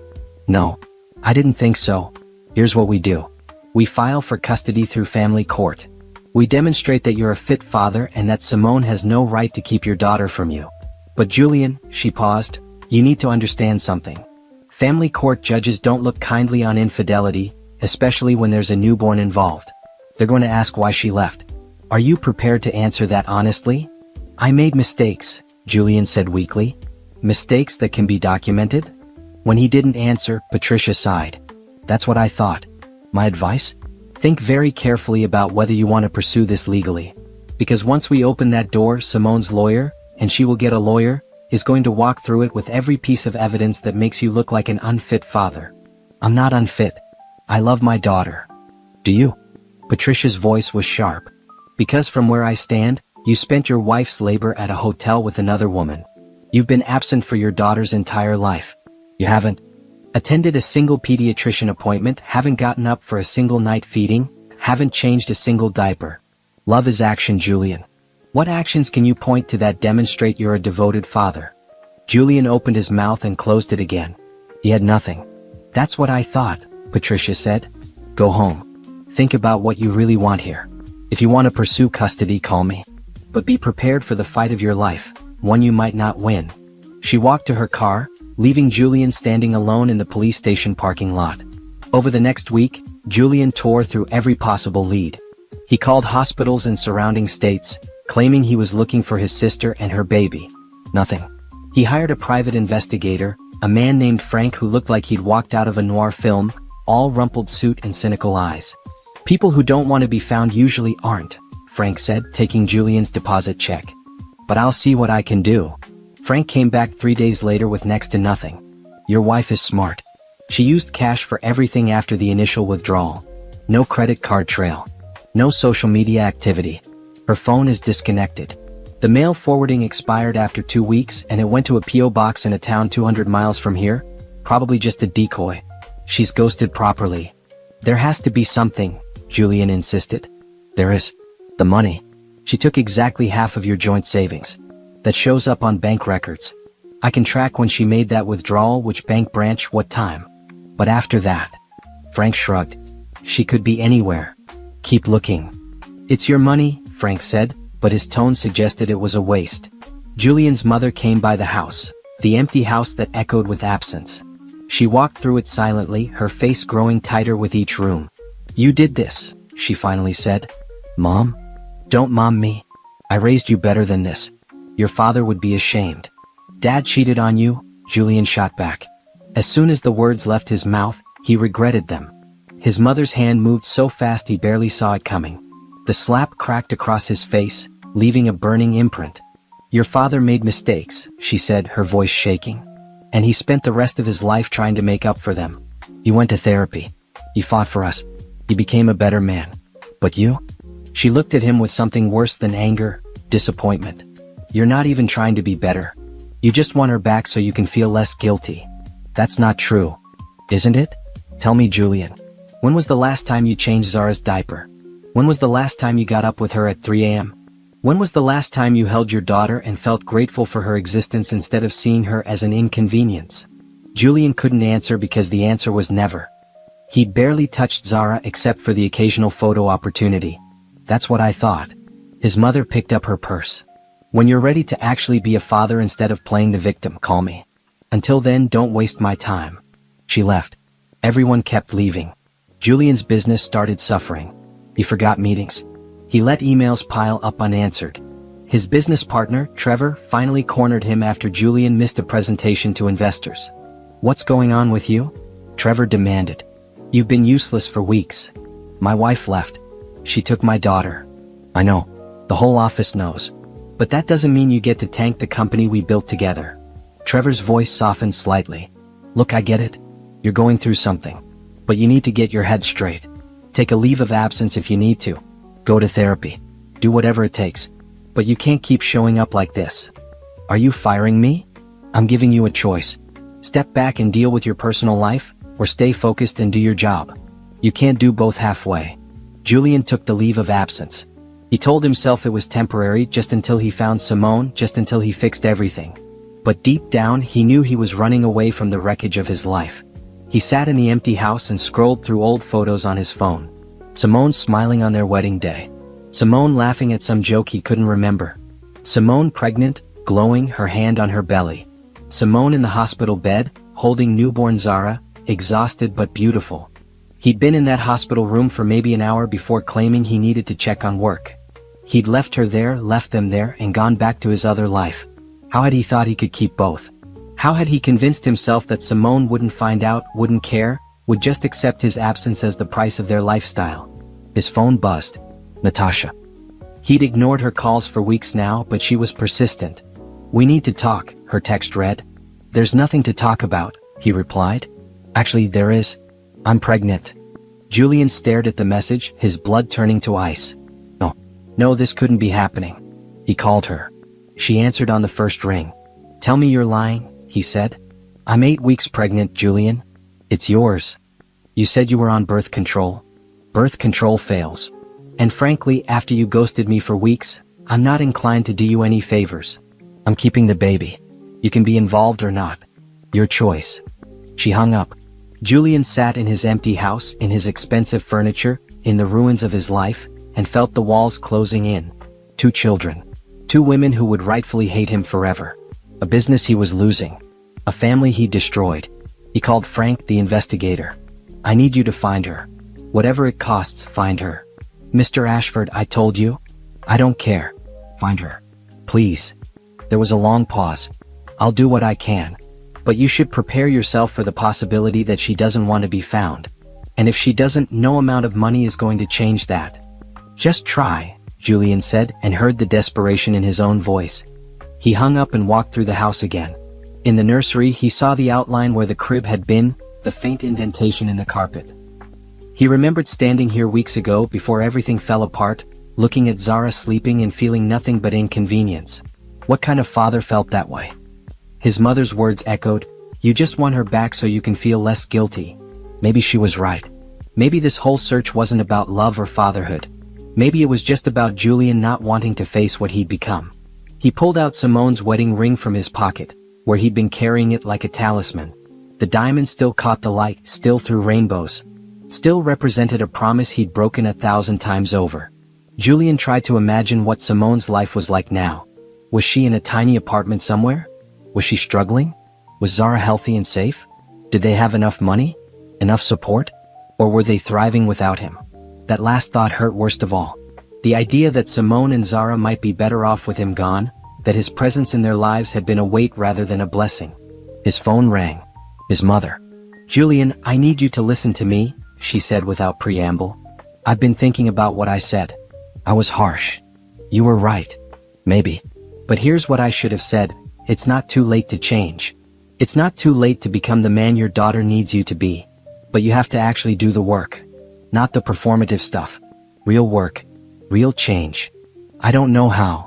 Start with therapy. Start with honestly looking at yourself and figuring out why you thought any of this was acceptable. Start with accepting that Simone may never come back, and that you need to find a way to be okay with that." "I can't accept that." His mother sighed. "Then you're going to spend the rest of your life chasing a ghost instead of building a future. Is that what you want?" Julian didn't answer because he didn't know anymore. What did he want? To turn back time? To undo his mistakes? Neither of those were possible. "Think about it," his mother said. "And Julian? That other woman, the one you were seeing. If she really is pregnant, those babies, both of them, deserve better than a father who's only half present. Figure out how to be fully present for someone before it's too late. She hung up. Julian sat in the dark, holding Simone's wedding ring, and finally let himself cry. Not for what he'd lost. For what he'd thrown away. 6 months after vanishing, Simone sat at her desk at 7 a.m., reviewing financial reports before the rest of the office arrived. She'd learned that coming in early gave her quiet time to focus, to get ahead, to prove herself indispensable. The numbers on her screen blurred together. She'd been up 3 times in the night with Zara, who was teething and miserable. Simone's coffee had gone cold an hour ago, but she was too deep in her analysis to get up for a refill. "You're here early again," Gabrielle's voice came from behind her. Simone jumped, nearly spilling her cold coffee. "I wanted to finish the Patterson account review before the client call." "It's Saturday," Gabrielle said. She wasn't judging, just observing. "Is it?" Simone honestly hadn't realized. The days blended together: work, daycare pickup, dinner, bedtime routine, maybe an hour for herself, sleep, repeat. Weekends just meant she could sleep slightly later before Zara woke up. Gabrielle pulled up a chair. "Let me tell you something I learned the hard way. You can't pour from an empty cup. I know you're working hard. I know you're trying to prove yourself. But you're going to burn out if you keep this pace." "I'm fine," Simone said automatically. "You're exhausted. I can see it. And you're doing excellent work. Don't get me wrong. The Patterson analysis was exactly what we needed. But excellence at the cost of your health isn't sustainable." Gabrielle paused. "Why are you really here on a Saturday?" Simone looked at her hands. The truth was complicated. "Because if I stop moving, I think about everything I left behind. If I stop working, I remember that my life fell apart 6 months ago and I'm just pretending I have it together." "Are you pretending?" Gabrielle asked gently. "Because from where I sit, you're actually doing it. Not pretending. Doing. It doesn't feel that way. It never does when you're in it." Gabrielle stood. "Go home. Spend the day with your daughter. The work will be here Monday. But these moments with her when she's little? You can't get those back." Simone wanted to argue, wanted to finish the report, wanted to prove she was worth keeping around. But Gabrielle was right. When was the last time she just played with Zara without worrying about the next thing on her list? She packed up her laptop and drove home to her apartment. Miss Deborah was surprised when she showed up early to pick up Zara. "Everything okay?" Miss Deborah asked, handing over a very sleepy baby. "Everything's fine. Just taking the day." "Good. That baby needs her mama, and mama needs some rest too from the looks of you." Simone carried Zara up to their apartment and laid her in the crib for her morning nap. Then she did something radical. She didn't clean the kitchen, didn't do laundry, didn't work on anything. She sat on her second-hand couch and closed her eyes for just a minute. She woke up 2 hours later to Zara crying. Simone felt groggy but somehow more human than she had in weeks. She changed Zara, fed her, and decided to take a walk to the park instead of staying cooped up in the apartment. The park was full of families enjoying the unusually warm fall day. Simone found a spot under a tree and laid out a blanket. She set Zara on her tummy for some playtime and just watched her daughter explore the world, reaching for grass, startling at a bird, laughing at absolutely nothing. "Look at you taking a break," Nicole's voice came from behind her. She plopped down on the blanket with her twins. "I'm shocked. Gabrielle sent me home," Simone admitted. "Smart woman. You've been running on fumes." Nicole handed one of the twins a toy. "How are you really doing?" Simone considered lying, saying she was fine like she told everyone. But sitting there in the sunshine with her daughter gurgling happily beside her, the truth spilled out. "I'm tired. I'm scared I'm going to mess this up. I'm worried about money even though we're okay for now. I miss sleeping more than 3 hours at a stretch. And sometimes I wonder if I made the right choice, leaving like that." "Do you regret it?" "No, never. But it's hard. Harder than I thought it would be." Nicole nodded. "Being a single mom is the hardest thing I've ever done. But you know what? We're doing it. Our kids are healthy and loved. We're building something real. That matters more than the hard parts." They sat in comfortable silence while the children played. Other parents stopped by to chat. Simone realized she'd built a community here without even noticing. Nicole and the other mothers from the park, Miss Deborah, the woman at the corner store who always asked about Zara, even her co-workers who'd started inviting her to after-work events she usually declined. She wasn't alone. She'd thought leaving Julian meant being alone, but she'd actually found people who showed up for her in ways Julian never had. That afternoon, after Zara went down for her second nap, Simone did something she'd been putting off. She called her mother. The phone rang 4 times. Simone almost hung up. "Hello?" Her mother's voice was cautious. "Hi, Mom. It's me." Silence. Then, "Simone? Baby, is that you?" "Yeah, it's me." "Oh, thank God. Where are you? Are you safe? Is the baby okay?" "We're fine. We're safe. I can't tell you where we are, not yet. But I wanted you to know we're okay." Her mother started crying. "I've been so worried. Julian called looking for you. I didn't tell him anything, but baby, what happened? Why did you run?" Simone gave her the abbreviated version. The affair. The hotel receipt from the night she was in labor. The complete absence of remorse or responsibility. Her mother listened without interrupting. "That boy," she finally said. "I never trusted him completely. Too smooth, you know? But you loved him, so I kept my mouth shut. I should have listened to you. No, you followed your heart. It's not your fault he broke it." Her mother paused. "Can I see you? See my grandbaby?" "Not yet. Maybe in a few months when I'm more settled. But I'll send pictures. I promise." They talked for an hour, catching up on everything Simone had missed. Her mother filled her in on family news, neighborhood gossip, all the normal life stuff that had continued while Simone's world imploded. It felt good to reconnect, to remember she came from somewhere, that she had roots even if she'd been transplanted. After hanging up, Simone felt lighter. She sent her mother photos of Zara, carefully scrubbed of any metadata that could reveal their location.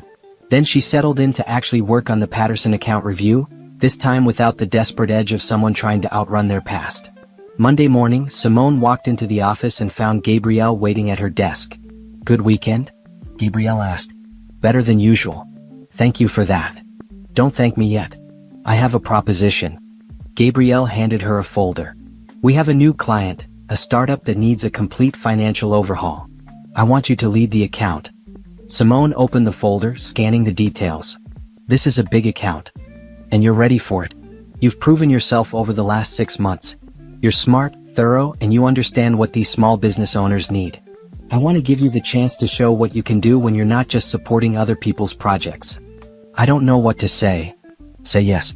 And say you'll stop working weekends unless it's absolutely critical." Gabrielle smiled. "I need you fresh and focused, not burned out." "Yes," Simone said. "Thank you. I won't let you down." "I know you won't." The startup client turned out to be a tech company run by 3 women who'd left corporate jobs to build something of their own. Simone met with them that week and immediately connected.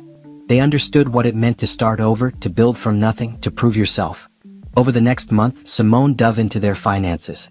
She identified inefficiencies, restructured their payment schedules, and helped them project growth. The work was challenging and rewarding in a way her old job with Julian never had been. Julian. She realized she'd gone entire days without thinking about him. The wound he'd left was healing, slowly but surely. It would always scar, but scars were just proof you'd survived something. One evening, after putting Zara to bed, Simone sat at her small kitchen table with her laptop and did something she'd been considering for weeks. She opened enrollment for an online MBA program. The classes would be hard to manage with work in Zara, but Gabrielle's promotion had shown her something important. She could do more. She could be more. She filled out the application, wrote her essay about transformation and second chances, and hit submit before she could second-guess herself. 2 weeks later, the acceptance email arrived. She read it 3 times to make sure it was real. She was going back to school. She was building not just a life but a future. Simone called Nicole to celebrate. They took the kids to the park and got ice cream from the truck, splurging on the expensive flavors. Zara got more ice cream on her face than in her mouth, and Simone laughed harder than she had in months. "Look at you," Nicole said, watching Simone with Zara. "You're glowing." "I'm just happy," Simone realized. Actually happy, not pretending or trying to convince herself. "Things are good. Really good. You deserve it. So do you." They sat on the park bench, their baby sticky with ice cream, and watched the sunset. Simone thought about where she'd been 6 months ago, terrified, exhausted, wondering if she'd made a terrible mistake. And now she was here, building something real, something that was entirely hers. That night, after washing Zara's ice cream-covered hands and putting her to bed, Simone stood in her small apartment and looked around. The mismatched furniture, the budget-friendly decor, the walls she'd painted herself a soft blue that made the space feel bigger. It wasn't much, but it was home. A home built on her terms, with her rules, filled with love instead of lies. She pulled out her journal. something she'd started doing as therapy, writing down her thoughts and feelings instead of letting them spiral. She wrote about the promotion, about the MBA acceptance, about Zara hitting new milestones every day. She wrote about feeling like herself again, like the woman she was before Julian, only stronger. The last line she wrote, "I'm not just surviving anymore. I'm living." She closed the journal and got ready for bed. Tomorrow would bring new challenges. It always did. Zara would probably wake up 3 times in the night. Work would pile up. The MBA classes would be demanding. Money would be tight. But Simone could handle it. She'd handled everything else life threw at her in the last 6 months. She'd left with nothing but her baby and her dignity, and she'd built a life that meant something. That was worth more than any mansion, any luxury car, any lifestyle Julian could have provided. As she drifted off to sleep, Simone smiled. She was building her own phoenix from the ashes of her old life. And it was going to be beautiful. Julian sat in his therapist's office, mandated by the family court judge who'd heard his custody petition. The therapist, Dr. Monroe, was a black man in his 50s who reminded Julian uncomfortably of his father. The same assessing gaze, the same disappointed silence that spoke louder than words. "So," Dr. Monroe said after Julian had spent 20 minutes explaining how Simone had wronged him by leaving, "You've told me what she did. Now tell me what you did." "I made mistakes." "Specifics, Julian. I can't help you if you won't be honest with yourself." Julian shifted in the leather chair. "I had an affair. For about 6 months before Simone gave birth." "You had an affair while your wife was pregnant?" "Yes." "Continue." "I was with my mistress the night Simone went into labor. I didn't get to the hospital until hours later." Dr. Monroe's expression didn't change, but something in his eyes hardened. "What happened when you got there?" "Simone had already given birth. She was in the recovery room with our daughter. I stayed for about an hour, then left to check on work." "You left your wife and newborn daughter alone in the hospital to go back to work?" "It was an important deal." "Was it more important than your family?" Julian couldn't answer because the truth was damning. Yes, at that moment the deal had felt more important. Or at least easier. Easier than facing Simone's exhaustion, Zara's crying, the reality of fatherhood. "How often did you help with the baby after you brought them home?" Dr. Monroe asked. "Simone handled most of it. She was better at that stuff." "Did you change diapers?" "A few times." "How many night feedings did you do?" "None." Simone was nursing. "Were you home for those feedings? Did you support her?" Julian looked at his hands. "No. I usually worked late or stayed at elsewhere." "With your mistress?" "Yes." Dr. Monroe leaned back in his chair. "I'm going to be very direct with you, Julian. You abandoned your family. Not just physically but emotionally. You checked out of your marriage and your responsibilities as a father. And now you're surprised that your wife left. I want to fix it. Do you?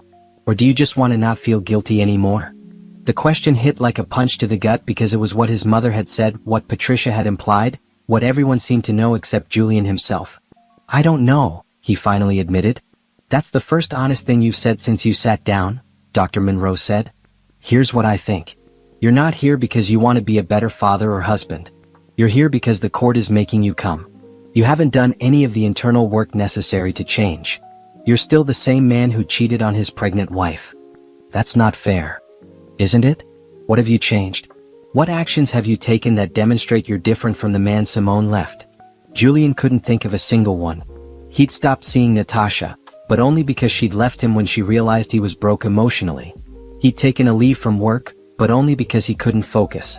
He tried to find Simone, but only because he wanted to assuage his guilt. "Our time is up," Dr. Monroe said, standing. "I'll see you next week. Between now and then, I want you to think about this question. Why do you actually want Simone back? Not the surface reasons. The deep, honest reasons. Because until you can answer that, we're wasting each other's time." Julian left the session feeling worse than when he'd arrived. He drove back to the house, the empty house that echoed with absence, and sat in his car in the driveway for 20 minutes before going inside. His phone buzzed. Natasha. Again. "We need to talk about the baby," her text read. Julian had been ignoring her texts about her pregnancy for weeks. The paternity test wouldn't happen until after the baby was born, another 3 months away. Part of him hoped she was lying, that the baby wasn't his, that this was just another problem that would go away if he ignored it long enough. But problems didn't go away. Simone had proven that. He called Natasha back. "It's about time," she answered. "I've been trying to reach you for weeks. What do you want? I want you to be involved. I want you to help with medical bills. I want you to start acting like a father instead of a ghost. How do I even know it's mine? We can do a paternity test after the baby is born. But you know it's yours, Julian. You were the only one I was sleeping with during that time. That probably wasn't true, but Julian didn't have the energy to argue. What do you need? They talked logistics, medical appointments, costs, plans for after the birth. It was all clinical, transactional, nothing like the excitement he should have felt about another child. He'd already missed that with Zara. Now he was going to miss it again. After hanging up, Julian walked through the house. Every room reminded him of what he'd lost. The master bedroom where Simone used to sleep, curled on her side with her hand under her. The kitchen where she'd make breakfast, humming while she cooked. The living room where she'd planned to nurse Zara while watching those shows she loved. All of it was gone. He'd sold most of the furniture, planning to downsize to a smaller place. The house was under contract to sell. Soon he'd move to a condo downtown, something modern and soulless that had no memories. His phone rang. Trevor, his business partner. "We need to talk about your leave of absence," Trevor said. "I'm not ready to come back yet. That's not what I'm calling about. Julian, we need to talk about buying you out." The words landed like a punch. "What? You've been gone for months. The business is suffering because of it. I've been carrying your accounts, making excuses to clients, covering for you. I can't do it anymore. I built that company with you. And you're watching it fall apart because you can't get your personal life together. I'm sorry, Julian. I really am. But I need a partner who shows up, not someone who's chasing ghosts. Don't do this. It's already done. My lawyer will send over the paperwork. You'll get a fair price for your share. But I need you out." Trevor hung up. Julian stared at his phone, the screen going dark, reflecting his own face back at him. When had he become this person? This hollow shell who lost everything worth keeping?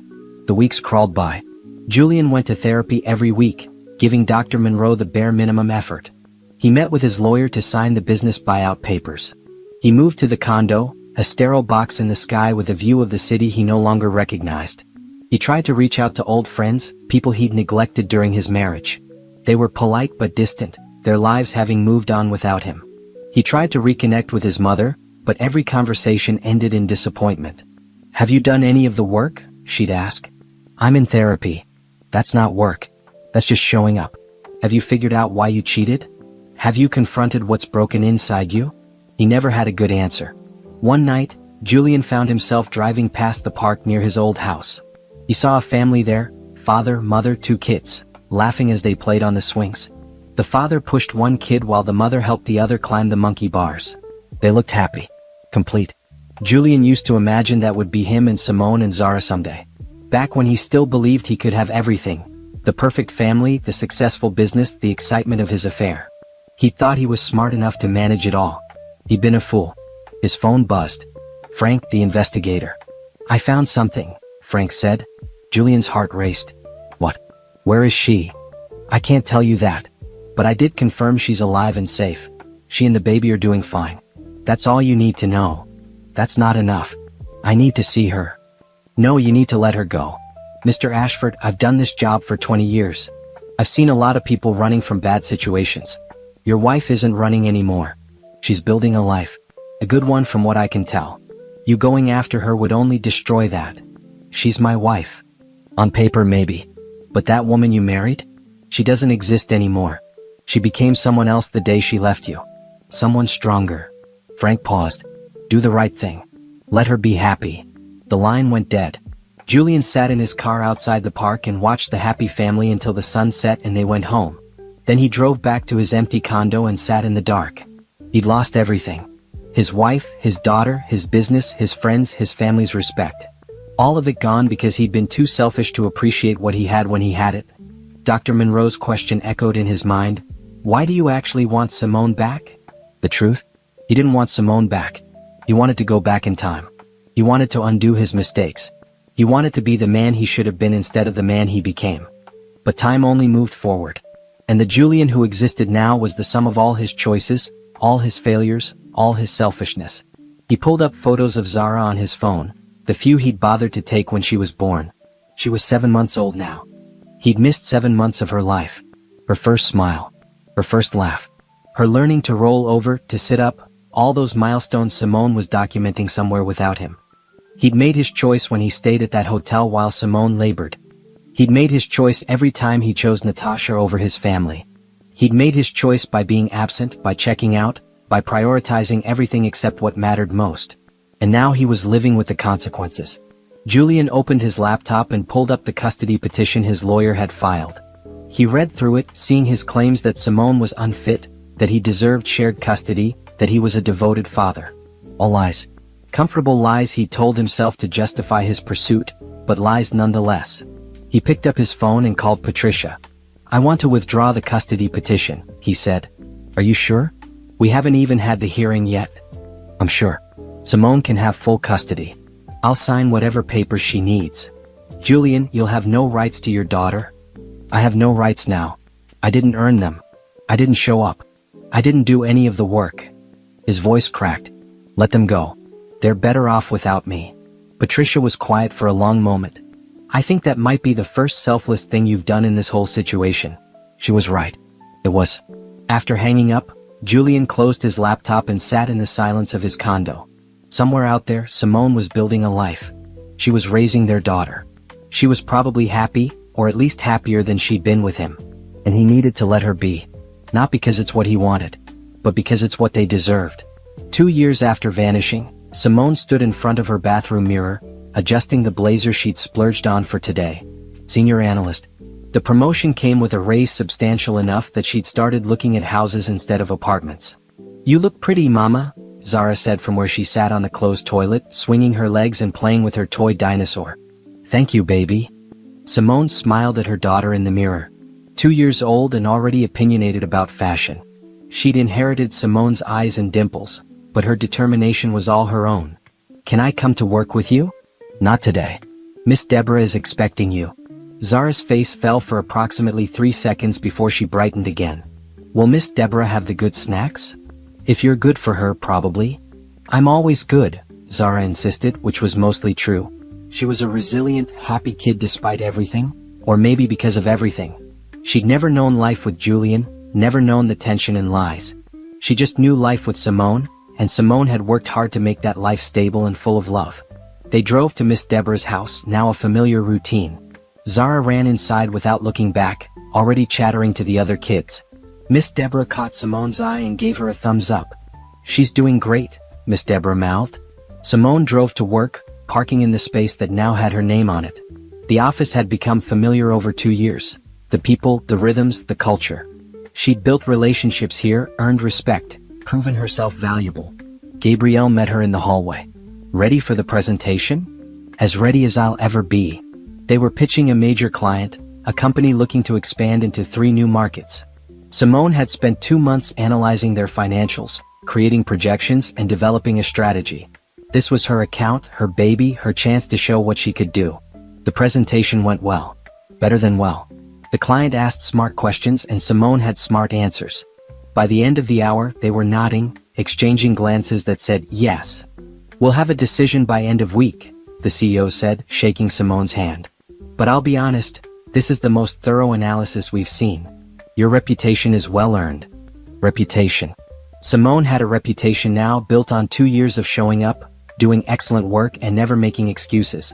It felt good in a way that decorating a mansion never had. After the meeting, Gabrielle pulled her aside. "You crushed it in there. We'll see if they sign." "They'll sign. But regardless, we need to talk about your future here. How do you feel about the title of director?" Simone's breath caught. "Director? You've earned it. You're leading accounts now, mentoring junior analysts, bringing in business. That's not senior analyst work. That's director work. Obviously there'd be a pay increase and some additional responsibilities, but I think you're ready." "I don't know what to say." "Say you'll think about it. Talk to your daughter. Make sure it's what you want." "But Simone." Gabrielle smiled. "You've built something remarkable here. From someone who came to us looking for a fresh start to someone we can't imagine losing. That's huge." After work, Simone picked up Zara and they went to the park. Nicole was there with her twins, now walking and getting into everything. "How'd the big presentation go?" Nicole asked. "Good. Really good." Simone watched Zara play on the slide, fearless and laughing. "They offered me a promotion. Director. That's amazing. Congratulations." I haven't accepted yet. Why not? Because 2 years ago I was hiding in a different city, terrified and broke. Now I'm getting promoted to director. It feels like whiplash. Nicole touched her arm. You earned this. Stop downplaying your accomplishments. You worked your butt off, took care of your daughter, went back to school at night and built a career from scratch. Own it. Simone looked at her friend, her best friend really. Nicole had been there for everything over the past 2 years. The late-night panic attacks when Simone worried she'd made a mistake. The celebrations when Simone landed the analyst job, then the promotion to senior analyst. The random weekday mornings when they'd grab coffee before work and talk about life. You're right, Simone said. I did earn it. Damn right you did. That evening, after Zara was in bed, Simone pulled out her laptop and looked at house listings. Not mansions. Just normal 3-bedroom houses with yards and good school districts. Places where Zara could have a dog, where Simone could have a garden, where they could build a home that was actually theirs. She found one she liked. A small ranch house with a big backyard in a neighborhood full of families. The mortgage would stretch her budget even with the director's salary, but it was possible. Actually possible. Simone sent her mother the listing. They'd been video chatting weekly for the past year, and Simone had even visited once, briefly, making sure Julian had no way to track her. Her mother was the only family member who knew where Simone lived now. Her phone rang immediately. Baby, this is perfect, her mother said. Look at that yard. Zara would love it. It's a little expensive. You can afford it with the new salary. Simone, you need to stop thinking like someone who's just surviving. You're thriving now. Act like it. First Nicole, now her mother. Everyone could see it except Simone herself. What if it falls apart? Simone asked quietly. What if I lose my job or the housing market crashes, or what if it doesn't? What if you buy that house and live there happily for the next 20 years? What if you stop waiting for the other shoe to drop and just enjoy what you've built? Simone looked around her apartment. She'd made it work for 2 years, but they'd outgrown it. Zara needed space to play. Simone needed space to breathe. This apartment had been perfect for surviving. But maybe it was time to move toward thriving. I'm going to put in an offer, she decided. Good girl. Now tell me about this promotion. They talked for an hour about nothing and everything. Her mother filled her in on family drama, asked about Zara's latest adventures, shared recipes Simone pretended she'd actually cook. Normal mother-daughter stuff that Simone had missed during her year of radio silence. After hanging up, Simone opened her MBA coursework. She was halfway through the program now, juggling classes with work and motherhood. It was exhausting, but it was also empowering. Each paper she wrote, each concept she mastered, was proof that her brain hadn't turned to mush during her marriage. She was still smart, still capable, still more than just someone's wife. The next week moved in a blur. The client signed, giving Simone her biggest account to date. Gabrielle made the director promotion official. Simone's offer on the house was accepted, and she started the process of getting a mortgage, something she'd never done alone before. Julian had handled all of that in their marriage. Simone had signed where he told her to sign, trusted that he knew what he was doing. Now she read every document, asked questions until she understood every clause, and made decisions for herself. It felt powerful. Moving day came on a Saturday. Nicole showed up with her husband to help load the truck. Miss Deborah watched all the kids. Other friends from work stopped by with food and muscle. In 8 hours, Simone's life transferred from a 600-square-foot apartment to a house with actual rooms and a yard. That night, after everyone left, Simone stood in her empty living room with Zara on her hip. Their furniture looked small in the space, but they'd fill it eventually. The house felt huge and quiet and full of possibility. This is our house, Zara, Simone said. Our very own house. Big house. Zara agreed, wiggling to get down and explore. Simone let her run around, opening cabinets and peeking into rooms. This house was everything the mansion with Julian hadn't been. It was smaller, cheaper, and filled with infinitely more joy. Over the next few weeks, Simone settled into home ownership. She learned how to fix a leaky faucet via YouTube. She planted flowers in the backyard and let Zara help by digging in the dirt. She painted Zara's room a bright yellow that made the space feel happy. She made the house a home. Work was thriving too. As director, Simone had more autonomy, more responsibility, and more opportunity to shape the company's direction. She hired 2 junior analysts and discovered she loved mentoring, helping them navigate the same challenges she'd faced. One of them, a young woman named Tasha who'd recently left an abusive relationship, reminded Simone of herself 2 years ago. Scared but determined. Running but also running towards something better. "You're going to make it," Simone told her after Tasha confided about her situation. "It's going to be hard and some days you'll wonder if you made the right choice. But you will make it." "How do you know?" "Because I did." Simone shared a little of her story, not all of it, just enough. 2 years ago I was where you are now. Look at me now. You can do this too." Tasha's eyes filled with tears. "Thank you. I needed to hear that." Helping Tasha reminded Simone how far she'd come. She wasn't just surviving anymore. She was building something meaningful, not just for herself but for others who needed to see that starting over was possible. That Christmas, Simone's mother came to visit. It was the first time she'd seen the house, the first time she'd spent more than a few hours with Zara since they'd left Julian. "Look at this," her mother said, walking through the house. "Look at what you built, baby. It's not much. It's everything. You took nothing and turned it into this. A home, a career, a beautiful daughter who's happy and healthy. That's not much. That's everything." They spent Christmas morning opening presents. Zara was delighted with her gifts, books, toys, clothes she'd outgrown in 3 months. Simone gave her mother a photo album she'd made, filled with pictures from the past 2 years. Her mother cried going through it, seeing all the moments she'd missed. "I'm so proud of you," she said. "Your father would be proud too." Simone's father had died when she was in college, before Julian, before any of this.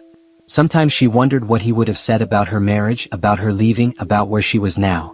She liked to think he'd approve of her strength, of her choice to build a life on her own terms. As the year ended, Simone sat in her backyard one evening after putting Zara to bed. The yard was dark except for the string lights she'd hung, giving the space a warm glow. She had a glass of wine, a luxury she rarely indulged in, and her journal.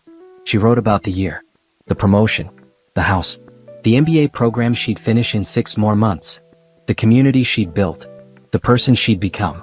2 years ago she'd been broken, lost, running from the ruins of her marriage with nothing but her daughter and a desperate hope that things would get better. They had gotten better. Not because Julian changed or because she found someone to rescue her.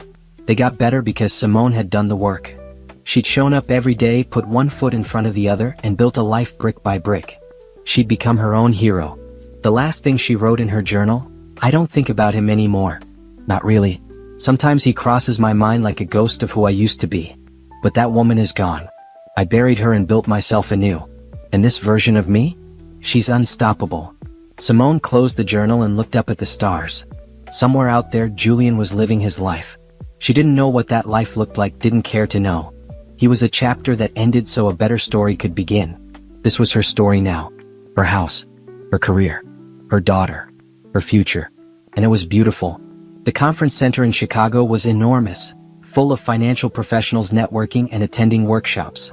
Simone had flown in that morning, her first business trip since starting at the firm 3 years ago. Gabrielle had insisted she attend. "You're a director now. Time to build your professional network beyond our office." Simone was scheduled to present financial forecasting strategies at 2 p.m. She'd spent weeks preparing, practiced her presentation until she could deliver it in her sleep. This was a big opportunity to establish herself in the larger financial community.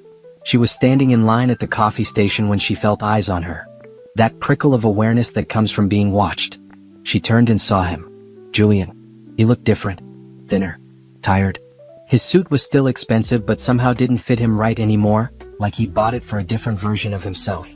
He stood across the lobby, holding a conference program, staring at her with an expression she couldn't quite read. Simone's first instinct was to run. Her second was to walk over and slap him. She did neither.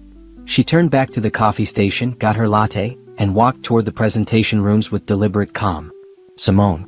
Wait." His voice. She thought she'd forgotten what it sounded like, how it used to make her feel safe before it made her feel betrayed. She kept walking. "Simone, please. I just want to talk." She stopped, not because she wanted to but because people were starting to stare. She turned to face him, her expression cool. "I have a presentation to prepare for.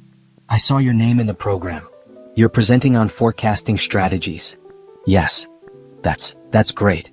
You always were good at analysis." Simone didn't respond. What was there to say? "Thank you for noticing my skills 3 years too late?" "How are you?" Julian asked. How is Zara?" Hearing him say their daughter's name felt like a violation. "We're fine. Can we talk? Maybe grab coffee after your presentation?" "No. Simone, please. I just want 5 minutes." You had years, Julian. Years to be present, to be a father, to be a husband. You didn't want those minutes then. You don't get them now. She turned to leave. I'm sorry. His voice cracked. I know it doesn't mean anything, but I'm sorry. For all of it. For everything I did and everything I didn't do. You deserved better. Simone looked at him, really looked at him. She'd spent so many nights imagining what she'd say if she ever saw him again. She'd practiced speeches, crafted the perfect cutting remarks, planned how she'd make him feel a fraction of the pain he'd caused her. But standing here now, looking at this man who'd once been her world, she felt nothing. Not anger, not hurt, not even satisfaction. Just nothing. You're right, she said quietly. I did deserve better. So I built better for myself. Have a good life, Julian. She walked away, and this time he didn't follow.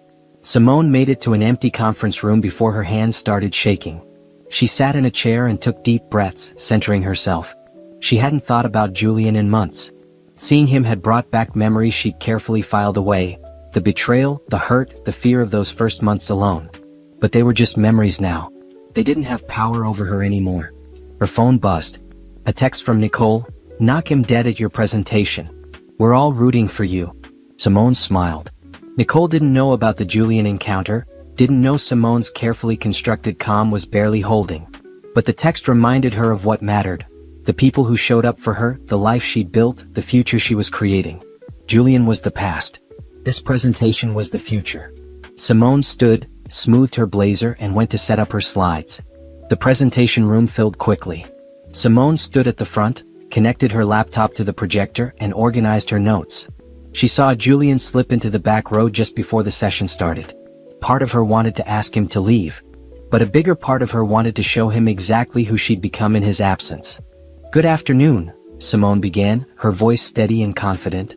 I'm Simone Richards, Director of Financial Analysis at Harris Consulting. Today I want to talk to you about dynamic forecasting strategies for small to mid-sized businesses in unstable markets. For the next 45 minutes, Simone commanded the room. She presented complex financial concepts with clarity, used real-world examples from her client work, and fielded questions with expertise that came from years of experience. She was good at this. She'd forgotten how good she was. When she finished, the applause was genuine. Several people came up afterward to ask questions, exchange business cards, and discuss potential collaborations. Simone found herself in conversations with senior directors from major firms, people who respected her work and saw her as an equal. Julian waited until everyone else had left. Simone was packing up her laptop when he approached. That was impressive, he said. Thank you. I mean it, Simone. You were always smart, but seeing you up there, you were in your element. She looked up at him. Did you need something specific, Julian? Or are you just here to offer belated compliments? He flinched at her tone. I wanted to ask about Zara. How is she really? What does she look like? What's she like? She's 3 years old.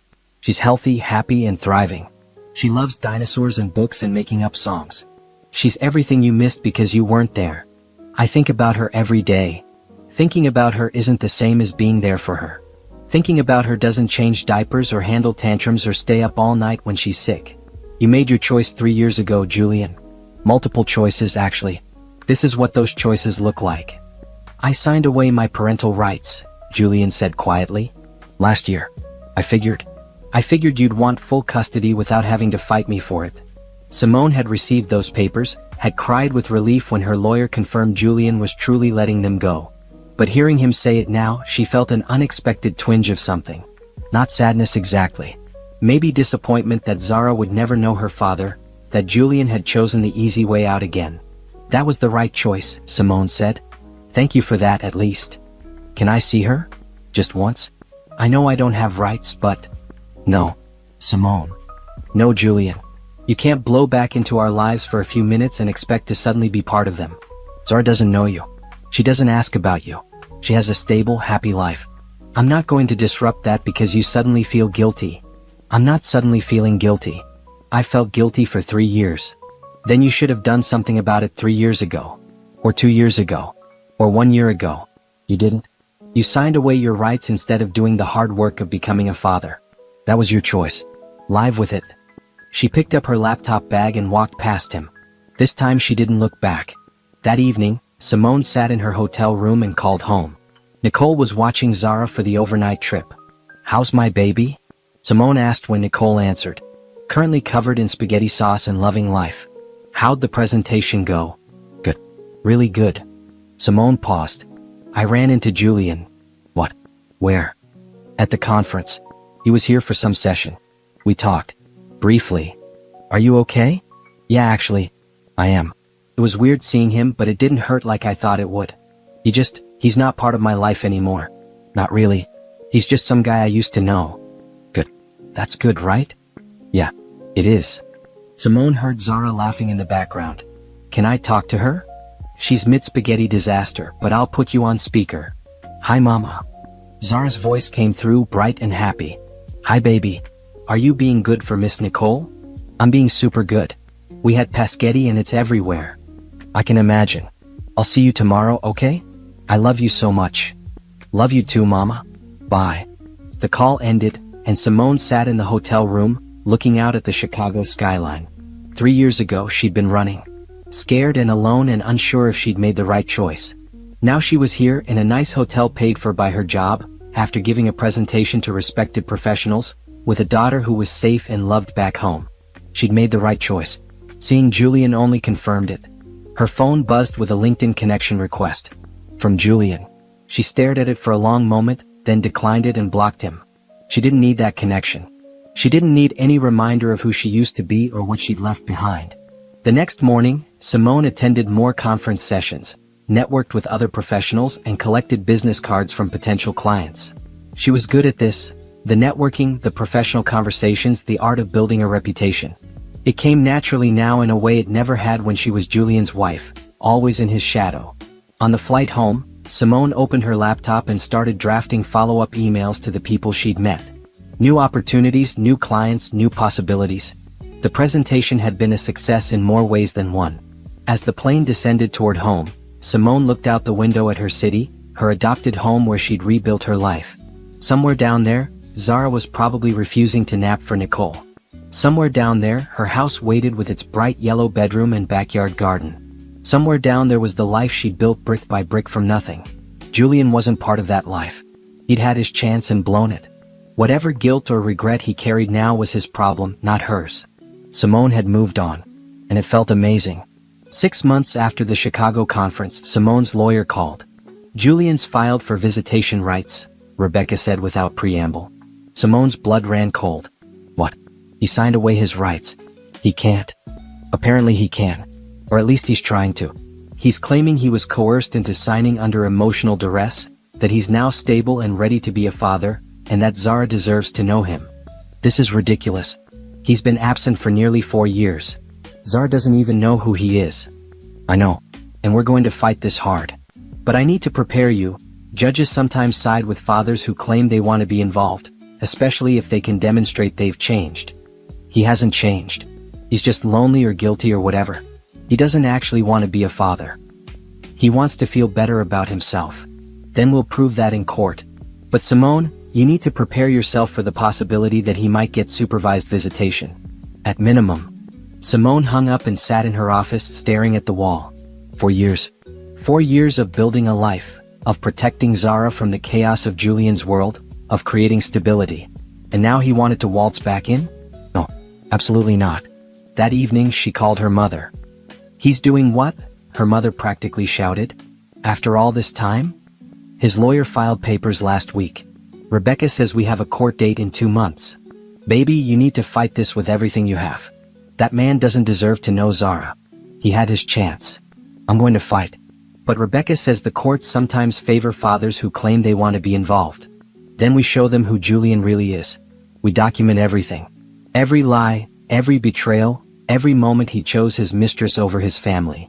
We show them he's not stable, he's selfish. Simone took a breath. Her mother was right. This wasn't about emotion. This was about protection. Protecting Zara from a father who'd already proven he couldn't be trusted. Over the next 2 months, Simone worked with Rebecca to build their case. They gathered evidence. The hotel receipts from the night Simone was in labor, phone records showing Julian's contact with his mistress throughout Simone's pregnancy, bank statements demonstrating his financial neglect, testimony from Simone's friends and family about Julian's absence. Rebecca also subpoenaed Julian's therapist notes. Dr. Monroe had documented Julian's admission that he wasn't sure why he wanted custody, that he hadn't done the internal work to change, that his motivation seemed more about assuaging guilt than genuine paternal interest. "This is good," Rebecca said, reviewing the file. "This paints a picture of someone who's unreliable and self-focused. But you need to prepare yourself. Julian's lawyer is going to paint you as vindictive, as someone keeping a child from her father out of spite. I'm protecting my daughter. I know that. But they'll twist it. They'll say you moved away to hide her, that you've refused all his attempts at contact, that you're denying Zara the right to know her father. You need to stay calm in there no matter what they say." The court date arrived. Simone wore a conservative navy suit and minimal makeup. She'd left Zara with her mother, who'd flown in for moral support. Walking into the courthouse felt like walking into a nightmare. Julian sat at the plaintiff's table with his lawyer, a slick-looking man in an expensive suit. Julian looked better than he had in Chicago, healthier, more put together. Like he'd been preparing for this moment. The hearing began. Julian's lawyer went first, painting a picture of a man who'd made mistakes but was now ready to be a father. He presented evidence of Julian's therapy, his stable employment at a new firm, his completion of parenting classes. "Mr. Ashford has done everything the court could ask of him," the lawyer argued. "He's addressed his past mistakes, he's prepared himself to be a parent, and he's simply asking for supervised visitation with his daughter. Every child deserves to know both parents." Then it was Rebecca's turn. She methodically presented their evidence. The affair during pregnancy, the absence during labor, the complete lack of involvement in Zara's first years, the signed relinquishment of parental rights. "Mr. Ashford claims he was coerced into signing those papers," Rebecca said, holding up the document. "But the record shows he voluntarily signed, with legal counsel present, after months of consideration. He made a choice then. And now, for years later, he wants to undo that choice not because he's ready to be a father, but because he saw Ms. Richards thriving without him." Rebecca called Dr. Monroe to testify. The therapist was careful with confidentiality but confirmed Julian had struggled with understanding his own motivations and hadn't demonstrated consistent commitment to change. "Would you characterize Mr. Ashford as someone who's done the deep personal work necessary to be a reliable parent?" Rebecca asked. "I can't speak to his current state," Dr. Monroe said carefully. "But during our sessions he showed more interest in avoiding guilt than in actual parenting. Whether that's changed I can't say." Then Simone was called to testify. She took the stand, placed her hand on the Bible, and swore to tell the truth. Julian's lawyer questioned her first. "Ms. Richards, isn't it true that you fled in the middle of the night, taking Mr. Ashford's daughter without giving him any opportunity to be a father?" "I left an unsafe situation," Simone replied calmly. "I took our daughter to protect her from an unstable environment." "Unstable?" "Mr. Ashford provided a home, financial support. Mr. Ashford was having an affair while I was pregnant. He was absent during our daughter's birth. He showed no interest in caring for her during her first weeks of life. That's unstable. You could have sought counseling, tried to work things out." "For what? So our daughter could grow up watching her father betray her mother? So she could learn that's what love looks like." "Ms. Richards," the judge interrupted. "Please just answer the questions." "I apologize, Your Honor." Julian's lawyer continued. "You moved away, changed your name, made it impossible for Mr. Ashford to find you. Doesn't that seem extreme?" "I did what I needed to do to protect myself and my child." "Or to punish Mr. Ashford?" "No. To survive. There's a difference." Rebecca's cross-examination was gentler. She asked Simone to describe Zara's routine, her temperament, her needs. Simone talked about bedtimes and favorite books and how Zara got scared during thunderstorms. She painted a picture of a child who was loved and stable and had never known the man claiming to be her father. "Does Zara ask about her father?" Rebecca asked. "No, she doesn't know him. To her, it's always just been the two of us. And our extended family and friends." "How do you think introducing Julian into her life would affect her?" "I think it would confuse and upset her. She doesn't understand why a stranger would suddenly claim to be her father. And if he's inconsistent, if he starts visitation and then disappears again when it gets hard, that would traumatize her. I won't subject my daughter to that." The judge asked his own questions. "Ms. Richards, do you believe children benefit from knowing both parents?" "In general, yes. But not when one parent has proven themselves unreliable. My daughter's stability and emotional well-being come first." "And if the court orders supervised visitation, would you comply?" Simone wanted to say no. She wanted to refuse, to grab Zara and run again. But she couldn't. I would comply with any court order, Your Honor. But I would ask the court to consider what's truly in Zara's best interest, not what makes the adults feel better. The hearing ended.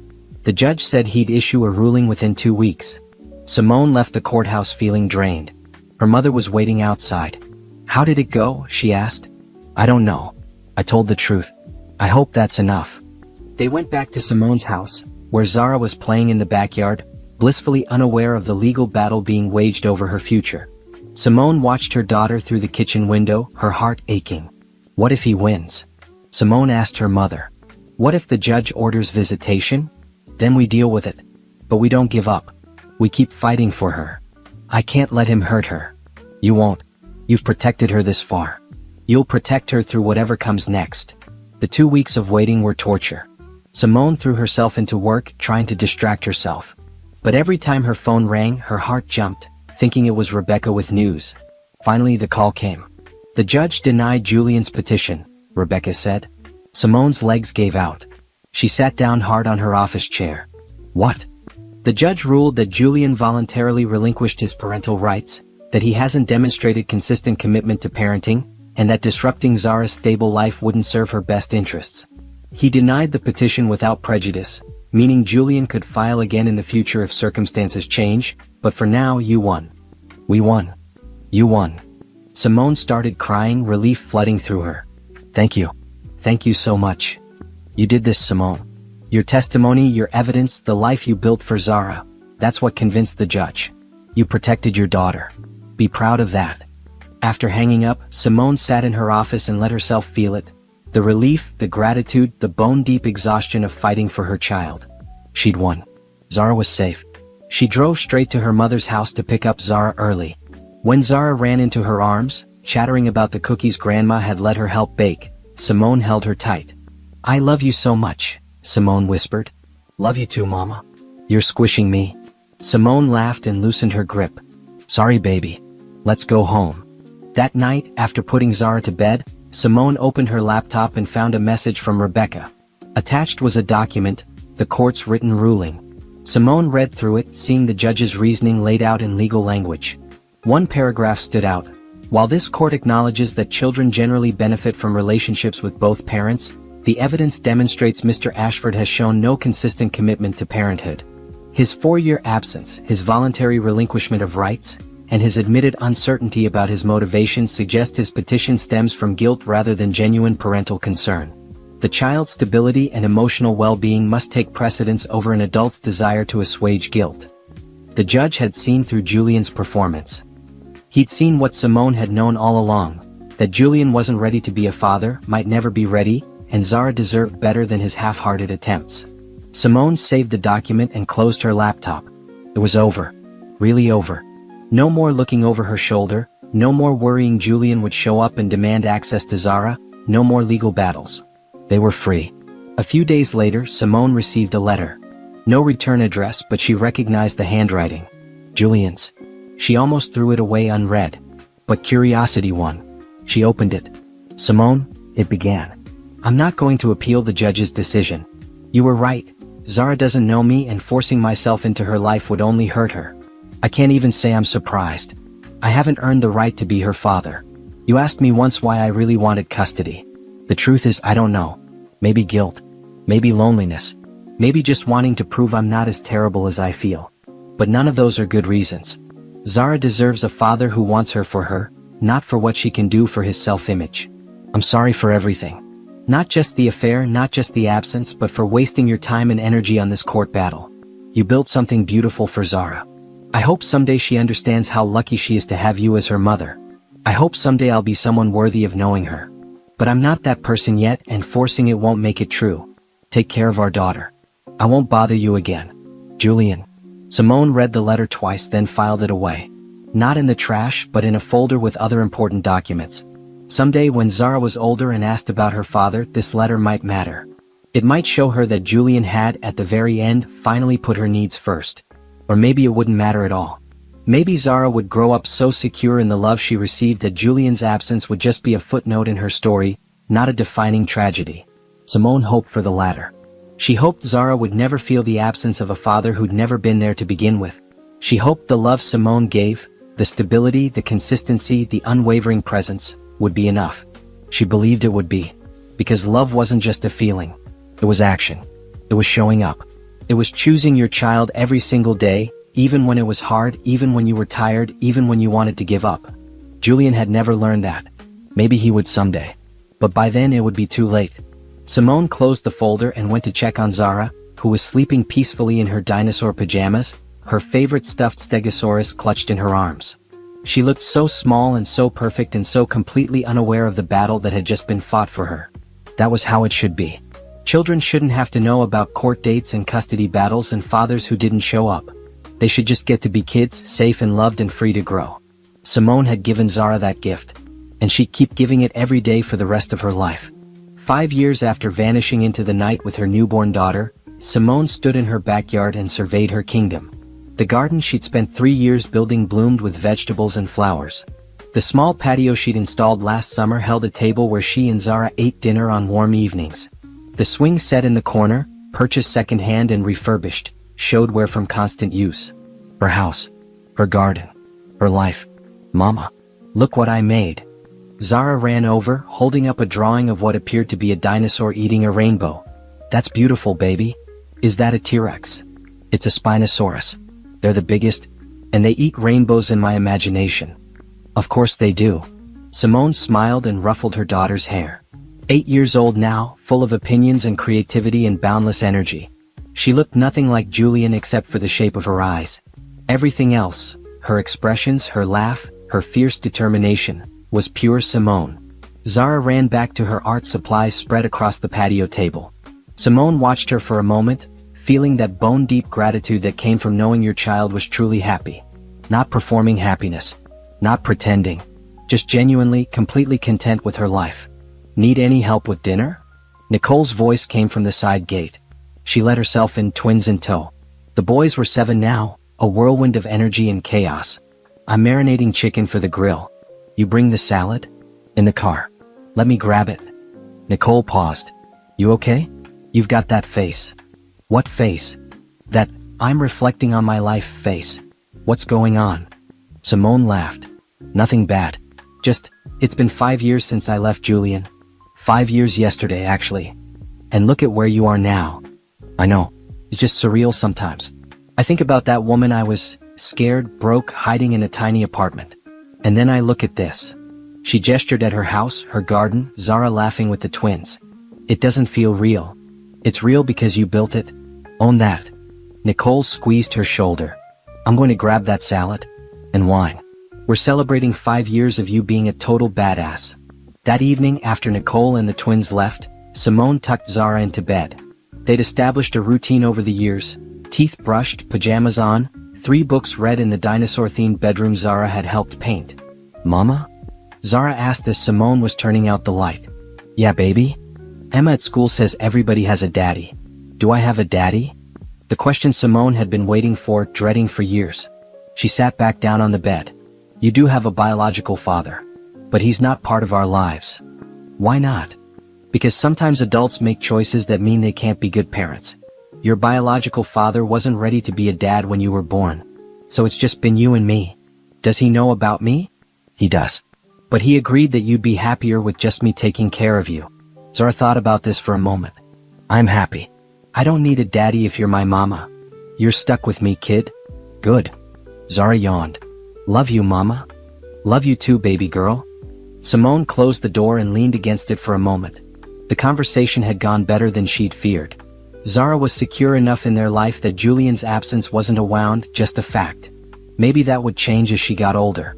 Maybe she'd have questions, feel that absence more keenly. But for now she was okay. They were okay. The next morning, Simone drove to work at the new office building their company had moved into last year. She had a corner office now with a window and a door and her name on the wall. Simone Richards, CFO. Chief Financial Officer. She'd been promoted 6 months ago, the culmination of 5 years of proving herself indispensable. Morning, boss, Tasha called from her desk. She'd grown from the scared junior analyst into Simone's right hand, confident and capable. Morning. How'd the Henderson pitch go yesterday? They signed. Contracts in your inbox. Excellent work. Simone poured herself coffee from the break room and settled into her office. Her calendar was packed. 3 client meetings, a budget review, interviews for a new analyst position. The kind of busy that used to stress her out but now just felt productive. At lunch, she met with Gabrielle, who'd become not just a boss but a friend and mentor. "I have news," Gabrielle said over salads. "I'm retiring." Simone nearly choked on her water. "What? When?" "End of the year. I've been thinking about it for a while. I'm 62, I've built this company into something I'm proud of, and I'm ready to travel and enjoy my life." She smiled at Simone's shocked expression. "Don't panic. The company's in good hands. You're more than ready to run it." "Me? Gabrielle, I'm CFO, not CO. And you've been functionally running operations for the last year. The board knows it." "I know it. You're my successor, Simone. If you want it." I don't know what to say." "Say you'll think about it. It's a big decision, especially with Zara. But I wouldn't offer if I didn't believe you could do it." Simone spent the rest of lunch in a daze. CEO of a company that employed 50 people and worked with hundreds of clients. The scared woman who'd fled in the middle of the night 5 years ago couldn't have imagined this. That woman had been focused on survival, on just making it through each day. But Simone wasn't that woman anymore. She'd grown, evolved, become someone who could handle responsibility and pressure and leadership. Maybe she could do this. That evening, she talked it over with Zara while making dinner. "So Mama might become the boss of her whole company," Simone said, trying to gauge how Zara felt about it. "You're already the boss," Zara said matter-of-factly, adding cheese to the tacos. "I'm a boss. This would make me the boss." "Cool. Can I have extra cheese?" Simone laughed. Kids had a way of cutting through complexity. To Zara, it didn't matter if Simone was CFO or CEO or janitor. She was still Mama, still the person who made dinner and checked homework and tucked her in at night. Later that week, Simone met her mother for coffee. Her mom had moved closer 2 years ago, wanting to be more involved in Zara's life, and they saw each other weekly now. "CO baby," her mother beamed. "Your father would be so proud." "I haven't accepted yet." "But you're going to." "Maybe. It's a lot of responsibility. And more hours." "You've been managing those hours fine as CFO. And you'll have the flexibility to set your own schedule. Think about what this means. You'll be leading the company, shaping its future, being a role model for other women." Her mother squeezed her hand. "You've come so far from that scared girl who called me 5 years ago. Don't be afraid to claim your success. When did you get so wise?" "I've always been wise. You're just finally listening." Simone accepted the CEO position the following week. The announcement went out internally, and her team celebrated with cake and champagne in the conference room. Tasha hugged her, Nicole sent a congratulatory text with about 50 emojis, and Gabrielle looked at her with the kind of pride that made Simone tear up. "You earned this," Gabrielle said privately. "Every bit of it." The transition happened over the next few months. Simone learned the CEO role, took on new responsibilities, and found herself energized rather than overwhelmed. She'd spent 5 years building skills, confidence, and a reputation. She was ready for this. One Saturday afternoon, Simone was working in her garden while Zara played nearby. A car pulled up, a nice car but not ostentatious. A man got out, early 40s, wearing jeans and a button-down shirt. He approached the gate hesitantly. "Excuse me, are you Simone Richards?" Simone stood, immediately wary. "Who's asking?" "My name is Cameron. I'm a financial consultant and someone recommended I reach out to you about a project. I hope it's okay that I stopped by. Your office gave me your address." "That's highly inappropriate of them." "I know, I'm sorry. But I was in the neighborhood and I thought." He trailed off, seeming to realize how creepy this sounded. "I'm making this worse. I'll email you instead. Sorry to bother you at home." He turned to leave, but Zara called out, "Your car is so cool. Is that electric?" Cameron turned back, smiling. "It is. Want to see?" He showed Zara the car, explaining how electric engines worked in terms an 8-year-old could understand. Simone watched, still wary but slightly charmed by how patient he was with her daughter's endless questions. "You're good with kids," Simone observed. "I have a nephew. He's convinced I know everything about cars. I've learned to fake it convincingly." They talked for a few more minutes, safe, surface-level conversation about work in the neighborhood. Cameron was easy to talk to, not pushy or overwhelming. He gave Simone his business card and said, "I really do need financial consulting on a project. If you're interested, email me. If not, no hard feelings. And I promise not to show up at your house again." After he left, Zara said, He was nice. He was, Simone agreed, surprising herself. That night she looked up Cameron online. He was legitimate, a consultant who worked with nonprofits on community development projects. His LinkedIn was professional, his background checked out. She emailed him about the project, keeping it professional and businesslike. They met for coffee the following week to discuss his needs. Then met again. And again. Somewhere along the way, the meeting stopped being about business and started being about each other. Cameron was patient, understanding when Simone explained she had a daughter and that Zara came first, always. He didn't push for more than Simone was ready to give. He asked about her work, her goals, her life, and actually listened to the answers. 3 months later, Cameron met Zara officially over dinner at Simone's house. Simone had been nervous, but Cameron and Zara hit it off immediately, talking about dinosaurs and electric cars and space exploration. He didn't try too hard, didn't pretend to be something he wasn't. He was just himself, and that was enough. After Zara went to bed, Cameron and Simone sat on the patio. "She's amazing," he said. "You've done an incredible job raising her." "Thank you. She's my whole world." "I know. And I respect that. I'm not trying to rush anything here. I really like spending time with both of you. If that's okay." "It's okay," Simone said, and realized she meant it. For the first time since Julian, she was opening her heart to someone new. It terrified her. But it also felt right in a way that nothing with Julian ever had.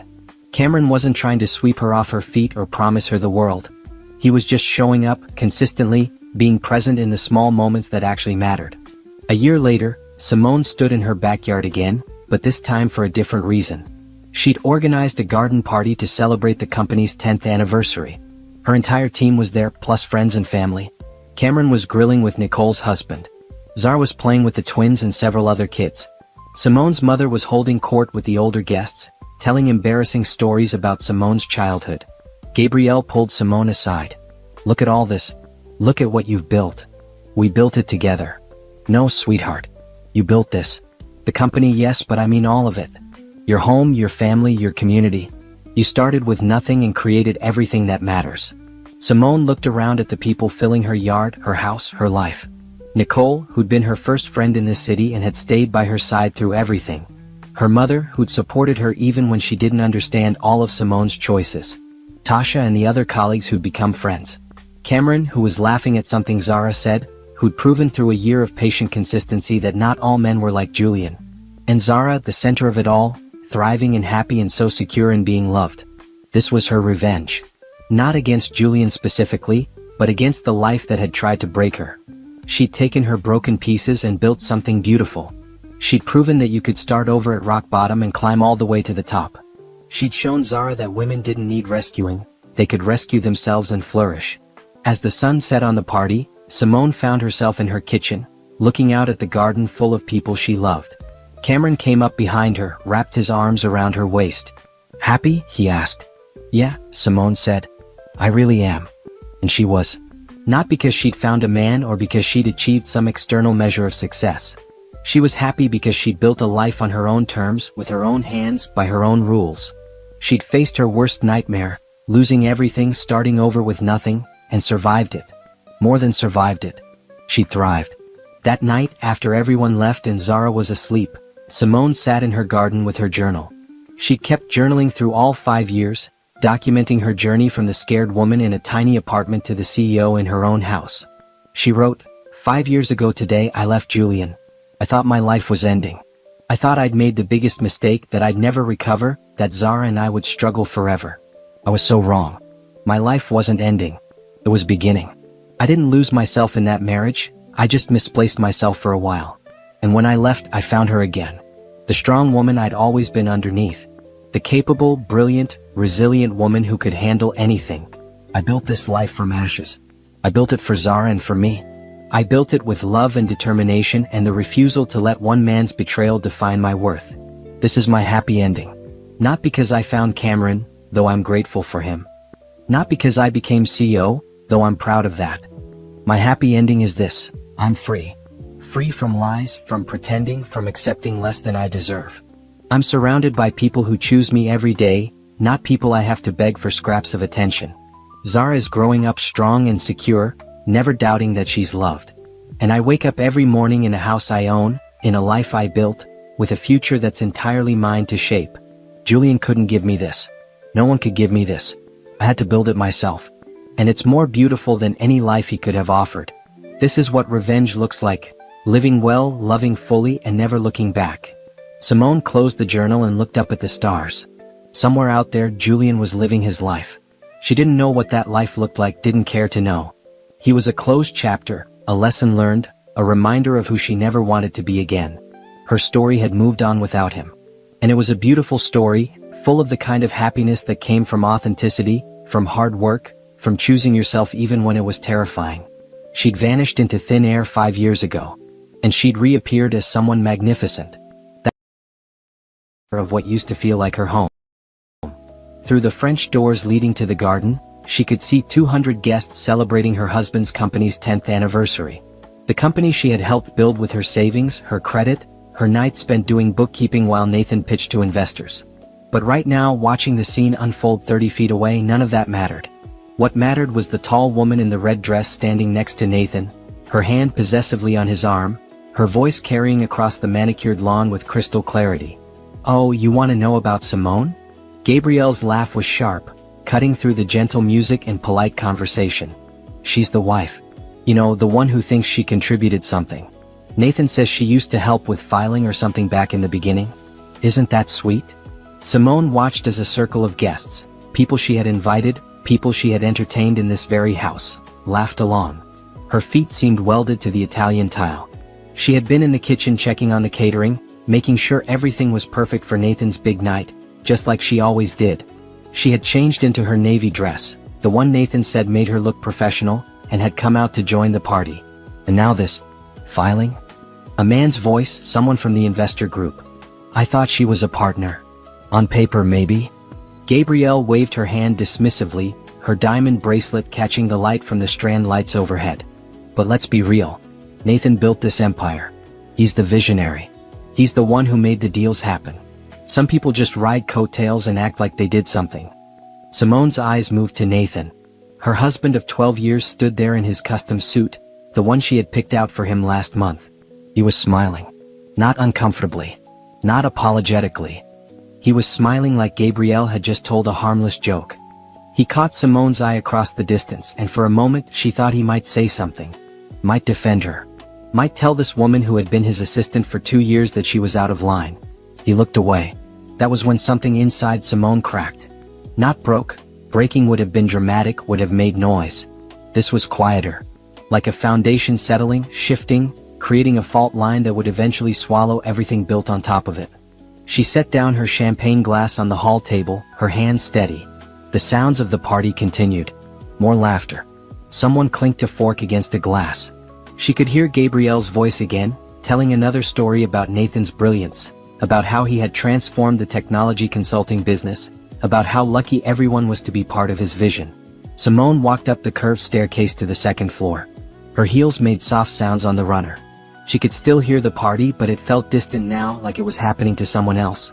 She went to the office, Nathan's office, though it had once been their office, back when they worked until midnight building client presentations together. She sat down at the desk and opened her laptop. Her hands were still steady as she pulled up the company documents. Sterling Consulting Group. Nathan had wanted to call it that from the beginning, had said it sounded prestigious. She had agreed, even though her last name was Morrison and would never be part of the letterhead. 49%. She owned 49% of the company. Nathan owned 51%. She remembered the lawyer explaining that someone needed to have the controlling interest, and since Nathan was going to be CEO, it made sense for him to have the majority. She had signed the papers without thinking much about it. They were married. They were partners. What was his was hers, right? She pulled up the latest valuation documents. Sterling Consulting Group was worth approximately $65 million, according to the paperwork Nathan had shown her last year. Her 49% would be worth about $32 million. But Nathan had told her that the valuation was inflated, that in reality if they ever sold, they would be lucky to get $20 million total. She had believed him. Why wouldn't she? He was her husband.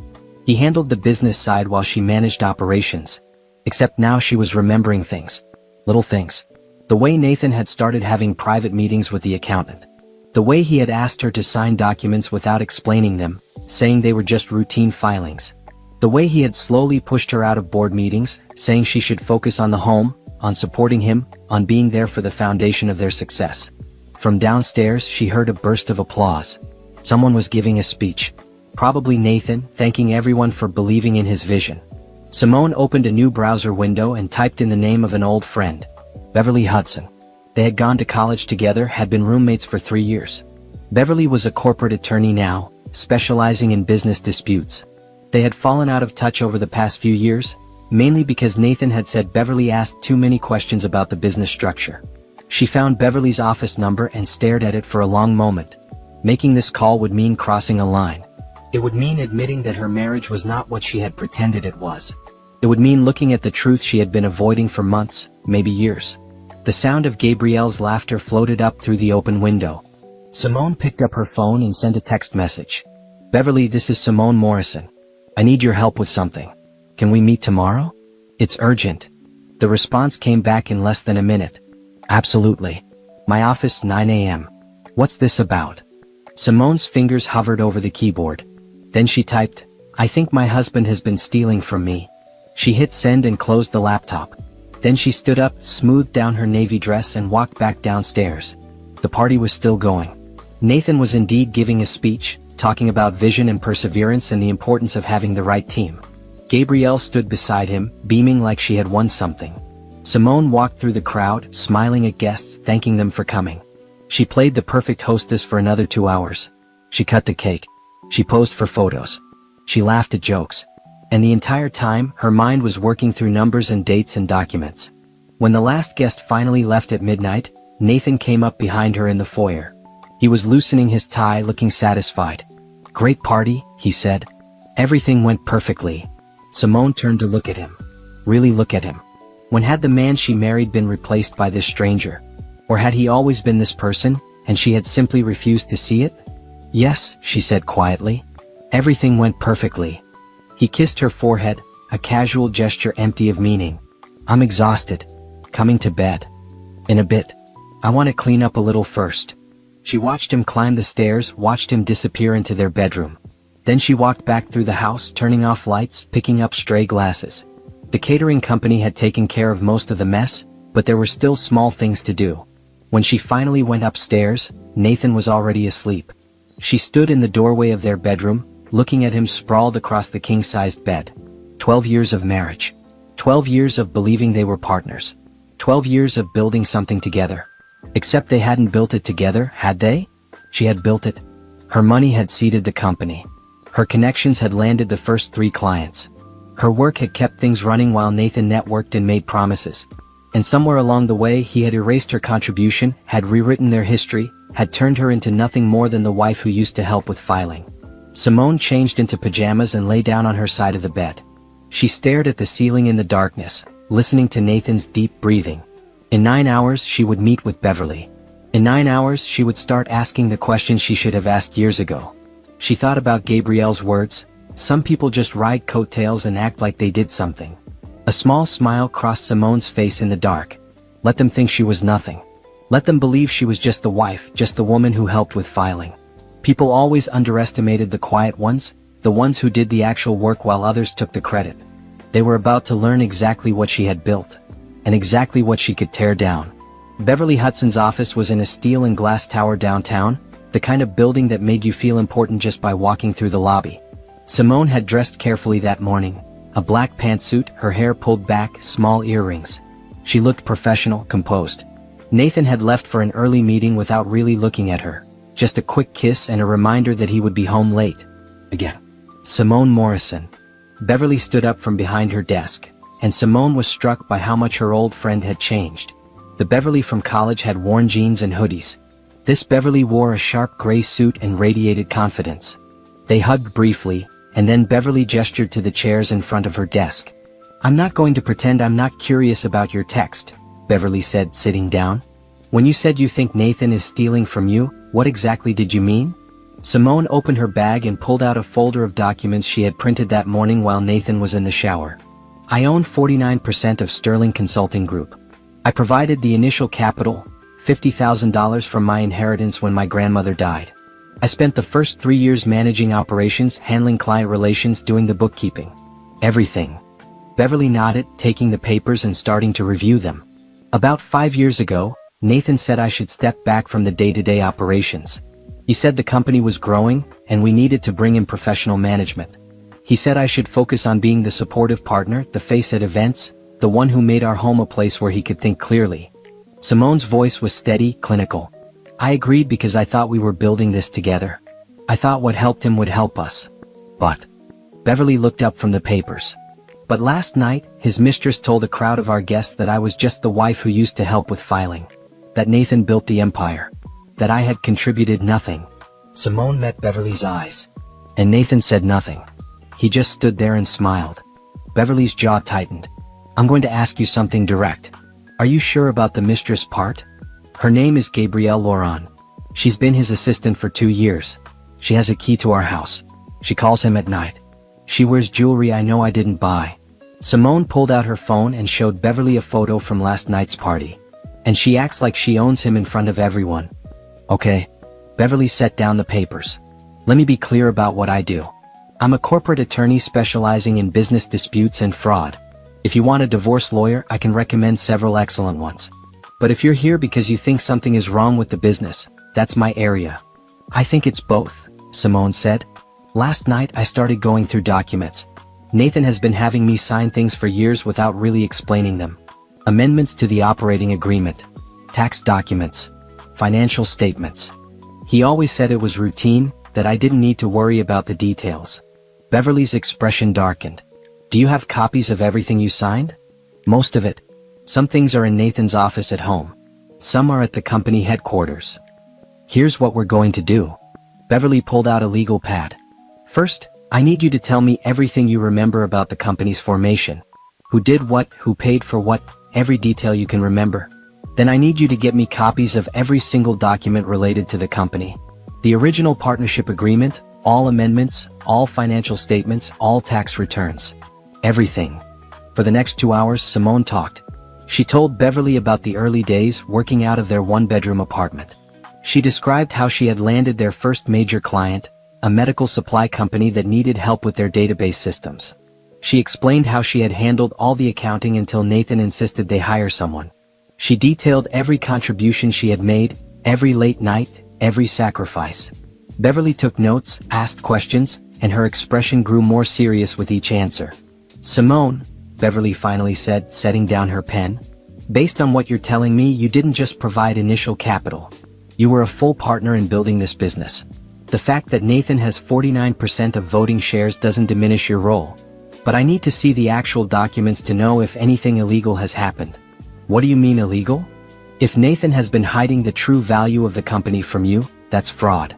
If he's been using company funds for personal expenses, like paying his mistress, that's embezzlement. If he's been manipulating the financial statements to minimize your share's value, that's securities fraud. Beverly leaned forward. Any of those things would give you grounds not just for divorce but for criminal charges. Simone felt her stomach drop. I don't want him to go to jail. I just want what's fair. I understand. But you need to know what you're dealing with. Beverly pulled out a business card and handed it to Simone. This is Jerome Patterson. He's a business consultant who specializes in company valuations. I want you to meet with him this week. Don't tell Nathan. Jerome will help you understand what your stake is actually worth. Simone took the card, her hand trembling slightly. This was real. This was actually happening. One more thing, Beverly said. Starting today, don't sign anything else Nathan gives you without running it past me first. Not a birthday card, not a grocery list, nothing. And Simone, you need to be prepared for what we might find. Sometimes it's worse than you think. And sometimes it's better. Sometimes you discover you're richer and more powerful than anyone told you. Beverly smiled slightly. Let's find out which one you are. Simone left the office feeling like she was walking through fog. Everything looked the same streets, the same shops, the same sky, but nothing felt real. She drove home on autopilot, parked in the driveway, and sat in her car for 10 minutes before going inside. The house was empty. Nathan wouldn't be back until evening. Gabrielle was probably at the office, sitting at her desk outside Nathan's door, answering his calls, managing his schedule, living the life that should have been Simone's. She went upstairs to Nathan's office and started searching. The filing cabinet in the corner had a lock, but she knew where he kept the key, In a fake book on the shelf, something he thought was clever. She opened the cabinet and started pulling out files. There were folders marked Financials, Confidential, and Legal, Do Not Distribute, and Valuation Reports, Private. Her heart was pounding as she spread them across the desk. She pulled out her phone and started taking photos of every page. One document caught her eye. It was a valuation report from 6 months ago. Sterling Consulting Group was worth $82 million, not $65 million like Nathan had told her. Her 49% would be worth over $40 million. $40 million. She read the number 3 times to make sure she wasn't making a mistake. There was more. She found emails between Nathan and the company accountant discussing ways to minimize the reported value of her shares for tax purposes. She found receipts for jewelry purchased through the company accounts, jewelry she had never seen. She found a lease agreement for a condo downtown, a place she had never heard of. By the time she heard Nathan's car in the driveway at 7 o'clock, she had photographed over 200 pages of documents and carefully returned everything to its place. She was in the kitchen making dinner when he walked in. "Something smells good," he said, kissing her cheek. "Chicken and rice," she said, stirring the pot. "How was your day?" "Long. We're close to finalizing that big contract with Westfield Technologies. $50 million over 3 years. It's going to change everything." $50 million. The number hung in the air between them. Simone wondered if Nathan had any idea that she knew the company was worth far more than he had claimed. That she knew about the condo. That she knew about everything. "That's wonderful," she said, smiling at him. "You've worked so hard for this." He squeezed her shoulder. "We've worked hard. This is for both of us." The lie came so easily to him. She watched him pour a glass of wine, watched him loosen his tie, watched him settle into the life he had built on top of her buried contributions. "I'm going to take a shower before dinner," he said. "Give me 15 minutes?" "Of course." She waited until she heard the water running upstairs. Then she took out her phone and sent the photos to Beverly's secure email address. All 200 pages. Every piece of evidence. Her phone buzzed. Beverly's response was immediate. "Got them. Don't delete anything. I'll review tonight and call you tomorrow. You're doing great." Simone deleted the text message and slipped her phone back into her pocket. She turned back to the stove, stirred the rice, checked the chicken. When Nathan came downstairs 20 minutes later, his hair damp and his expression relaxed, she had 2 plates ready on the table. They ate dinner together. They talked about their days, about the weather, about plans for the weekend. They did the dishes together, moving around the kitchen like they had for 12 years. And the entire time Simone was calculating. Numbers and percentages and legal strategies. That night, lying in bed next to Nathan, she thought about Gabrielle's mocking voice. Some people just ride coattails and act like they did something. She had done something. She had built an empire. And now she was going to take back everything they had stolen from her. The coffee shop was 3 towns over, far enough from their usual spots that no one would recognize them. Simone sat at a corner table, her back to the wall, watching the door. Beverly arrived first, her briefcase professional and her expression focused. 5 minutes later, a man in his 50s walked in, tall and lean with salt and pepper hair and intelligent eyes behind wire-rimmed glasses. "Simone Morrison?" He extended his hand. "Jerome Patterson." Beverly made quick introductions and they settled into their chairs. Jerome pulled out a tablet and a notepad. "Beverly sent me the documents you provided," Jerome said without preamble. "I've been doing this for 23 years and I have to tell you, I've rarely seen a case this clear-cut. Your husband has been systematically devaluing your shares while inflating the company's actual worth for external purposes." Simone felt her chest tighten. "What does that mean in practical terms?"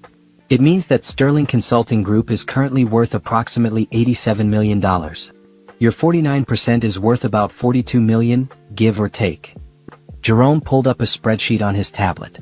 "But based on the internal documents you found, Nathan has been telling you the company is worth significantly less, correct?" "He told me it was worth maybe $20 million, and that my shares would be worth about $8 million if we ever sold." Jerome shook his head. "That's not even close to accurate. But here's what makes this interesting. I did some additional research after Beverly contacted me. Sterling is about to close a major contract with Westfield Technologies. That contract will increase the company's value by at least 30% over the next year. Your shares will be worth over $50 million. Simone stared at him. $50 million.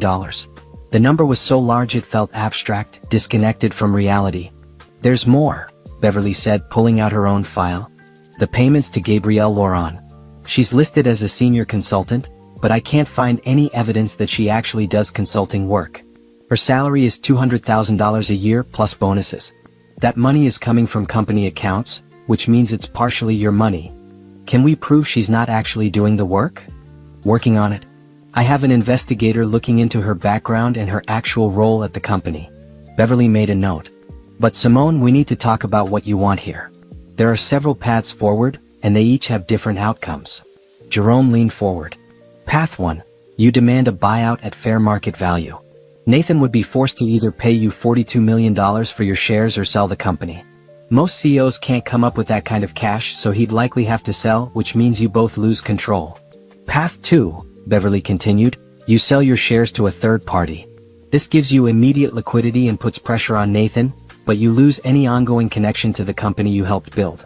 Path 3, Jerome said, you fight for control.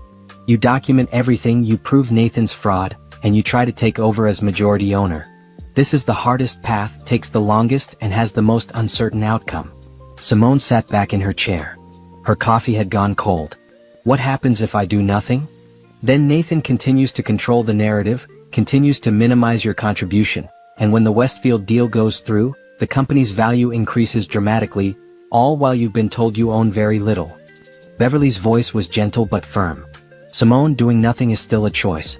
It's just not a choice in your favor. I want him to understand what he lost, Simone said quietly. I want him to know that I wasn't just the wife who helped with filing. I want everyone to know. Beverly and Jerome exchanged a glance. Then path 2 with a specific buyer might be your best option, Jerome said. If we can find a buyer who will use their new 49% stake to demand transparency and put pressure on Nathan's management, you get your money and you get your revenge. Is there such a buyer? Jerome smiled slightly. There might be. Let me make some calls. They spent the next hour going over details. Beverly explained the legal process for demanding an independent valuation. Jerome outlined the timeline for finding a buyer. Simone took notes, asked questions, and felt a strange sense of calm settling over her. For the first time in years, she was taking action instead of just supporting someone else's vision. When they finally left the coffee shop, Simone sat in her car for a few minutes before starting the engine. Her phone buzzed with a text from Nathan.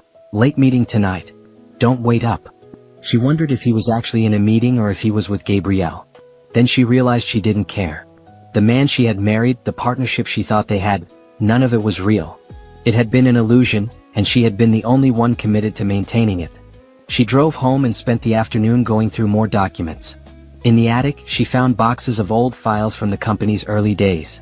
Client contracts with her signature. Financial statements showing her initial investment. Meeting notes in her handwriting. She photographed everything and sent it to Beverly. At 6 o'clock her phone rang. It was Jerome. That was fast, she said, answering. I made some calls, Jerome said, and she could hear the satisfaction in his voice. There's a company called Westfield Technologies.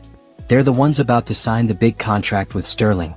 Their CEO, Harrison Colby, is very interested in diversifying his vendor relationships.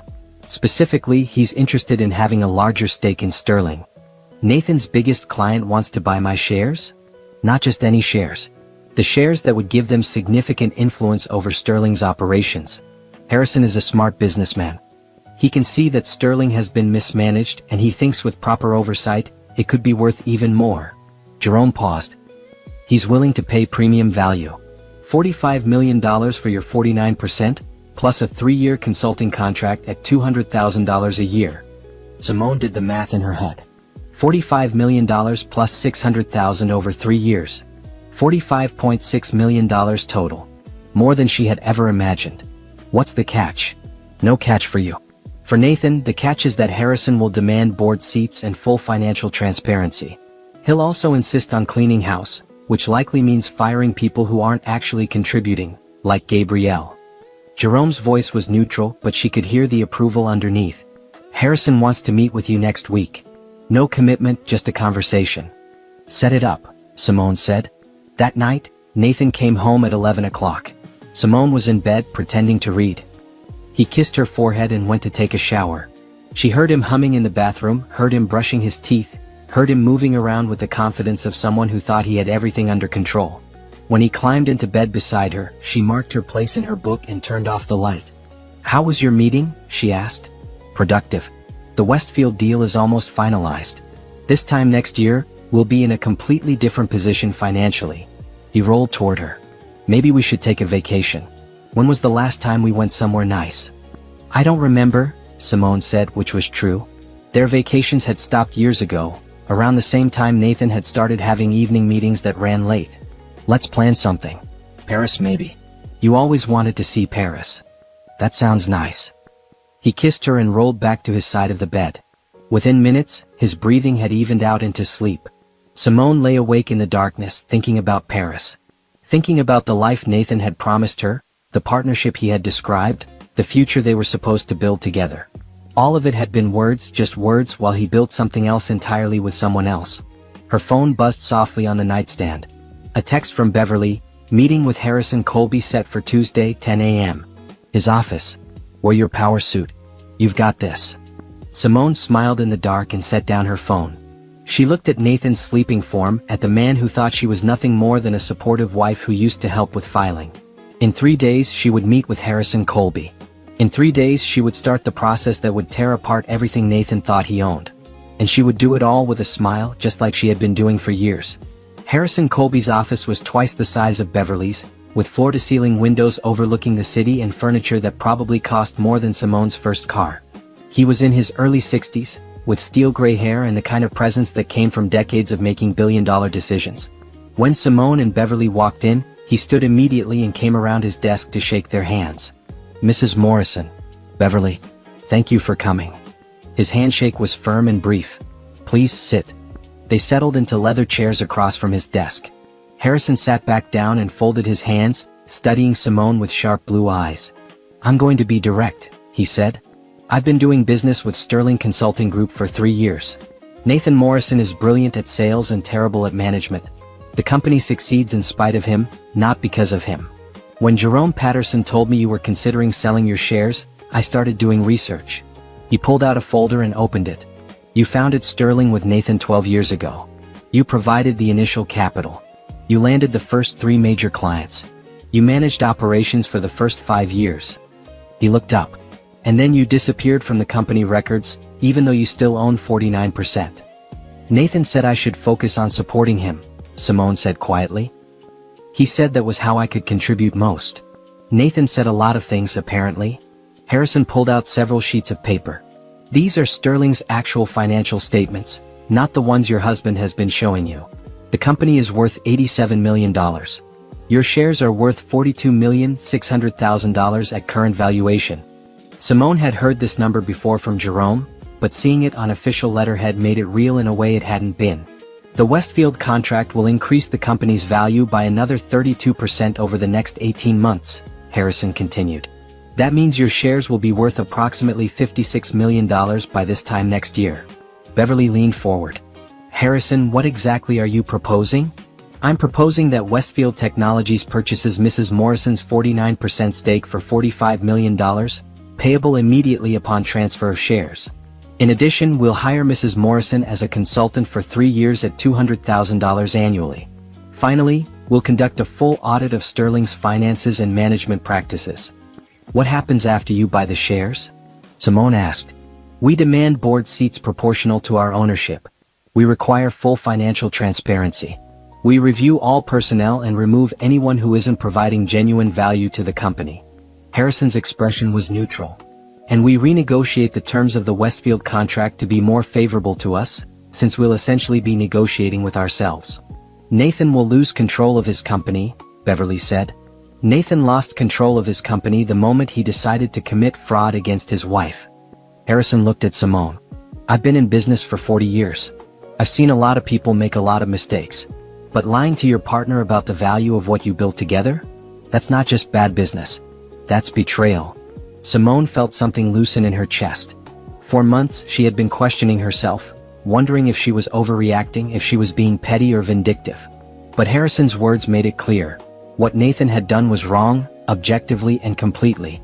"There's one more thing," Harrison said, pulling out another document. "My team investigated Gabrielle Laurent. She's been on Sterling's payroll for 2 years as a senior consultant.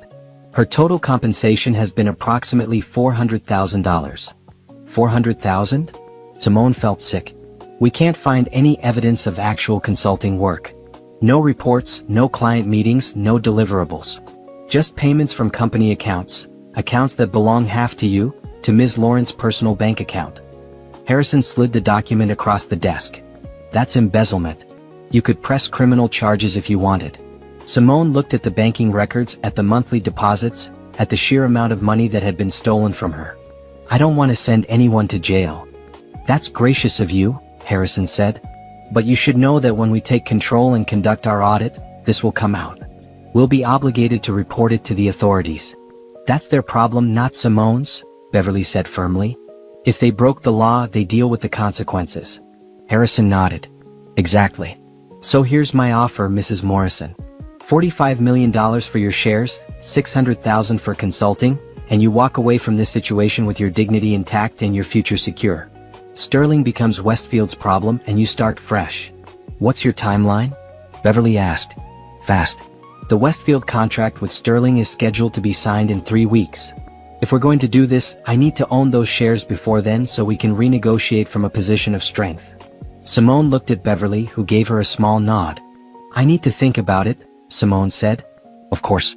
Take 48 hours. But Mrs. Morrison? Harrison's voice was gentle. I've read the documents. I've seen the evidence. Your husband has been stealing from you for years. The only question is whether you're going to let him get away with it. They left Harrison's office and went to Beverly's car. Neither of them spoke until they were out of the parking garage. $45 million, Beverly finally said. Plus $600,000. Plus you get to watch Nathan's face when he realizes what's happened. Is that petty? Simone asked. Wanting to see his reaction? It's human. Beverly pulled into traffic. You loved him. You trusted him. He betrayed you in every possible way. Wanting him to understand what he lost isn't petty. It's justice. Simone stared out the window at the passing buildings. What if I'm making a mistake? What if there's an explanation I'm not seeing? Then give him a chance to explain. Beverly glanced at her. Go home. Tell Nathan you know everything. See what he says. If he has a good explanation, if he can somehow justify lying to you for years and paying his mistress with your money, then maybe this is all a misunderstanding. But they both knew there was no good explanation. There was no justification that would make any of this acceptable. Simone went home that afternoon and found Nathan in his office on a video call. She waited downstairs until she heard him end the meeting. Then she went up, knocked on the door frame. Hey, she said. Do you have a minute? Sure. He spun around in his chair, smiling at her. What's up? She stood in the doorway looking at him. The man she had married. The man she had trusted with everything. How much is Sterling worth? She asked. His smile faltered slightly. Why do you ask? Just curious. You said something about the Westfield deal changing our financial position. I was wondering what that meant. Nathan's expression smoothed out. Well, it's hard to say exactly. Company valuations are complicated. But I'd estimate we're worth maybe 30 million? Your shares would be about 15 million. She had given him a chance. She had asked a direct question. And he had lied to her face. Okay, she said calmly. That sounds great. Why the sudden interest in finances? No reason. Just thinking about the future. She smiled at him. I'll let you get back to work. She walked downstairs, took out her phone and texted Beverly, I'm ready. Call Harrison. Let's do this. The response came back immediately, I'll set up the paperwork. This will be over soon. Simone sat down on the couch in the living room. Through the window, she could see the garden where Nathan's party had been held, where Gabrielle had humiliated her, where her husband had stood by and smiled. She thought about calling Nathan downstairs, confronting him with everything she knew. But what would be the point? He would deny it or minimize it or somehow make her feel like she was the problem. That's what he had been doing for years, so smoothly she hadn't even realized it was happening. No. She wouldn't give him the chance to talk his way out of this. She wouldn't give him the opportunity to manipulate her one more time. She would sign the papers, take the money, and disappear from his life. And when he finally understood what he had lost, when his company was being audited and his mistress was being investigated and his lies were all coming to light, she would be somewhere far away, building a new life. Her phone buzzed.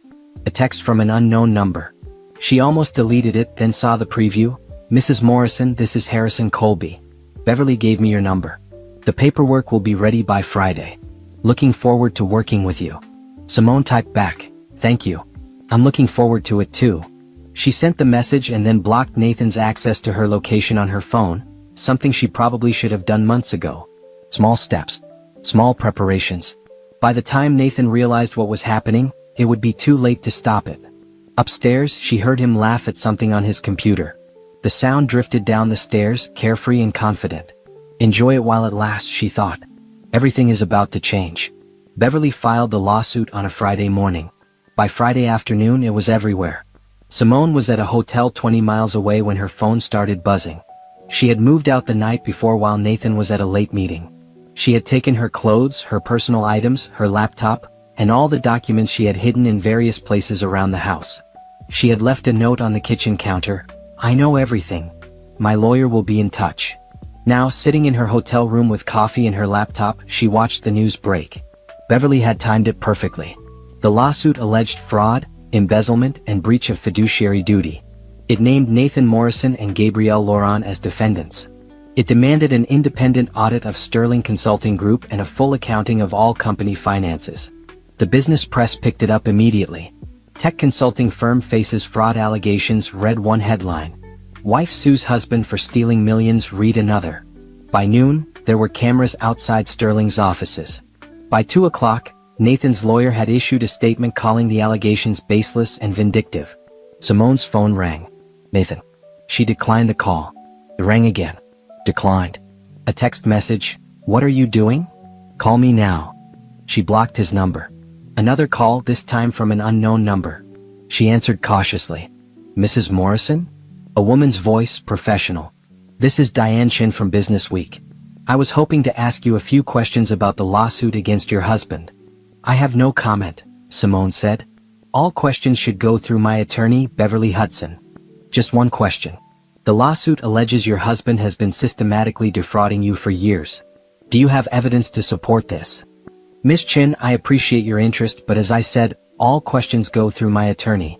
Have a good day. She hung up and turned off her phone. The media attention was expected. Beverly had warned her it would happen, but actually experiencing it was overwhelming. There was a knock on her hotel room door. She looked through the peephole and saw Beverly standing there with takeout bags. I figured you wouldn't feel like going out, Beverly said when Simone opened the door. Thai food okay? They sat at the small table by the window, eating pad thai and watching the news coverage on Simone's laptop. Nathan's lawyer gave a statement, Beverly said. He's claiming you're bitter about marital problems and you're trying to destroy the company out of spite. Predictable. Also predictable, 3 of Sterling's board members have called for an emergency meeting. The Westfield contract signing has been delayed pending resolution of the lawsuit. Beverly took a bite of spring roll. And Gabrielle Laurent has hired her own lawyer. She has. Separate from Nathan. Which suggests she's worried about the embezzlement charges. Beverly pulled out her phone and showed Simone an email. Her lawyer sent this to me an hour ago. She's claiming she provided legitimate consulting services and has documentation to prove it. Does she? We'll find out. But Simone, here's what you need to understand. This is going to get ugly. Nathan is going to say terrible things about you. His lawyer is going to dig into your personal life. The press is going to take sides. Some people are going to think you're a gold digger who's trying to steal from your husband. Let them think what they want. Simone set down her fork. I have the truth. I have the documents. I have the evidence. Yes, you do. But truth doesn't always win in the court of public opinion. Beverly's expression was serious. Are you prepared for that? Beverly, for 12 years I stood by Nathan's side at events, smiling for photos, playing the supportive wife. I let people think I was just decoration because that's what Nathan wanted them to think. I'm done caring about what people believe. Simone met her friend's eyes. I know what I built. I know what I contributed. And I know what they stole from me. That's enough. Beverly smiled. Because Harrison called me this morning. He wants to accelerate the timeline. He's concerned that if this lawsuit drags on, it will affect Sterling's value and your ability to sell. How fast? He can have the paperwork ready by Wednesday. The money can be transferred by Friday. You could be done with all of this in a week. 1 week. 7 days. 168 hours. And then she would be free. Do it, Simone said. Over the weekend, the media coverage intensified. A reporter found photos of Gabrielle and Nathan at various events, including one where they were standing very close together, his hand on her lower back. Someone leaked emails showing that Gabrielle had access to Nathan's calendar and often scheduled private strategy sessions late at night. The narrative shifted from bitter wife sues successful husband to husband caught in fraud scheme with mistress. Nathan tried to call from different numbers. Simone ignored all of them. His mother called, crying, asking what was happening. Simone politely said she couldn't discuss legal matters and hung up. Friends from their couple's social circle called, confused and looking for gossip. Simone stopped answering her phone entirely. On Monday morning, sterling stock price, they had gone public 2 years ago, something else Nathan had handled without really involving her, dropped 15%. By Monday afternoon, 2 major clients had announced they were putting new contracts on hold pending the outcome of the lawsuit. Beverly called with updates. The independent audit starts tomorrow. Harrison's team will be going through every financial record Sterling has. They're also interviewing employees. What are they looking for? Evidence of fraud primarily, but also general mismanagement. Harrison wants to know exactly what kind of company he's buying into. Beverly paused. Simone, they're going to interview Gabrielle. They're going to ask her specifically about her job duties and her relationship with Nathan. Good. There's something else. Nathan's lawyer filed a motion to freeze the sale of your shares. He's claiming you're trying to damage the company by selling to a competitor. Simone felt her chest tighten. Can he do that? He can try. But our argument is that you have the right to sell your assets to whomever you want, and Nathan has no legal standing to prevent it. The hearing is Wednesday morning. The same day we're supposed to finalize the sale. Exactly. So we need the judge to rule in our favor quickly. Beverly's voice was steady. But Simone, you should know that Nathan is going to be at that hearing. You're going to have to see him. Simone hadn't seen Nathan since she left. She had imagined it, played out the scenario in her mind. She had pictured him angry, apologetic, pleading.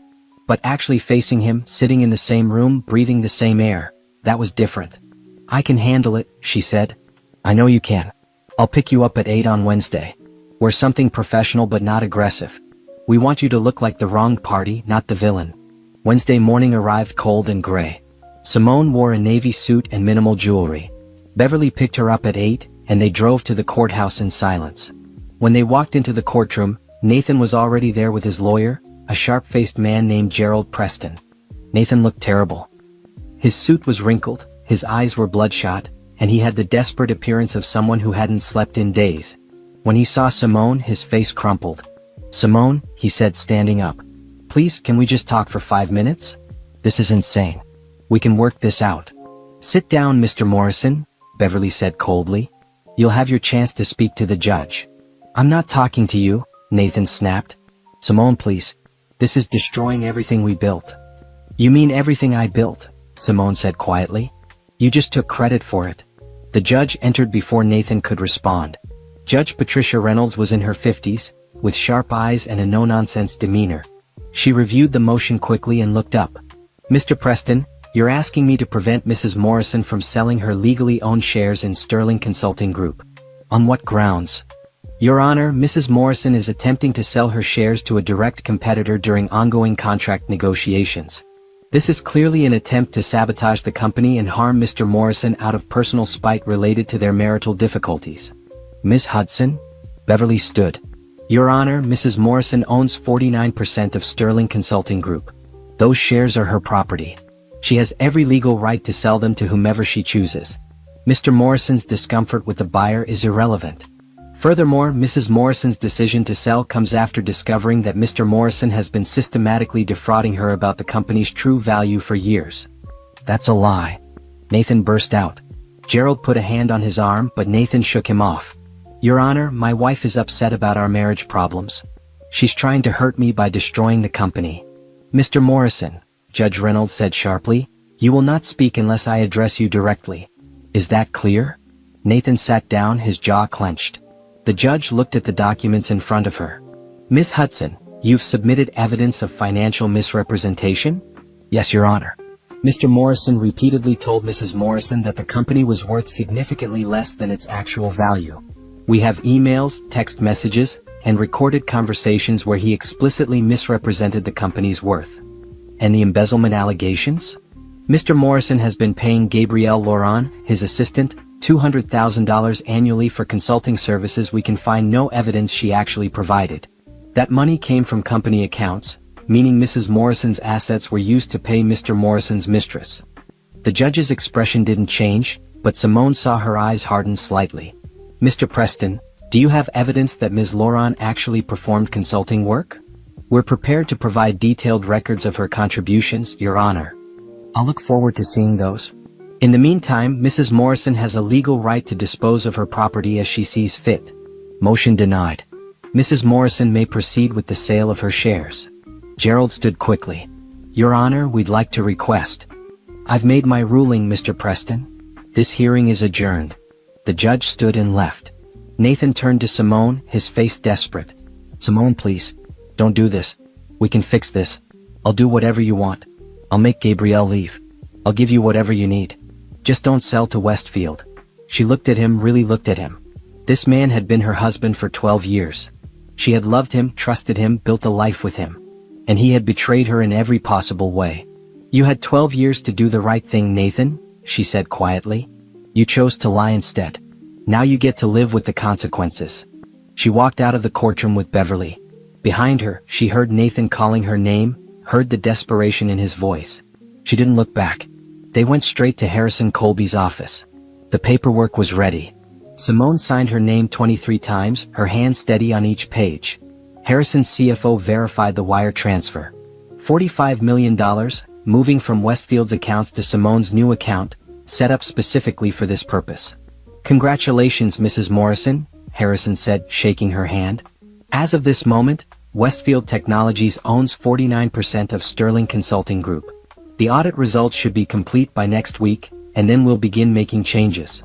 What kind of changes? The kind that restore integrity to the company you built. Harrison's smile was thin. Don't worry. Justice is coming. Simone left the building and stood on the sidewalk, her phone in her hand. Beverly had gone back to her office. Harrison was inside, probably already calling board meetings. And Simone was standing alone in the November cold with $45 million in her bank account. She pulled out her phone and texted Jerome Patterson, "It's done. Thank you for everything." His response came back, "You did this yourself. I just helped you see what was possible. Go live your life." She flagged down a taxi and gave the driver an address 3 hours away. She had rented a small house by the ocean, a place where she could think and plan and figure out what came next. As the city disappeared behind her, she thought about Nathan's face in the courtroom. The shock, the desperation, the realization that he had underestimated her completely. Some people just ride coattails and act like they did something.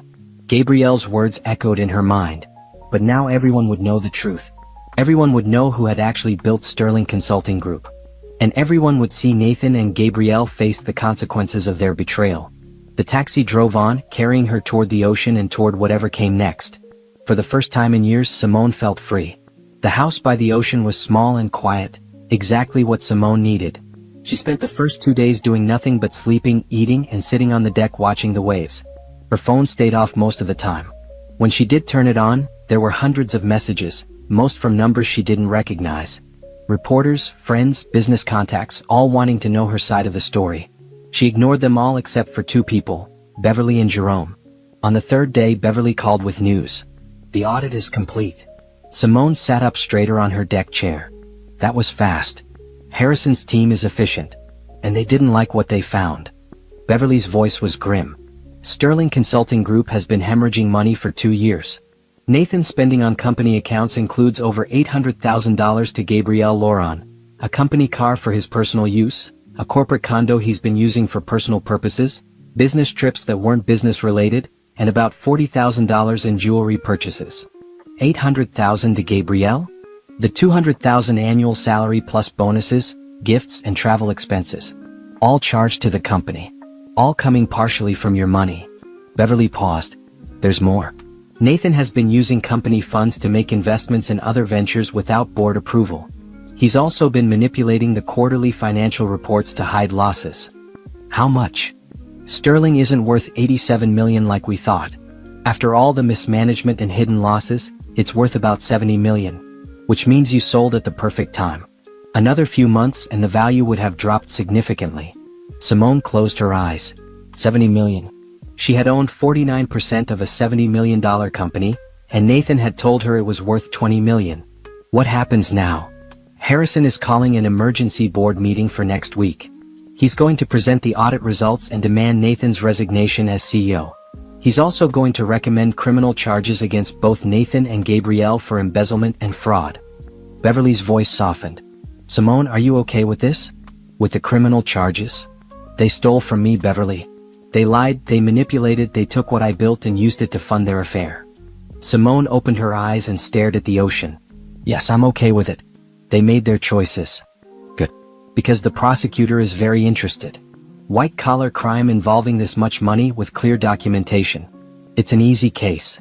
Beverly hesitated. Nathan's been trying to reach you. His lawyer contacted me asking if you would be willing to settle this privately. What kind of settlement? He wants you to drop the lawsuit and the criminal complaints. In exchange, he'll pay you $10 million. Simone laughed, a harsh sound. $10 million? For a 49% stake worth over $30 million?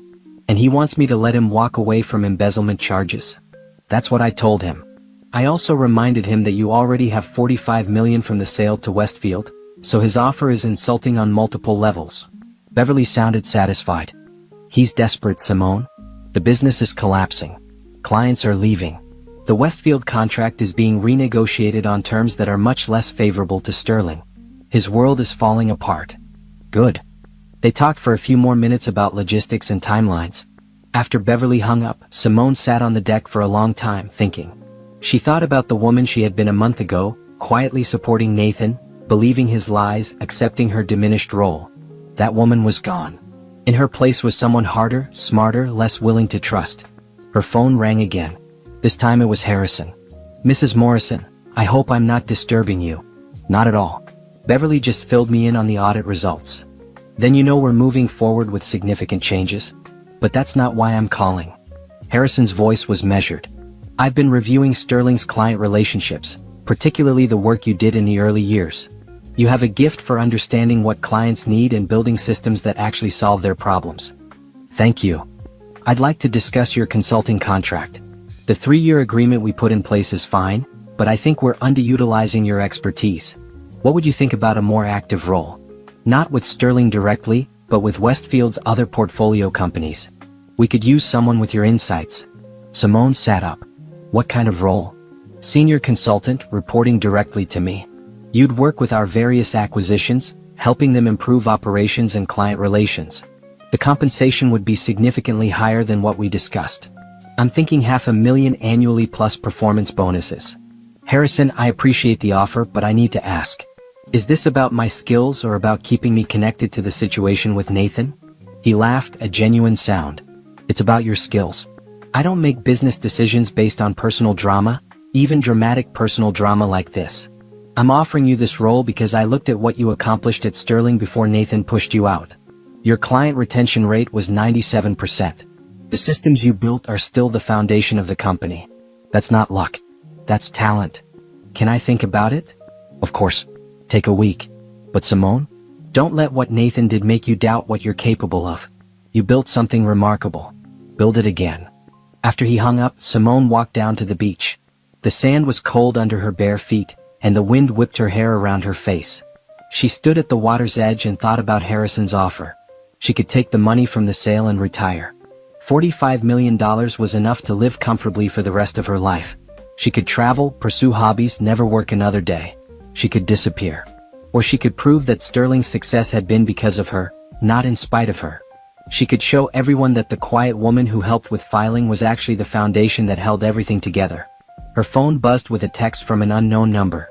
She almost deleted it, then saw the preview. Simone, it's Nathan. Please, we need to talk. I'm losing everything. She stared at the message. Part of her, a small part that remembered loving him, felt sympathy. He was losing everything. His company, his reputation, his future. All of it was crumbling because of his own choices, but it was still crumbling. Then she remembered Gabrielle's mocking voice. She remembered 12 years of being diminished. She remembered every time Nathan had said, "Trust me," while lying to her face. She deleted the message and blocked the number. That evening she called Beverly. I want to move forward with everything. The criminal charges, the lawsuit, all of it. Are you sure? Completely. And Beverly? Harrison offered me a consulting role with Westfield. I'm going to take it. Good for you. Beverly's approval was clear. You're going to be great at it. And Simone?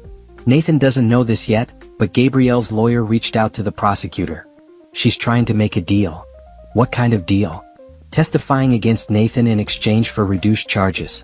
She's claiming he manipulated her, that she didn't know what she was doing was wrong, that she was just following his instructions. Beverly's voice dripped with contempt. She's trying to save herself by throwing him under the bus.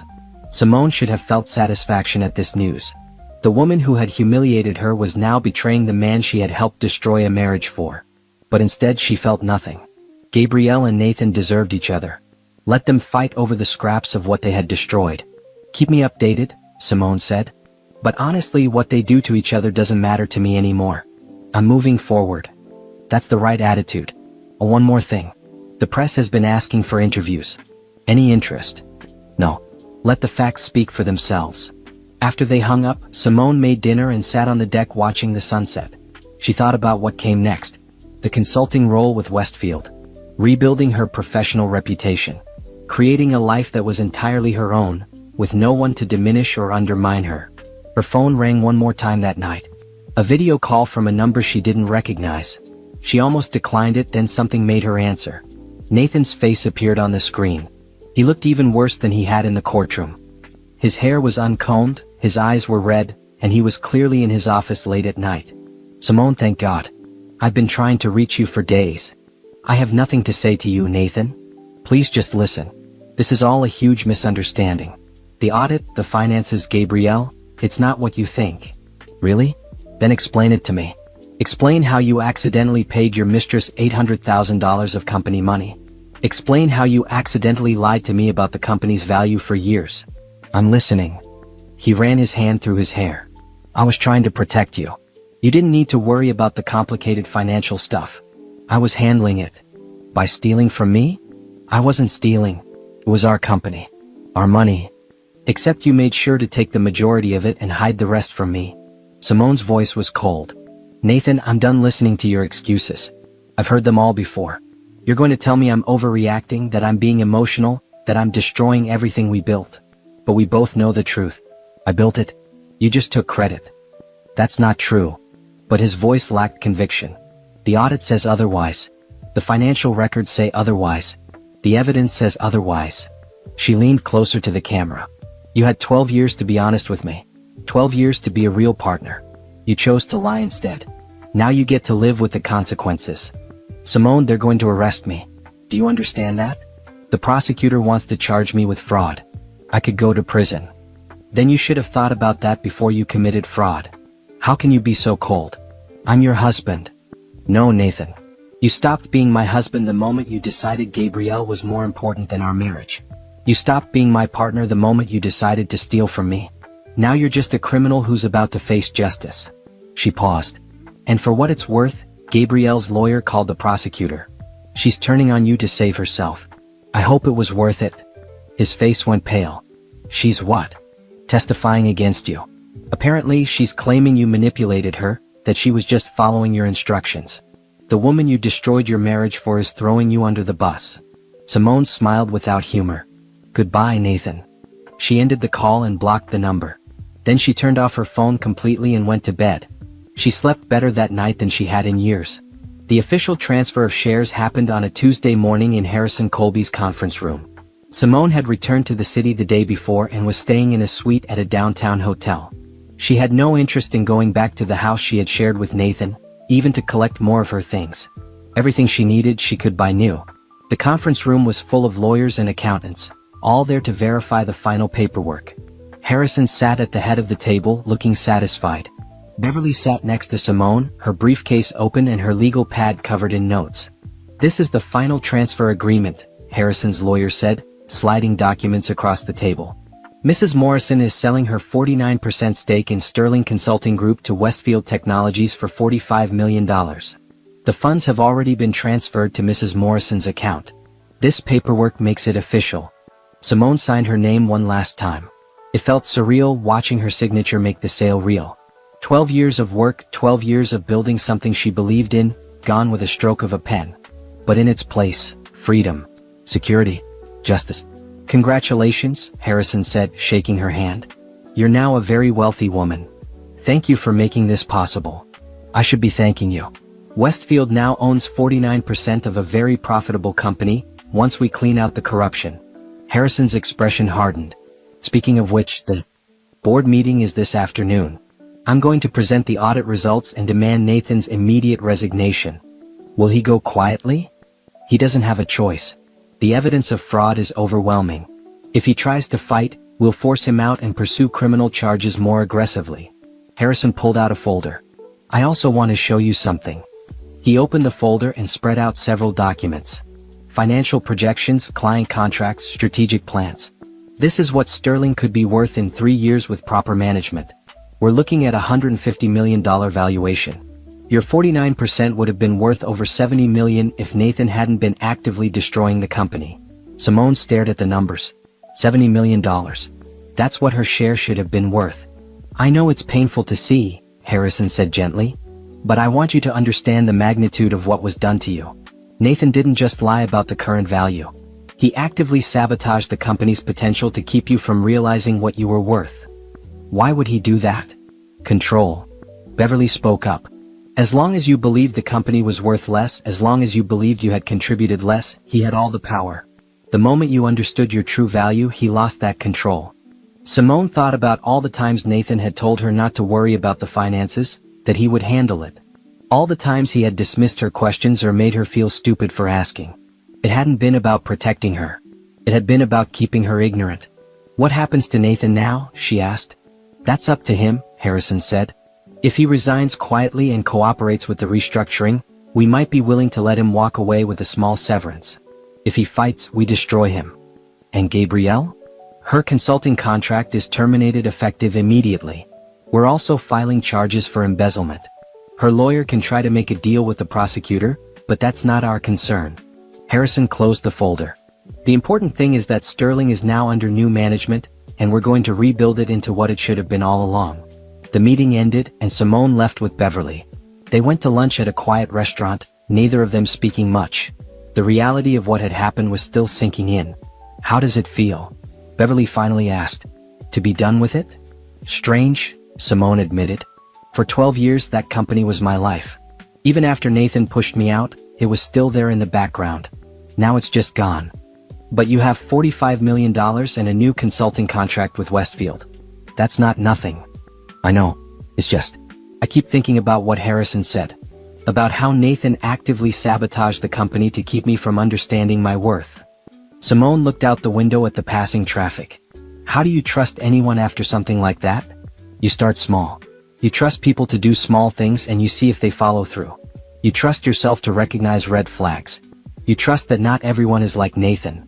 Beverly reached across the table and squeezed Simone's hand.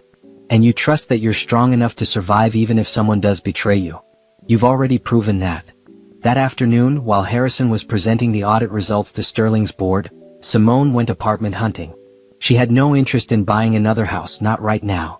What she wanted was something temporary, something easy, something that didn't require 12 years of commitment. She found a furnished 2-bedroom apartment in a new building downtown. Floor-to-ceiling windows, modern kitchen, simple clean lines.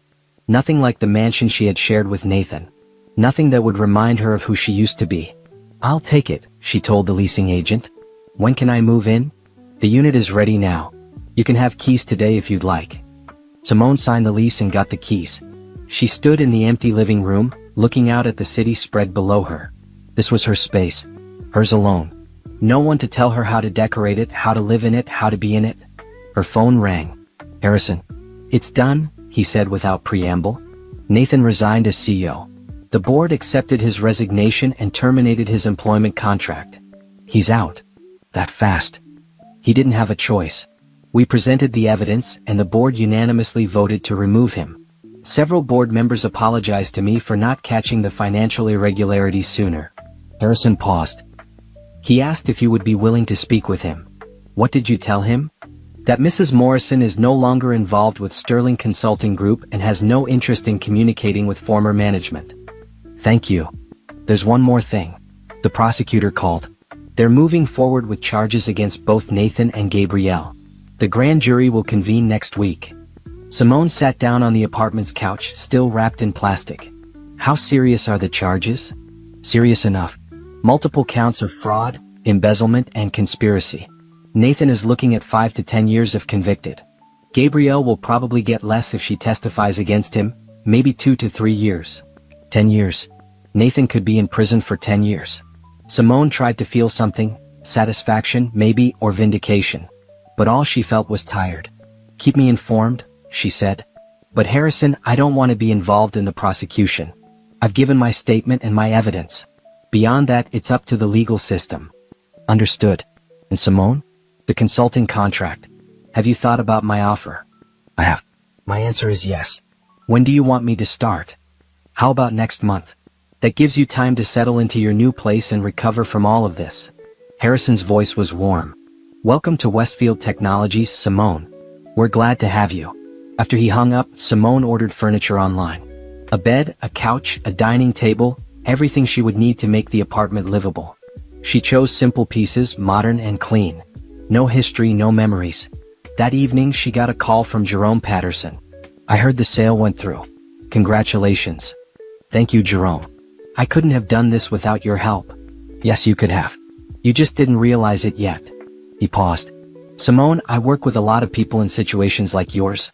Business partners who get cheated, spouses who get stolen from people who trust the wrong person. Most of them come to me too late, when the damage is already done and can't be fixed.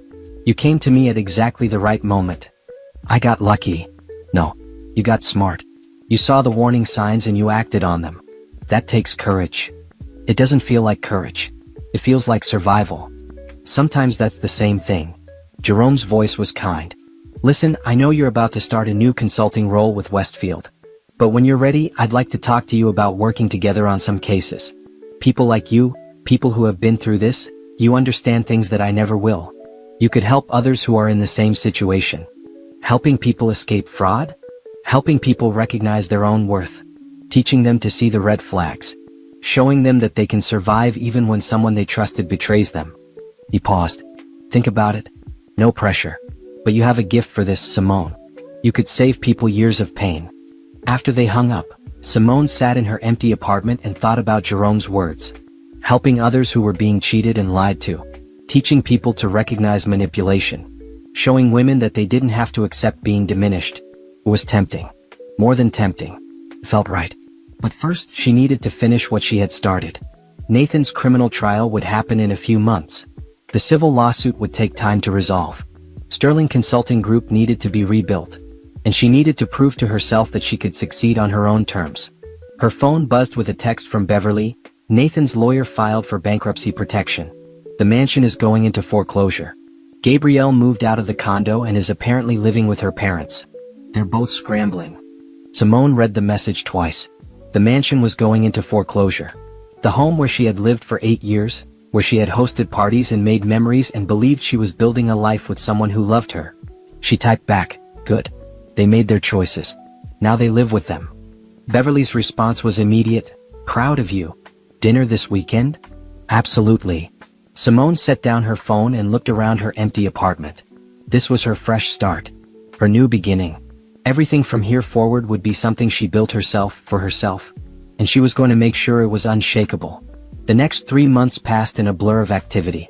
Simone settled into her new apartment, started her role at Westfield Technologies, and watched from a distance as Nathan's world continued to collapse. The criminal trial began in January. Simone had been subpoenaed to testify, but Beverly managed to have her testimony submitted in writing, sparing her from having to face Nathan in court.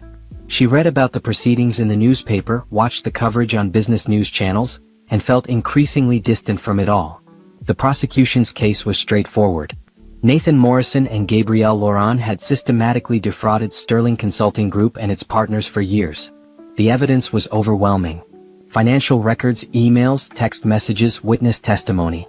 Gabrielle testified against Nathan as part of her plea deal, describing in detail how he had directed her to create false consulting reports, how he had used company funds for personal expenses, how he had manipulated financial statements. On the stand, Gabrielle cried. She claimed she had been in love with Nathan, that she had done what he asked because she trusted him, that she hadn't understood the legal implications of her actions. The prosecutor pointed out that she had a business degree from a reputable university and had worked in corporate finance before joining Sterling. She was not, as she claimed, a naive victim. Nathan's defense was that the money had all been reinvested in the business, that he had full authority as CEO to make financial decisions, and that his marriage problems with Simone had led her to mischaracterize normal business practices as fraud. His lawyer painted Simone as a bitter ex-wife trying to destroy a successful man. It didn't work. The jury deliberated for 6 hours and found Nathan guilty on 8 counts of fraud and embezzlement. He was sentenced to 7 years in federal prison and ordered to pay restitution of $12 million to Sterling Consulting Group, money he didn't have. Gabrielle was sentenced to 18 months in prison and ordered to pay restitution of $800,000. Simone read about the sentencing in the newspaper while sitting at her desk at Westfield. 7 years. Nathan would be almost 50 when he got out. His career in technology consulting was over. His reputation was destroyed. Everything he had built, or stolen, was gone. Beverly called that afternoon. "How are you feeling?" "I don't know," Simone admitted. "I thought I would feel satisfied, but I just feel empty." "That's normal. Justice doesn't always feel the way we think it will. The important thing is that it happened." Nathan faced consequences for what he did. And Gabrielle? She's appealing the sentence, but it probably won't work. She made a deal and still got prison time. The judge wasn't sympathetic to the "I was in love" defense. Beverly paused. "But Simone, this part is over. The criminal trial is done. The civil lawsuit will settle. Nathan doesn't have the resources to fight it. You've won." "It doesn't feel like winning." "That's because winning isn't about destroying someone else. It's about surviving, rebuilding, and moving forward. And you're doing all three." After Beverly hung up, Simone turned back to her computer. She was working on a project for one of Westfield's portfolio companies, analyzing their client retention strategies. It was satisfying work, using her skills to solve real problems.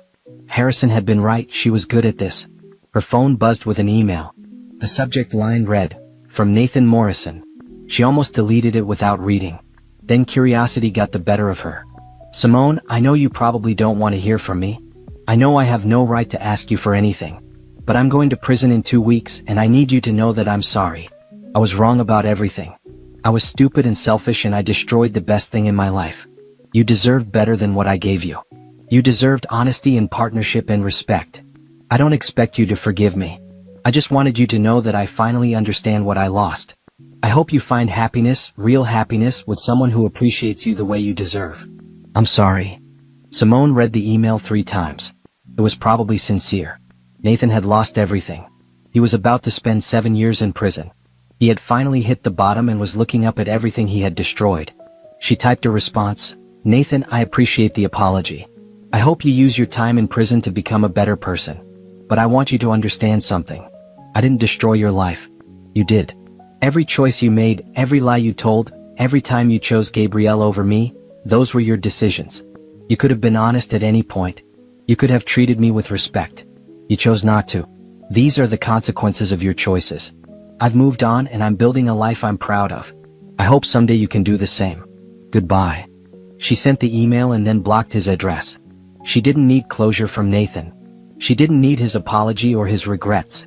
She had already closed that chapter of her life. That weekend, Simone met Beverly for dinner at a new restaurant downtown. They ordered wine and appetizers and talked about everything except Nathan and the trial. "So tell me about the consulting work," Beverly said. "Are you enjoying it?" "I am. It's challenging in ways I haven't experienced before.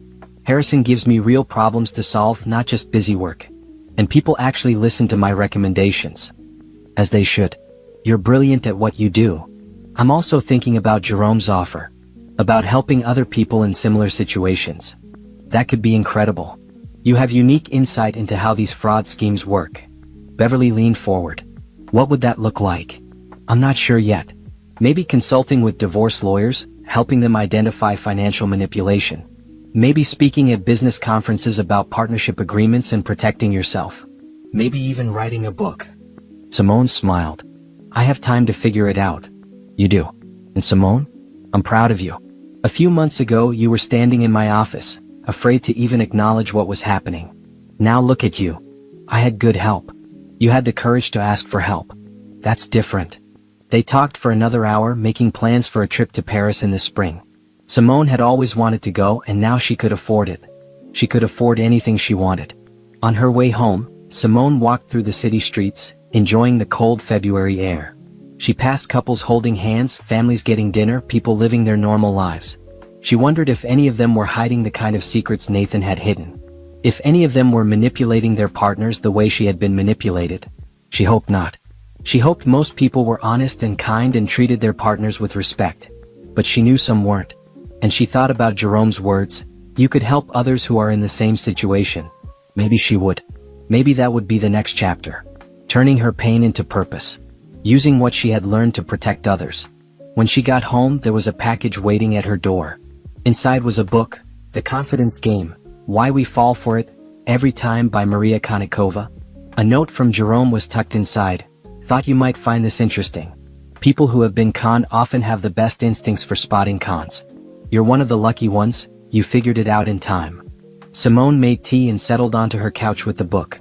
She read for hours, recognizing patterns, seeing the psychology behind manipulation, understanding how Nathan had played on her trust and her desire to believe in their partnership. It wasn't her fault. She hadn't been stupid or weak or naive. She had been human.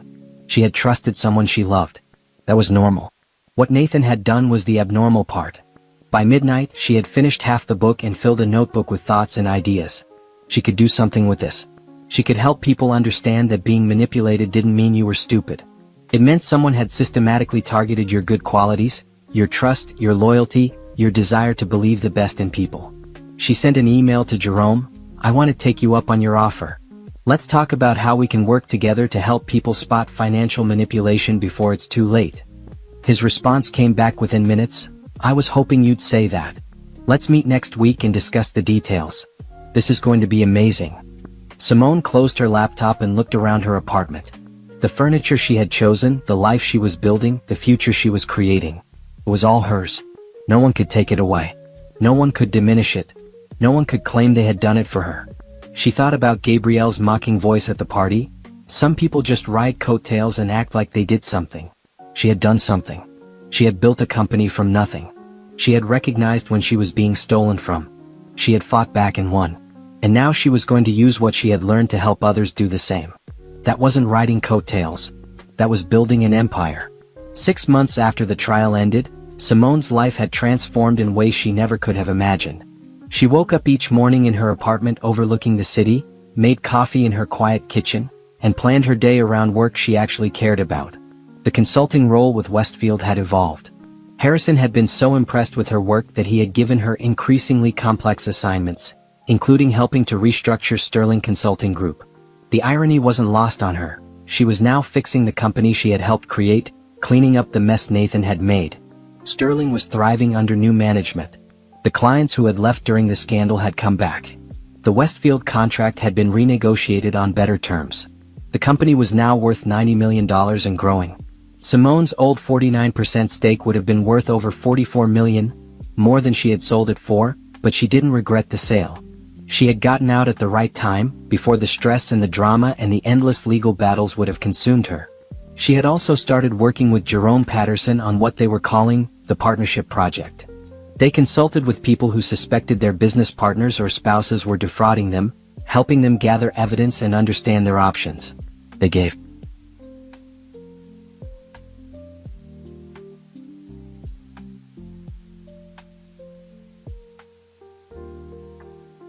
workshops at women's business conferences about recognizing financial manipulation. They wrote articles for business journals about protecting yourself in partnerships.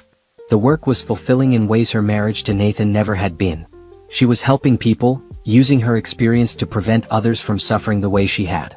Every time someone thanked her for opening their eyes to manipulation they hadn't seen, she felt like she was reclaiming her own story. On a Tuesday afternoon in June, Simone was at a coffee shop meeting with a potential client when she saw a familiar face across the room. Trevor Bishop, an architect she had met at a Westfield function 3 months ago. They had talked for over an hour at that event, discussing design philosophy and business strategy. He had asked for her number, but she hadn't been ready. Now, seeing him again, she felt something different. Not the desperate need she had felt with Nathan in the early days, not the anxious desire to please. Just interest. Curiosity. A quiet awareness that this was someone worth knowing better. He saw her and smiled, walking over to her table. Simone Morrison. I was hoping I'd run into you again. Trevor Bishop. How are you? Good. Just finished a design meeting. He gestured to the empty chair at her table. Do you have a minute? Or are you waiting for someone? I have a few minutes. He sat down and they talked easily. He asked about her work and she found herself telling him about the partnership project, about helping people recognize when they were being manipulated. He listened with genuine interest, asking thoughtful questions. That's incredible work, he said. Using your own experience to help others. That takes courage. Or stubbornness. I'm not always sure which. She smiled. What about you? Are you working on anything interesting? A community center in the north side. Sustainable design, built to serve the neighborhood for generations. His face lit up when he talked about it. I've always believed architecture should serve people, not ego. Too many buildings are about making the architect famous rather than actually meeting community needs. They talked for 30 minutes, until Simone's next meeting reminder buzzed on her phone. I should go, she said reluctantly. But Trevor, this was nice. It was. Can I take you to dinner sometime? Actual dinner, not just running into each other. Simone hesitated. She had been on a few dates over the past months, but nothing serious. She had been focused on her work, on rebuilding her life, on proving to herself that she didn't need a relationship to be complete. But Trevor was different. He listened. He asked questions. He seemed genuinely interested in her work, not threatened by it. I'd like that, she said. They exchanged numbers and she left feeling lighter than she had in years. That evening, Beverly called. I have news. Nathan's serving his sentence at a minimum security federal prison in Pennsylvania. He's been assigned to work in the prison library. How do you know this? I have contacts. I thought you might want to know where he is in case you were worried about him getting out and showing up. I'm not worried. Nathan made his choices. Where he is now is his problem. Simone paused. What about Gabrielle? She's at a women's facility in Ohio. From what I hear, she's not adjusting well. Turns out prison isn't like working as an executive assistant. Beverly, can I ask you something? Do you think I'm a bad person for not feeling sorry for them? Not even a little bit. They stole from you, lied to you, and humiliated you. The fact that you're not actively trying to make their lives worse shows remarkable restraint. Beverly's voice was warm. Simone, you're allowed to move on. You're allowed to be happy. You don't owe them sympathy. I know. It's just, sometimes I think about Nathan in prison and I remember the man I married. The one I thought he was. That man never existed. He was a version of Nathan he performed for you. The real Nathan is the one who stole from you and lied to you and chose his mistress over his wife. Beverly paused. Have you talked to Jerome's therapist referral? The one who specializes in betrayal trauma? I have. I've been seeing her once a week. It helps. Good. Because Simone, what happened to you was traumatic. Recognizing that doesn't make you weak. It makes you honest.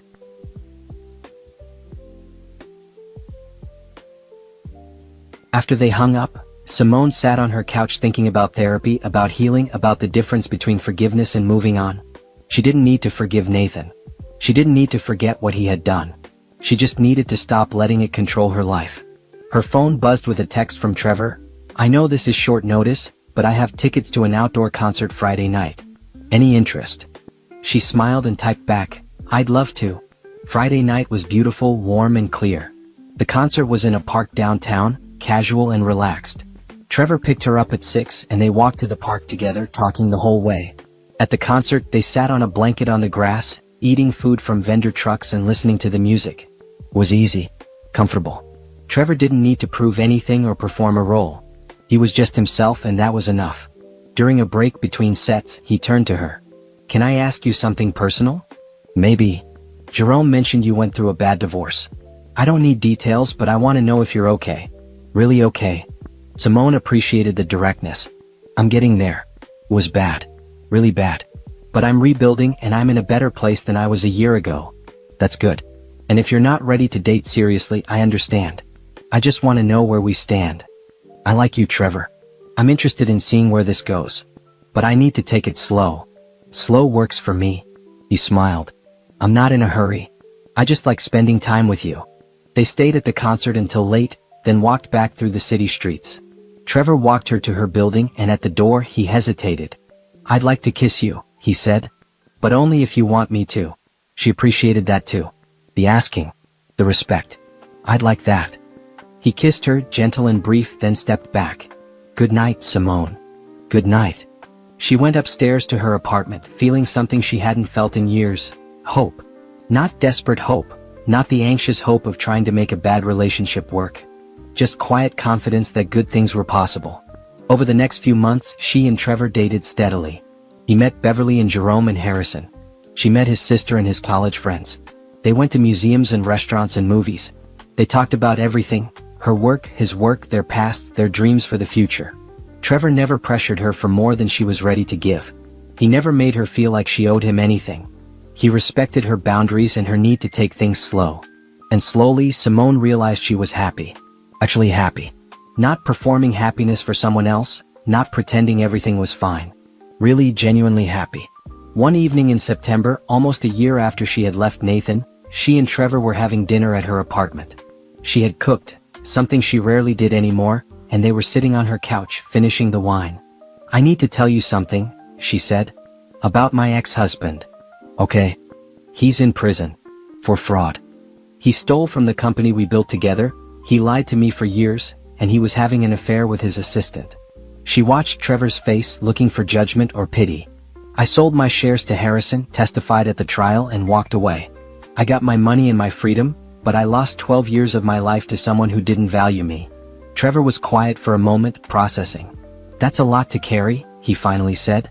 How are you dealing with it? Therapy. Or focusing on building something new. She met his eyes. I'm telling you because I want you to understand where I'm coming from. Why I need to take things slow. Why trust is hard for me.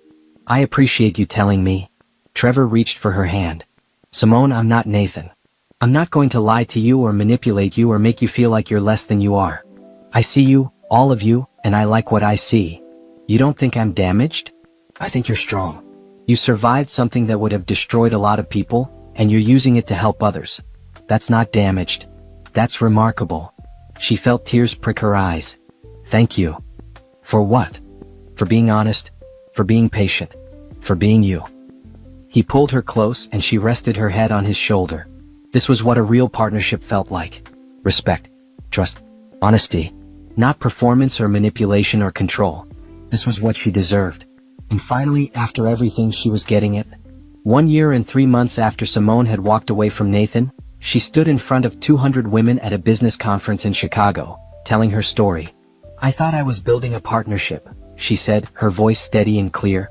I thought we were in it together. But while I was focused on building, my partner was focused on taking. By the time I realized what was happening, he had stolen years of my life and millions of dollars of my money.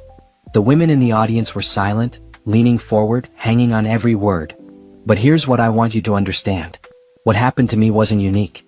Financial manipulation in partnerships, business partnerships, romantic partnerships, any kind of partnership, is common.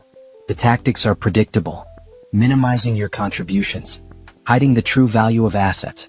Making you feel stupid for asking questions. Gradually isolating you from financial decisions. She clicked to the next slide.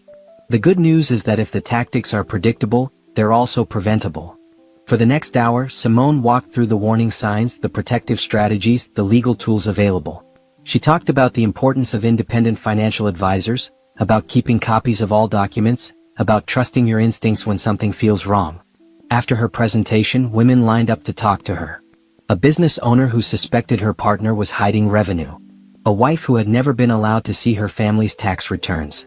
A young entrepreneur who was being pressured to sign documents she didn't understand. Simone listened to each one, took notes, gave them Jerome's contact information. You're doing incredible work, one woman said, tears in her eyes. My ex-husband did exactly what yours did. I lost everything because I didn't know what to look for. If I had heard this presentation 5 years ago, I could have protected myself. Tell other women, Simone said. That's how we stop this. By talking about it, by sharing information, by refusing to stay silent. That evening, she met Beverly and Jerome for dinner at a restaurant overlooking the river. They were celebrating. The partnership project had just been featured in a major business magazine, and they had received inquiries from all over the country. To Simone, Beverly raised her glass. Who turned the worst experience of her life into something that helps thousands of people? To surviving and thriving, Jerome added. They clinked glasses and drank.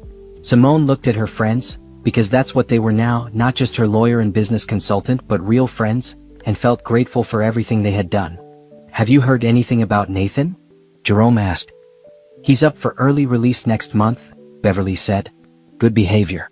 He served 20 months of his 7-year sentence. 20 months. Simone felt a flash of anger. That's all? The federal system works differently. With good behavior and the fact that he's in minimum security, he was always going to serve less than the full sentence. Beverly's voice was gentle. But Simone, he still lost everything. His reputation, his career, his freedom. He'll be a convicted felon for the rest of his life. I know. It's just, 20 months doesn't seem like enough for what he did.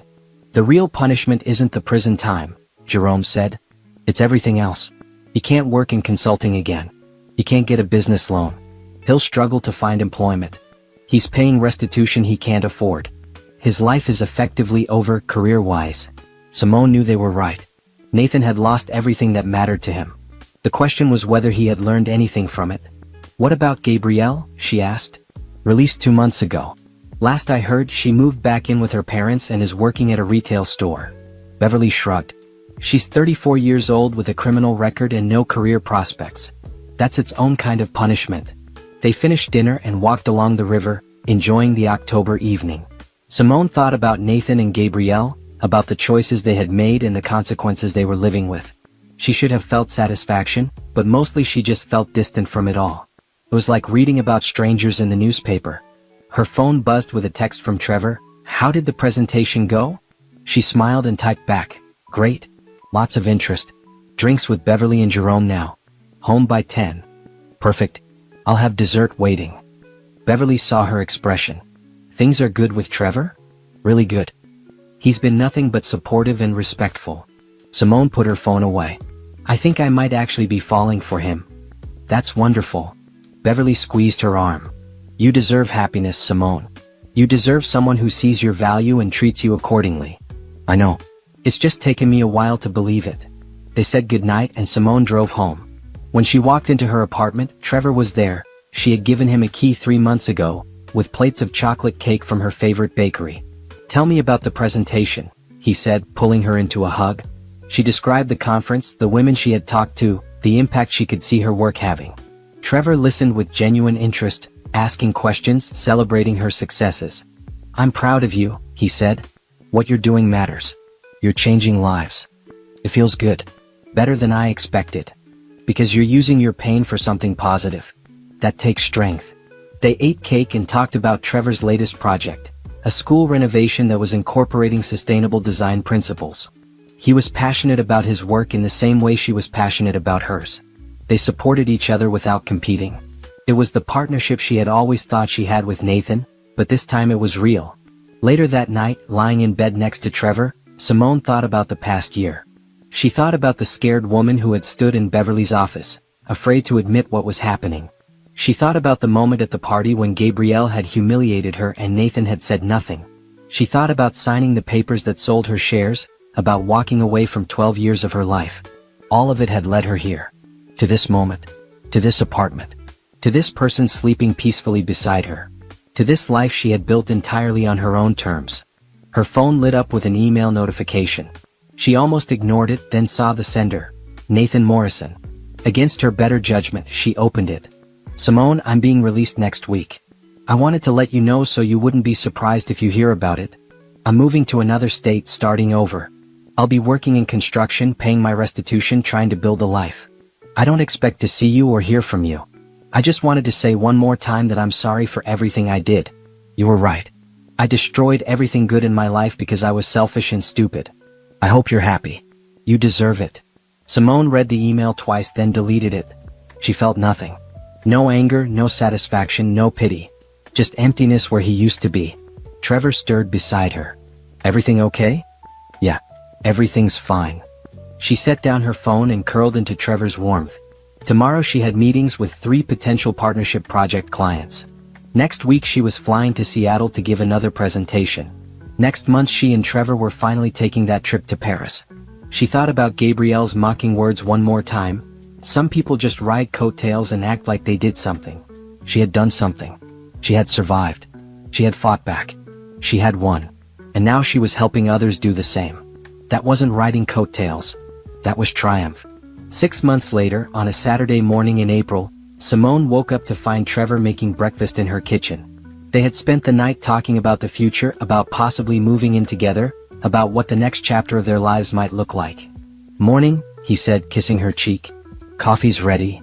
She poured herself a cup and sat at the counter, watching him cook. This was domestic bliss, but without the performative aspect her marriage to Nathan had always had. This was real. "I have something to show you," Trevor said, pulling out his phone. He showed her a photograph of a house, not a mansion but a beautiful craftsman-style home with a garden and big windows. "It's lovely. Are you designing something similar?" "No. I'm thinking of buying it." He met her eyes. "With you. If you're interested." Simone felt her heart race. "That's a big step." "I know. And if you're not ready, that's fine. We can wait." Trevor set down the phone. "But Simone, I love you. I want to build a life with you. A real partnership where we both contribute and both benefit. Where we're honest with each other. Where we respect each other's work and dreams." "I love you too," she said, the words coming easier than she expected. "And yes, let's look at the house." They spent that afternoon at the property, walking through the rooms, imagining how they would use the space. Trevor pointed out architectural details. Simone pictured her office, a place where she could work on partnership project cases. They talked about hosting dinner parties, about having a garden, about building a home that was truly theirs. "I have one condition," Simone said as they stood in the backyard. "Everything has to be in both our names. 50-50. No majority owner, no controlling interest. Real partners. I wouldn't have it any other way." They bought the house and spent the summer moving in, making it their own. Simone's apartment had been her recovery space, the place where she learned to be alone and like it. This house was her future space, where she would build something new with someone who valued her. In August, the partnership project expanded. They hired 2 additional consultants, both women who had survived financial manipulation.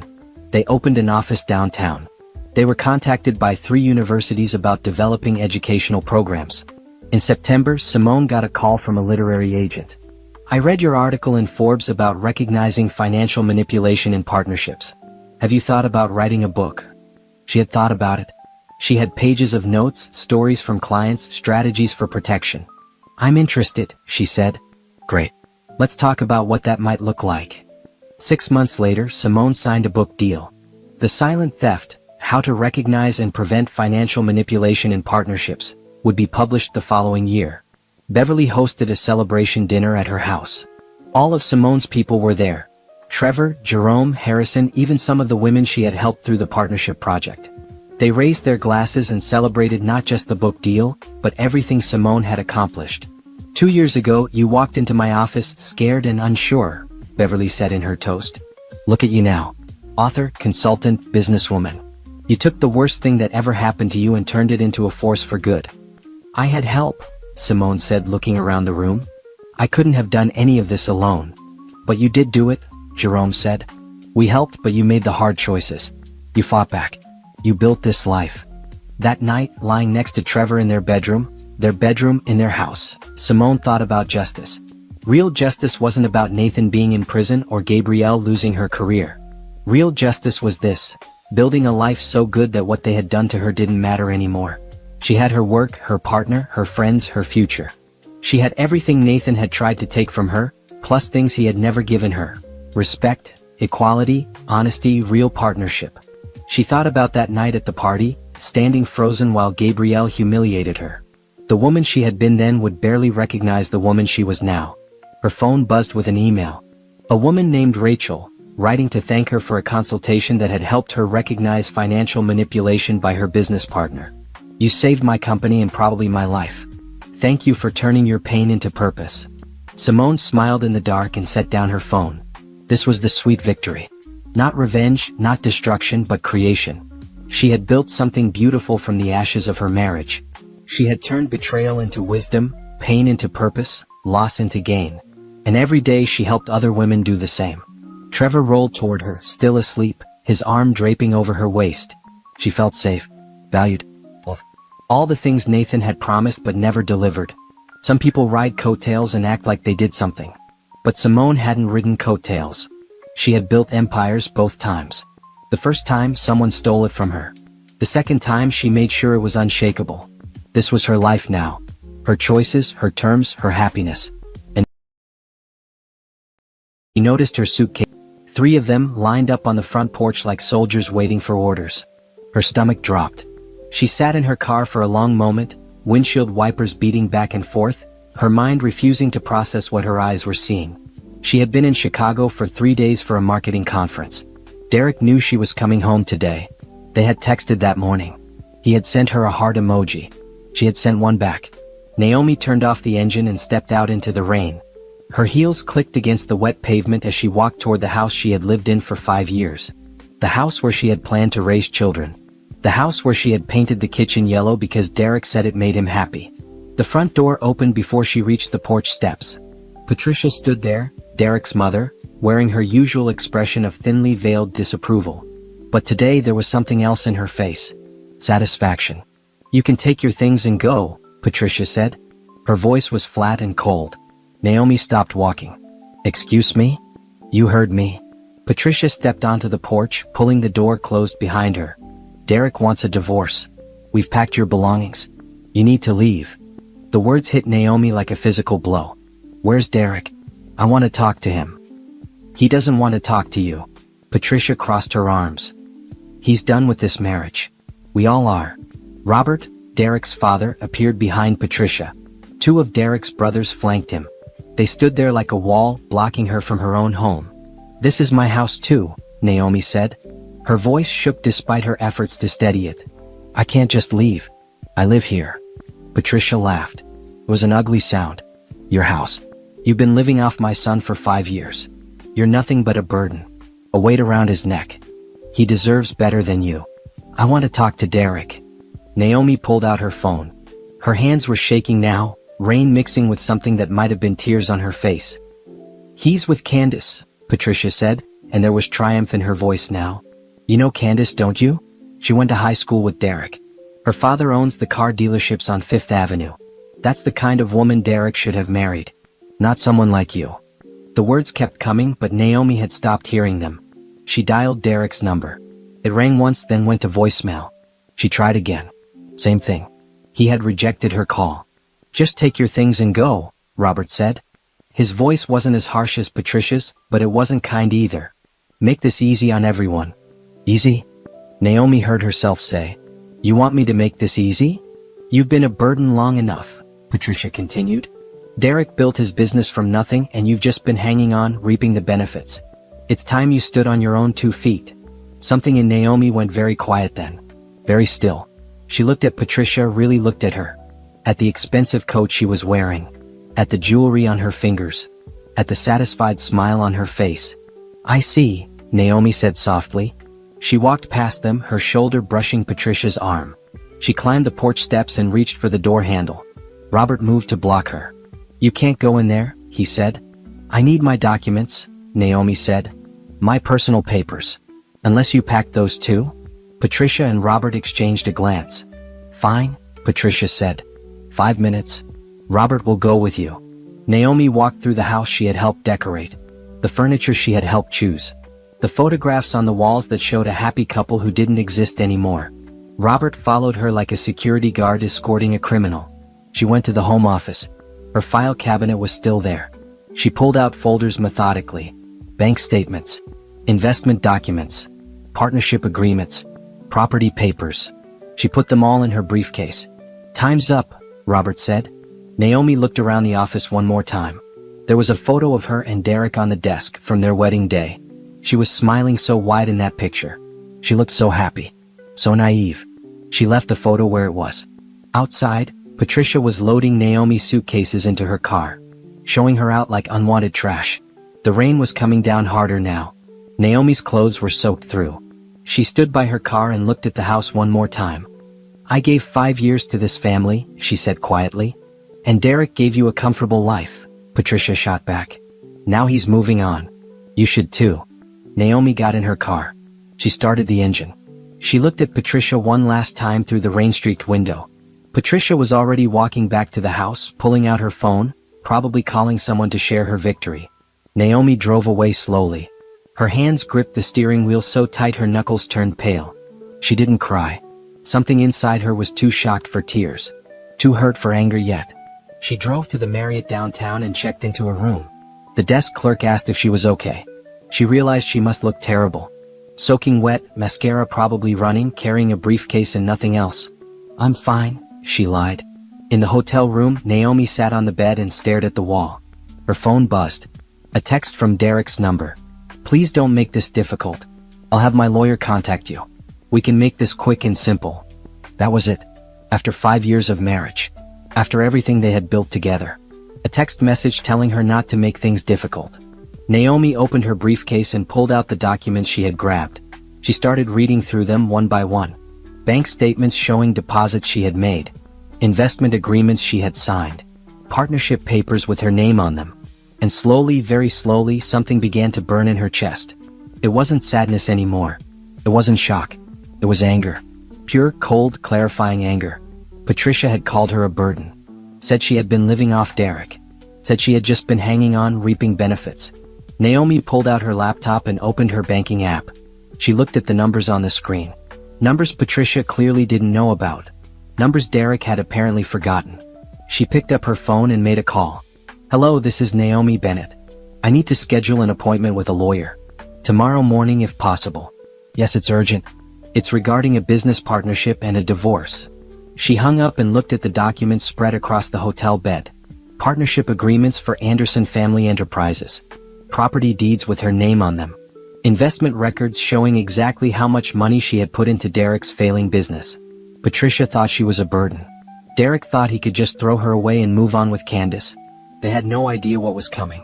Naomi didn't sleep that night. She sat in the hotel room with her laptop and her documents, and she began to remember things. Details she had pushed aside. Conversations she had ignored. She remembered the night Derek had proposed. They had been dating for 8 months. He was charming and attentive and made her feel special. She said yes without hesitation. She remembered their first year of marriage. Derek's business was struggling. Anderson Family Enterprises, a small construction company his grandfather had started, was on the verge of bankruptcy. Derek would come home stressed, worried, talking about laying off workers. And she remembered the conversation that changed everything.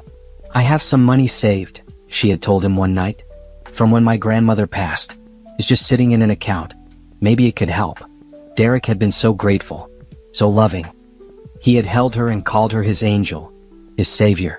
She had given him $300,000. Her entire inheritance from the grandmother who raised her. The grandmother who worked 2 jobs to put Naomi through college. The money that was supposed to be Naomi's safety net. Derek had put it into the business. He had promised her a partnership. Equal share, equal say. He had the papers drawn up. She had signed them, trusting him completely. Within a year, Anderson Family Enterprises was profitable again. Within 2 years, it had expanded. Derek hired more workers. They took on bigger projects. Patricia started wearing designer clothes and taking trips to Europe. And Naomi? She kept working at her marketing job. She came home and cooked dinner. She managed the household finances. She supported Derek's dreams while her own sat quietly on the shelf. Now, sitting in the hotel room, she pulled up her email and started searching. There were hundreds of messages related to the business. Contracts she had helped negotiate. Clients she had brought in through her professional network. Marketing strategies she had developed for free. Her phone buzzed. A text from her best friend, Shanice. "Girl, where are you? Derek's mom just posted on Facebook about him and some woman named Candace. What's going on?" Naomi opened Facebook. She rarely used it, but Derek and his family were active. She scrolled through Patricia's profile and felt sick. There were photos. Derek and Candace at a restaurant. Derek and Candace at Patricia's birthday party last month. Derek and Candace at a family barbecue. All while Naomi had been working late or visiting her aunt in Florida, or at that conference in Chicago. Such a beautiful couple. Finally, Derek found the right one. Candace is perfect for the family. Naomi noticed the dates. Some of these photos were from 6 months ago. 6 months. Derek had been cheating for at least half a year, and his entire family had known. They had welcomed Candace while Naomi was still living in that house, still playing the role of devoted wife. Her phone rang. "Shanice." "Naomi, what the hell is happening?" And Naomi told her. Everything. The suitcases on the porch. Patricia's words. Derek's text. The realization that she had been erased from her own life. That's insane, Shanice said. Her voice was shaking with anger. You can't let them do this. You need to fight back. I am, Naomi said quietly. But not the way they expect. She hung up and continued her research. She looked up Candace's social media. The woman was beautiful in a conventional way. Long blonde hair, perfect makeup, always posed just right.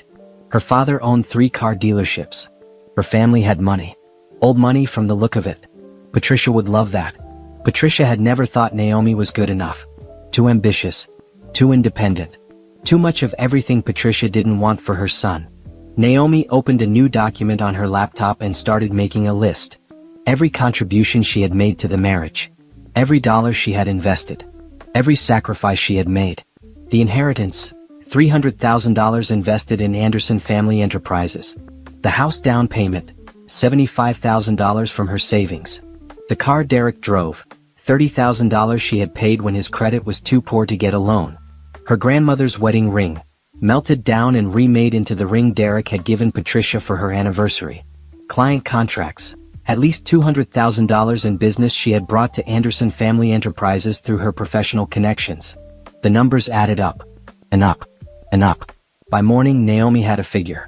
Conservatively, she had contributed over $500,000 to Derek's life, to his business, to his family's comfort. And Patricia had called her a burden.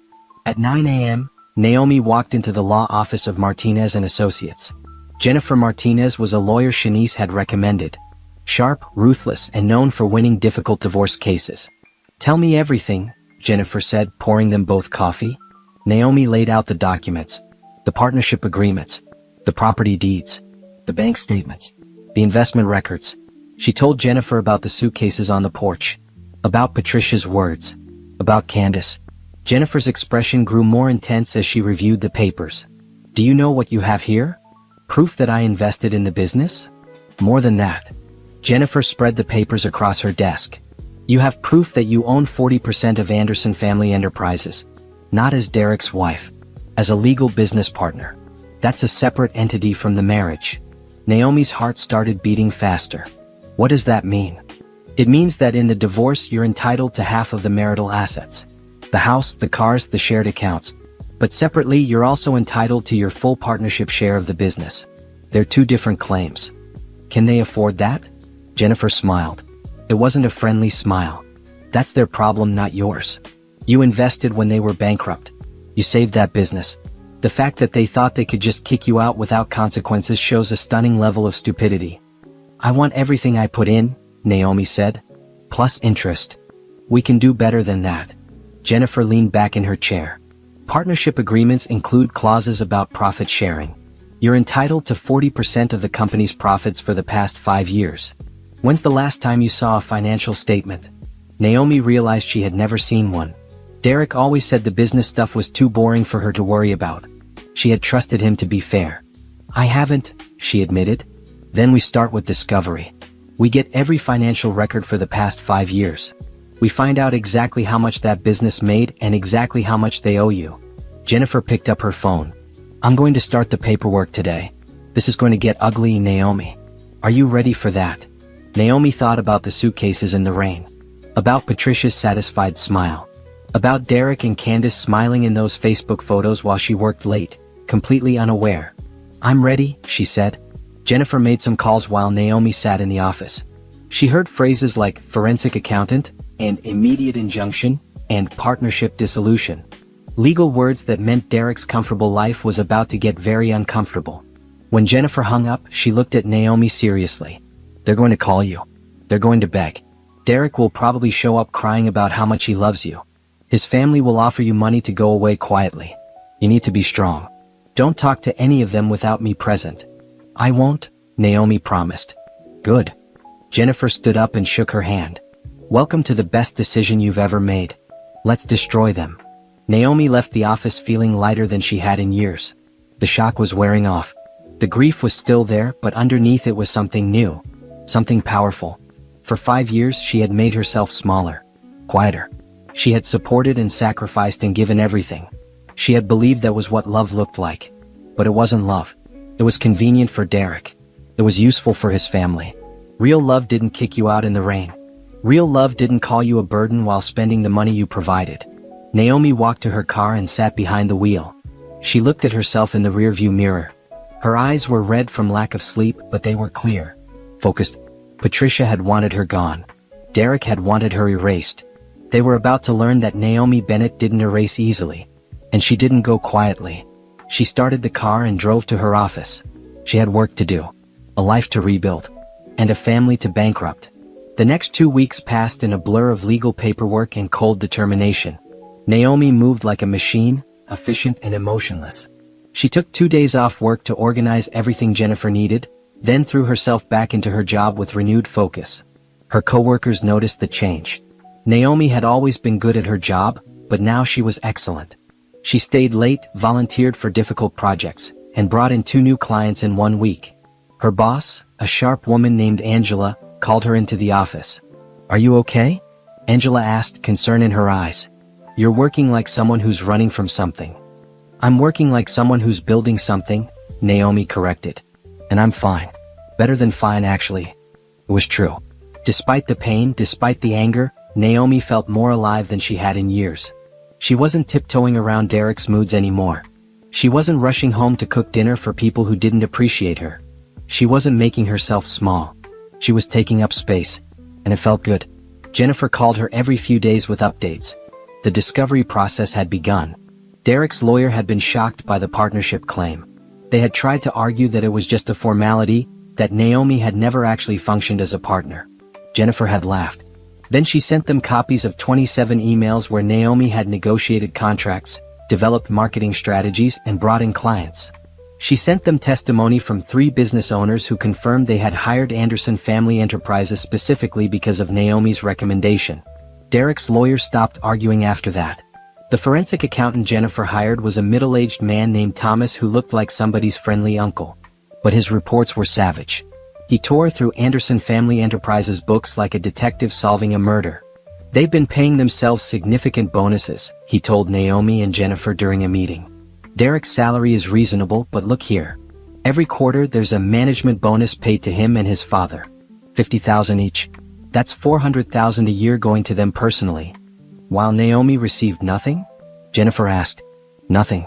Not a single dividend payment to her as a partner. Not even a distribution at year-end. Thomas adjusted his glasses.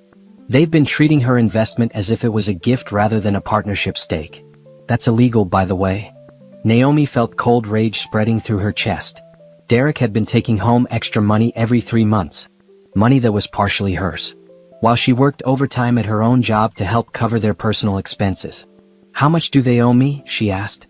Thomas slid a paper across the table. "Based on a 40% partnership stake and the profit-sharing clause in your agreement, I calculate you're owed approximately $280,000 in back distributions. That's not counting your initial investment or interest on that investment." Jennifer smiled. "So with the initial investment, interest, and back distributions, we're looking at around $600,000. Plus half the marital assets," Thomas added. "The house, the cars, the joint accounts. Can they pay that?" Naomi asked. "That's the interesting question," Thomas said. He pulled out another document. "Anderson Family Enterprises has assets, but most are tied up in equipment and ongoing projects. Their liquid capital is around $300,000. If they have to pay you immediately, they'll need to liquidate. Sell equipment. Possibly sell the business itself." "Good," Naomi said flatly. Jennifer and Thomas both looked at her. She realized how cold she sounded. How different from the woman who had cried in this office 2 weeks ago. "I'm sorry," she said. "I don't mean to sound heartless." "Don't apologize," Jennifer said firmly. "They kicked you out like trash. They called you a burden while living off your money. You're not heartless, Naomi. You're finally putting yourself first." That night, Naomi sat in her new apartment. She had rented a small 1-bedroom in a building downtown. It was nothing fancy, but it was hers. She had bought new sheets, new towels, new dishes. Everything was hers, purchased with her money, touched only by her hands. She made herself dinner. Pasta with vegetables. Simple and easy. She ate it on the couch while watching a crime documentary. She didn't have to ask anyone what they wanted to watch. She didn't have to compromise. Her phone buzzed. A text from an unknown number. "Naomi, this is Robert. We need to talk. What you're doing is going to destroy this family." Derek made a mistake, but this revenge is too much. Please call me. She deleted the text without responding. Jennifer had told her not to engage. Anything she said could be used against her later. Another text came through. Patricia, this time. You're being vindictive and cruel. We welcomed you into this family and this is how you repay us? By trying to take everything we've built? You should be ashamed. Naomi stared at that message for a long time. The audacity of it. The shamelessness. They had kicked her out. They had known about Candace for months. They had stolen her partnership distributions. And somehow she was the villain? She typed a response. You're right. I should be ashamed. I'm ashamed it took me 5 years to realize what you really are. She deleted it without sending. No contact meant no contact. Instead, she opened her laptop and looked at her bank accounts. Her emergency fund had been depleted when she gave Derek the investment, but she had been rebuilding it. She had $42,000 saved. Not a fortune, but enough to live on while the legal process played out. She looked at job postings. She didn't need a new job, but she was curious. What could she do? Where could she go? For 5 years, she had planned her career around Derek's needs. His business was here, so she stayed here. His family was here, so she made this her home. But now, she could go anywhere. Do anything. The thought was terrifying and exhilarating at the same time. She got a call from Shanice. How are you holding up? I'm okay, Naomi said. Really? I'm angry, but I'm okay. I saw Patricia post it again. She's playing the victim on Facebook, saying you're trying to destroy a family business out of spite. Naomi laughed bitterly. Of course she is. Let her. The truth will come out in court. People are believing her though, Shanice warned. Derek's friends are commenting, calling you greedy and vindictive. Let them, Naomi said. She felt surprisingly calm. They don't know what really happened, and I don't owe them explanations. You're stronger than I thought, Shanice said quietly. When you first called me that night, I thought you were going to fall apart. But you're not, are you? You're fighting. I'm tired of being treated like I don't matter, Naomi said. I'm tired of making myself small so other people can be comfortable. Derek and his family wanted me gone? Fine. But they don't get to keep what's mine. After she hung up, Naomi opened the folder of documents she had assembled.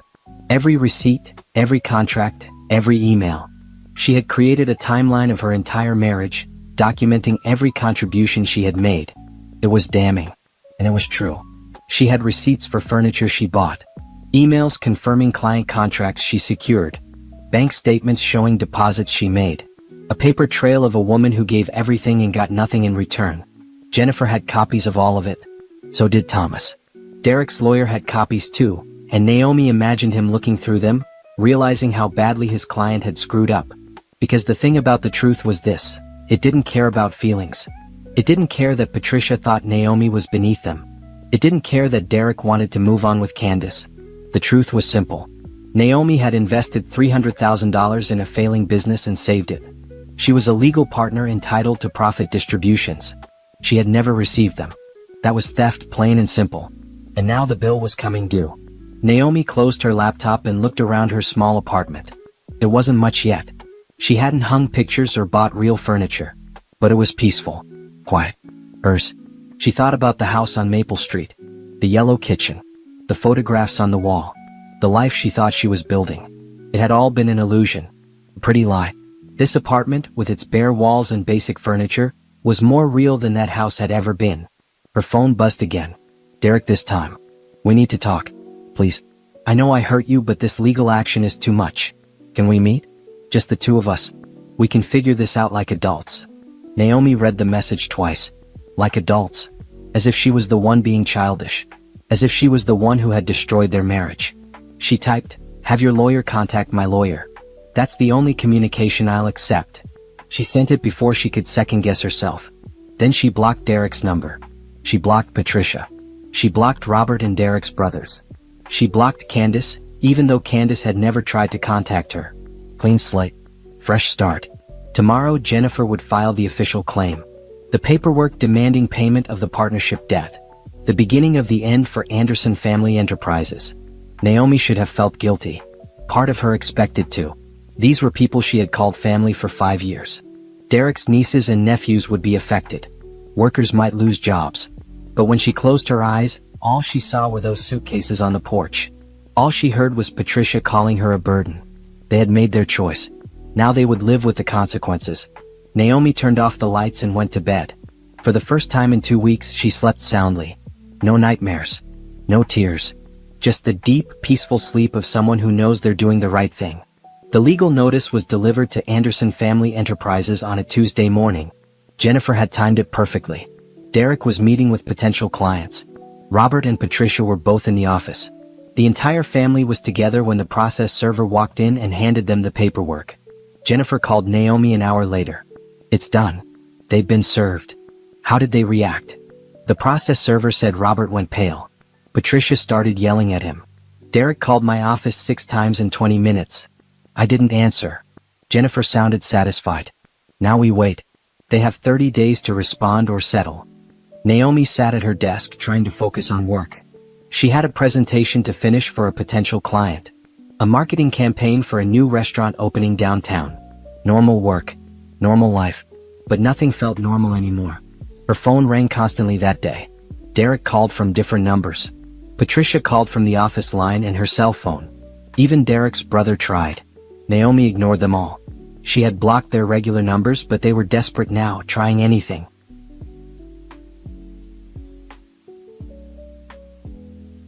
One voicemail from Derek stood out. His voice was strained, almost panicked. Naomi, please. You don't understand what you're doing. This will destroy everything my grandfather built. Everything my father has worked for. I know I hurt you, but this is too much. Please call me. We can work this out. She deleted it without saving it.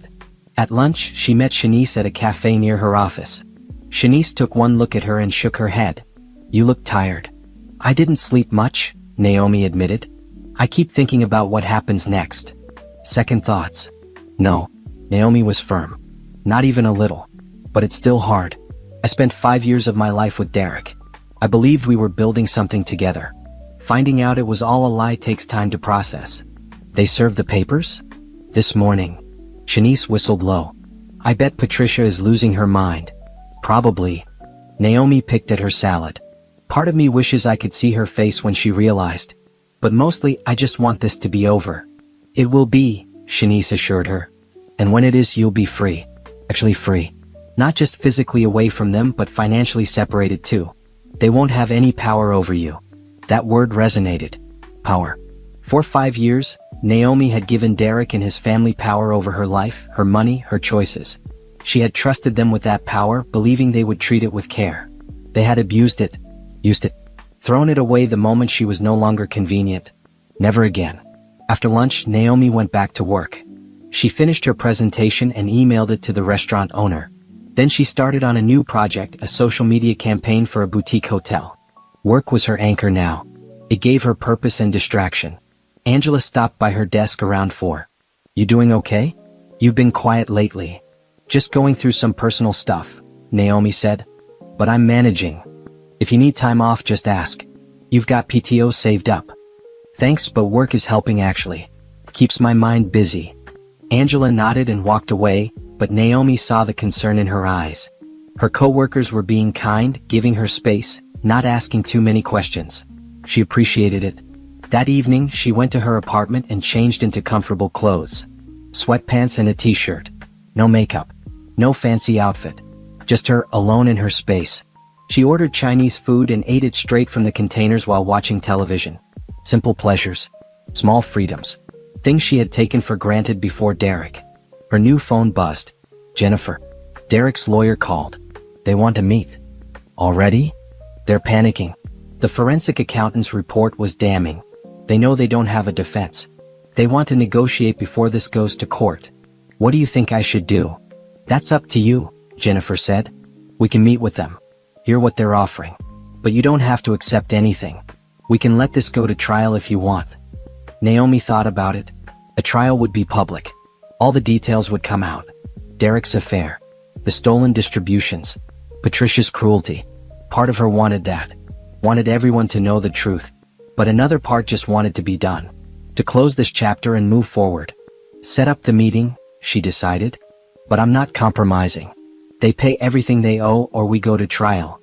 That's my girl, Jennifer said approvingly. I'll call them back. The meeting was scheduled for Friday afternoon. 3 days away. Naomi tried not to think about it, but it was impossible. She would be in the same room as Derek for the first time since that terrible day with the suitcases. She didn't know how she would react. She would cry. She would yell.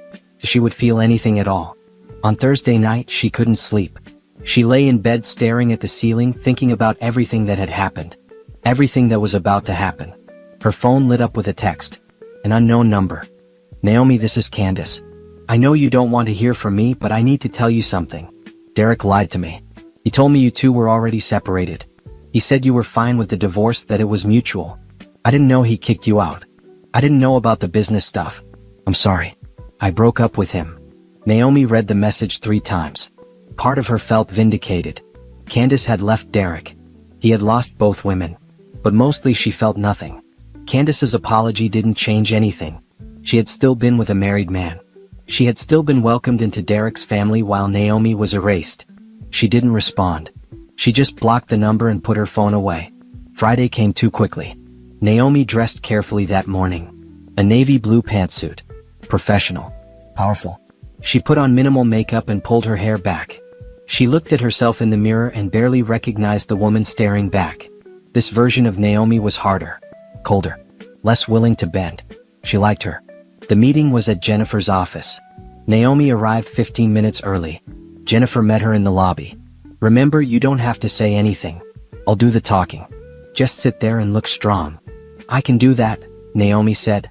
They went to the conference room. It was large and intimidating with a long table and leather chairs.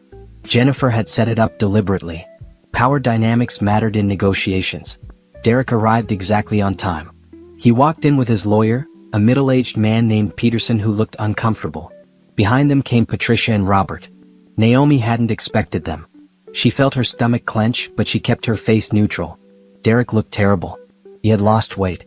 There were dark circles under his eyes. His hair needed cutting. He looked like a man who hadn't slept in days. Good, Naomi thought coldly. Now he knows how it feels. Patricia looked furious. Her face was tight with barely controlled rage.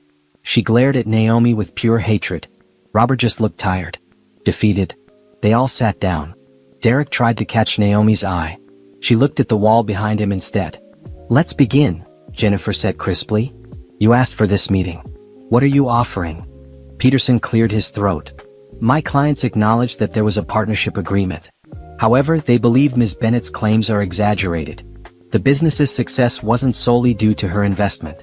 The Anderson family's hard work and expertise were significant factors. That's not what we asked, Jennifer said. We asked what you're offering. Not your opinion on who deserves credit. Peterson pulled out a document. We're prepared to offer Ms. Bennett her initial investment back. $300,000. Plus $50,000 for her trouble. That's $350,000 paid out over 3 years. In exchange, she dissolves the partnership and signs a non-compete clause. Jennifer didn't even look at the document. No. Excuse me? No. That offer is insulting. My client is owed $600,000 minimum. That's not negotiable. The only question is whether you pay it voluntarily or we take it through court. Patricia exploded. $600,000. That's insane. We don't have that kind of money lying around. Then sell the business, Jennifer said calmly. Liquidate your assets. File for bankruptcy. I don't care how you get it. But my client is getting what she's legally owed. This is extortion, Patricia hissed. No, this is business, Jennifer replied. Your family entered into a partnership agreement. You violated the terms of that agreement by not paying distributions. You committed fraud. Now you pay the price. Derek finally spoke. His voice was hoarse. Naomi, please. Look at me. She didn't want to. But something made her turn her head. Their eyes met. I'm sorry, he said. I'm so sorry for everything. I was wrong. I was a coward. But please don't do this. This business is my family's legacy. My grandfather started it. My father built it. Don't destroy it out of revenge. Naomi felt Jennifer's hand on her arm, a silent reminder not to engage. But she couldn't help herself. You destroyed it, she said quietly. The day you kicked me out. The day you stole my money. The day you chose Candace over your wife. You destroyed everything, Derek. I'm just collecting what's mine. We'll pay you back, Derek said desperately. Over time. We can set up a payment plan. 5 years. 10 years. Whatever you need. Just don't force us to liquidate. You had 5 years to pay me, Naomi said. 5 years of quarterly distributions you kept for yourselves. 5 years of treating my investment like it was a gift. Why should I give you more time? Because I loved you, Derek said. His voice broke. I still love you. I made mistakes, but we can fix this. We can go to counseling. We can start over. Just please drop the lawsuit. Naomi stared at him. This man who had been her husband, who had promised to love and cherish her, who had kicked her out in the rain without a second thought. You don't love me, she said. You love what I can give you. My money, my connections, my willingness to make myself small so you can feel big. That's not love, Derek. That's exploitation. She stood up. Jennifer, I'm done here. Let them know our final offer. $600,000. Paid in full within 90 days. Or we go to trial. She walked out of the conference room without looking back. She heard Patricia start yelling. Heard Derek call her name. Heard Robert trying to calm everyone down. She didn't care. She was done listening to them. Done caring about their feelings. Done being the reasonable one. In the hallway, she leaned against the wall and took a deep breath. Her hands were shaking. Not from fear. From relief. She had faced them. She had been strong. She hadn't caved. Jennifer came out a moment later. You were perfect. Cold as ice. They're scared now. Good, Naomi said. They should be. Peterson asked for time to discuss with his clients. I gave them 48 hours to respond. After that, we file for trial. Naomi nodded. She felt exhausted suddenly. Drained. Like she had run a marathon. Go home, Jennifer said gently. Rest. You did well today. Naomi drove home in a daze. She went to her apartment and collapsed on the couch. She didn't cry. She didn't feel angry. She just felt empty. Her phone buzzed. Shanice, how did it go? I told them to pay or we go to trial. And Derek begged. Patricia screamed. Robert looked like he aged 10 years. But I didn't back down. I'm done being weak, Shanice. I'm done letting them walk all over me. Proud of you, girl. You want company? No. I just want to sleep. She hung up and closed her eyes. In 2 days she would have her answer. Either they would pay or she would destroy them in court. Either way, Naomi Bennett was taking back her life. The response came on Sunday evening. Naomi was eating dinner when Jennifer called. They agreed, Jennifer said. $600,000. But they're asking for 6 months to pay, not 90 days.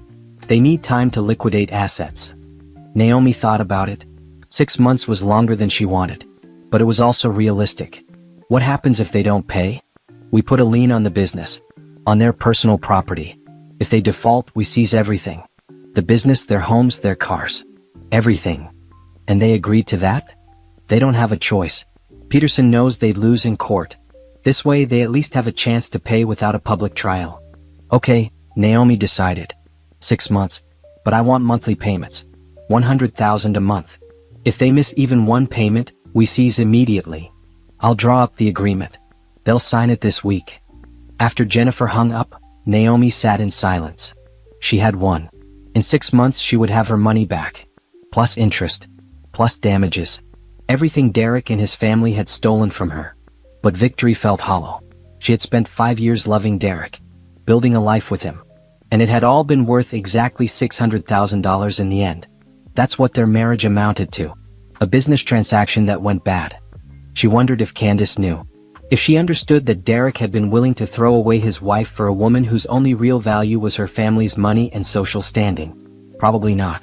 Women like Candace probably thought it was romantic. That Derek had chosen her out of love, not calculation. The first payment was due on March 1st. Naomi marked it on her calendar. $100,000. The first installment of her freedom. She went to work the next day determined to move forward. She had been treading water for weeks, just surviving. Now it was time to actually live again. Angela called her into the office. I've been impressed with your work lately. The restaurant campaign you designed brought in 3 new clients who wanted similar services. I'm giving you a raise. 15%. And I want you to lead the creative team on a new project. Naomi blinked. I wasn't expecting that. You've earned it. Whatever you're going through in your personal life, you're channeling it into excellent work. Keep it up. A 15% raise. More responsibility. More money. Naomi felt a spark of pride. This was hers. Not because of Derek. Not because of his family. Because she was good at her job. She threw herself into the new project. It was a campaign for a chain of fitness centers opening across the state.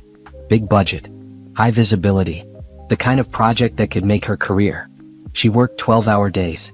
She brainstormed with her team. She created mood boards and slogans and marketing strategies. She forgot about Derek and Patricia and the lawsuit. She forgot about everything except the work in front of her. And slowly she started to feel like herself again. Not the woman who had been married to Derek. The woman she had been before him. Ambitious, creative, unstoppable. 3 weeks later, Jennifer called with news. The first payment is due tomorrow. Peterson confirmed they'll make it on time. Good. But there's something else. Anderson Family Enterprises is struggling. 2 major contracts fell through. Clients are leaving. Workers are quitting. The business is failing fast. Naomi felt a twinge of something. Not guilt exactly, but awareness. Why are contracts falling through? Word got out about the lawsuit. About Derek's affair. About how they treated you.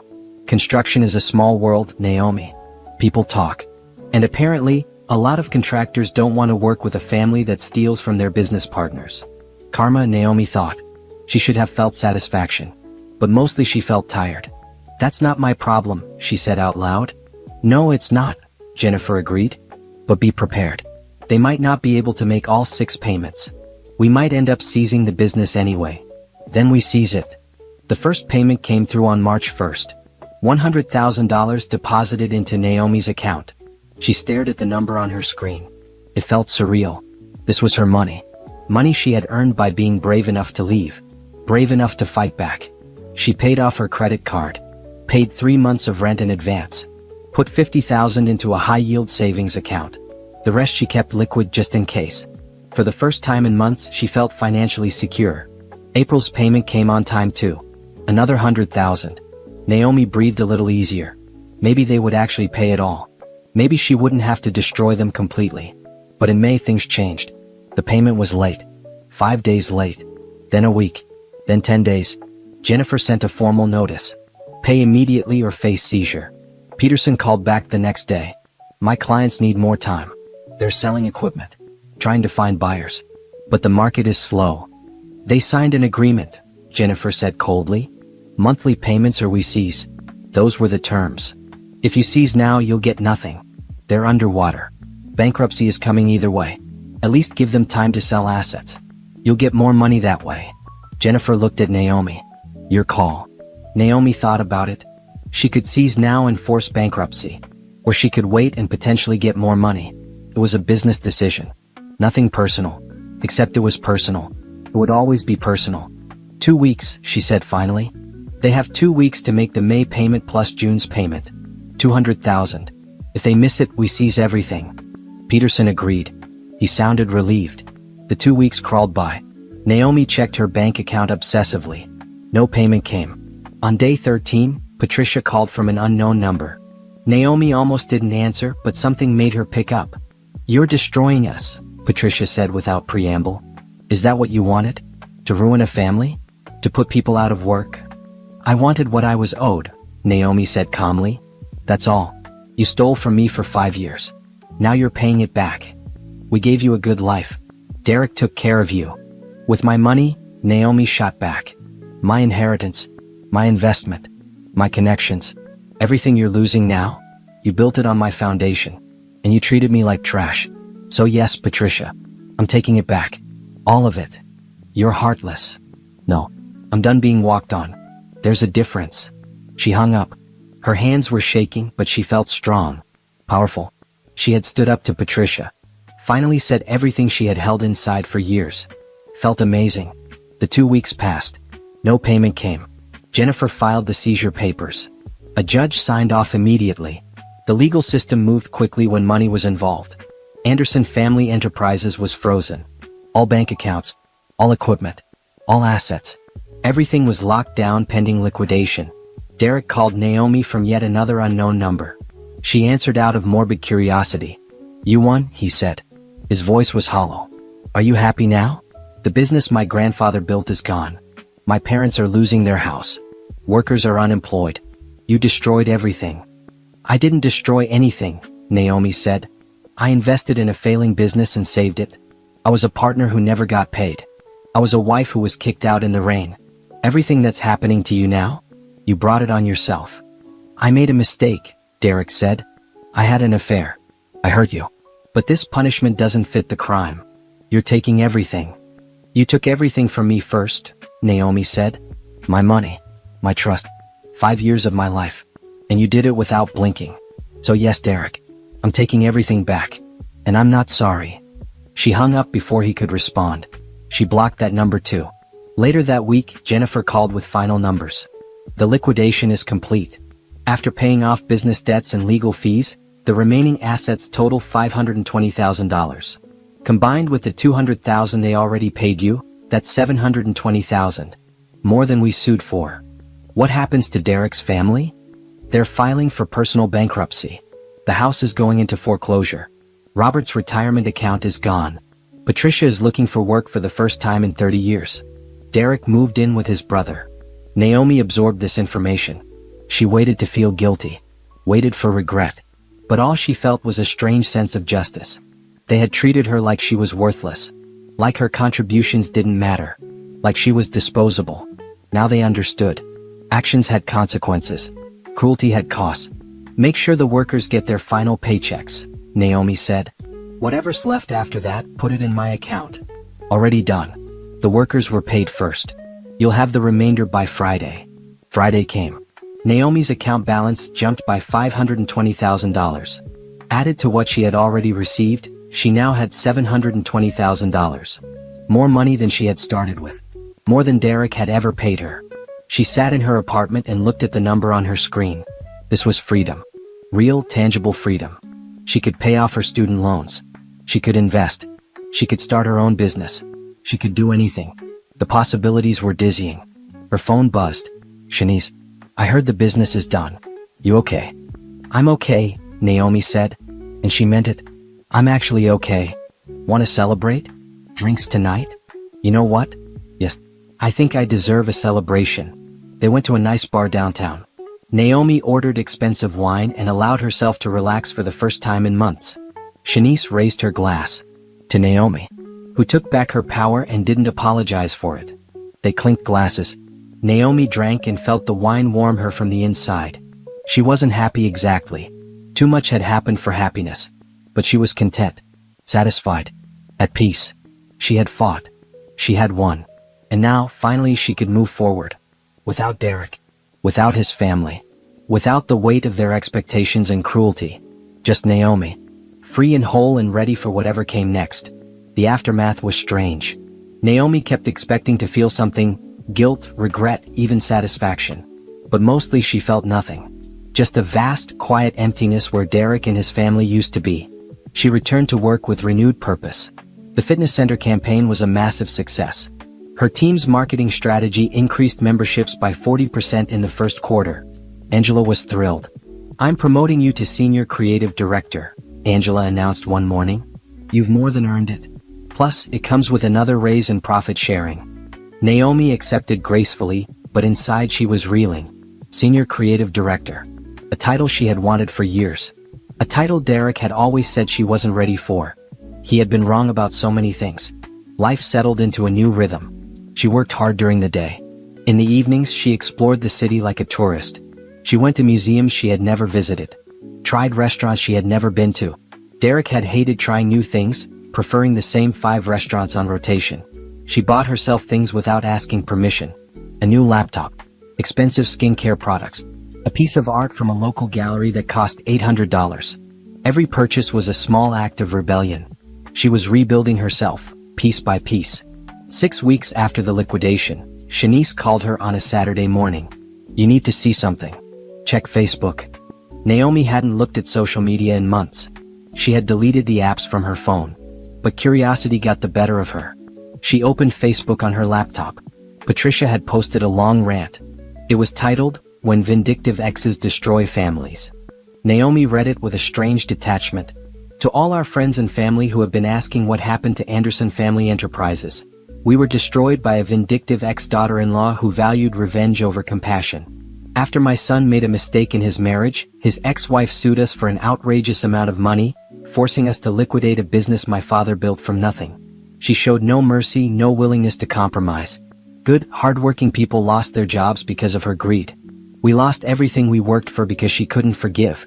I hope she's happy with her blood money. I hope it was worth Naomi terrible names. Others pointed out that if there was a lawsuit, there must have been a legal reason for it. One comment made Naomi smile. If your son and your family didn't do anything wrong, why did she win in court? Maybe tell the whole story, Patricia. Shanice called. Are you okay?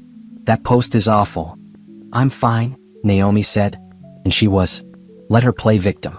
People who know the truth know what really happened. People who don't know won't believe anything I say anyway. You're not going to respond? Why would I? I don't owe Patricia or anyone else an explanation. The court documents tell the whole story. If people want to know the truth, they can look it up. When did you get so zen? Shanice asked, impressed. When I stopped caring what Derek's family thinks of me, Naomi said. They can spin this however they want. I have my money. I have my freedom. They can't touch me anymore. But the universe wasn't done with surprises. 2 weeks later, Naomi was at her favorite coffee shop when she heard a familiar voice.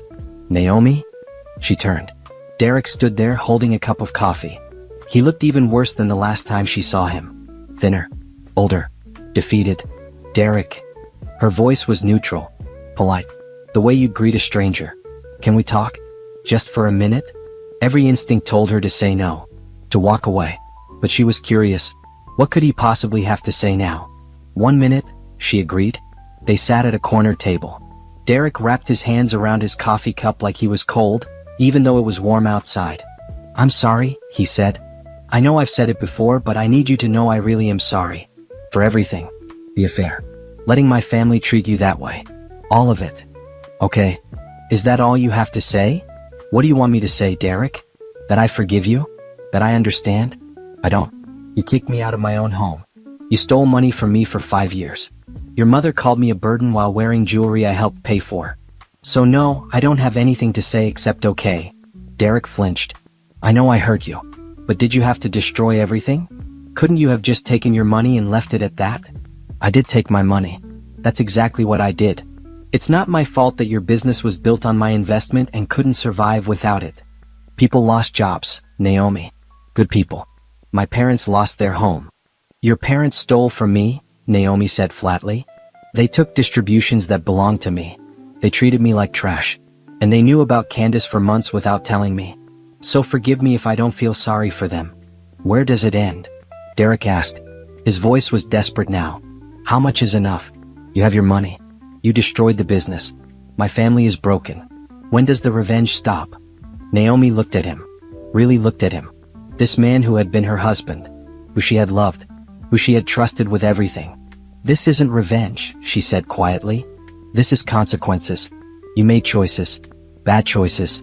You chose to have an affair. You chose to let your family kick me out. You chose to steal money that belonged to me. Every single thing that happened to you after that was because of your choices, not mine. I loved you, Derek said. Tears were in his eyes now. I still love you. I made mistakes, but I loved you. No, you didn't, Naomi said. She felt calm. Certain. You loved what I could give you. My money. My support. My willingness to make your life easier. But you didn't love me. Because if you had, you never would have let them treat me the way they did. She stood up. I hope you figure out your life, Derek. I really do. But I won't be part of it. Not now. Not ever. We're done. She walked out of the coffee shop without looking back. Her hands were steady. Her heart was calm. She had faced him one last time and she hadn't fallen apart. She was stronger than she thought. That night, she treated herself to dinner at an expensive steakhouse. She sat alone at a table, ordered a perfectly cooked ribeye and a glass of wine, and enjoyed every bite. She didn't need company. She didn't need validation. She was enough all by herself. Her phone buzzed. A text from Angela. Just heard from the fitness center. They want to sign for another year of campaigns. Your work has been exceptional. Well done. Naomi smiled. This was her life now. Success she earned. Money she controlled. Choices she made without asking permission. Derek had given her one thing she realized. By betraying her, by showing her exactly what he was, he had forced her to become who she was always meant to be. Strong. Independent. Unbreakable. She raised her wine glass in a silent toast to herself. To survival. To justice. to new beginnings. The waiter came by. "Dessert menu?" "Yes," Naomi said. "I'll have the chocolate souffle." Because she could. Because she wanted to. Because she didn't have to ask anyone's permission anymore. She was free. Spring turned into summer. Naomi's life began to take on a shape she barely recognized, but in the best way possible. With her settlement money safely invested in a diverse portfolio, she started to dream bigger. She had always worked for other people, building their brands, making their visions come to life. What if she built something for herself? The idea came to her on a random Tuesday morning. She was working on a pitch for a beauty company when it hit her. She was good at this. Really good. She had a track record of successful campaigns. She had industry connections. She had $700,000 in the bank. Why wasn't she running her own agency? That night, she couldn't sleep. She got up and opened her laptop, starting a business plan at 2 in the morning. She researched startup costs for marketing agencies. She looked at office spaces.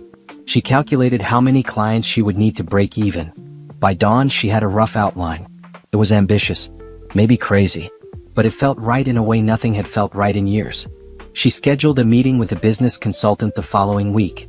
A woman named Gabrielle who specialized in helping entrepreneurs launch companies. "You have the experience," Gabrielle told her, reviewing Naomi's portfolio. "You have the capital. You have a solid business plan. The question is, are you ready to bet on yourself?" "I am," Naomi said without hesitation. "Then let's do this." The next 3 months were a whirlwind. Naomi gave her notice at Angela's firm. Angela was disappointed but supportive. "You're going to be amazing," Angela said. "And when you need freelancers, call me. I'd love to send work your way." Naomi found a small office space downtown. Just 2 rooms and a reception area, but it was hers. She hired a graphic designer named Jordan, a recent college graduate with incredible talent and enthusiasm. She hired a social media specialist named Tasha who understood digital marketing better than anyone Naomi had ever met. They called the company Bennett Creative Solutions. Naomi's name. Her vision. Her dream. She reached out to former clients, people she had worked with at her previous job. Several of them agreed to move their contracts to her new agency. Within 2 months, Bennett Creative Solutions had 5 steady clients and 2 major projects in the pipeline. Naomi worked 16-hour days, but it didn't feel like work. It felt like building something that mattered. Something that was hers. She also started dating again. Nothing serious, just casual coffee dates and dinners. She met a lawyer named Troy who was funny and kind. They went out 3 times before mutually agreeing they were better as friends. She met a teacher named Anthony who loved jazz and took her to a concert that changed her whole perspective on music. None of them were serious relationships. Naomi wasn't ready for serious. But they reminded her that she was desirable, interesting, worth someone's time. After years of Derek making her feel like she wasn't enough, it was healing to be reminded that she was. She took a solo trip to Paris. The trip Derek had always said was a waste of money. She spent a week exploring museums, eating croissants, practicing her terrible French. She took 1,000 photos, bought herself expensive perfume, and felt more alive than she had in years. On her last night in Paris, she sat at a cafe watching people walk by and realized something profound. She was happy. Actually, genuinely happy. Not content. Not surviving. Happy. She thought about Derek occasionally. Wondered how he was doing. But it was a distant curiosity, not a painful longing. He was part of her past now. A chapter that had closed. When she returned home, Bennett Creative Solutions landed its biggest client yet. A regional grocery chain that wanted to rebrand. It was a 6-figure contract. The kind of project that would put her agency on the map. Jordan and Tasha were ecstatic. They worked late nights developing concepts, testing strategies, creating presentations. Naomi led the team with confidence she didn't know she possessed. The grocery chain executives loved their pitch. They signed immediately. "You're really good at this," Tasha told her after the meeting. "Like scary good. Why weren't you running your own company before?" "I didn't think I could," Naomi admitted. "Or maybe I didn't think I deserved to." "Well, you do. And we're lucky to work for you." That meant more to Naomi than Tasha probably realized. She moved into a bigger apartment. A 2-bedroom loft with huge windows that let in so much light, it felt like living in sunshine. She decorated it exactly how she wanted. Bold colors. Modern furniture. Art that made her feel something. No compromises. No asking if someone else liked it. Just her taste, her style, her home. She reconnected with old friends she had lost touch with during her marriage. She joined a book club. She started taking a painting class on Tuesday evenings. She built a life that was full and rich and entirely her own. One Saturday she was at a farmer's market when she saw Candace. The woman looked polished as always, but there was something brittle in her expression. She was alone, browsing vegetables with the focus of someone trying not to think about something else. Naomi almost walked away. But something made her stop. "Candace." The woman turned and her face went pale. "Naomi, I didn't know you'd be here. I live downtown now. I come here every week." Awkward silence. Candace shifted her shopping bag from one hand to the other. "I meant what I said in my text," Candace finally said. "I didn't know he was still married." "Not really. He told me you two were separated." "It doesn't matter now," Naomi said. "And it didn't?" This woman had been a symptom of Derek's problems, not the cause.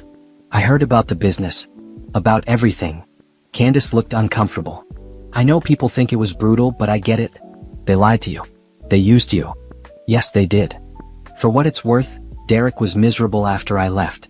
He kept calling me begging for another chance. But I could see what he was. A man who wanted someone to save him. I didn't want that job." "Neither did I," Naomi said. "Not anymore." Candace managed a small smile. "You look good. Happy." "I am. I'm glad. You deserve it." They parted ways. Naomi continued shopping, but the encounter stayed with her. Even Candace had seen the truth eventually. Derek was a man who wanted to be rescued. He wanted someone to fix his problems, fund his dreams, make his life easier. He had never wanted an equal partner. He had wanted a support system with legs.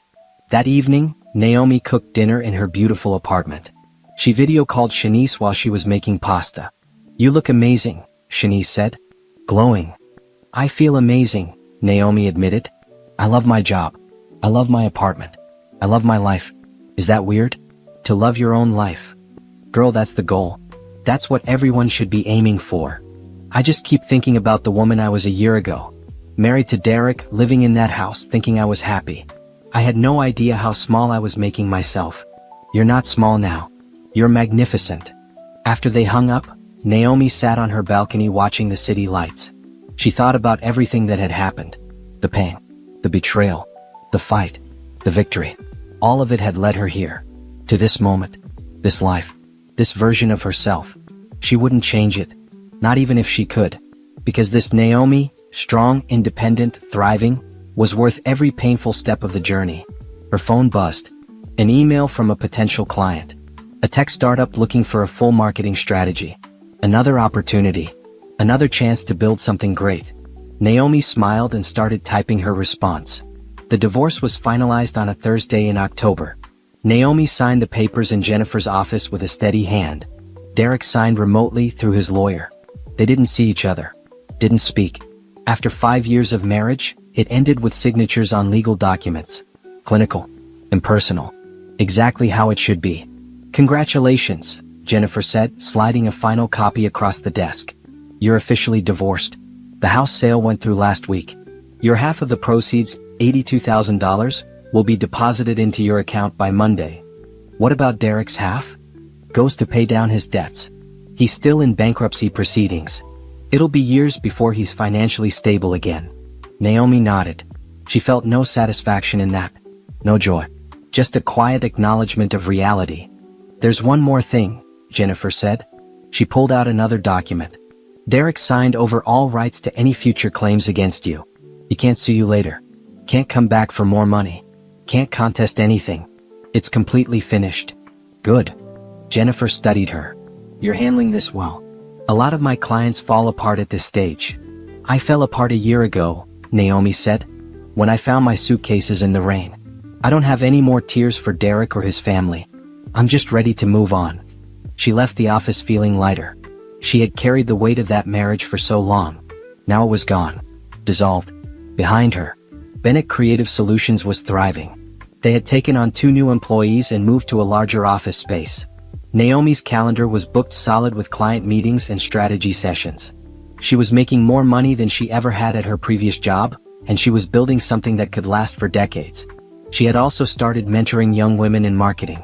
She gave talks at local colleges about entrepreneurship. She shared her story, not the painful details but the lesson, that you could lose everything and rebuild even stronger. One of her mints, a college senior named India, asked her during a coffee meeting, "What do you wish someone had told you when you were my age?" Naomi thought about it. "I wish someone had told me that my value isn't determined by how useful I am to other people. That I don't have to make myself smaller to make someone else comfortable. That saying no is powerful. That leaving is sometimes the bravest thing you can do." India nodded, taking notes on her phone. "Also," Naomi added, "keep your own bank account. Document everything. And never invest money you're not willing to lose." India laughed. "That's specific. I learned it the hard way." 3 weeks after the divorce was final, Naomi received an unexpected call. It was from Robert, Derek's father. She almost didn't answer, but curiosity won. "Hello, Naomi. It's Robert." He sounded old, tired.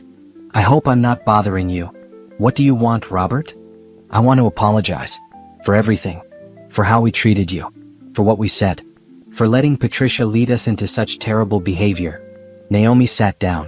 She hadn't expected this. "Okay. I know it's too late. I know sorry doesn't fix anything. But I needed you to know that I see it now. How wrong we were. You saved our business. You were good to Derek. And we repaid you with cruelty. I'm ashamed." "Thank you for saying that," Naomi said carefully. "But it doesn't change anything." "I know. I'm not asking for anything. I just wanted you to hear it from me. You deserve better than you got from this family." After he hung up, Naomi sat with the phone in her hand for a long time. Robert's apology was unexpected. It didn't erase what happened, but it acknowledged the truth. Sometimes that was all you could hope for. She thought about calling him back. About saying something kind. But she didn't. Some wounds were too deep for kindness to bridge. Robert would have to live with his regrets and she would live with her freedom. Fair trade. She went back to work, focusing on a campaign for a new boutique hotel opening downtown. Jordan had designed stunning visuals. Tasha had created a social media strategy that was going viral. Bennett Creative Solutions was becoming known for innovative, effective work. Naomi was building a reputation. Her name. Her legacy. Not as Derek's wife. Not as the woman who destroyed Anderson Family Enterprises. As Naomi Bennett, entrepreneur, creative director, businesswoman. That was worth more than all the settlements and apologies combined. One evening she was working late when Tasha knocked on her office door. "Boss, you need to see something." Tasha pulled up an article on her laptop. Anderson Family Enterprises officially declared bankruptcy today. The assets were sold at auction. Derek's parents are moving to a smaller house in the suburbs. Derek is working construction for another company now. Entry-level position. Naomi read the article. It was factual neutral. Just the basic details of a business failure. No mention of her lawsuit. No drama. Just an ending. "How do you feel?" Tasha asked. "I feel nothing," Naomi said honestly. "Is that cold?" "No. It's healthy. You moved on. They're still dealing with consequences. That's how it should be."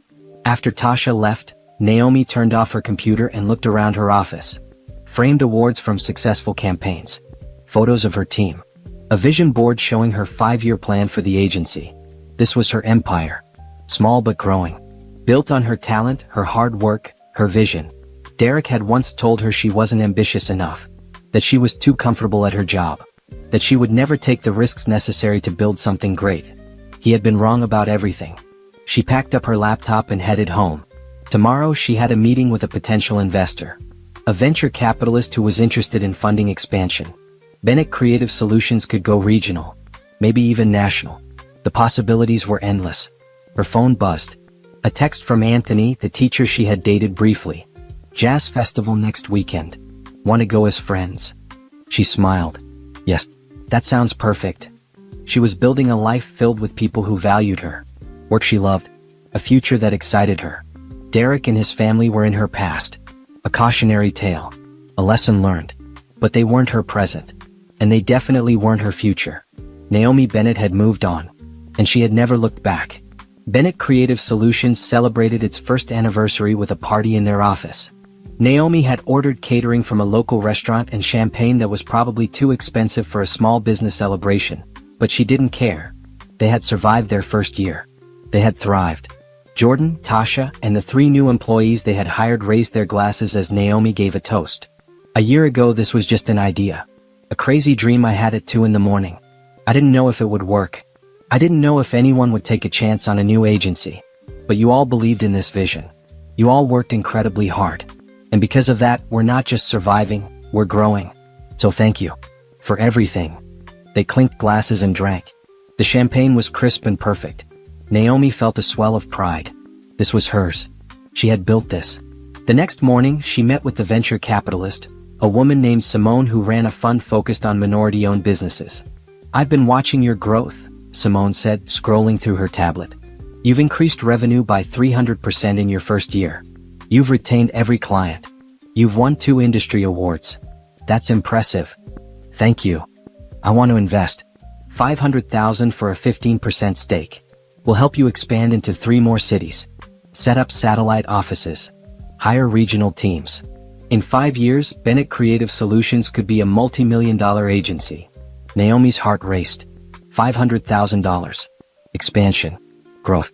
Everything she had been dreaming about. I'd like to think about it, she said carefully. I want to review the terms with my lawyer.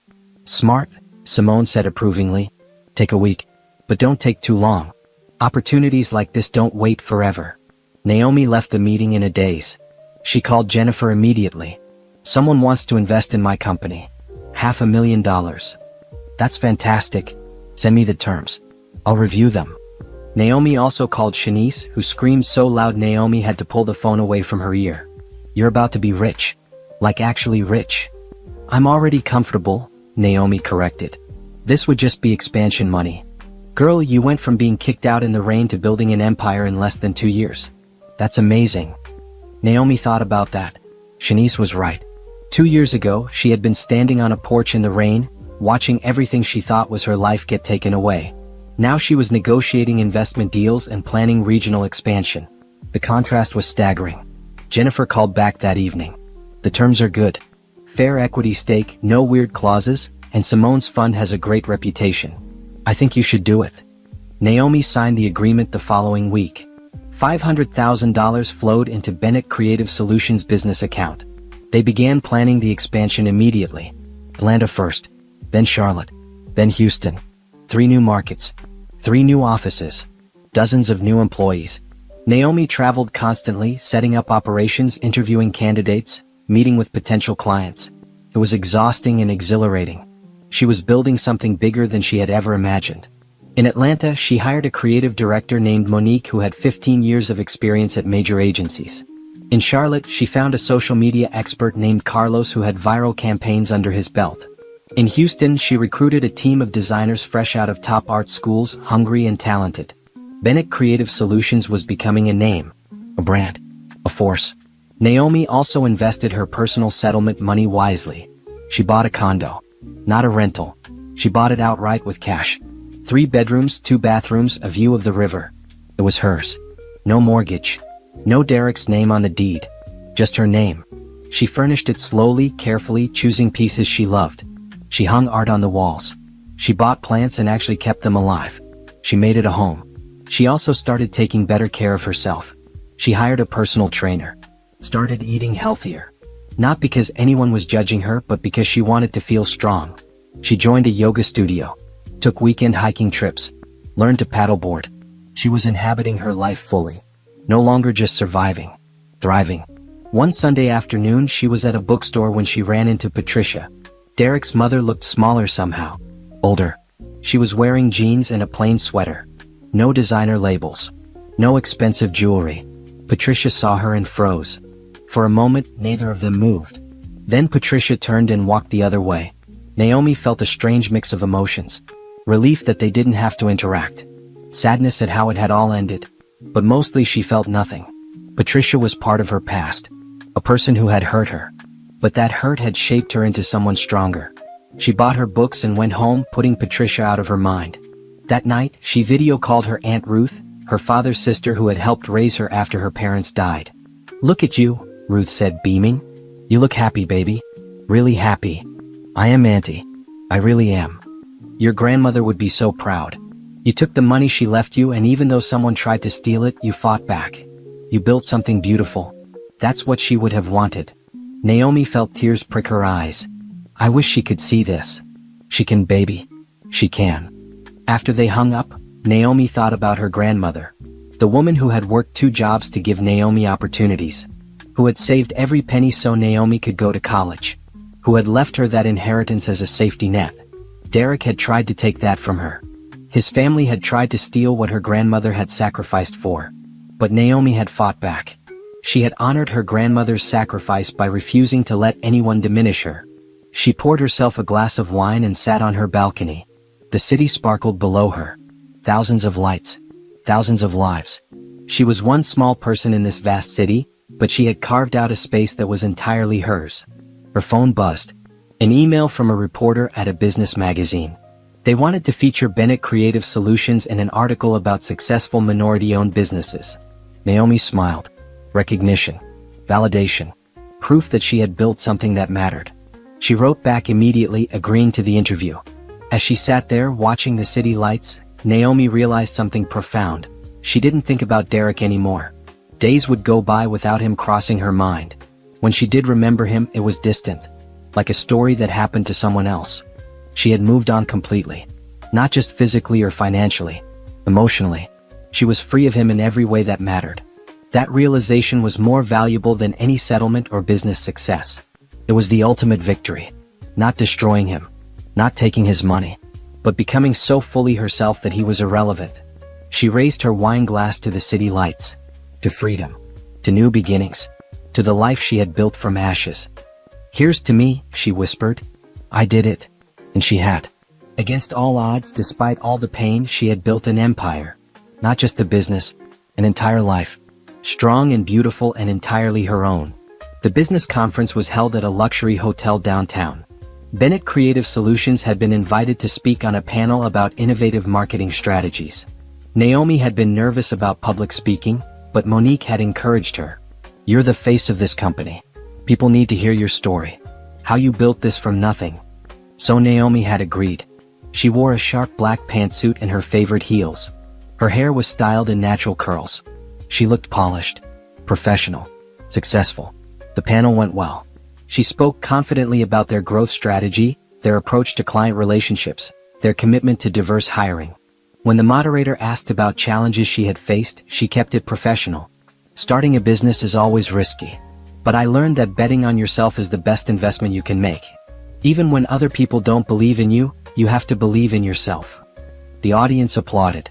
Afterward, several people approached her with business cards, wanting to schedule consultations. She was networking with a potential client when she saw him. Derek. He was across the conference hall, standing near the coffee station. He looked better than the last time she had seen him. Still not great, but better. His suit was off the rack, not the designer labels he used to wear. His hair was starting to thin. He looked tired but not defeated. Their eyes met across the room. She saw him freeze. Saw the recognition dawn on his face. She could have walked away. Could have ignored him. But something made her stay put. She wasn't going to run from him. Those days were over. Derek approached slowly, like someone approaching a wild animal. "Naomi." "Hi." "Derek." Her voice was neutral. Polite. The voice she used with strangers. "You look amazing. I saw you on that panel. You were incredible." "Thank you." Awkward silence. Derek shifted his weight from foot to foot. "I didn't know you started your own company." "I did. About 18 months ago." "That's great. Really great." He seemed to be gathering courage for something. "Listen, I know you don't want to talk to me. I know I have no right to ask anything of you. But I'm glad I ran into you. I've wanted to say something for a long time." Naomi waited. Not encouraging him but not walking away either. "I was wrong," Derek said. His voice was quiet. "About everything. About the affair. About how I treated you. About letting my family treat you the way they did. I was a coward and an idiot, and I threw away the best thing that ever happened to me. Okay. I know it's too late. I know you've moved on. I can see that. You're thriving. You're successful. You're exactly who you were supposed to become. But I need you to know that I see it now. How incredible you are. How much I took you for granted." Naomi studied him. She saw sincerity in his eyes. But she also saw desperation. The look of a man who had lost everything and was finally understanding what he had lost. "I appreciate you saying that," she said carefully. "But it doesn't change anything." "I know. I'm not asking for anything. I just wanted you to hear it." "Derek, can I ask you something?" "Of course." When you kicked me out that day, did you ever think about what would happen to me? Did you care where I would go? If I would be okay? Derek looked down. I thought you'd be fine. You always landed on your feet. And honestly, I was too focused on Candace and what I wanted to even think about it.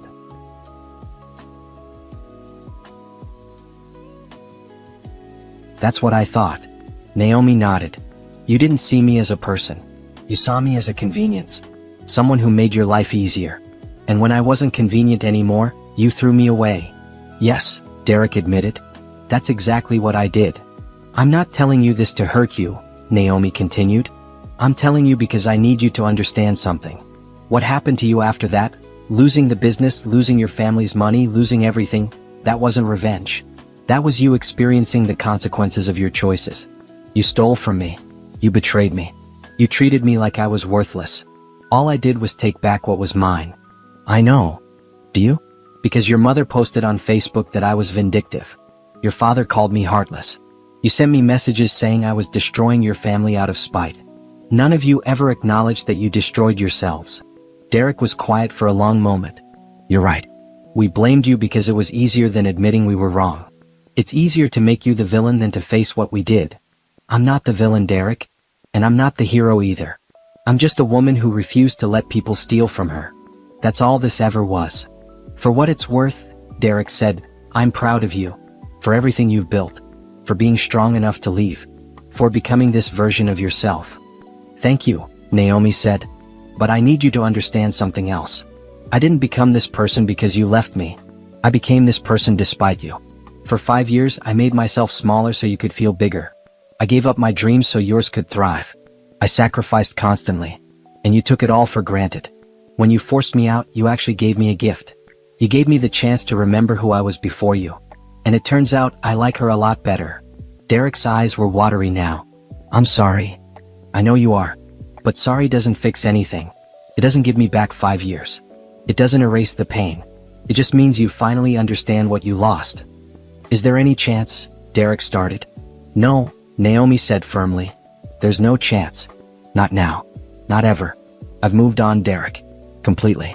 You're part of my past and that's where you'll stay. I understand. Derek wiped his eyes. I just thought I should ask. Try one more time. Now you know. And you can stop wondering. A potential client approached Naomi with a business card. She turned to them with a professional smile, effectively dismissing Derek.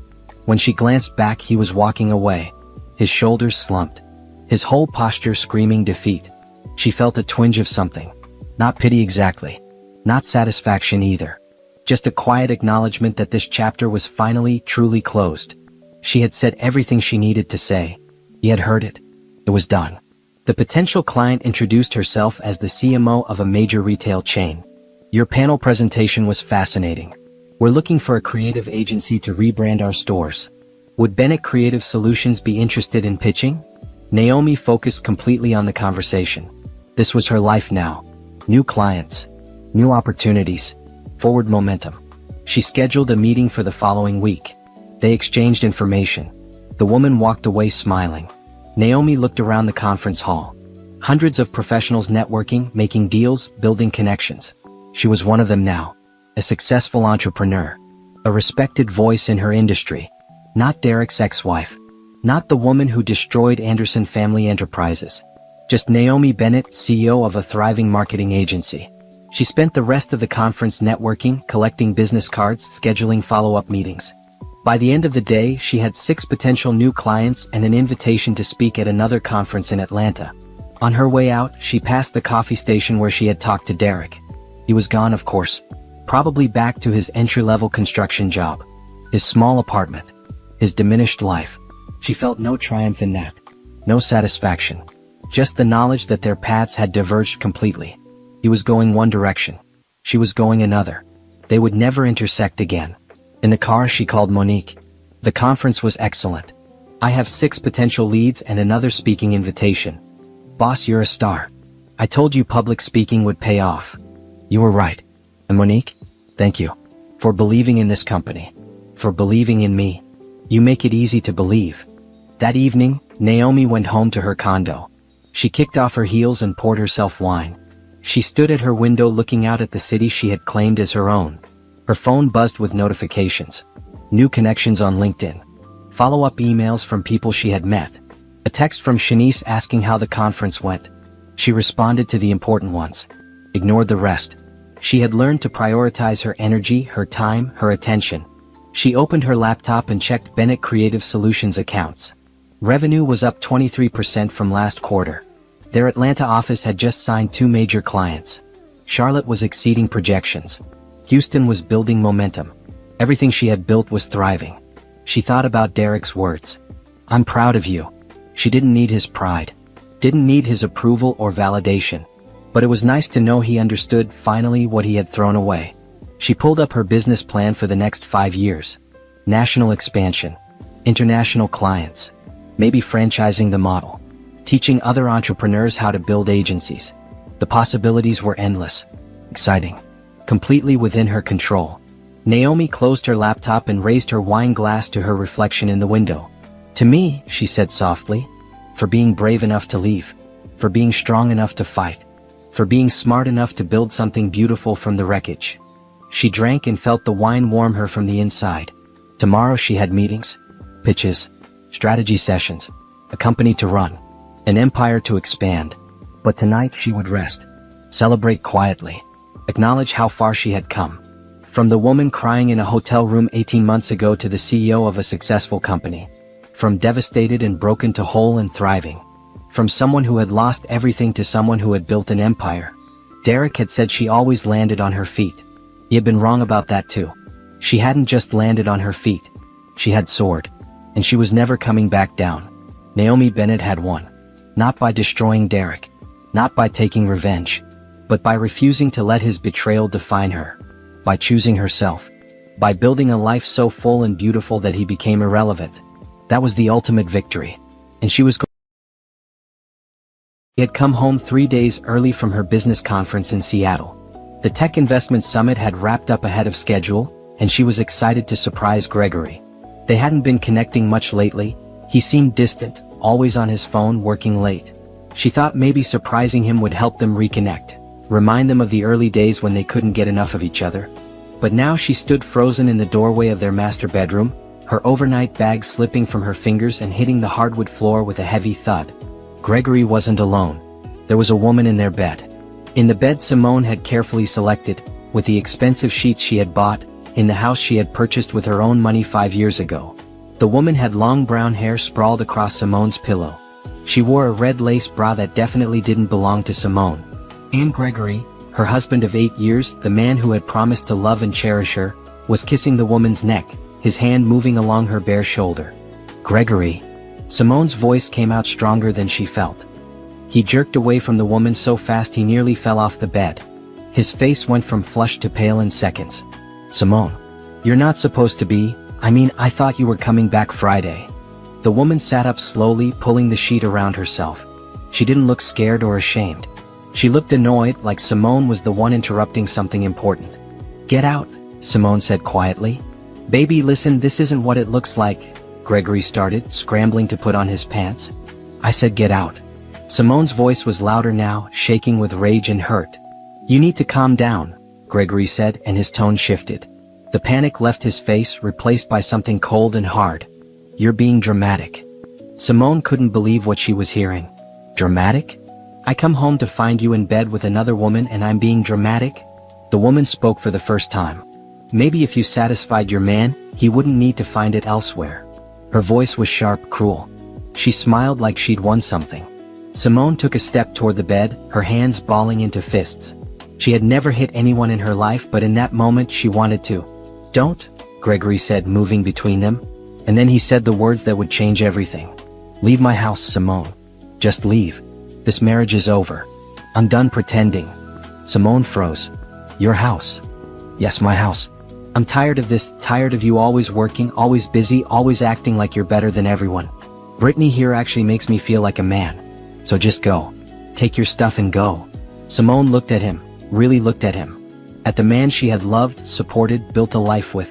The man she had put on her bank accounts, her credit cards, her insurance policies because she wanted him to feel like an equal partner even though she made significantly more money. She had bought him the fancy car he drove. She had helped him get his job through her connections. She had paid for their lavish lifestyle, their vacations, this house. And he was telling her to leave his house.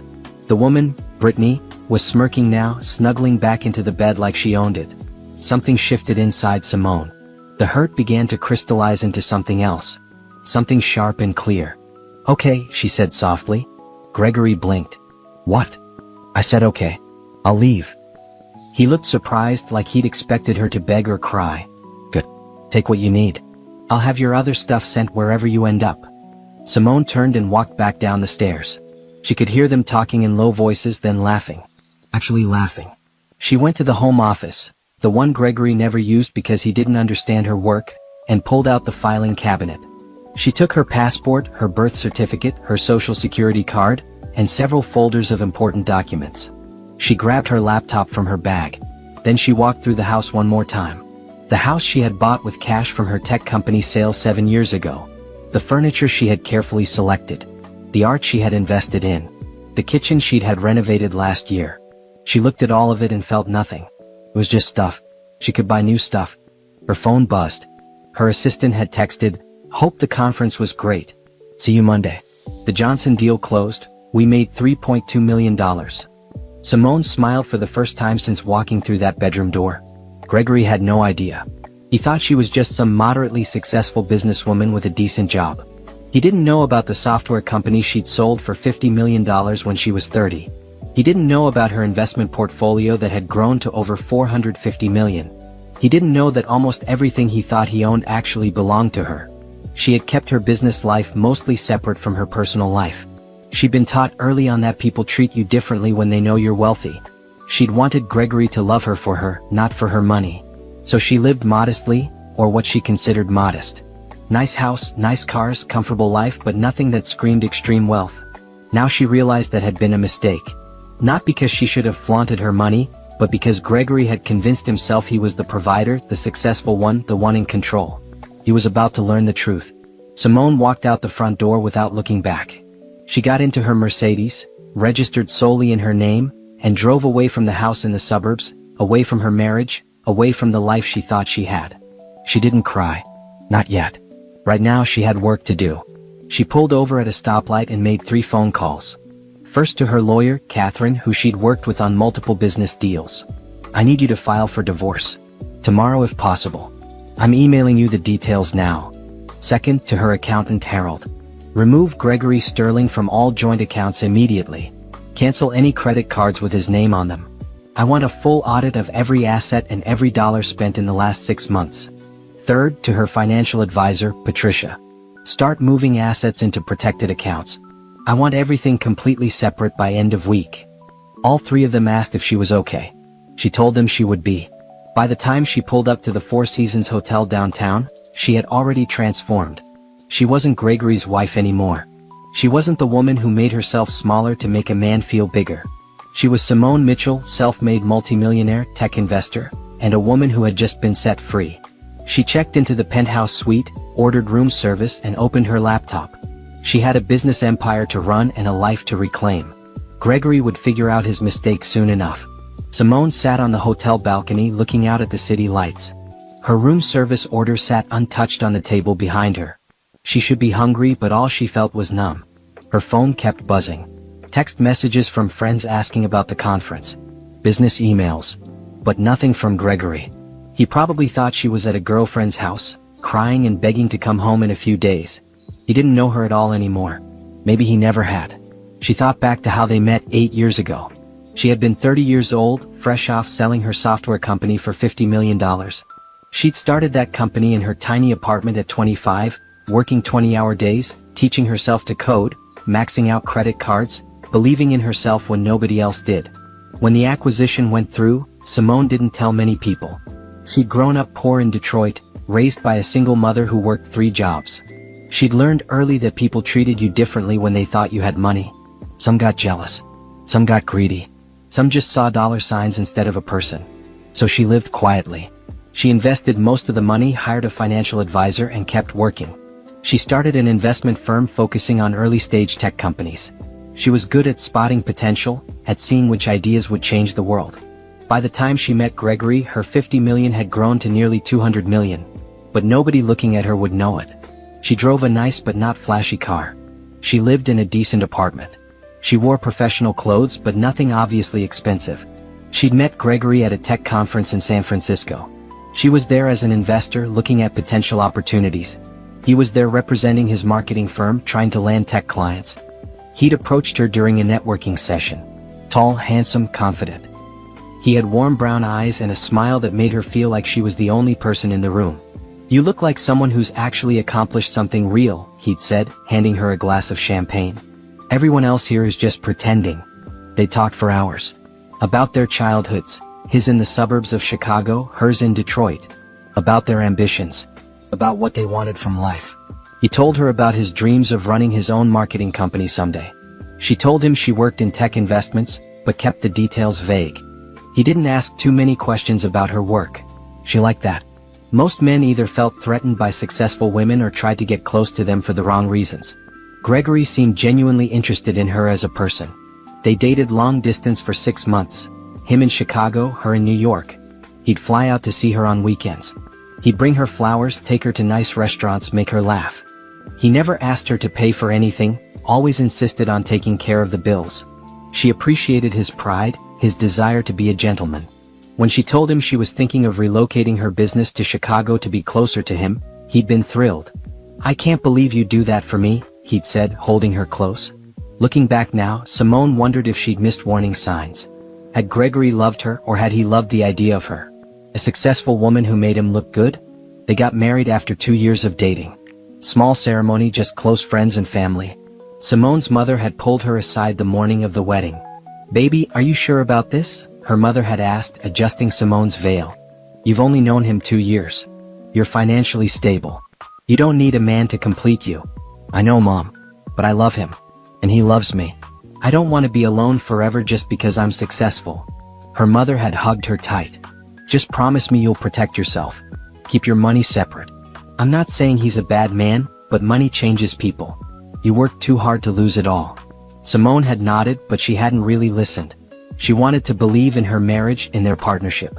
So while she kept most of her assets in her name, she added Gregory to some accounts. She bought the house and put both their names on the deed. She leased him a luxury car through her company. She helped him land a better job through her connections. She told herself she was being a good wife, a supportive partner. Now she realized she'd been making herself smaller, dimming her light, hiding her success so he could feel like the man of the house. And what had it gotten her? A cheating husband who didn't even know who she really was. Simone's phone buzzed again.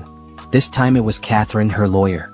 "I've filed the preliminary paperwork," Catherine said when Simone answered. "Emergency motion to freeze joint assets pending divorce proceedings. I also sent a formal notice to Gregory that he needs to vacate the premises within 30 days. "The house is in my name alone?"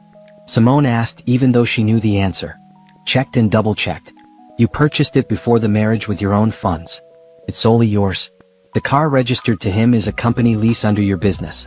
His name is on 2 credit cards and 1 checking account, all of which have now been frozen.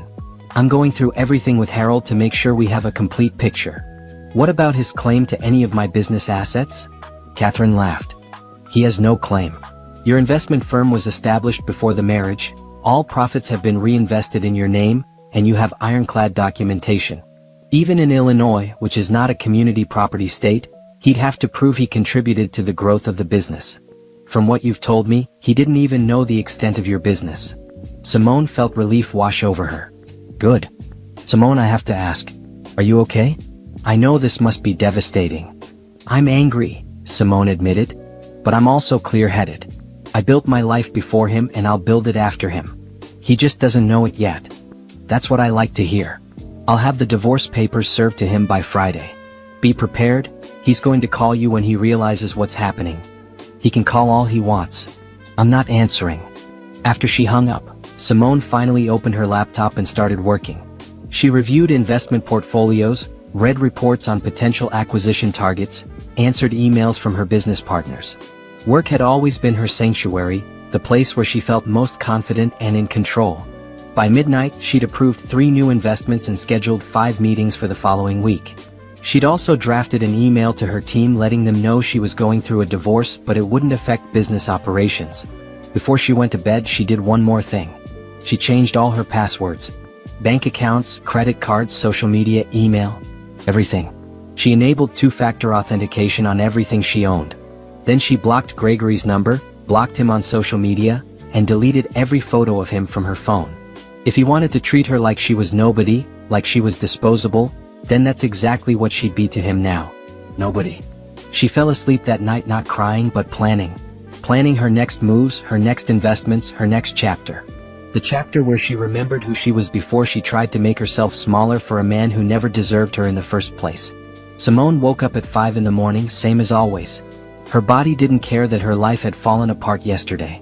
It still craved routine, still demanded structure. She put on her running clothes and went down to the hotel gym. It was empty except for one older gentleman on a treadmill. She chose a machine far from him and started running. With each step she felt stronger. Her legs burned, her lungs worked hard, but her mind began to clear. She ran for an hour, pushing herself harder than usual, sweating out the anger and hurt and confusion. By the time she finished and returned to her room, she felt almost human again. She showered, dressed in a sharp business suit, and ordered breakfast. Today was Thursday. She had meetings scheduled, business to conduct, a life to live. She wouldn't hide. She wouldn't fall apart. She would do exactly what she'd always done: work hard, stay focused, and build her empire. Her phone rang at 8. It was Harold, her accountant.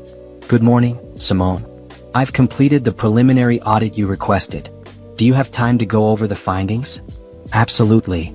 First, the good news. The majority of your assets were never in joint accounts. Your investment firm, your primary bank accounts, your retirement funds, your stock portfolio, all solely in your name. Total value approximately $448 million. Simone had known this, but hearing it confirmed made her feel secure. She'd protected herself without even realizing it. However, Harold continued, I did find some concerning spending on the joint credit card and checking account over the past 6 months. How concerning? Approximately $87,000 in charges that don't match your typical spending patterns. High-end restaurants, jewelry stores, weekend trips to luxury hotels. All while you were traveling for business. Simone closed her eyes. He'd been spending her money on Brittany. On dates, gifts, romantic getaways. Using her credit card to wine and dine his mistress. Can we recover any of it? She asked. In the divorce, possibly. But honestly, Simone, it's not worth the fight. You'll spend more on legal fees than you'd recover. Better to just cut your losses and move forward. You're right.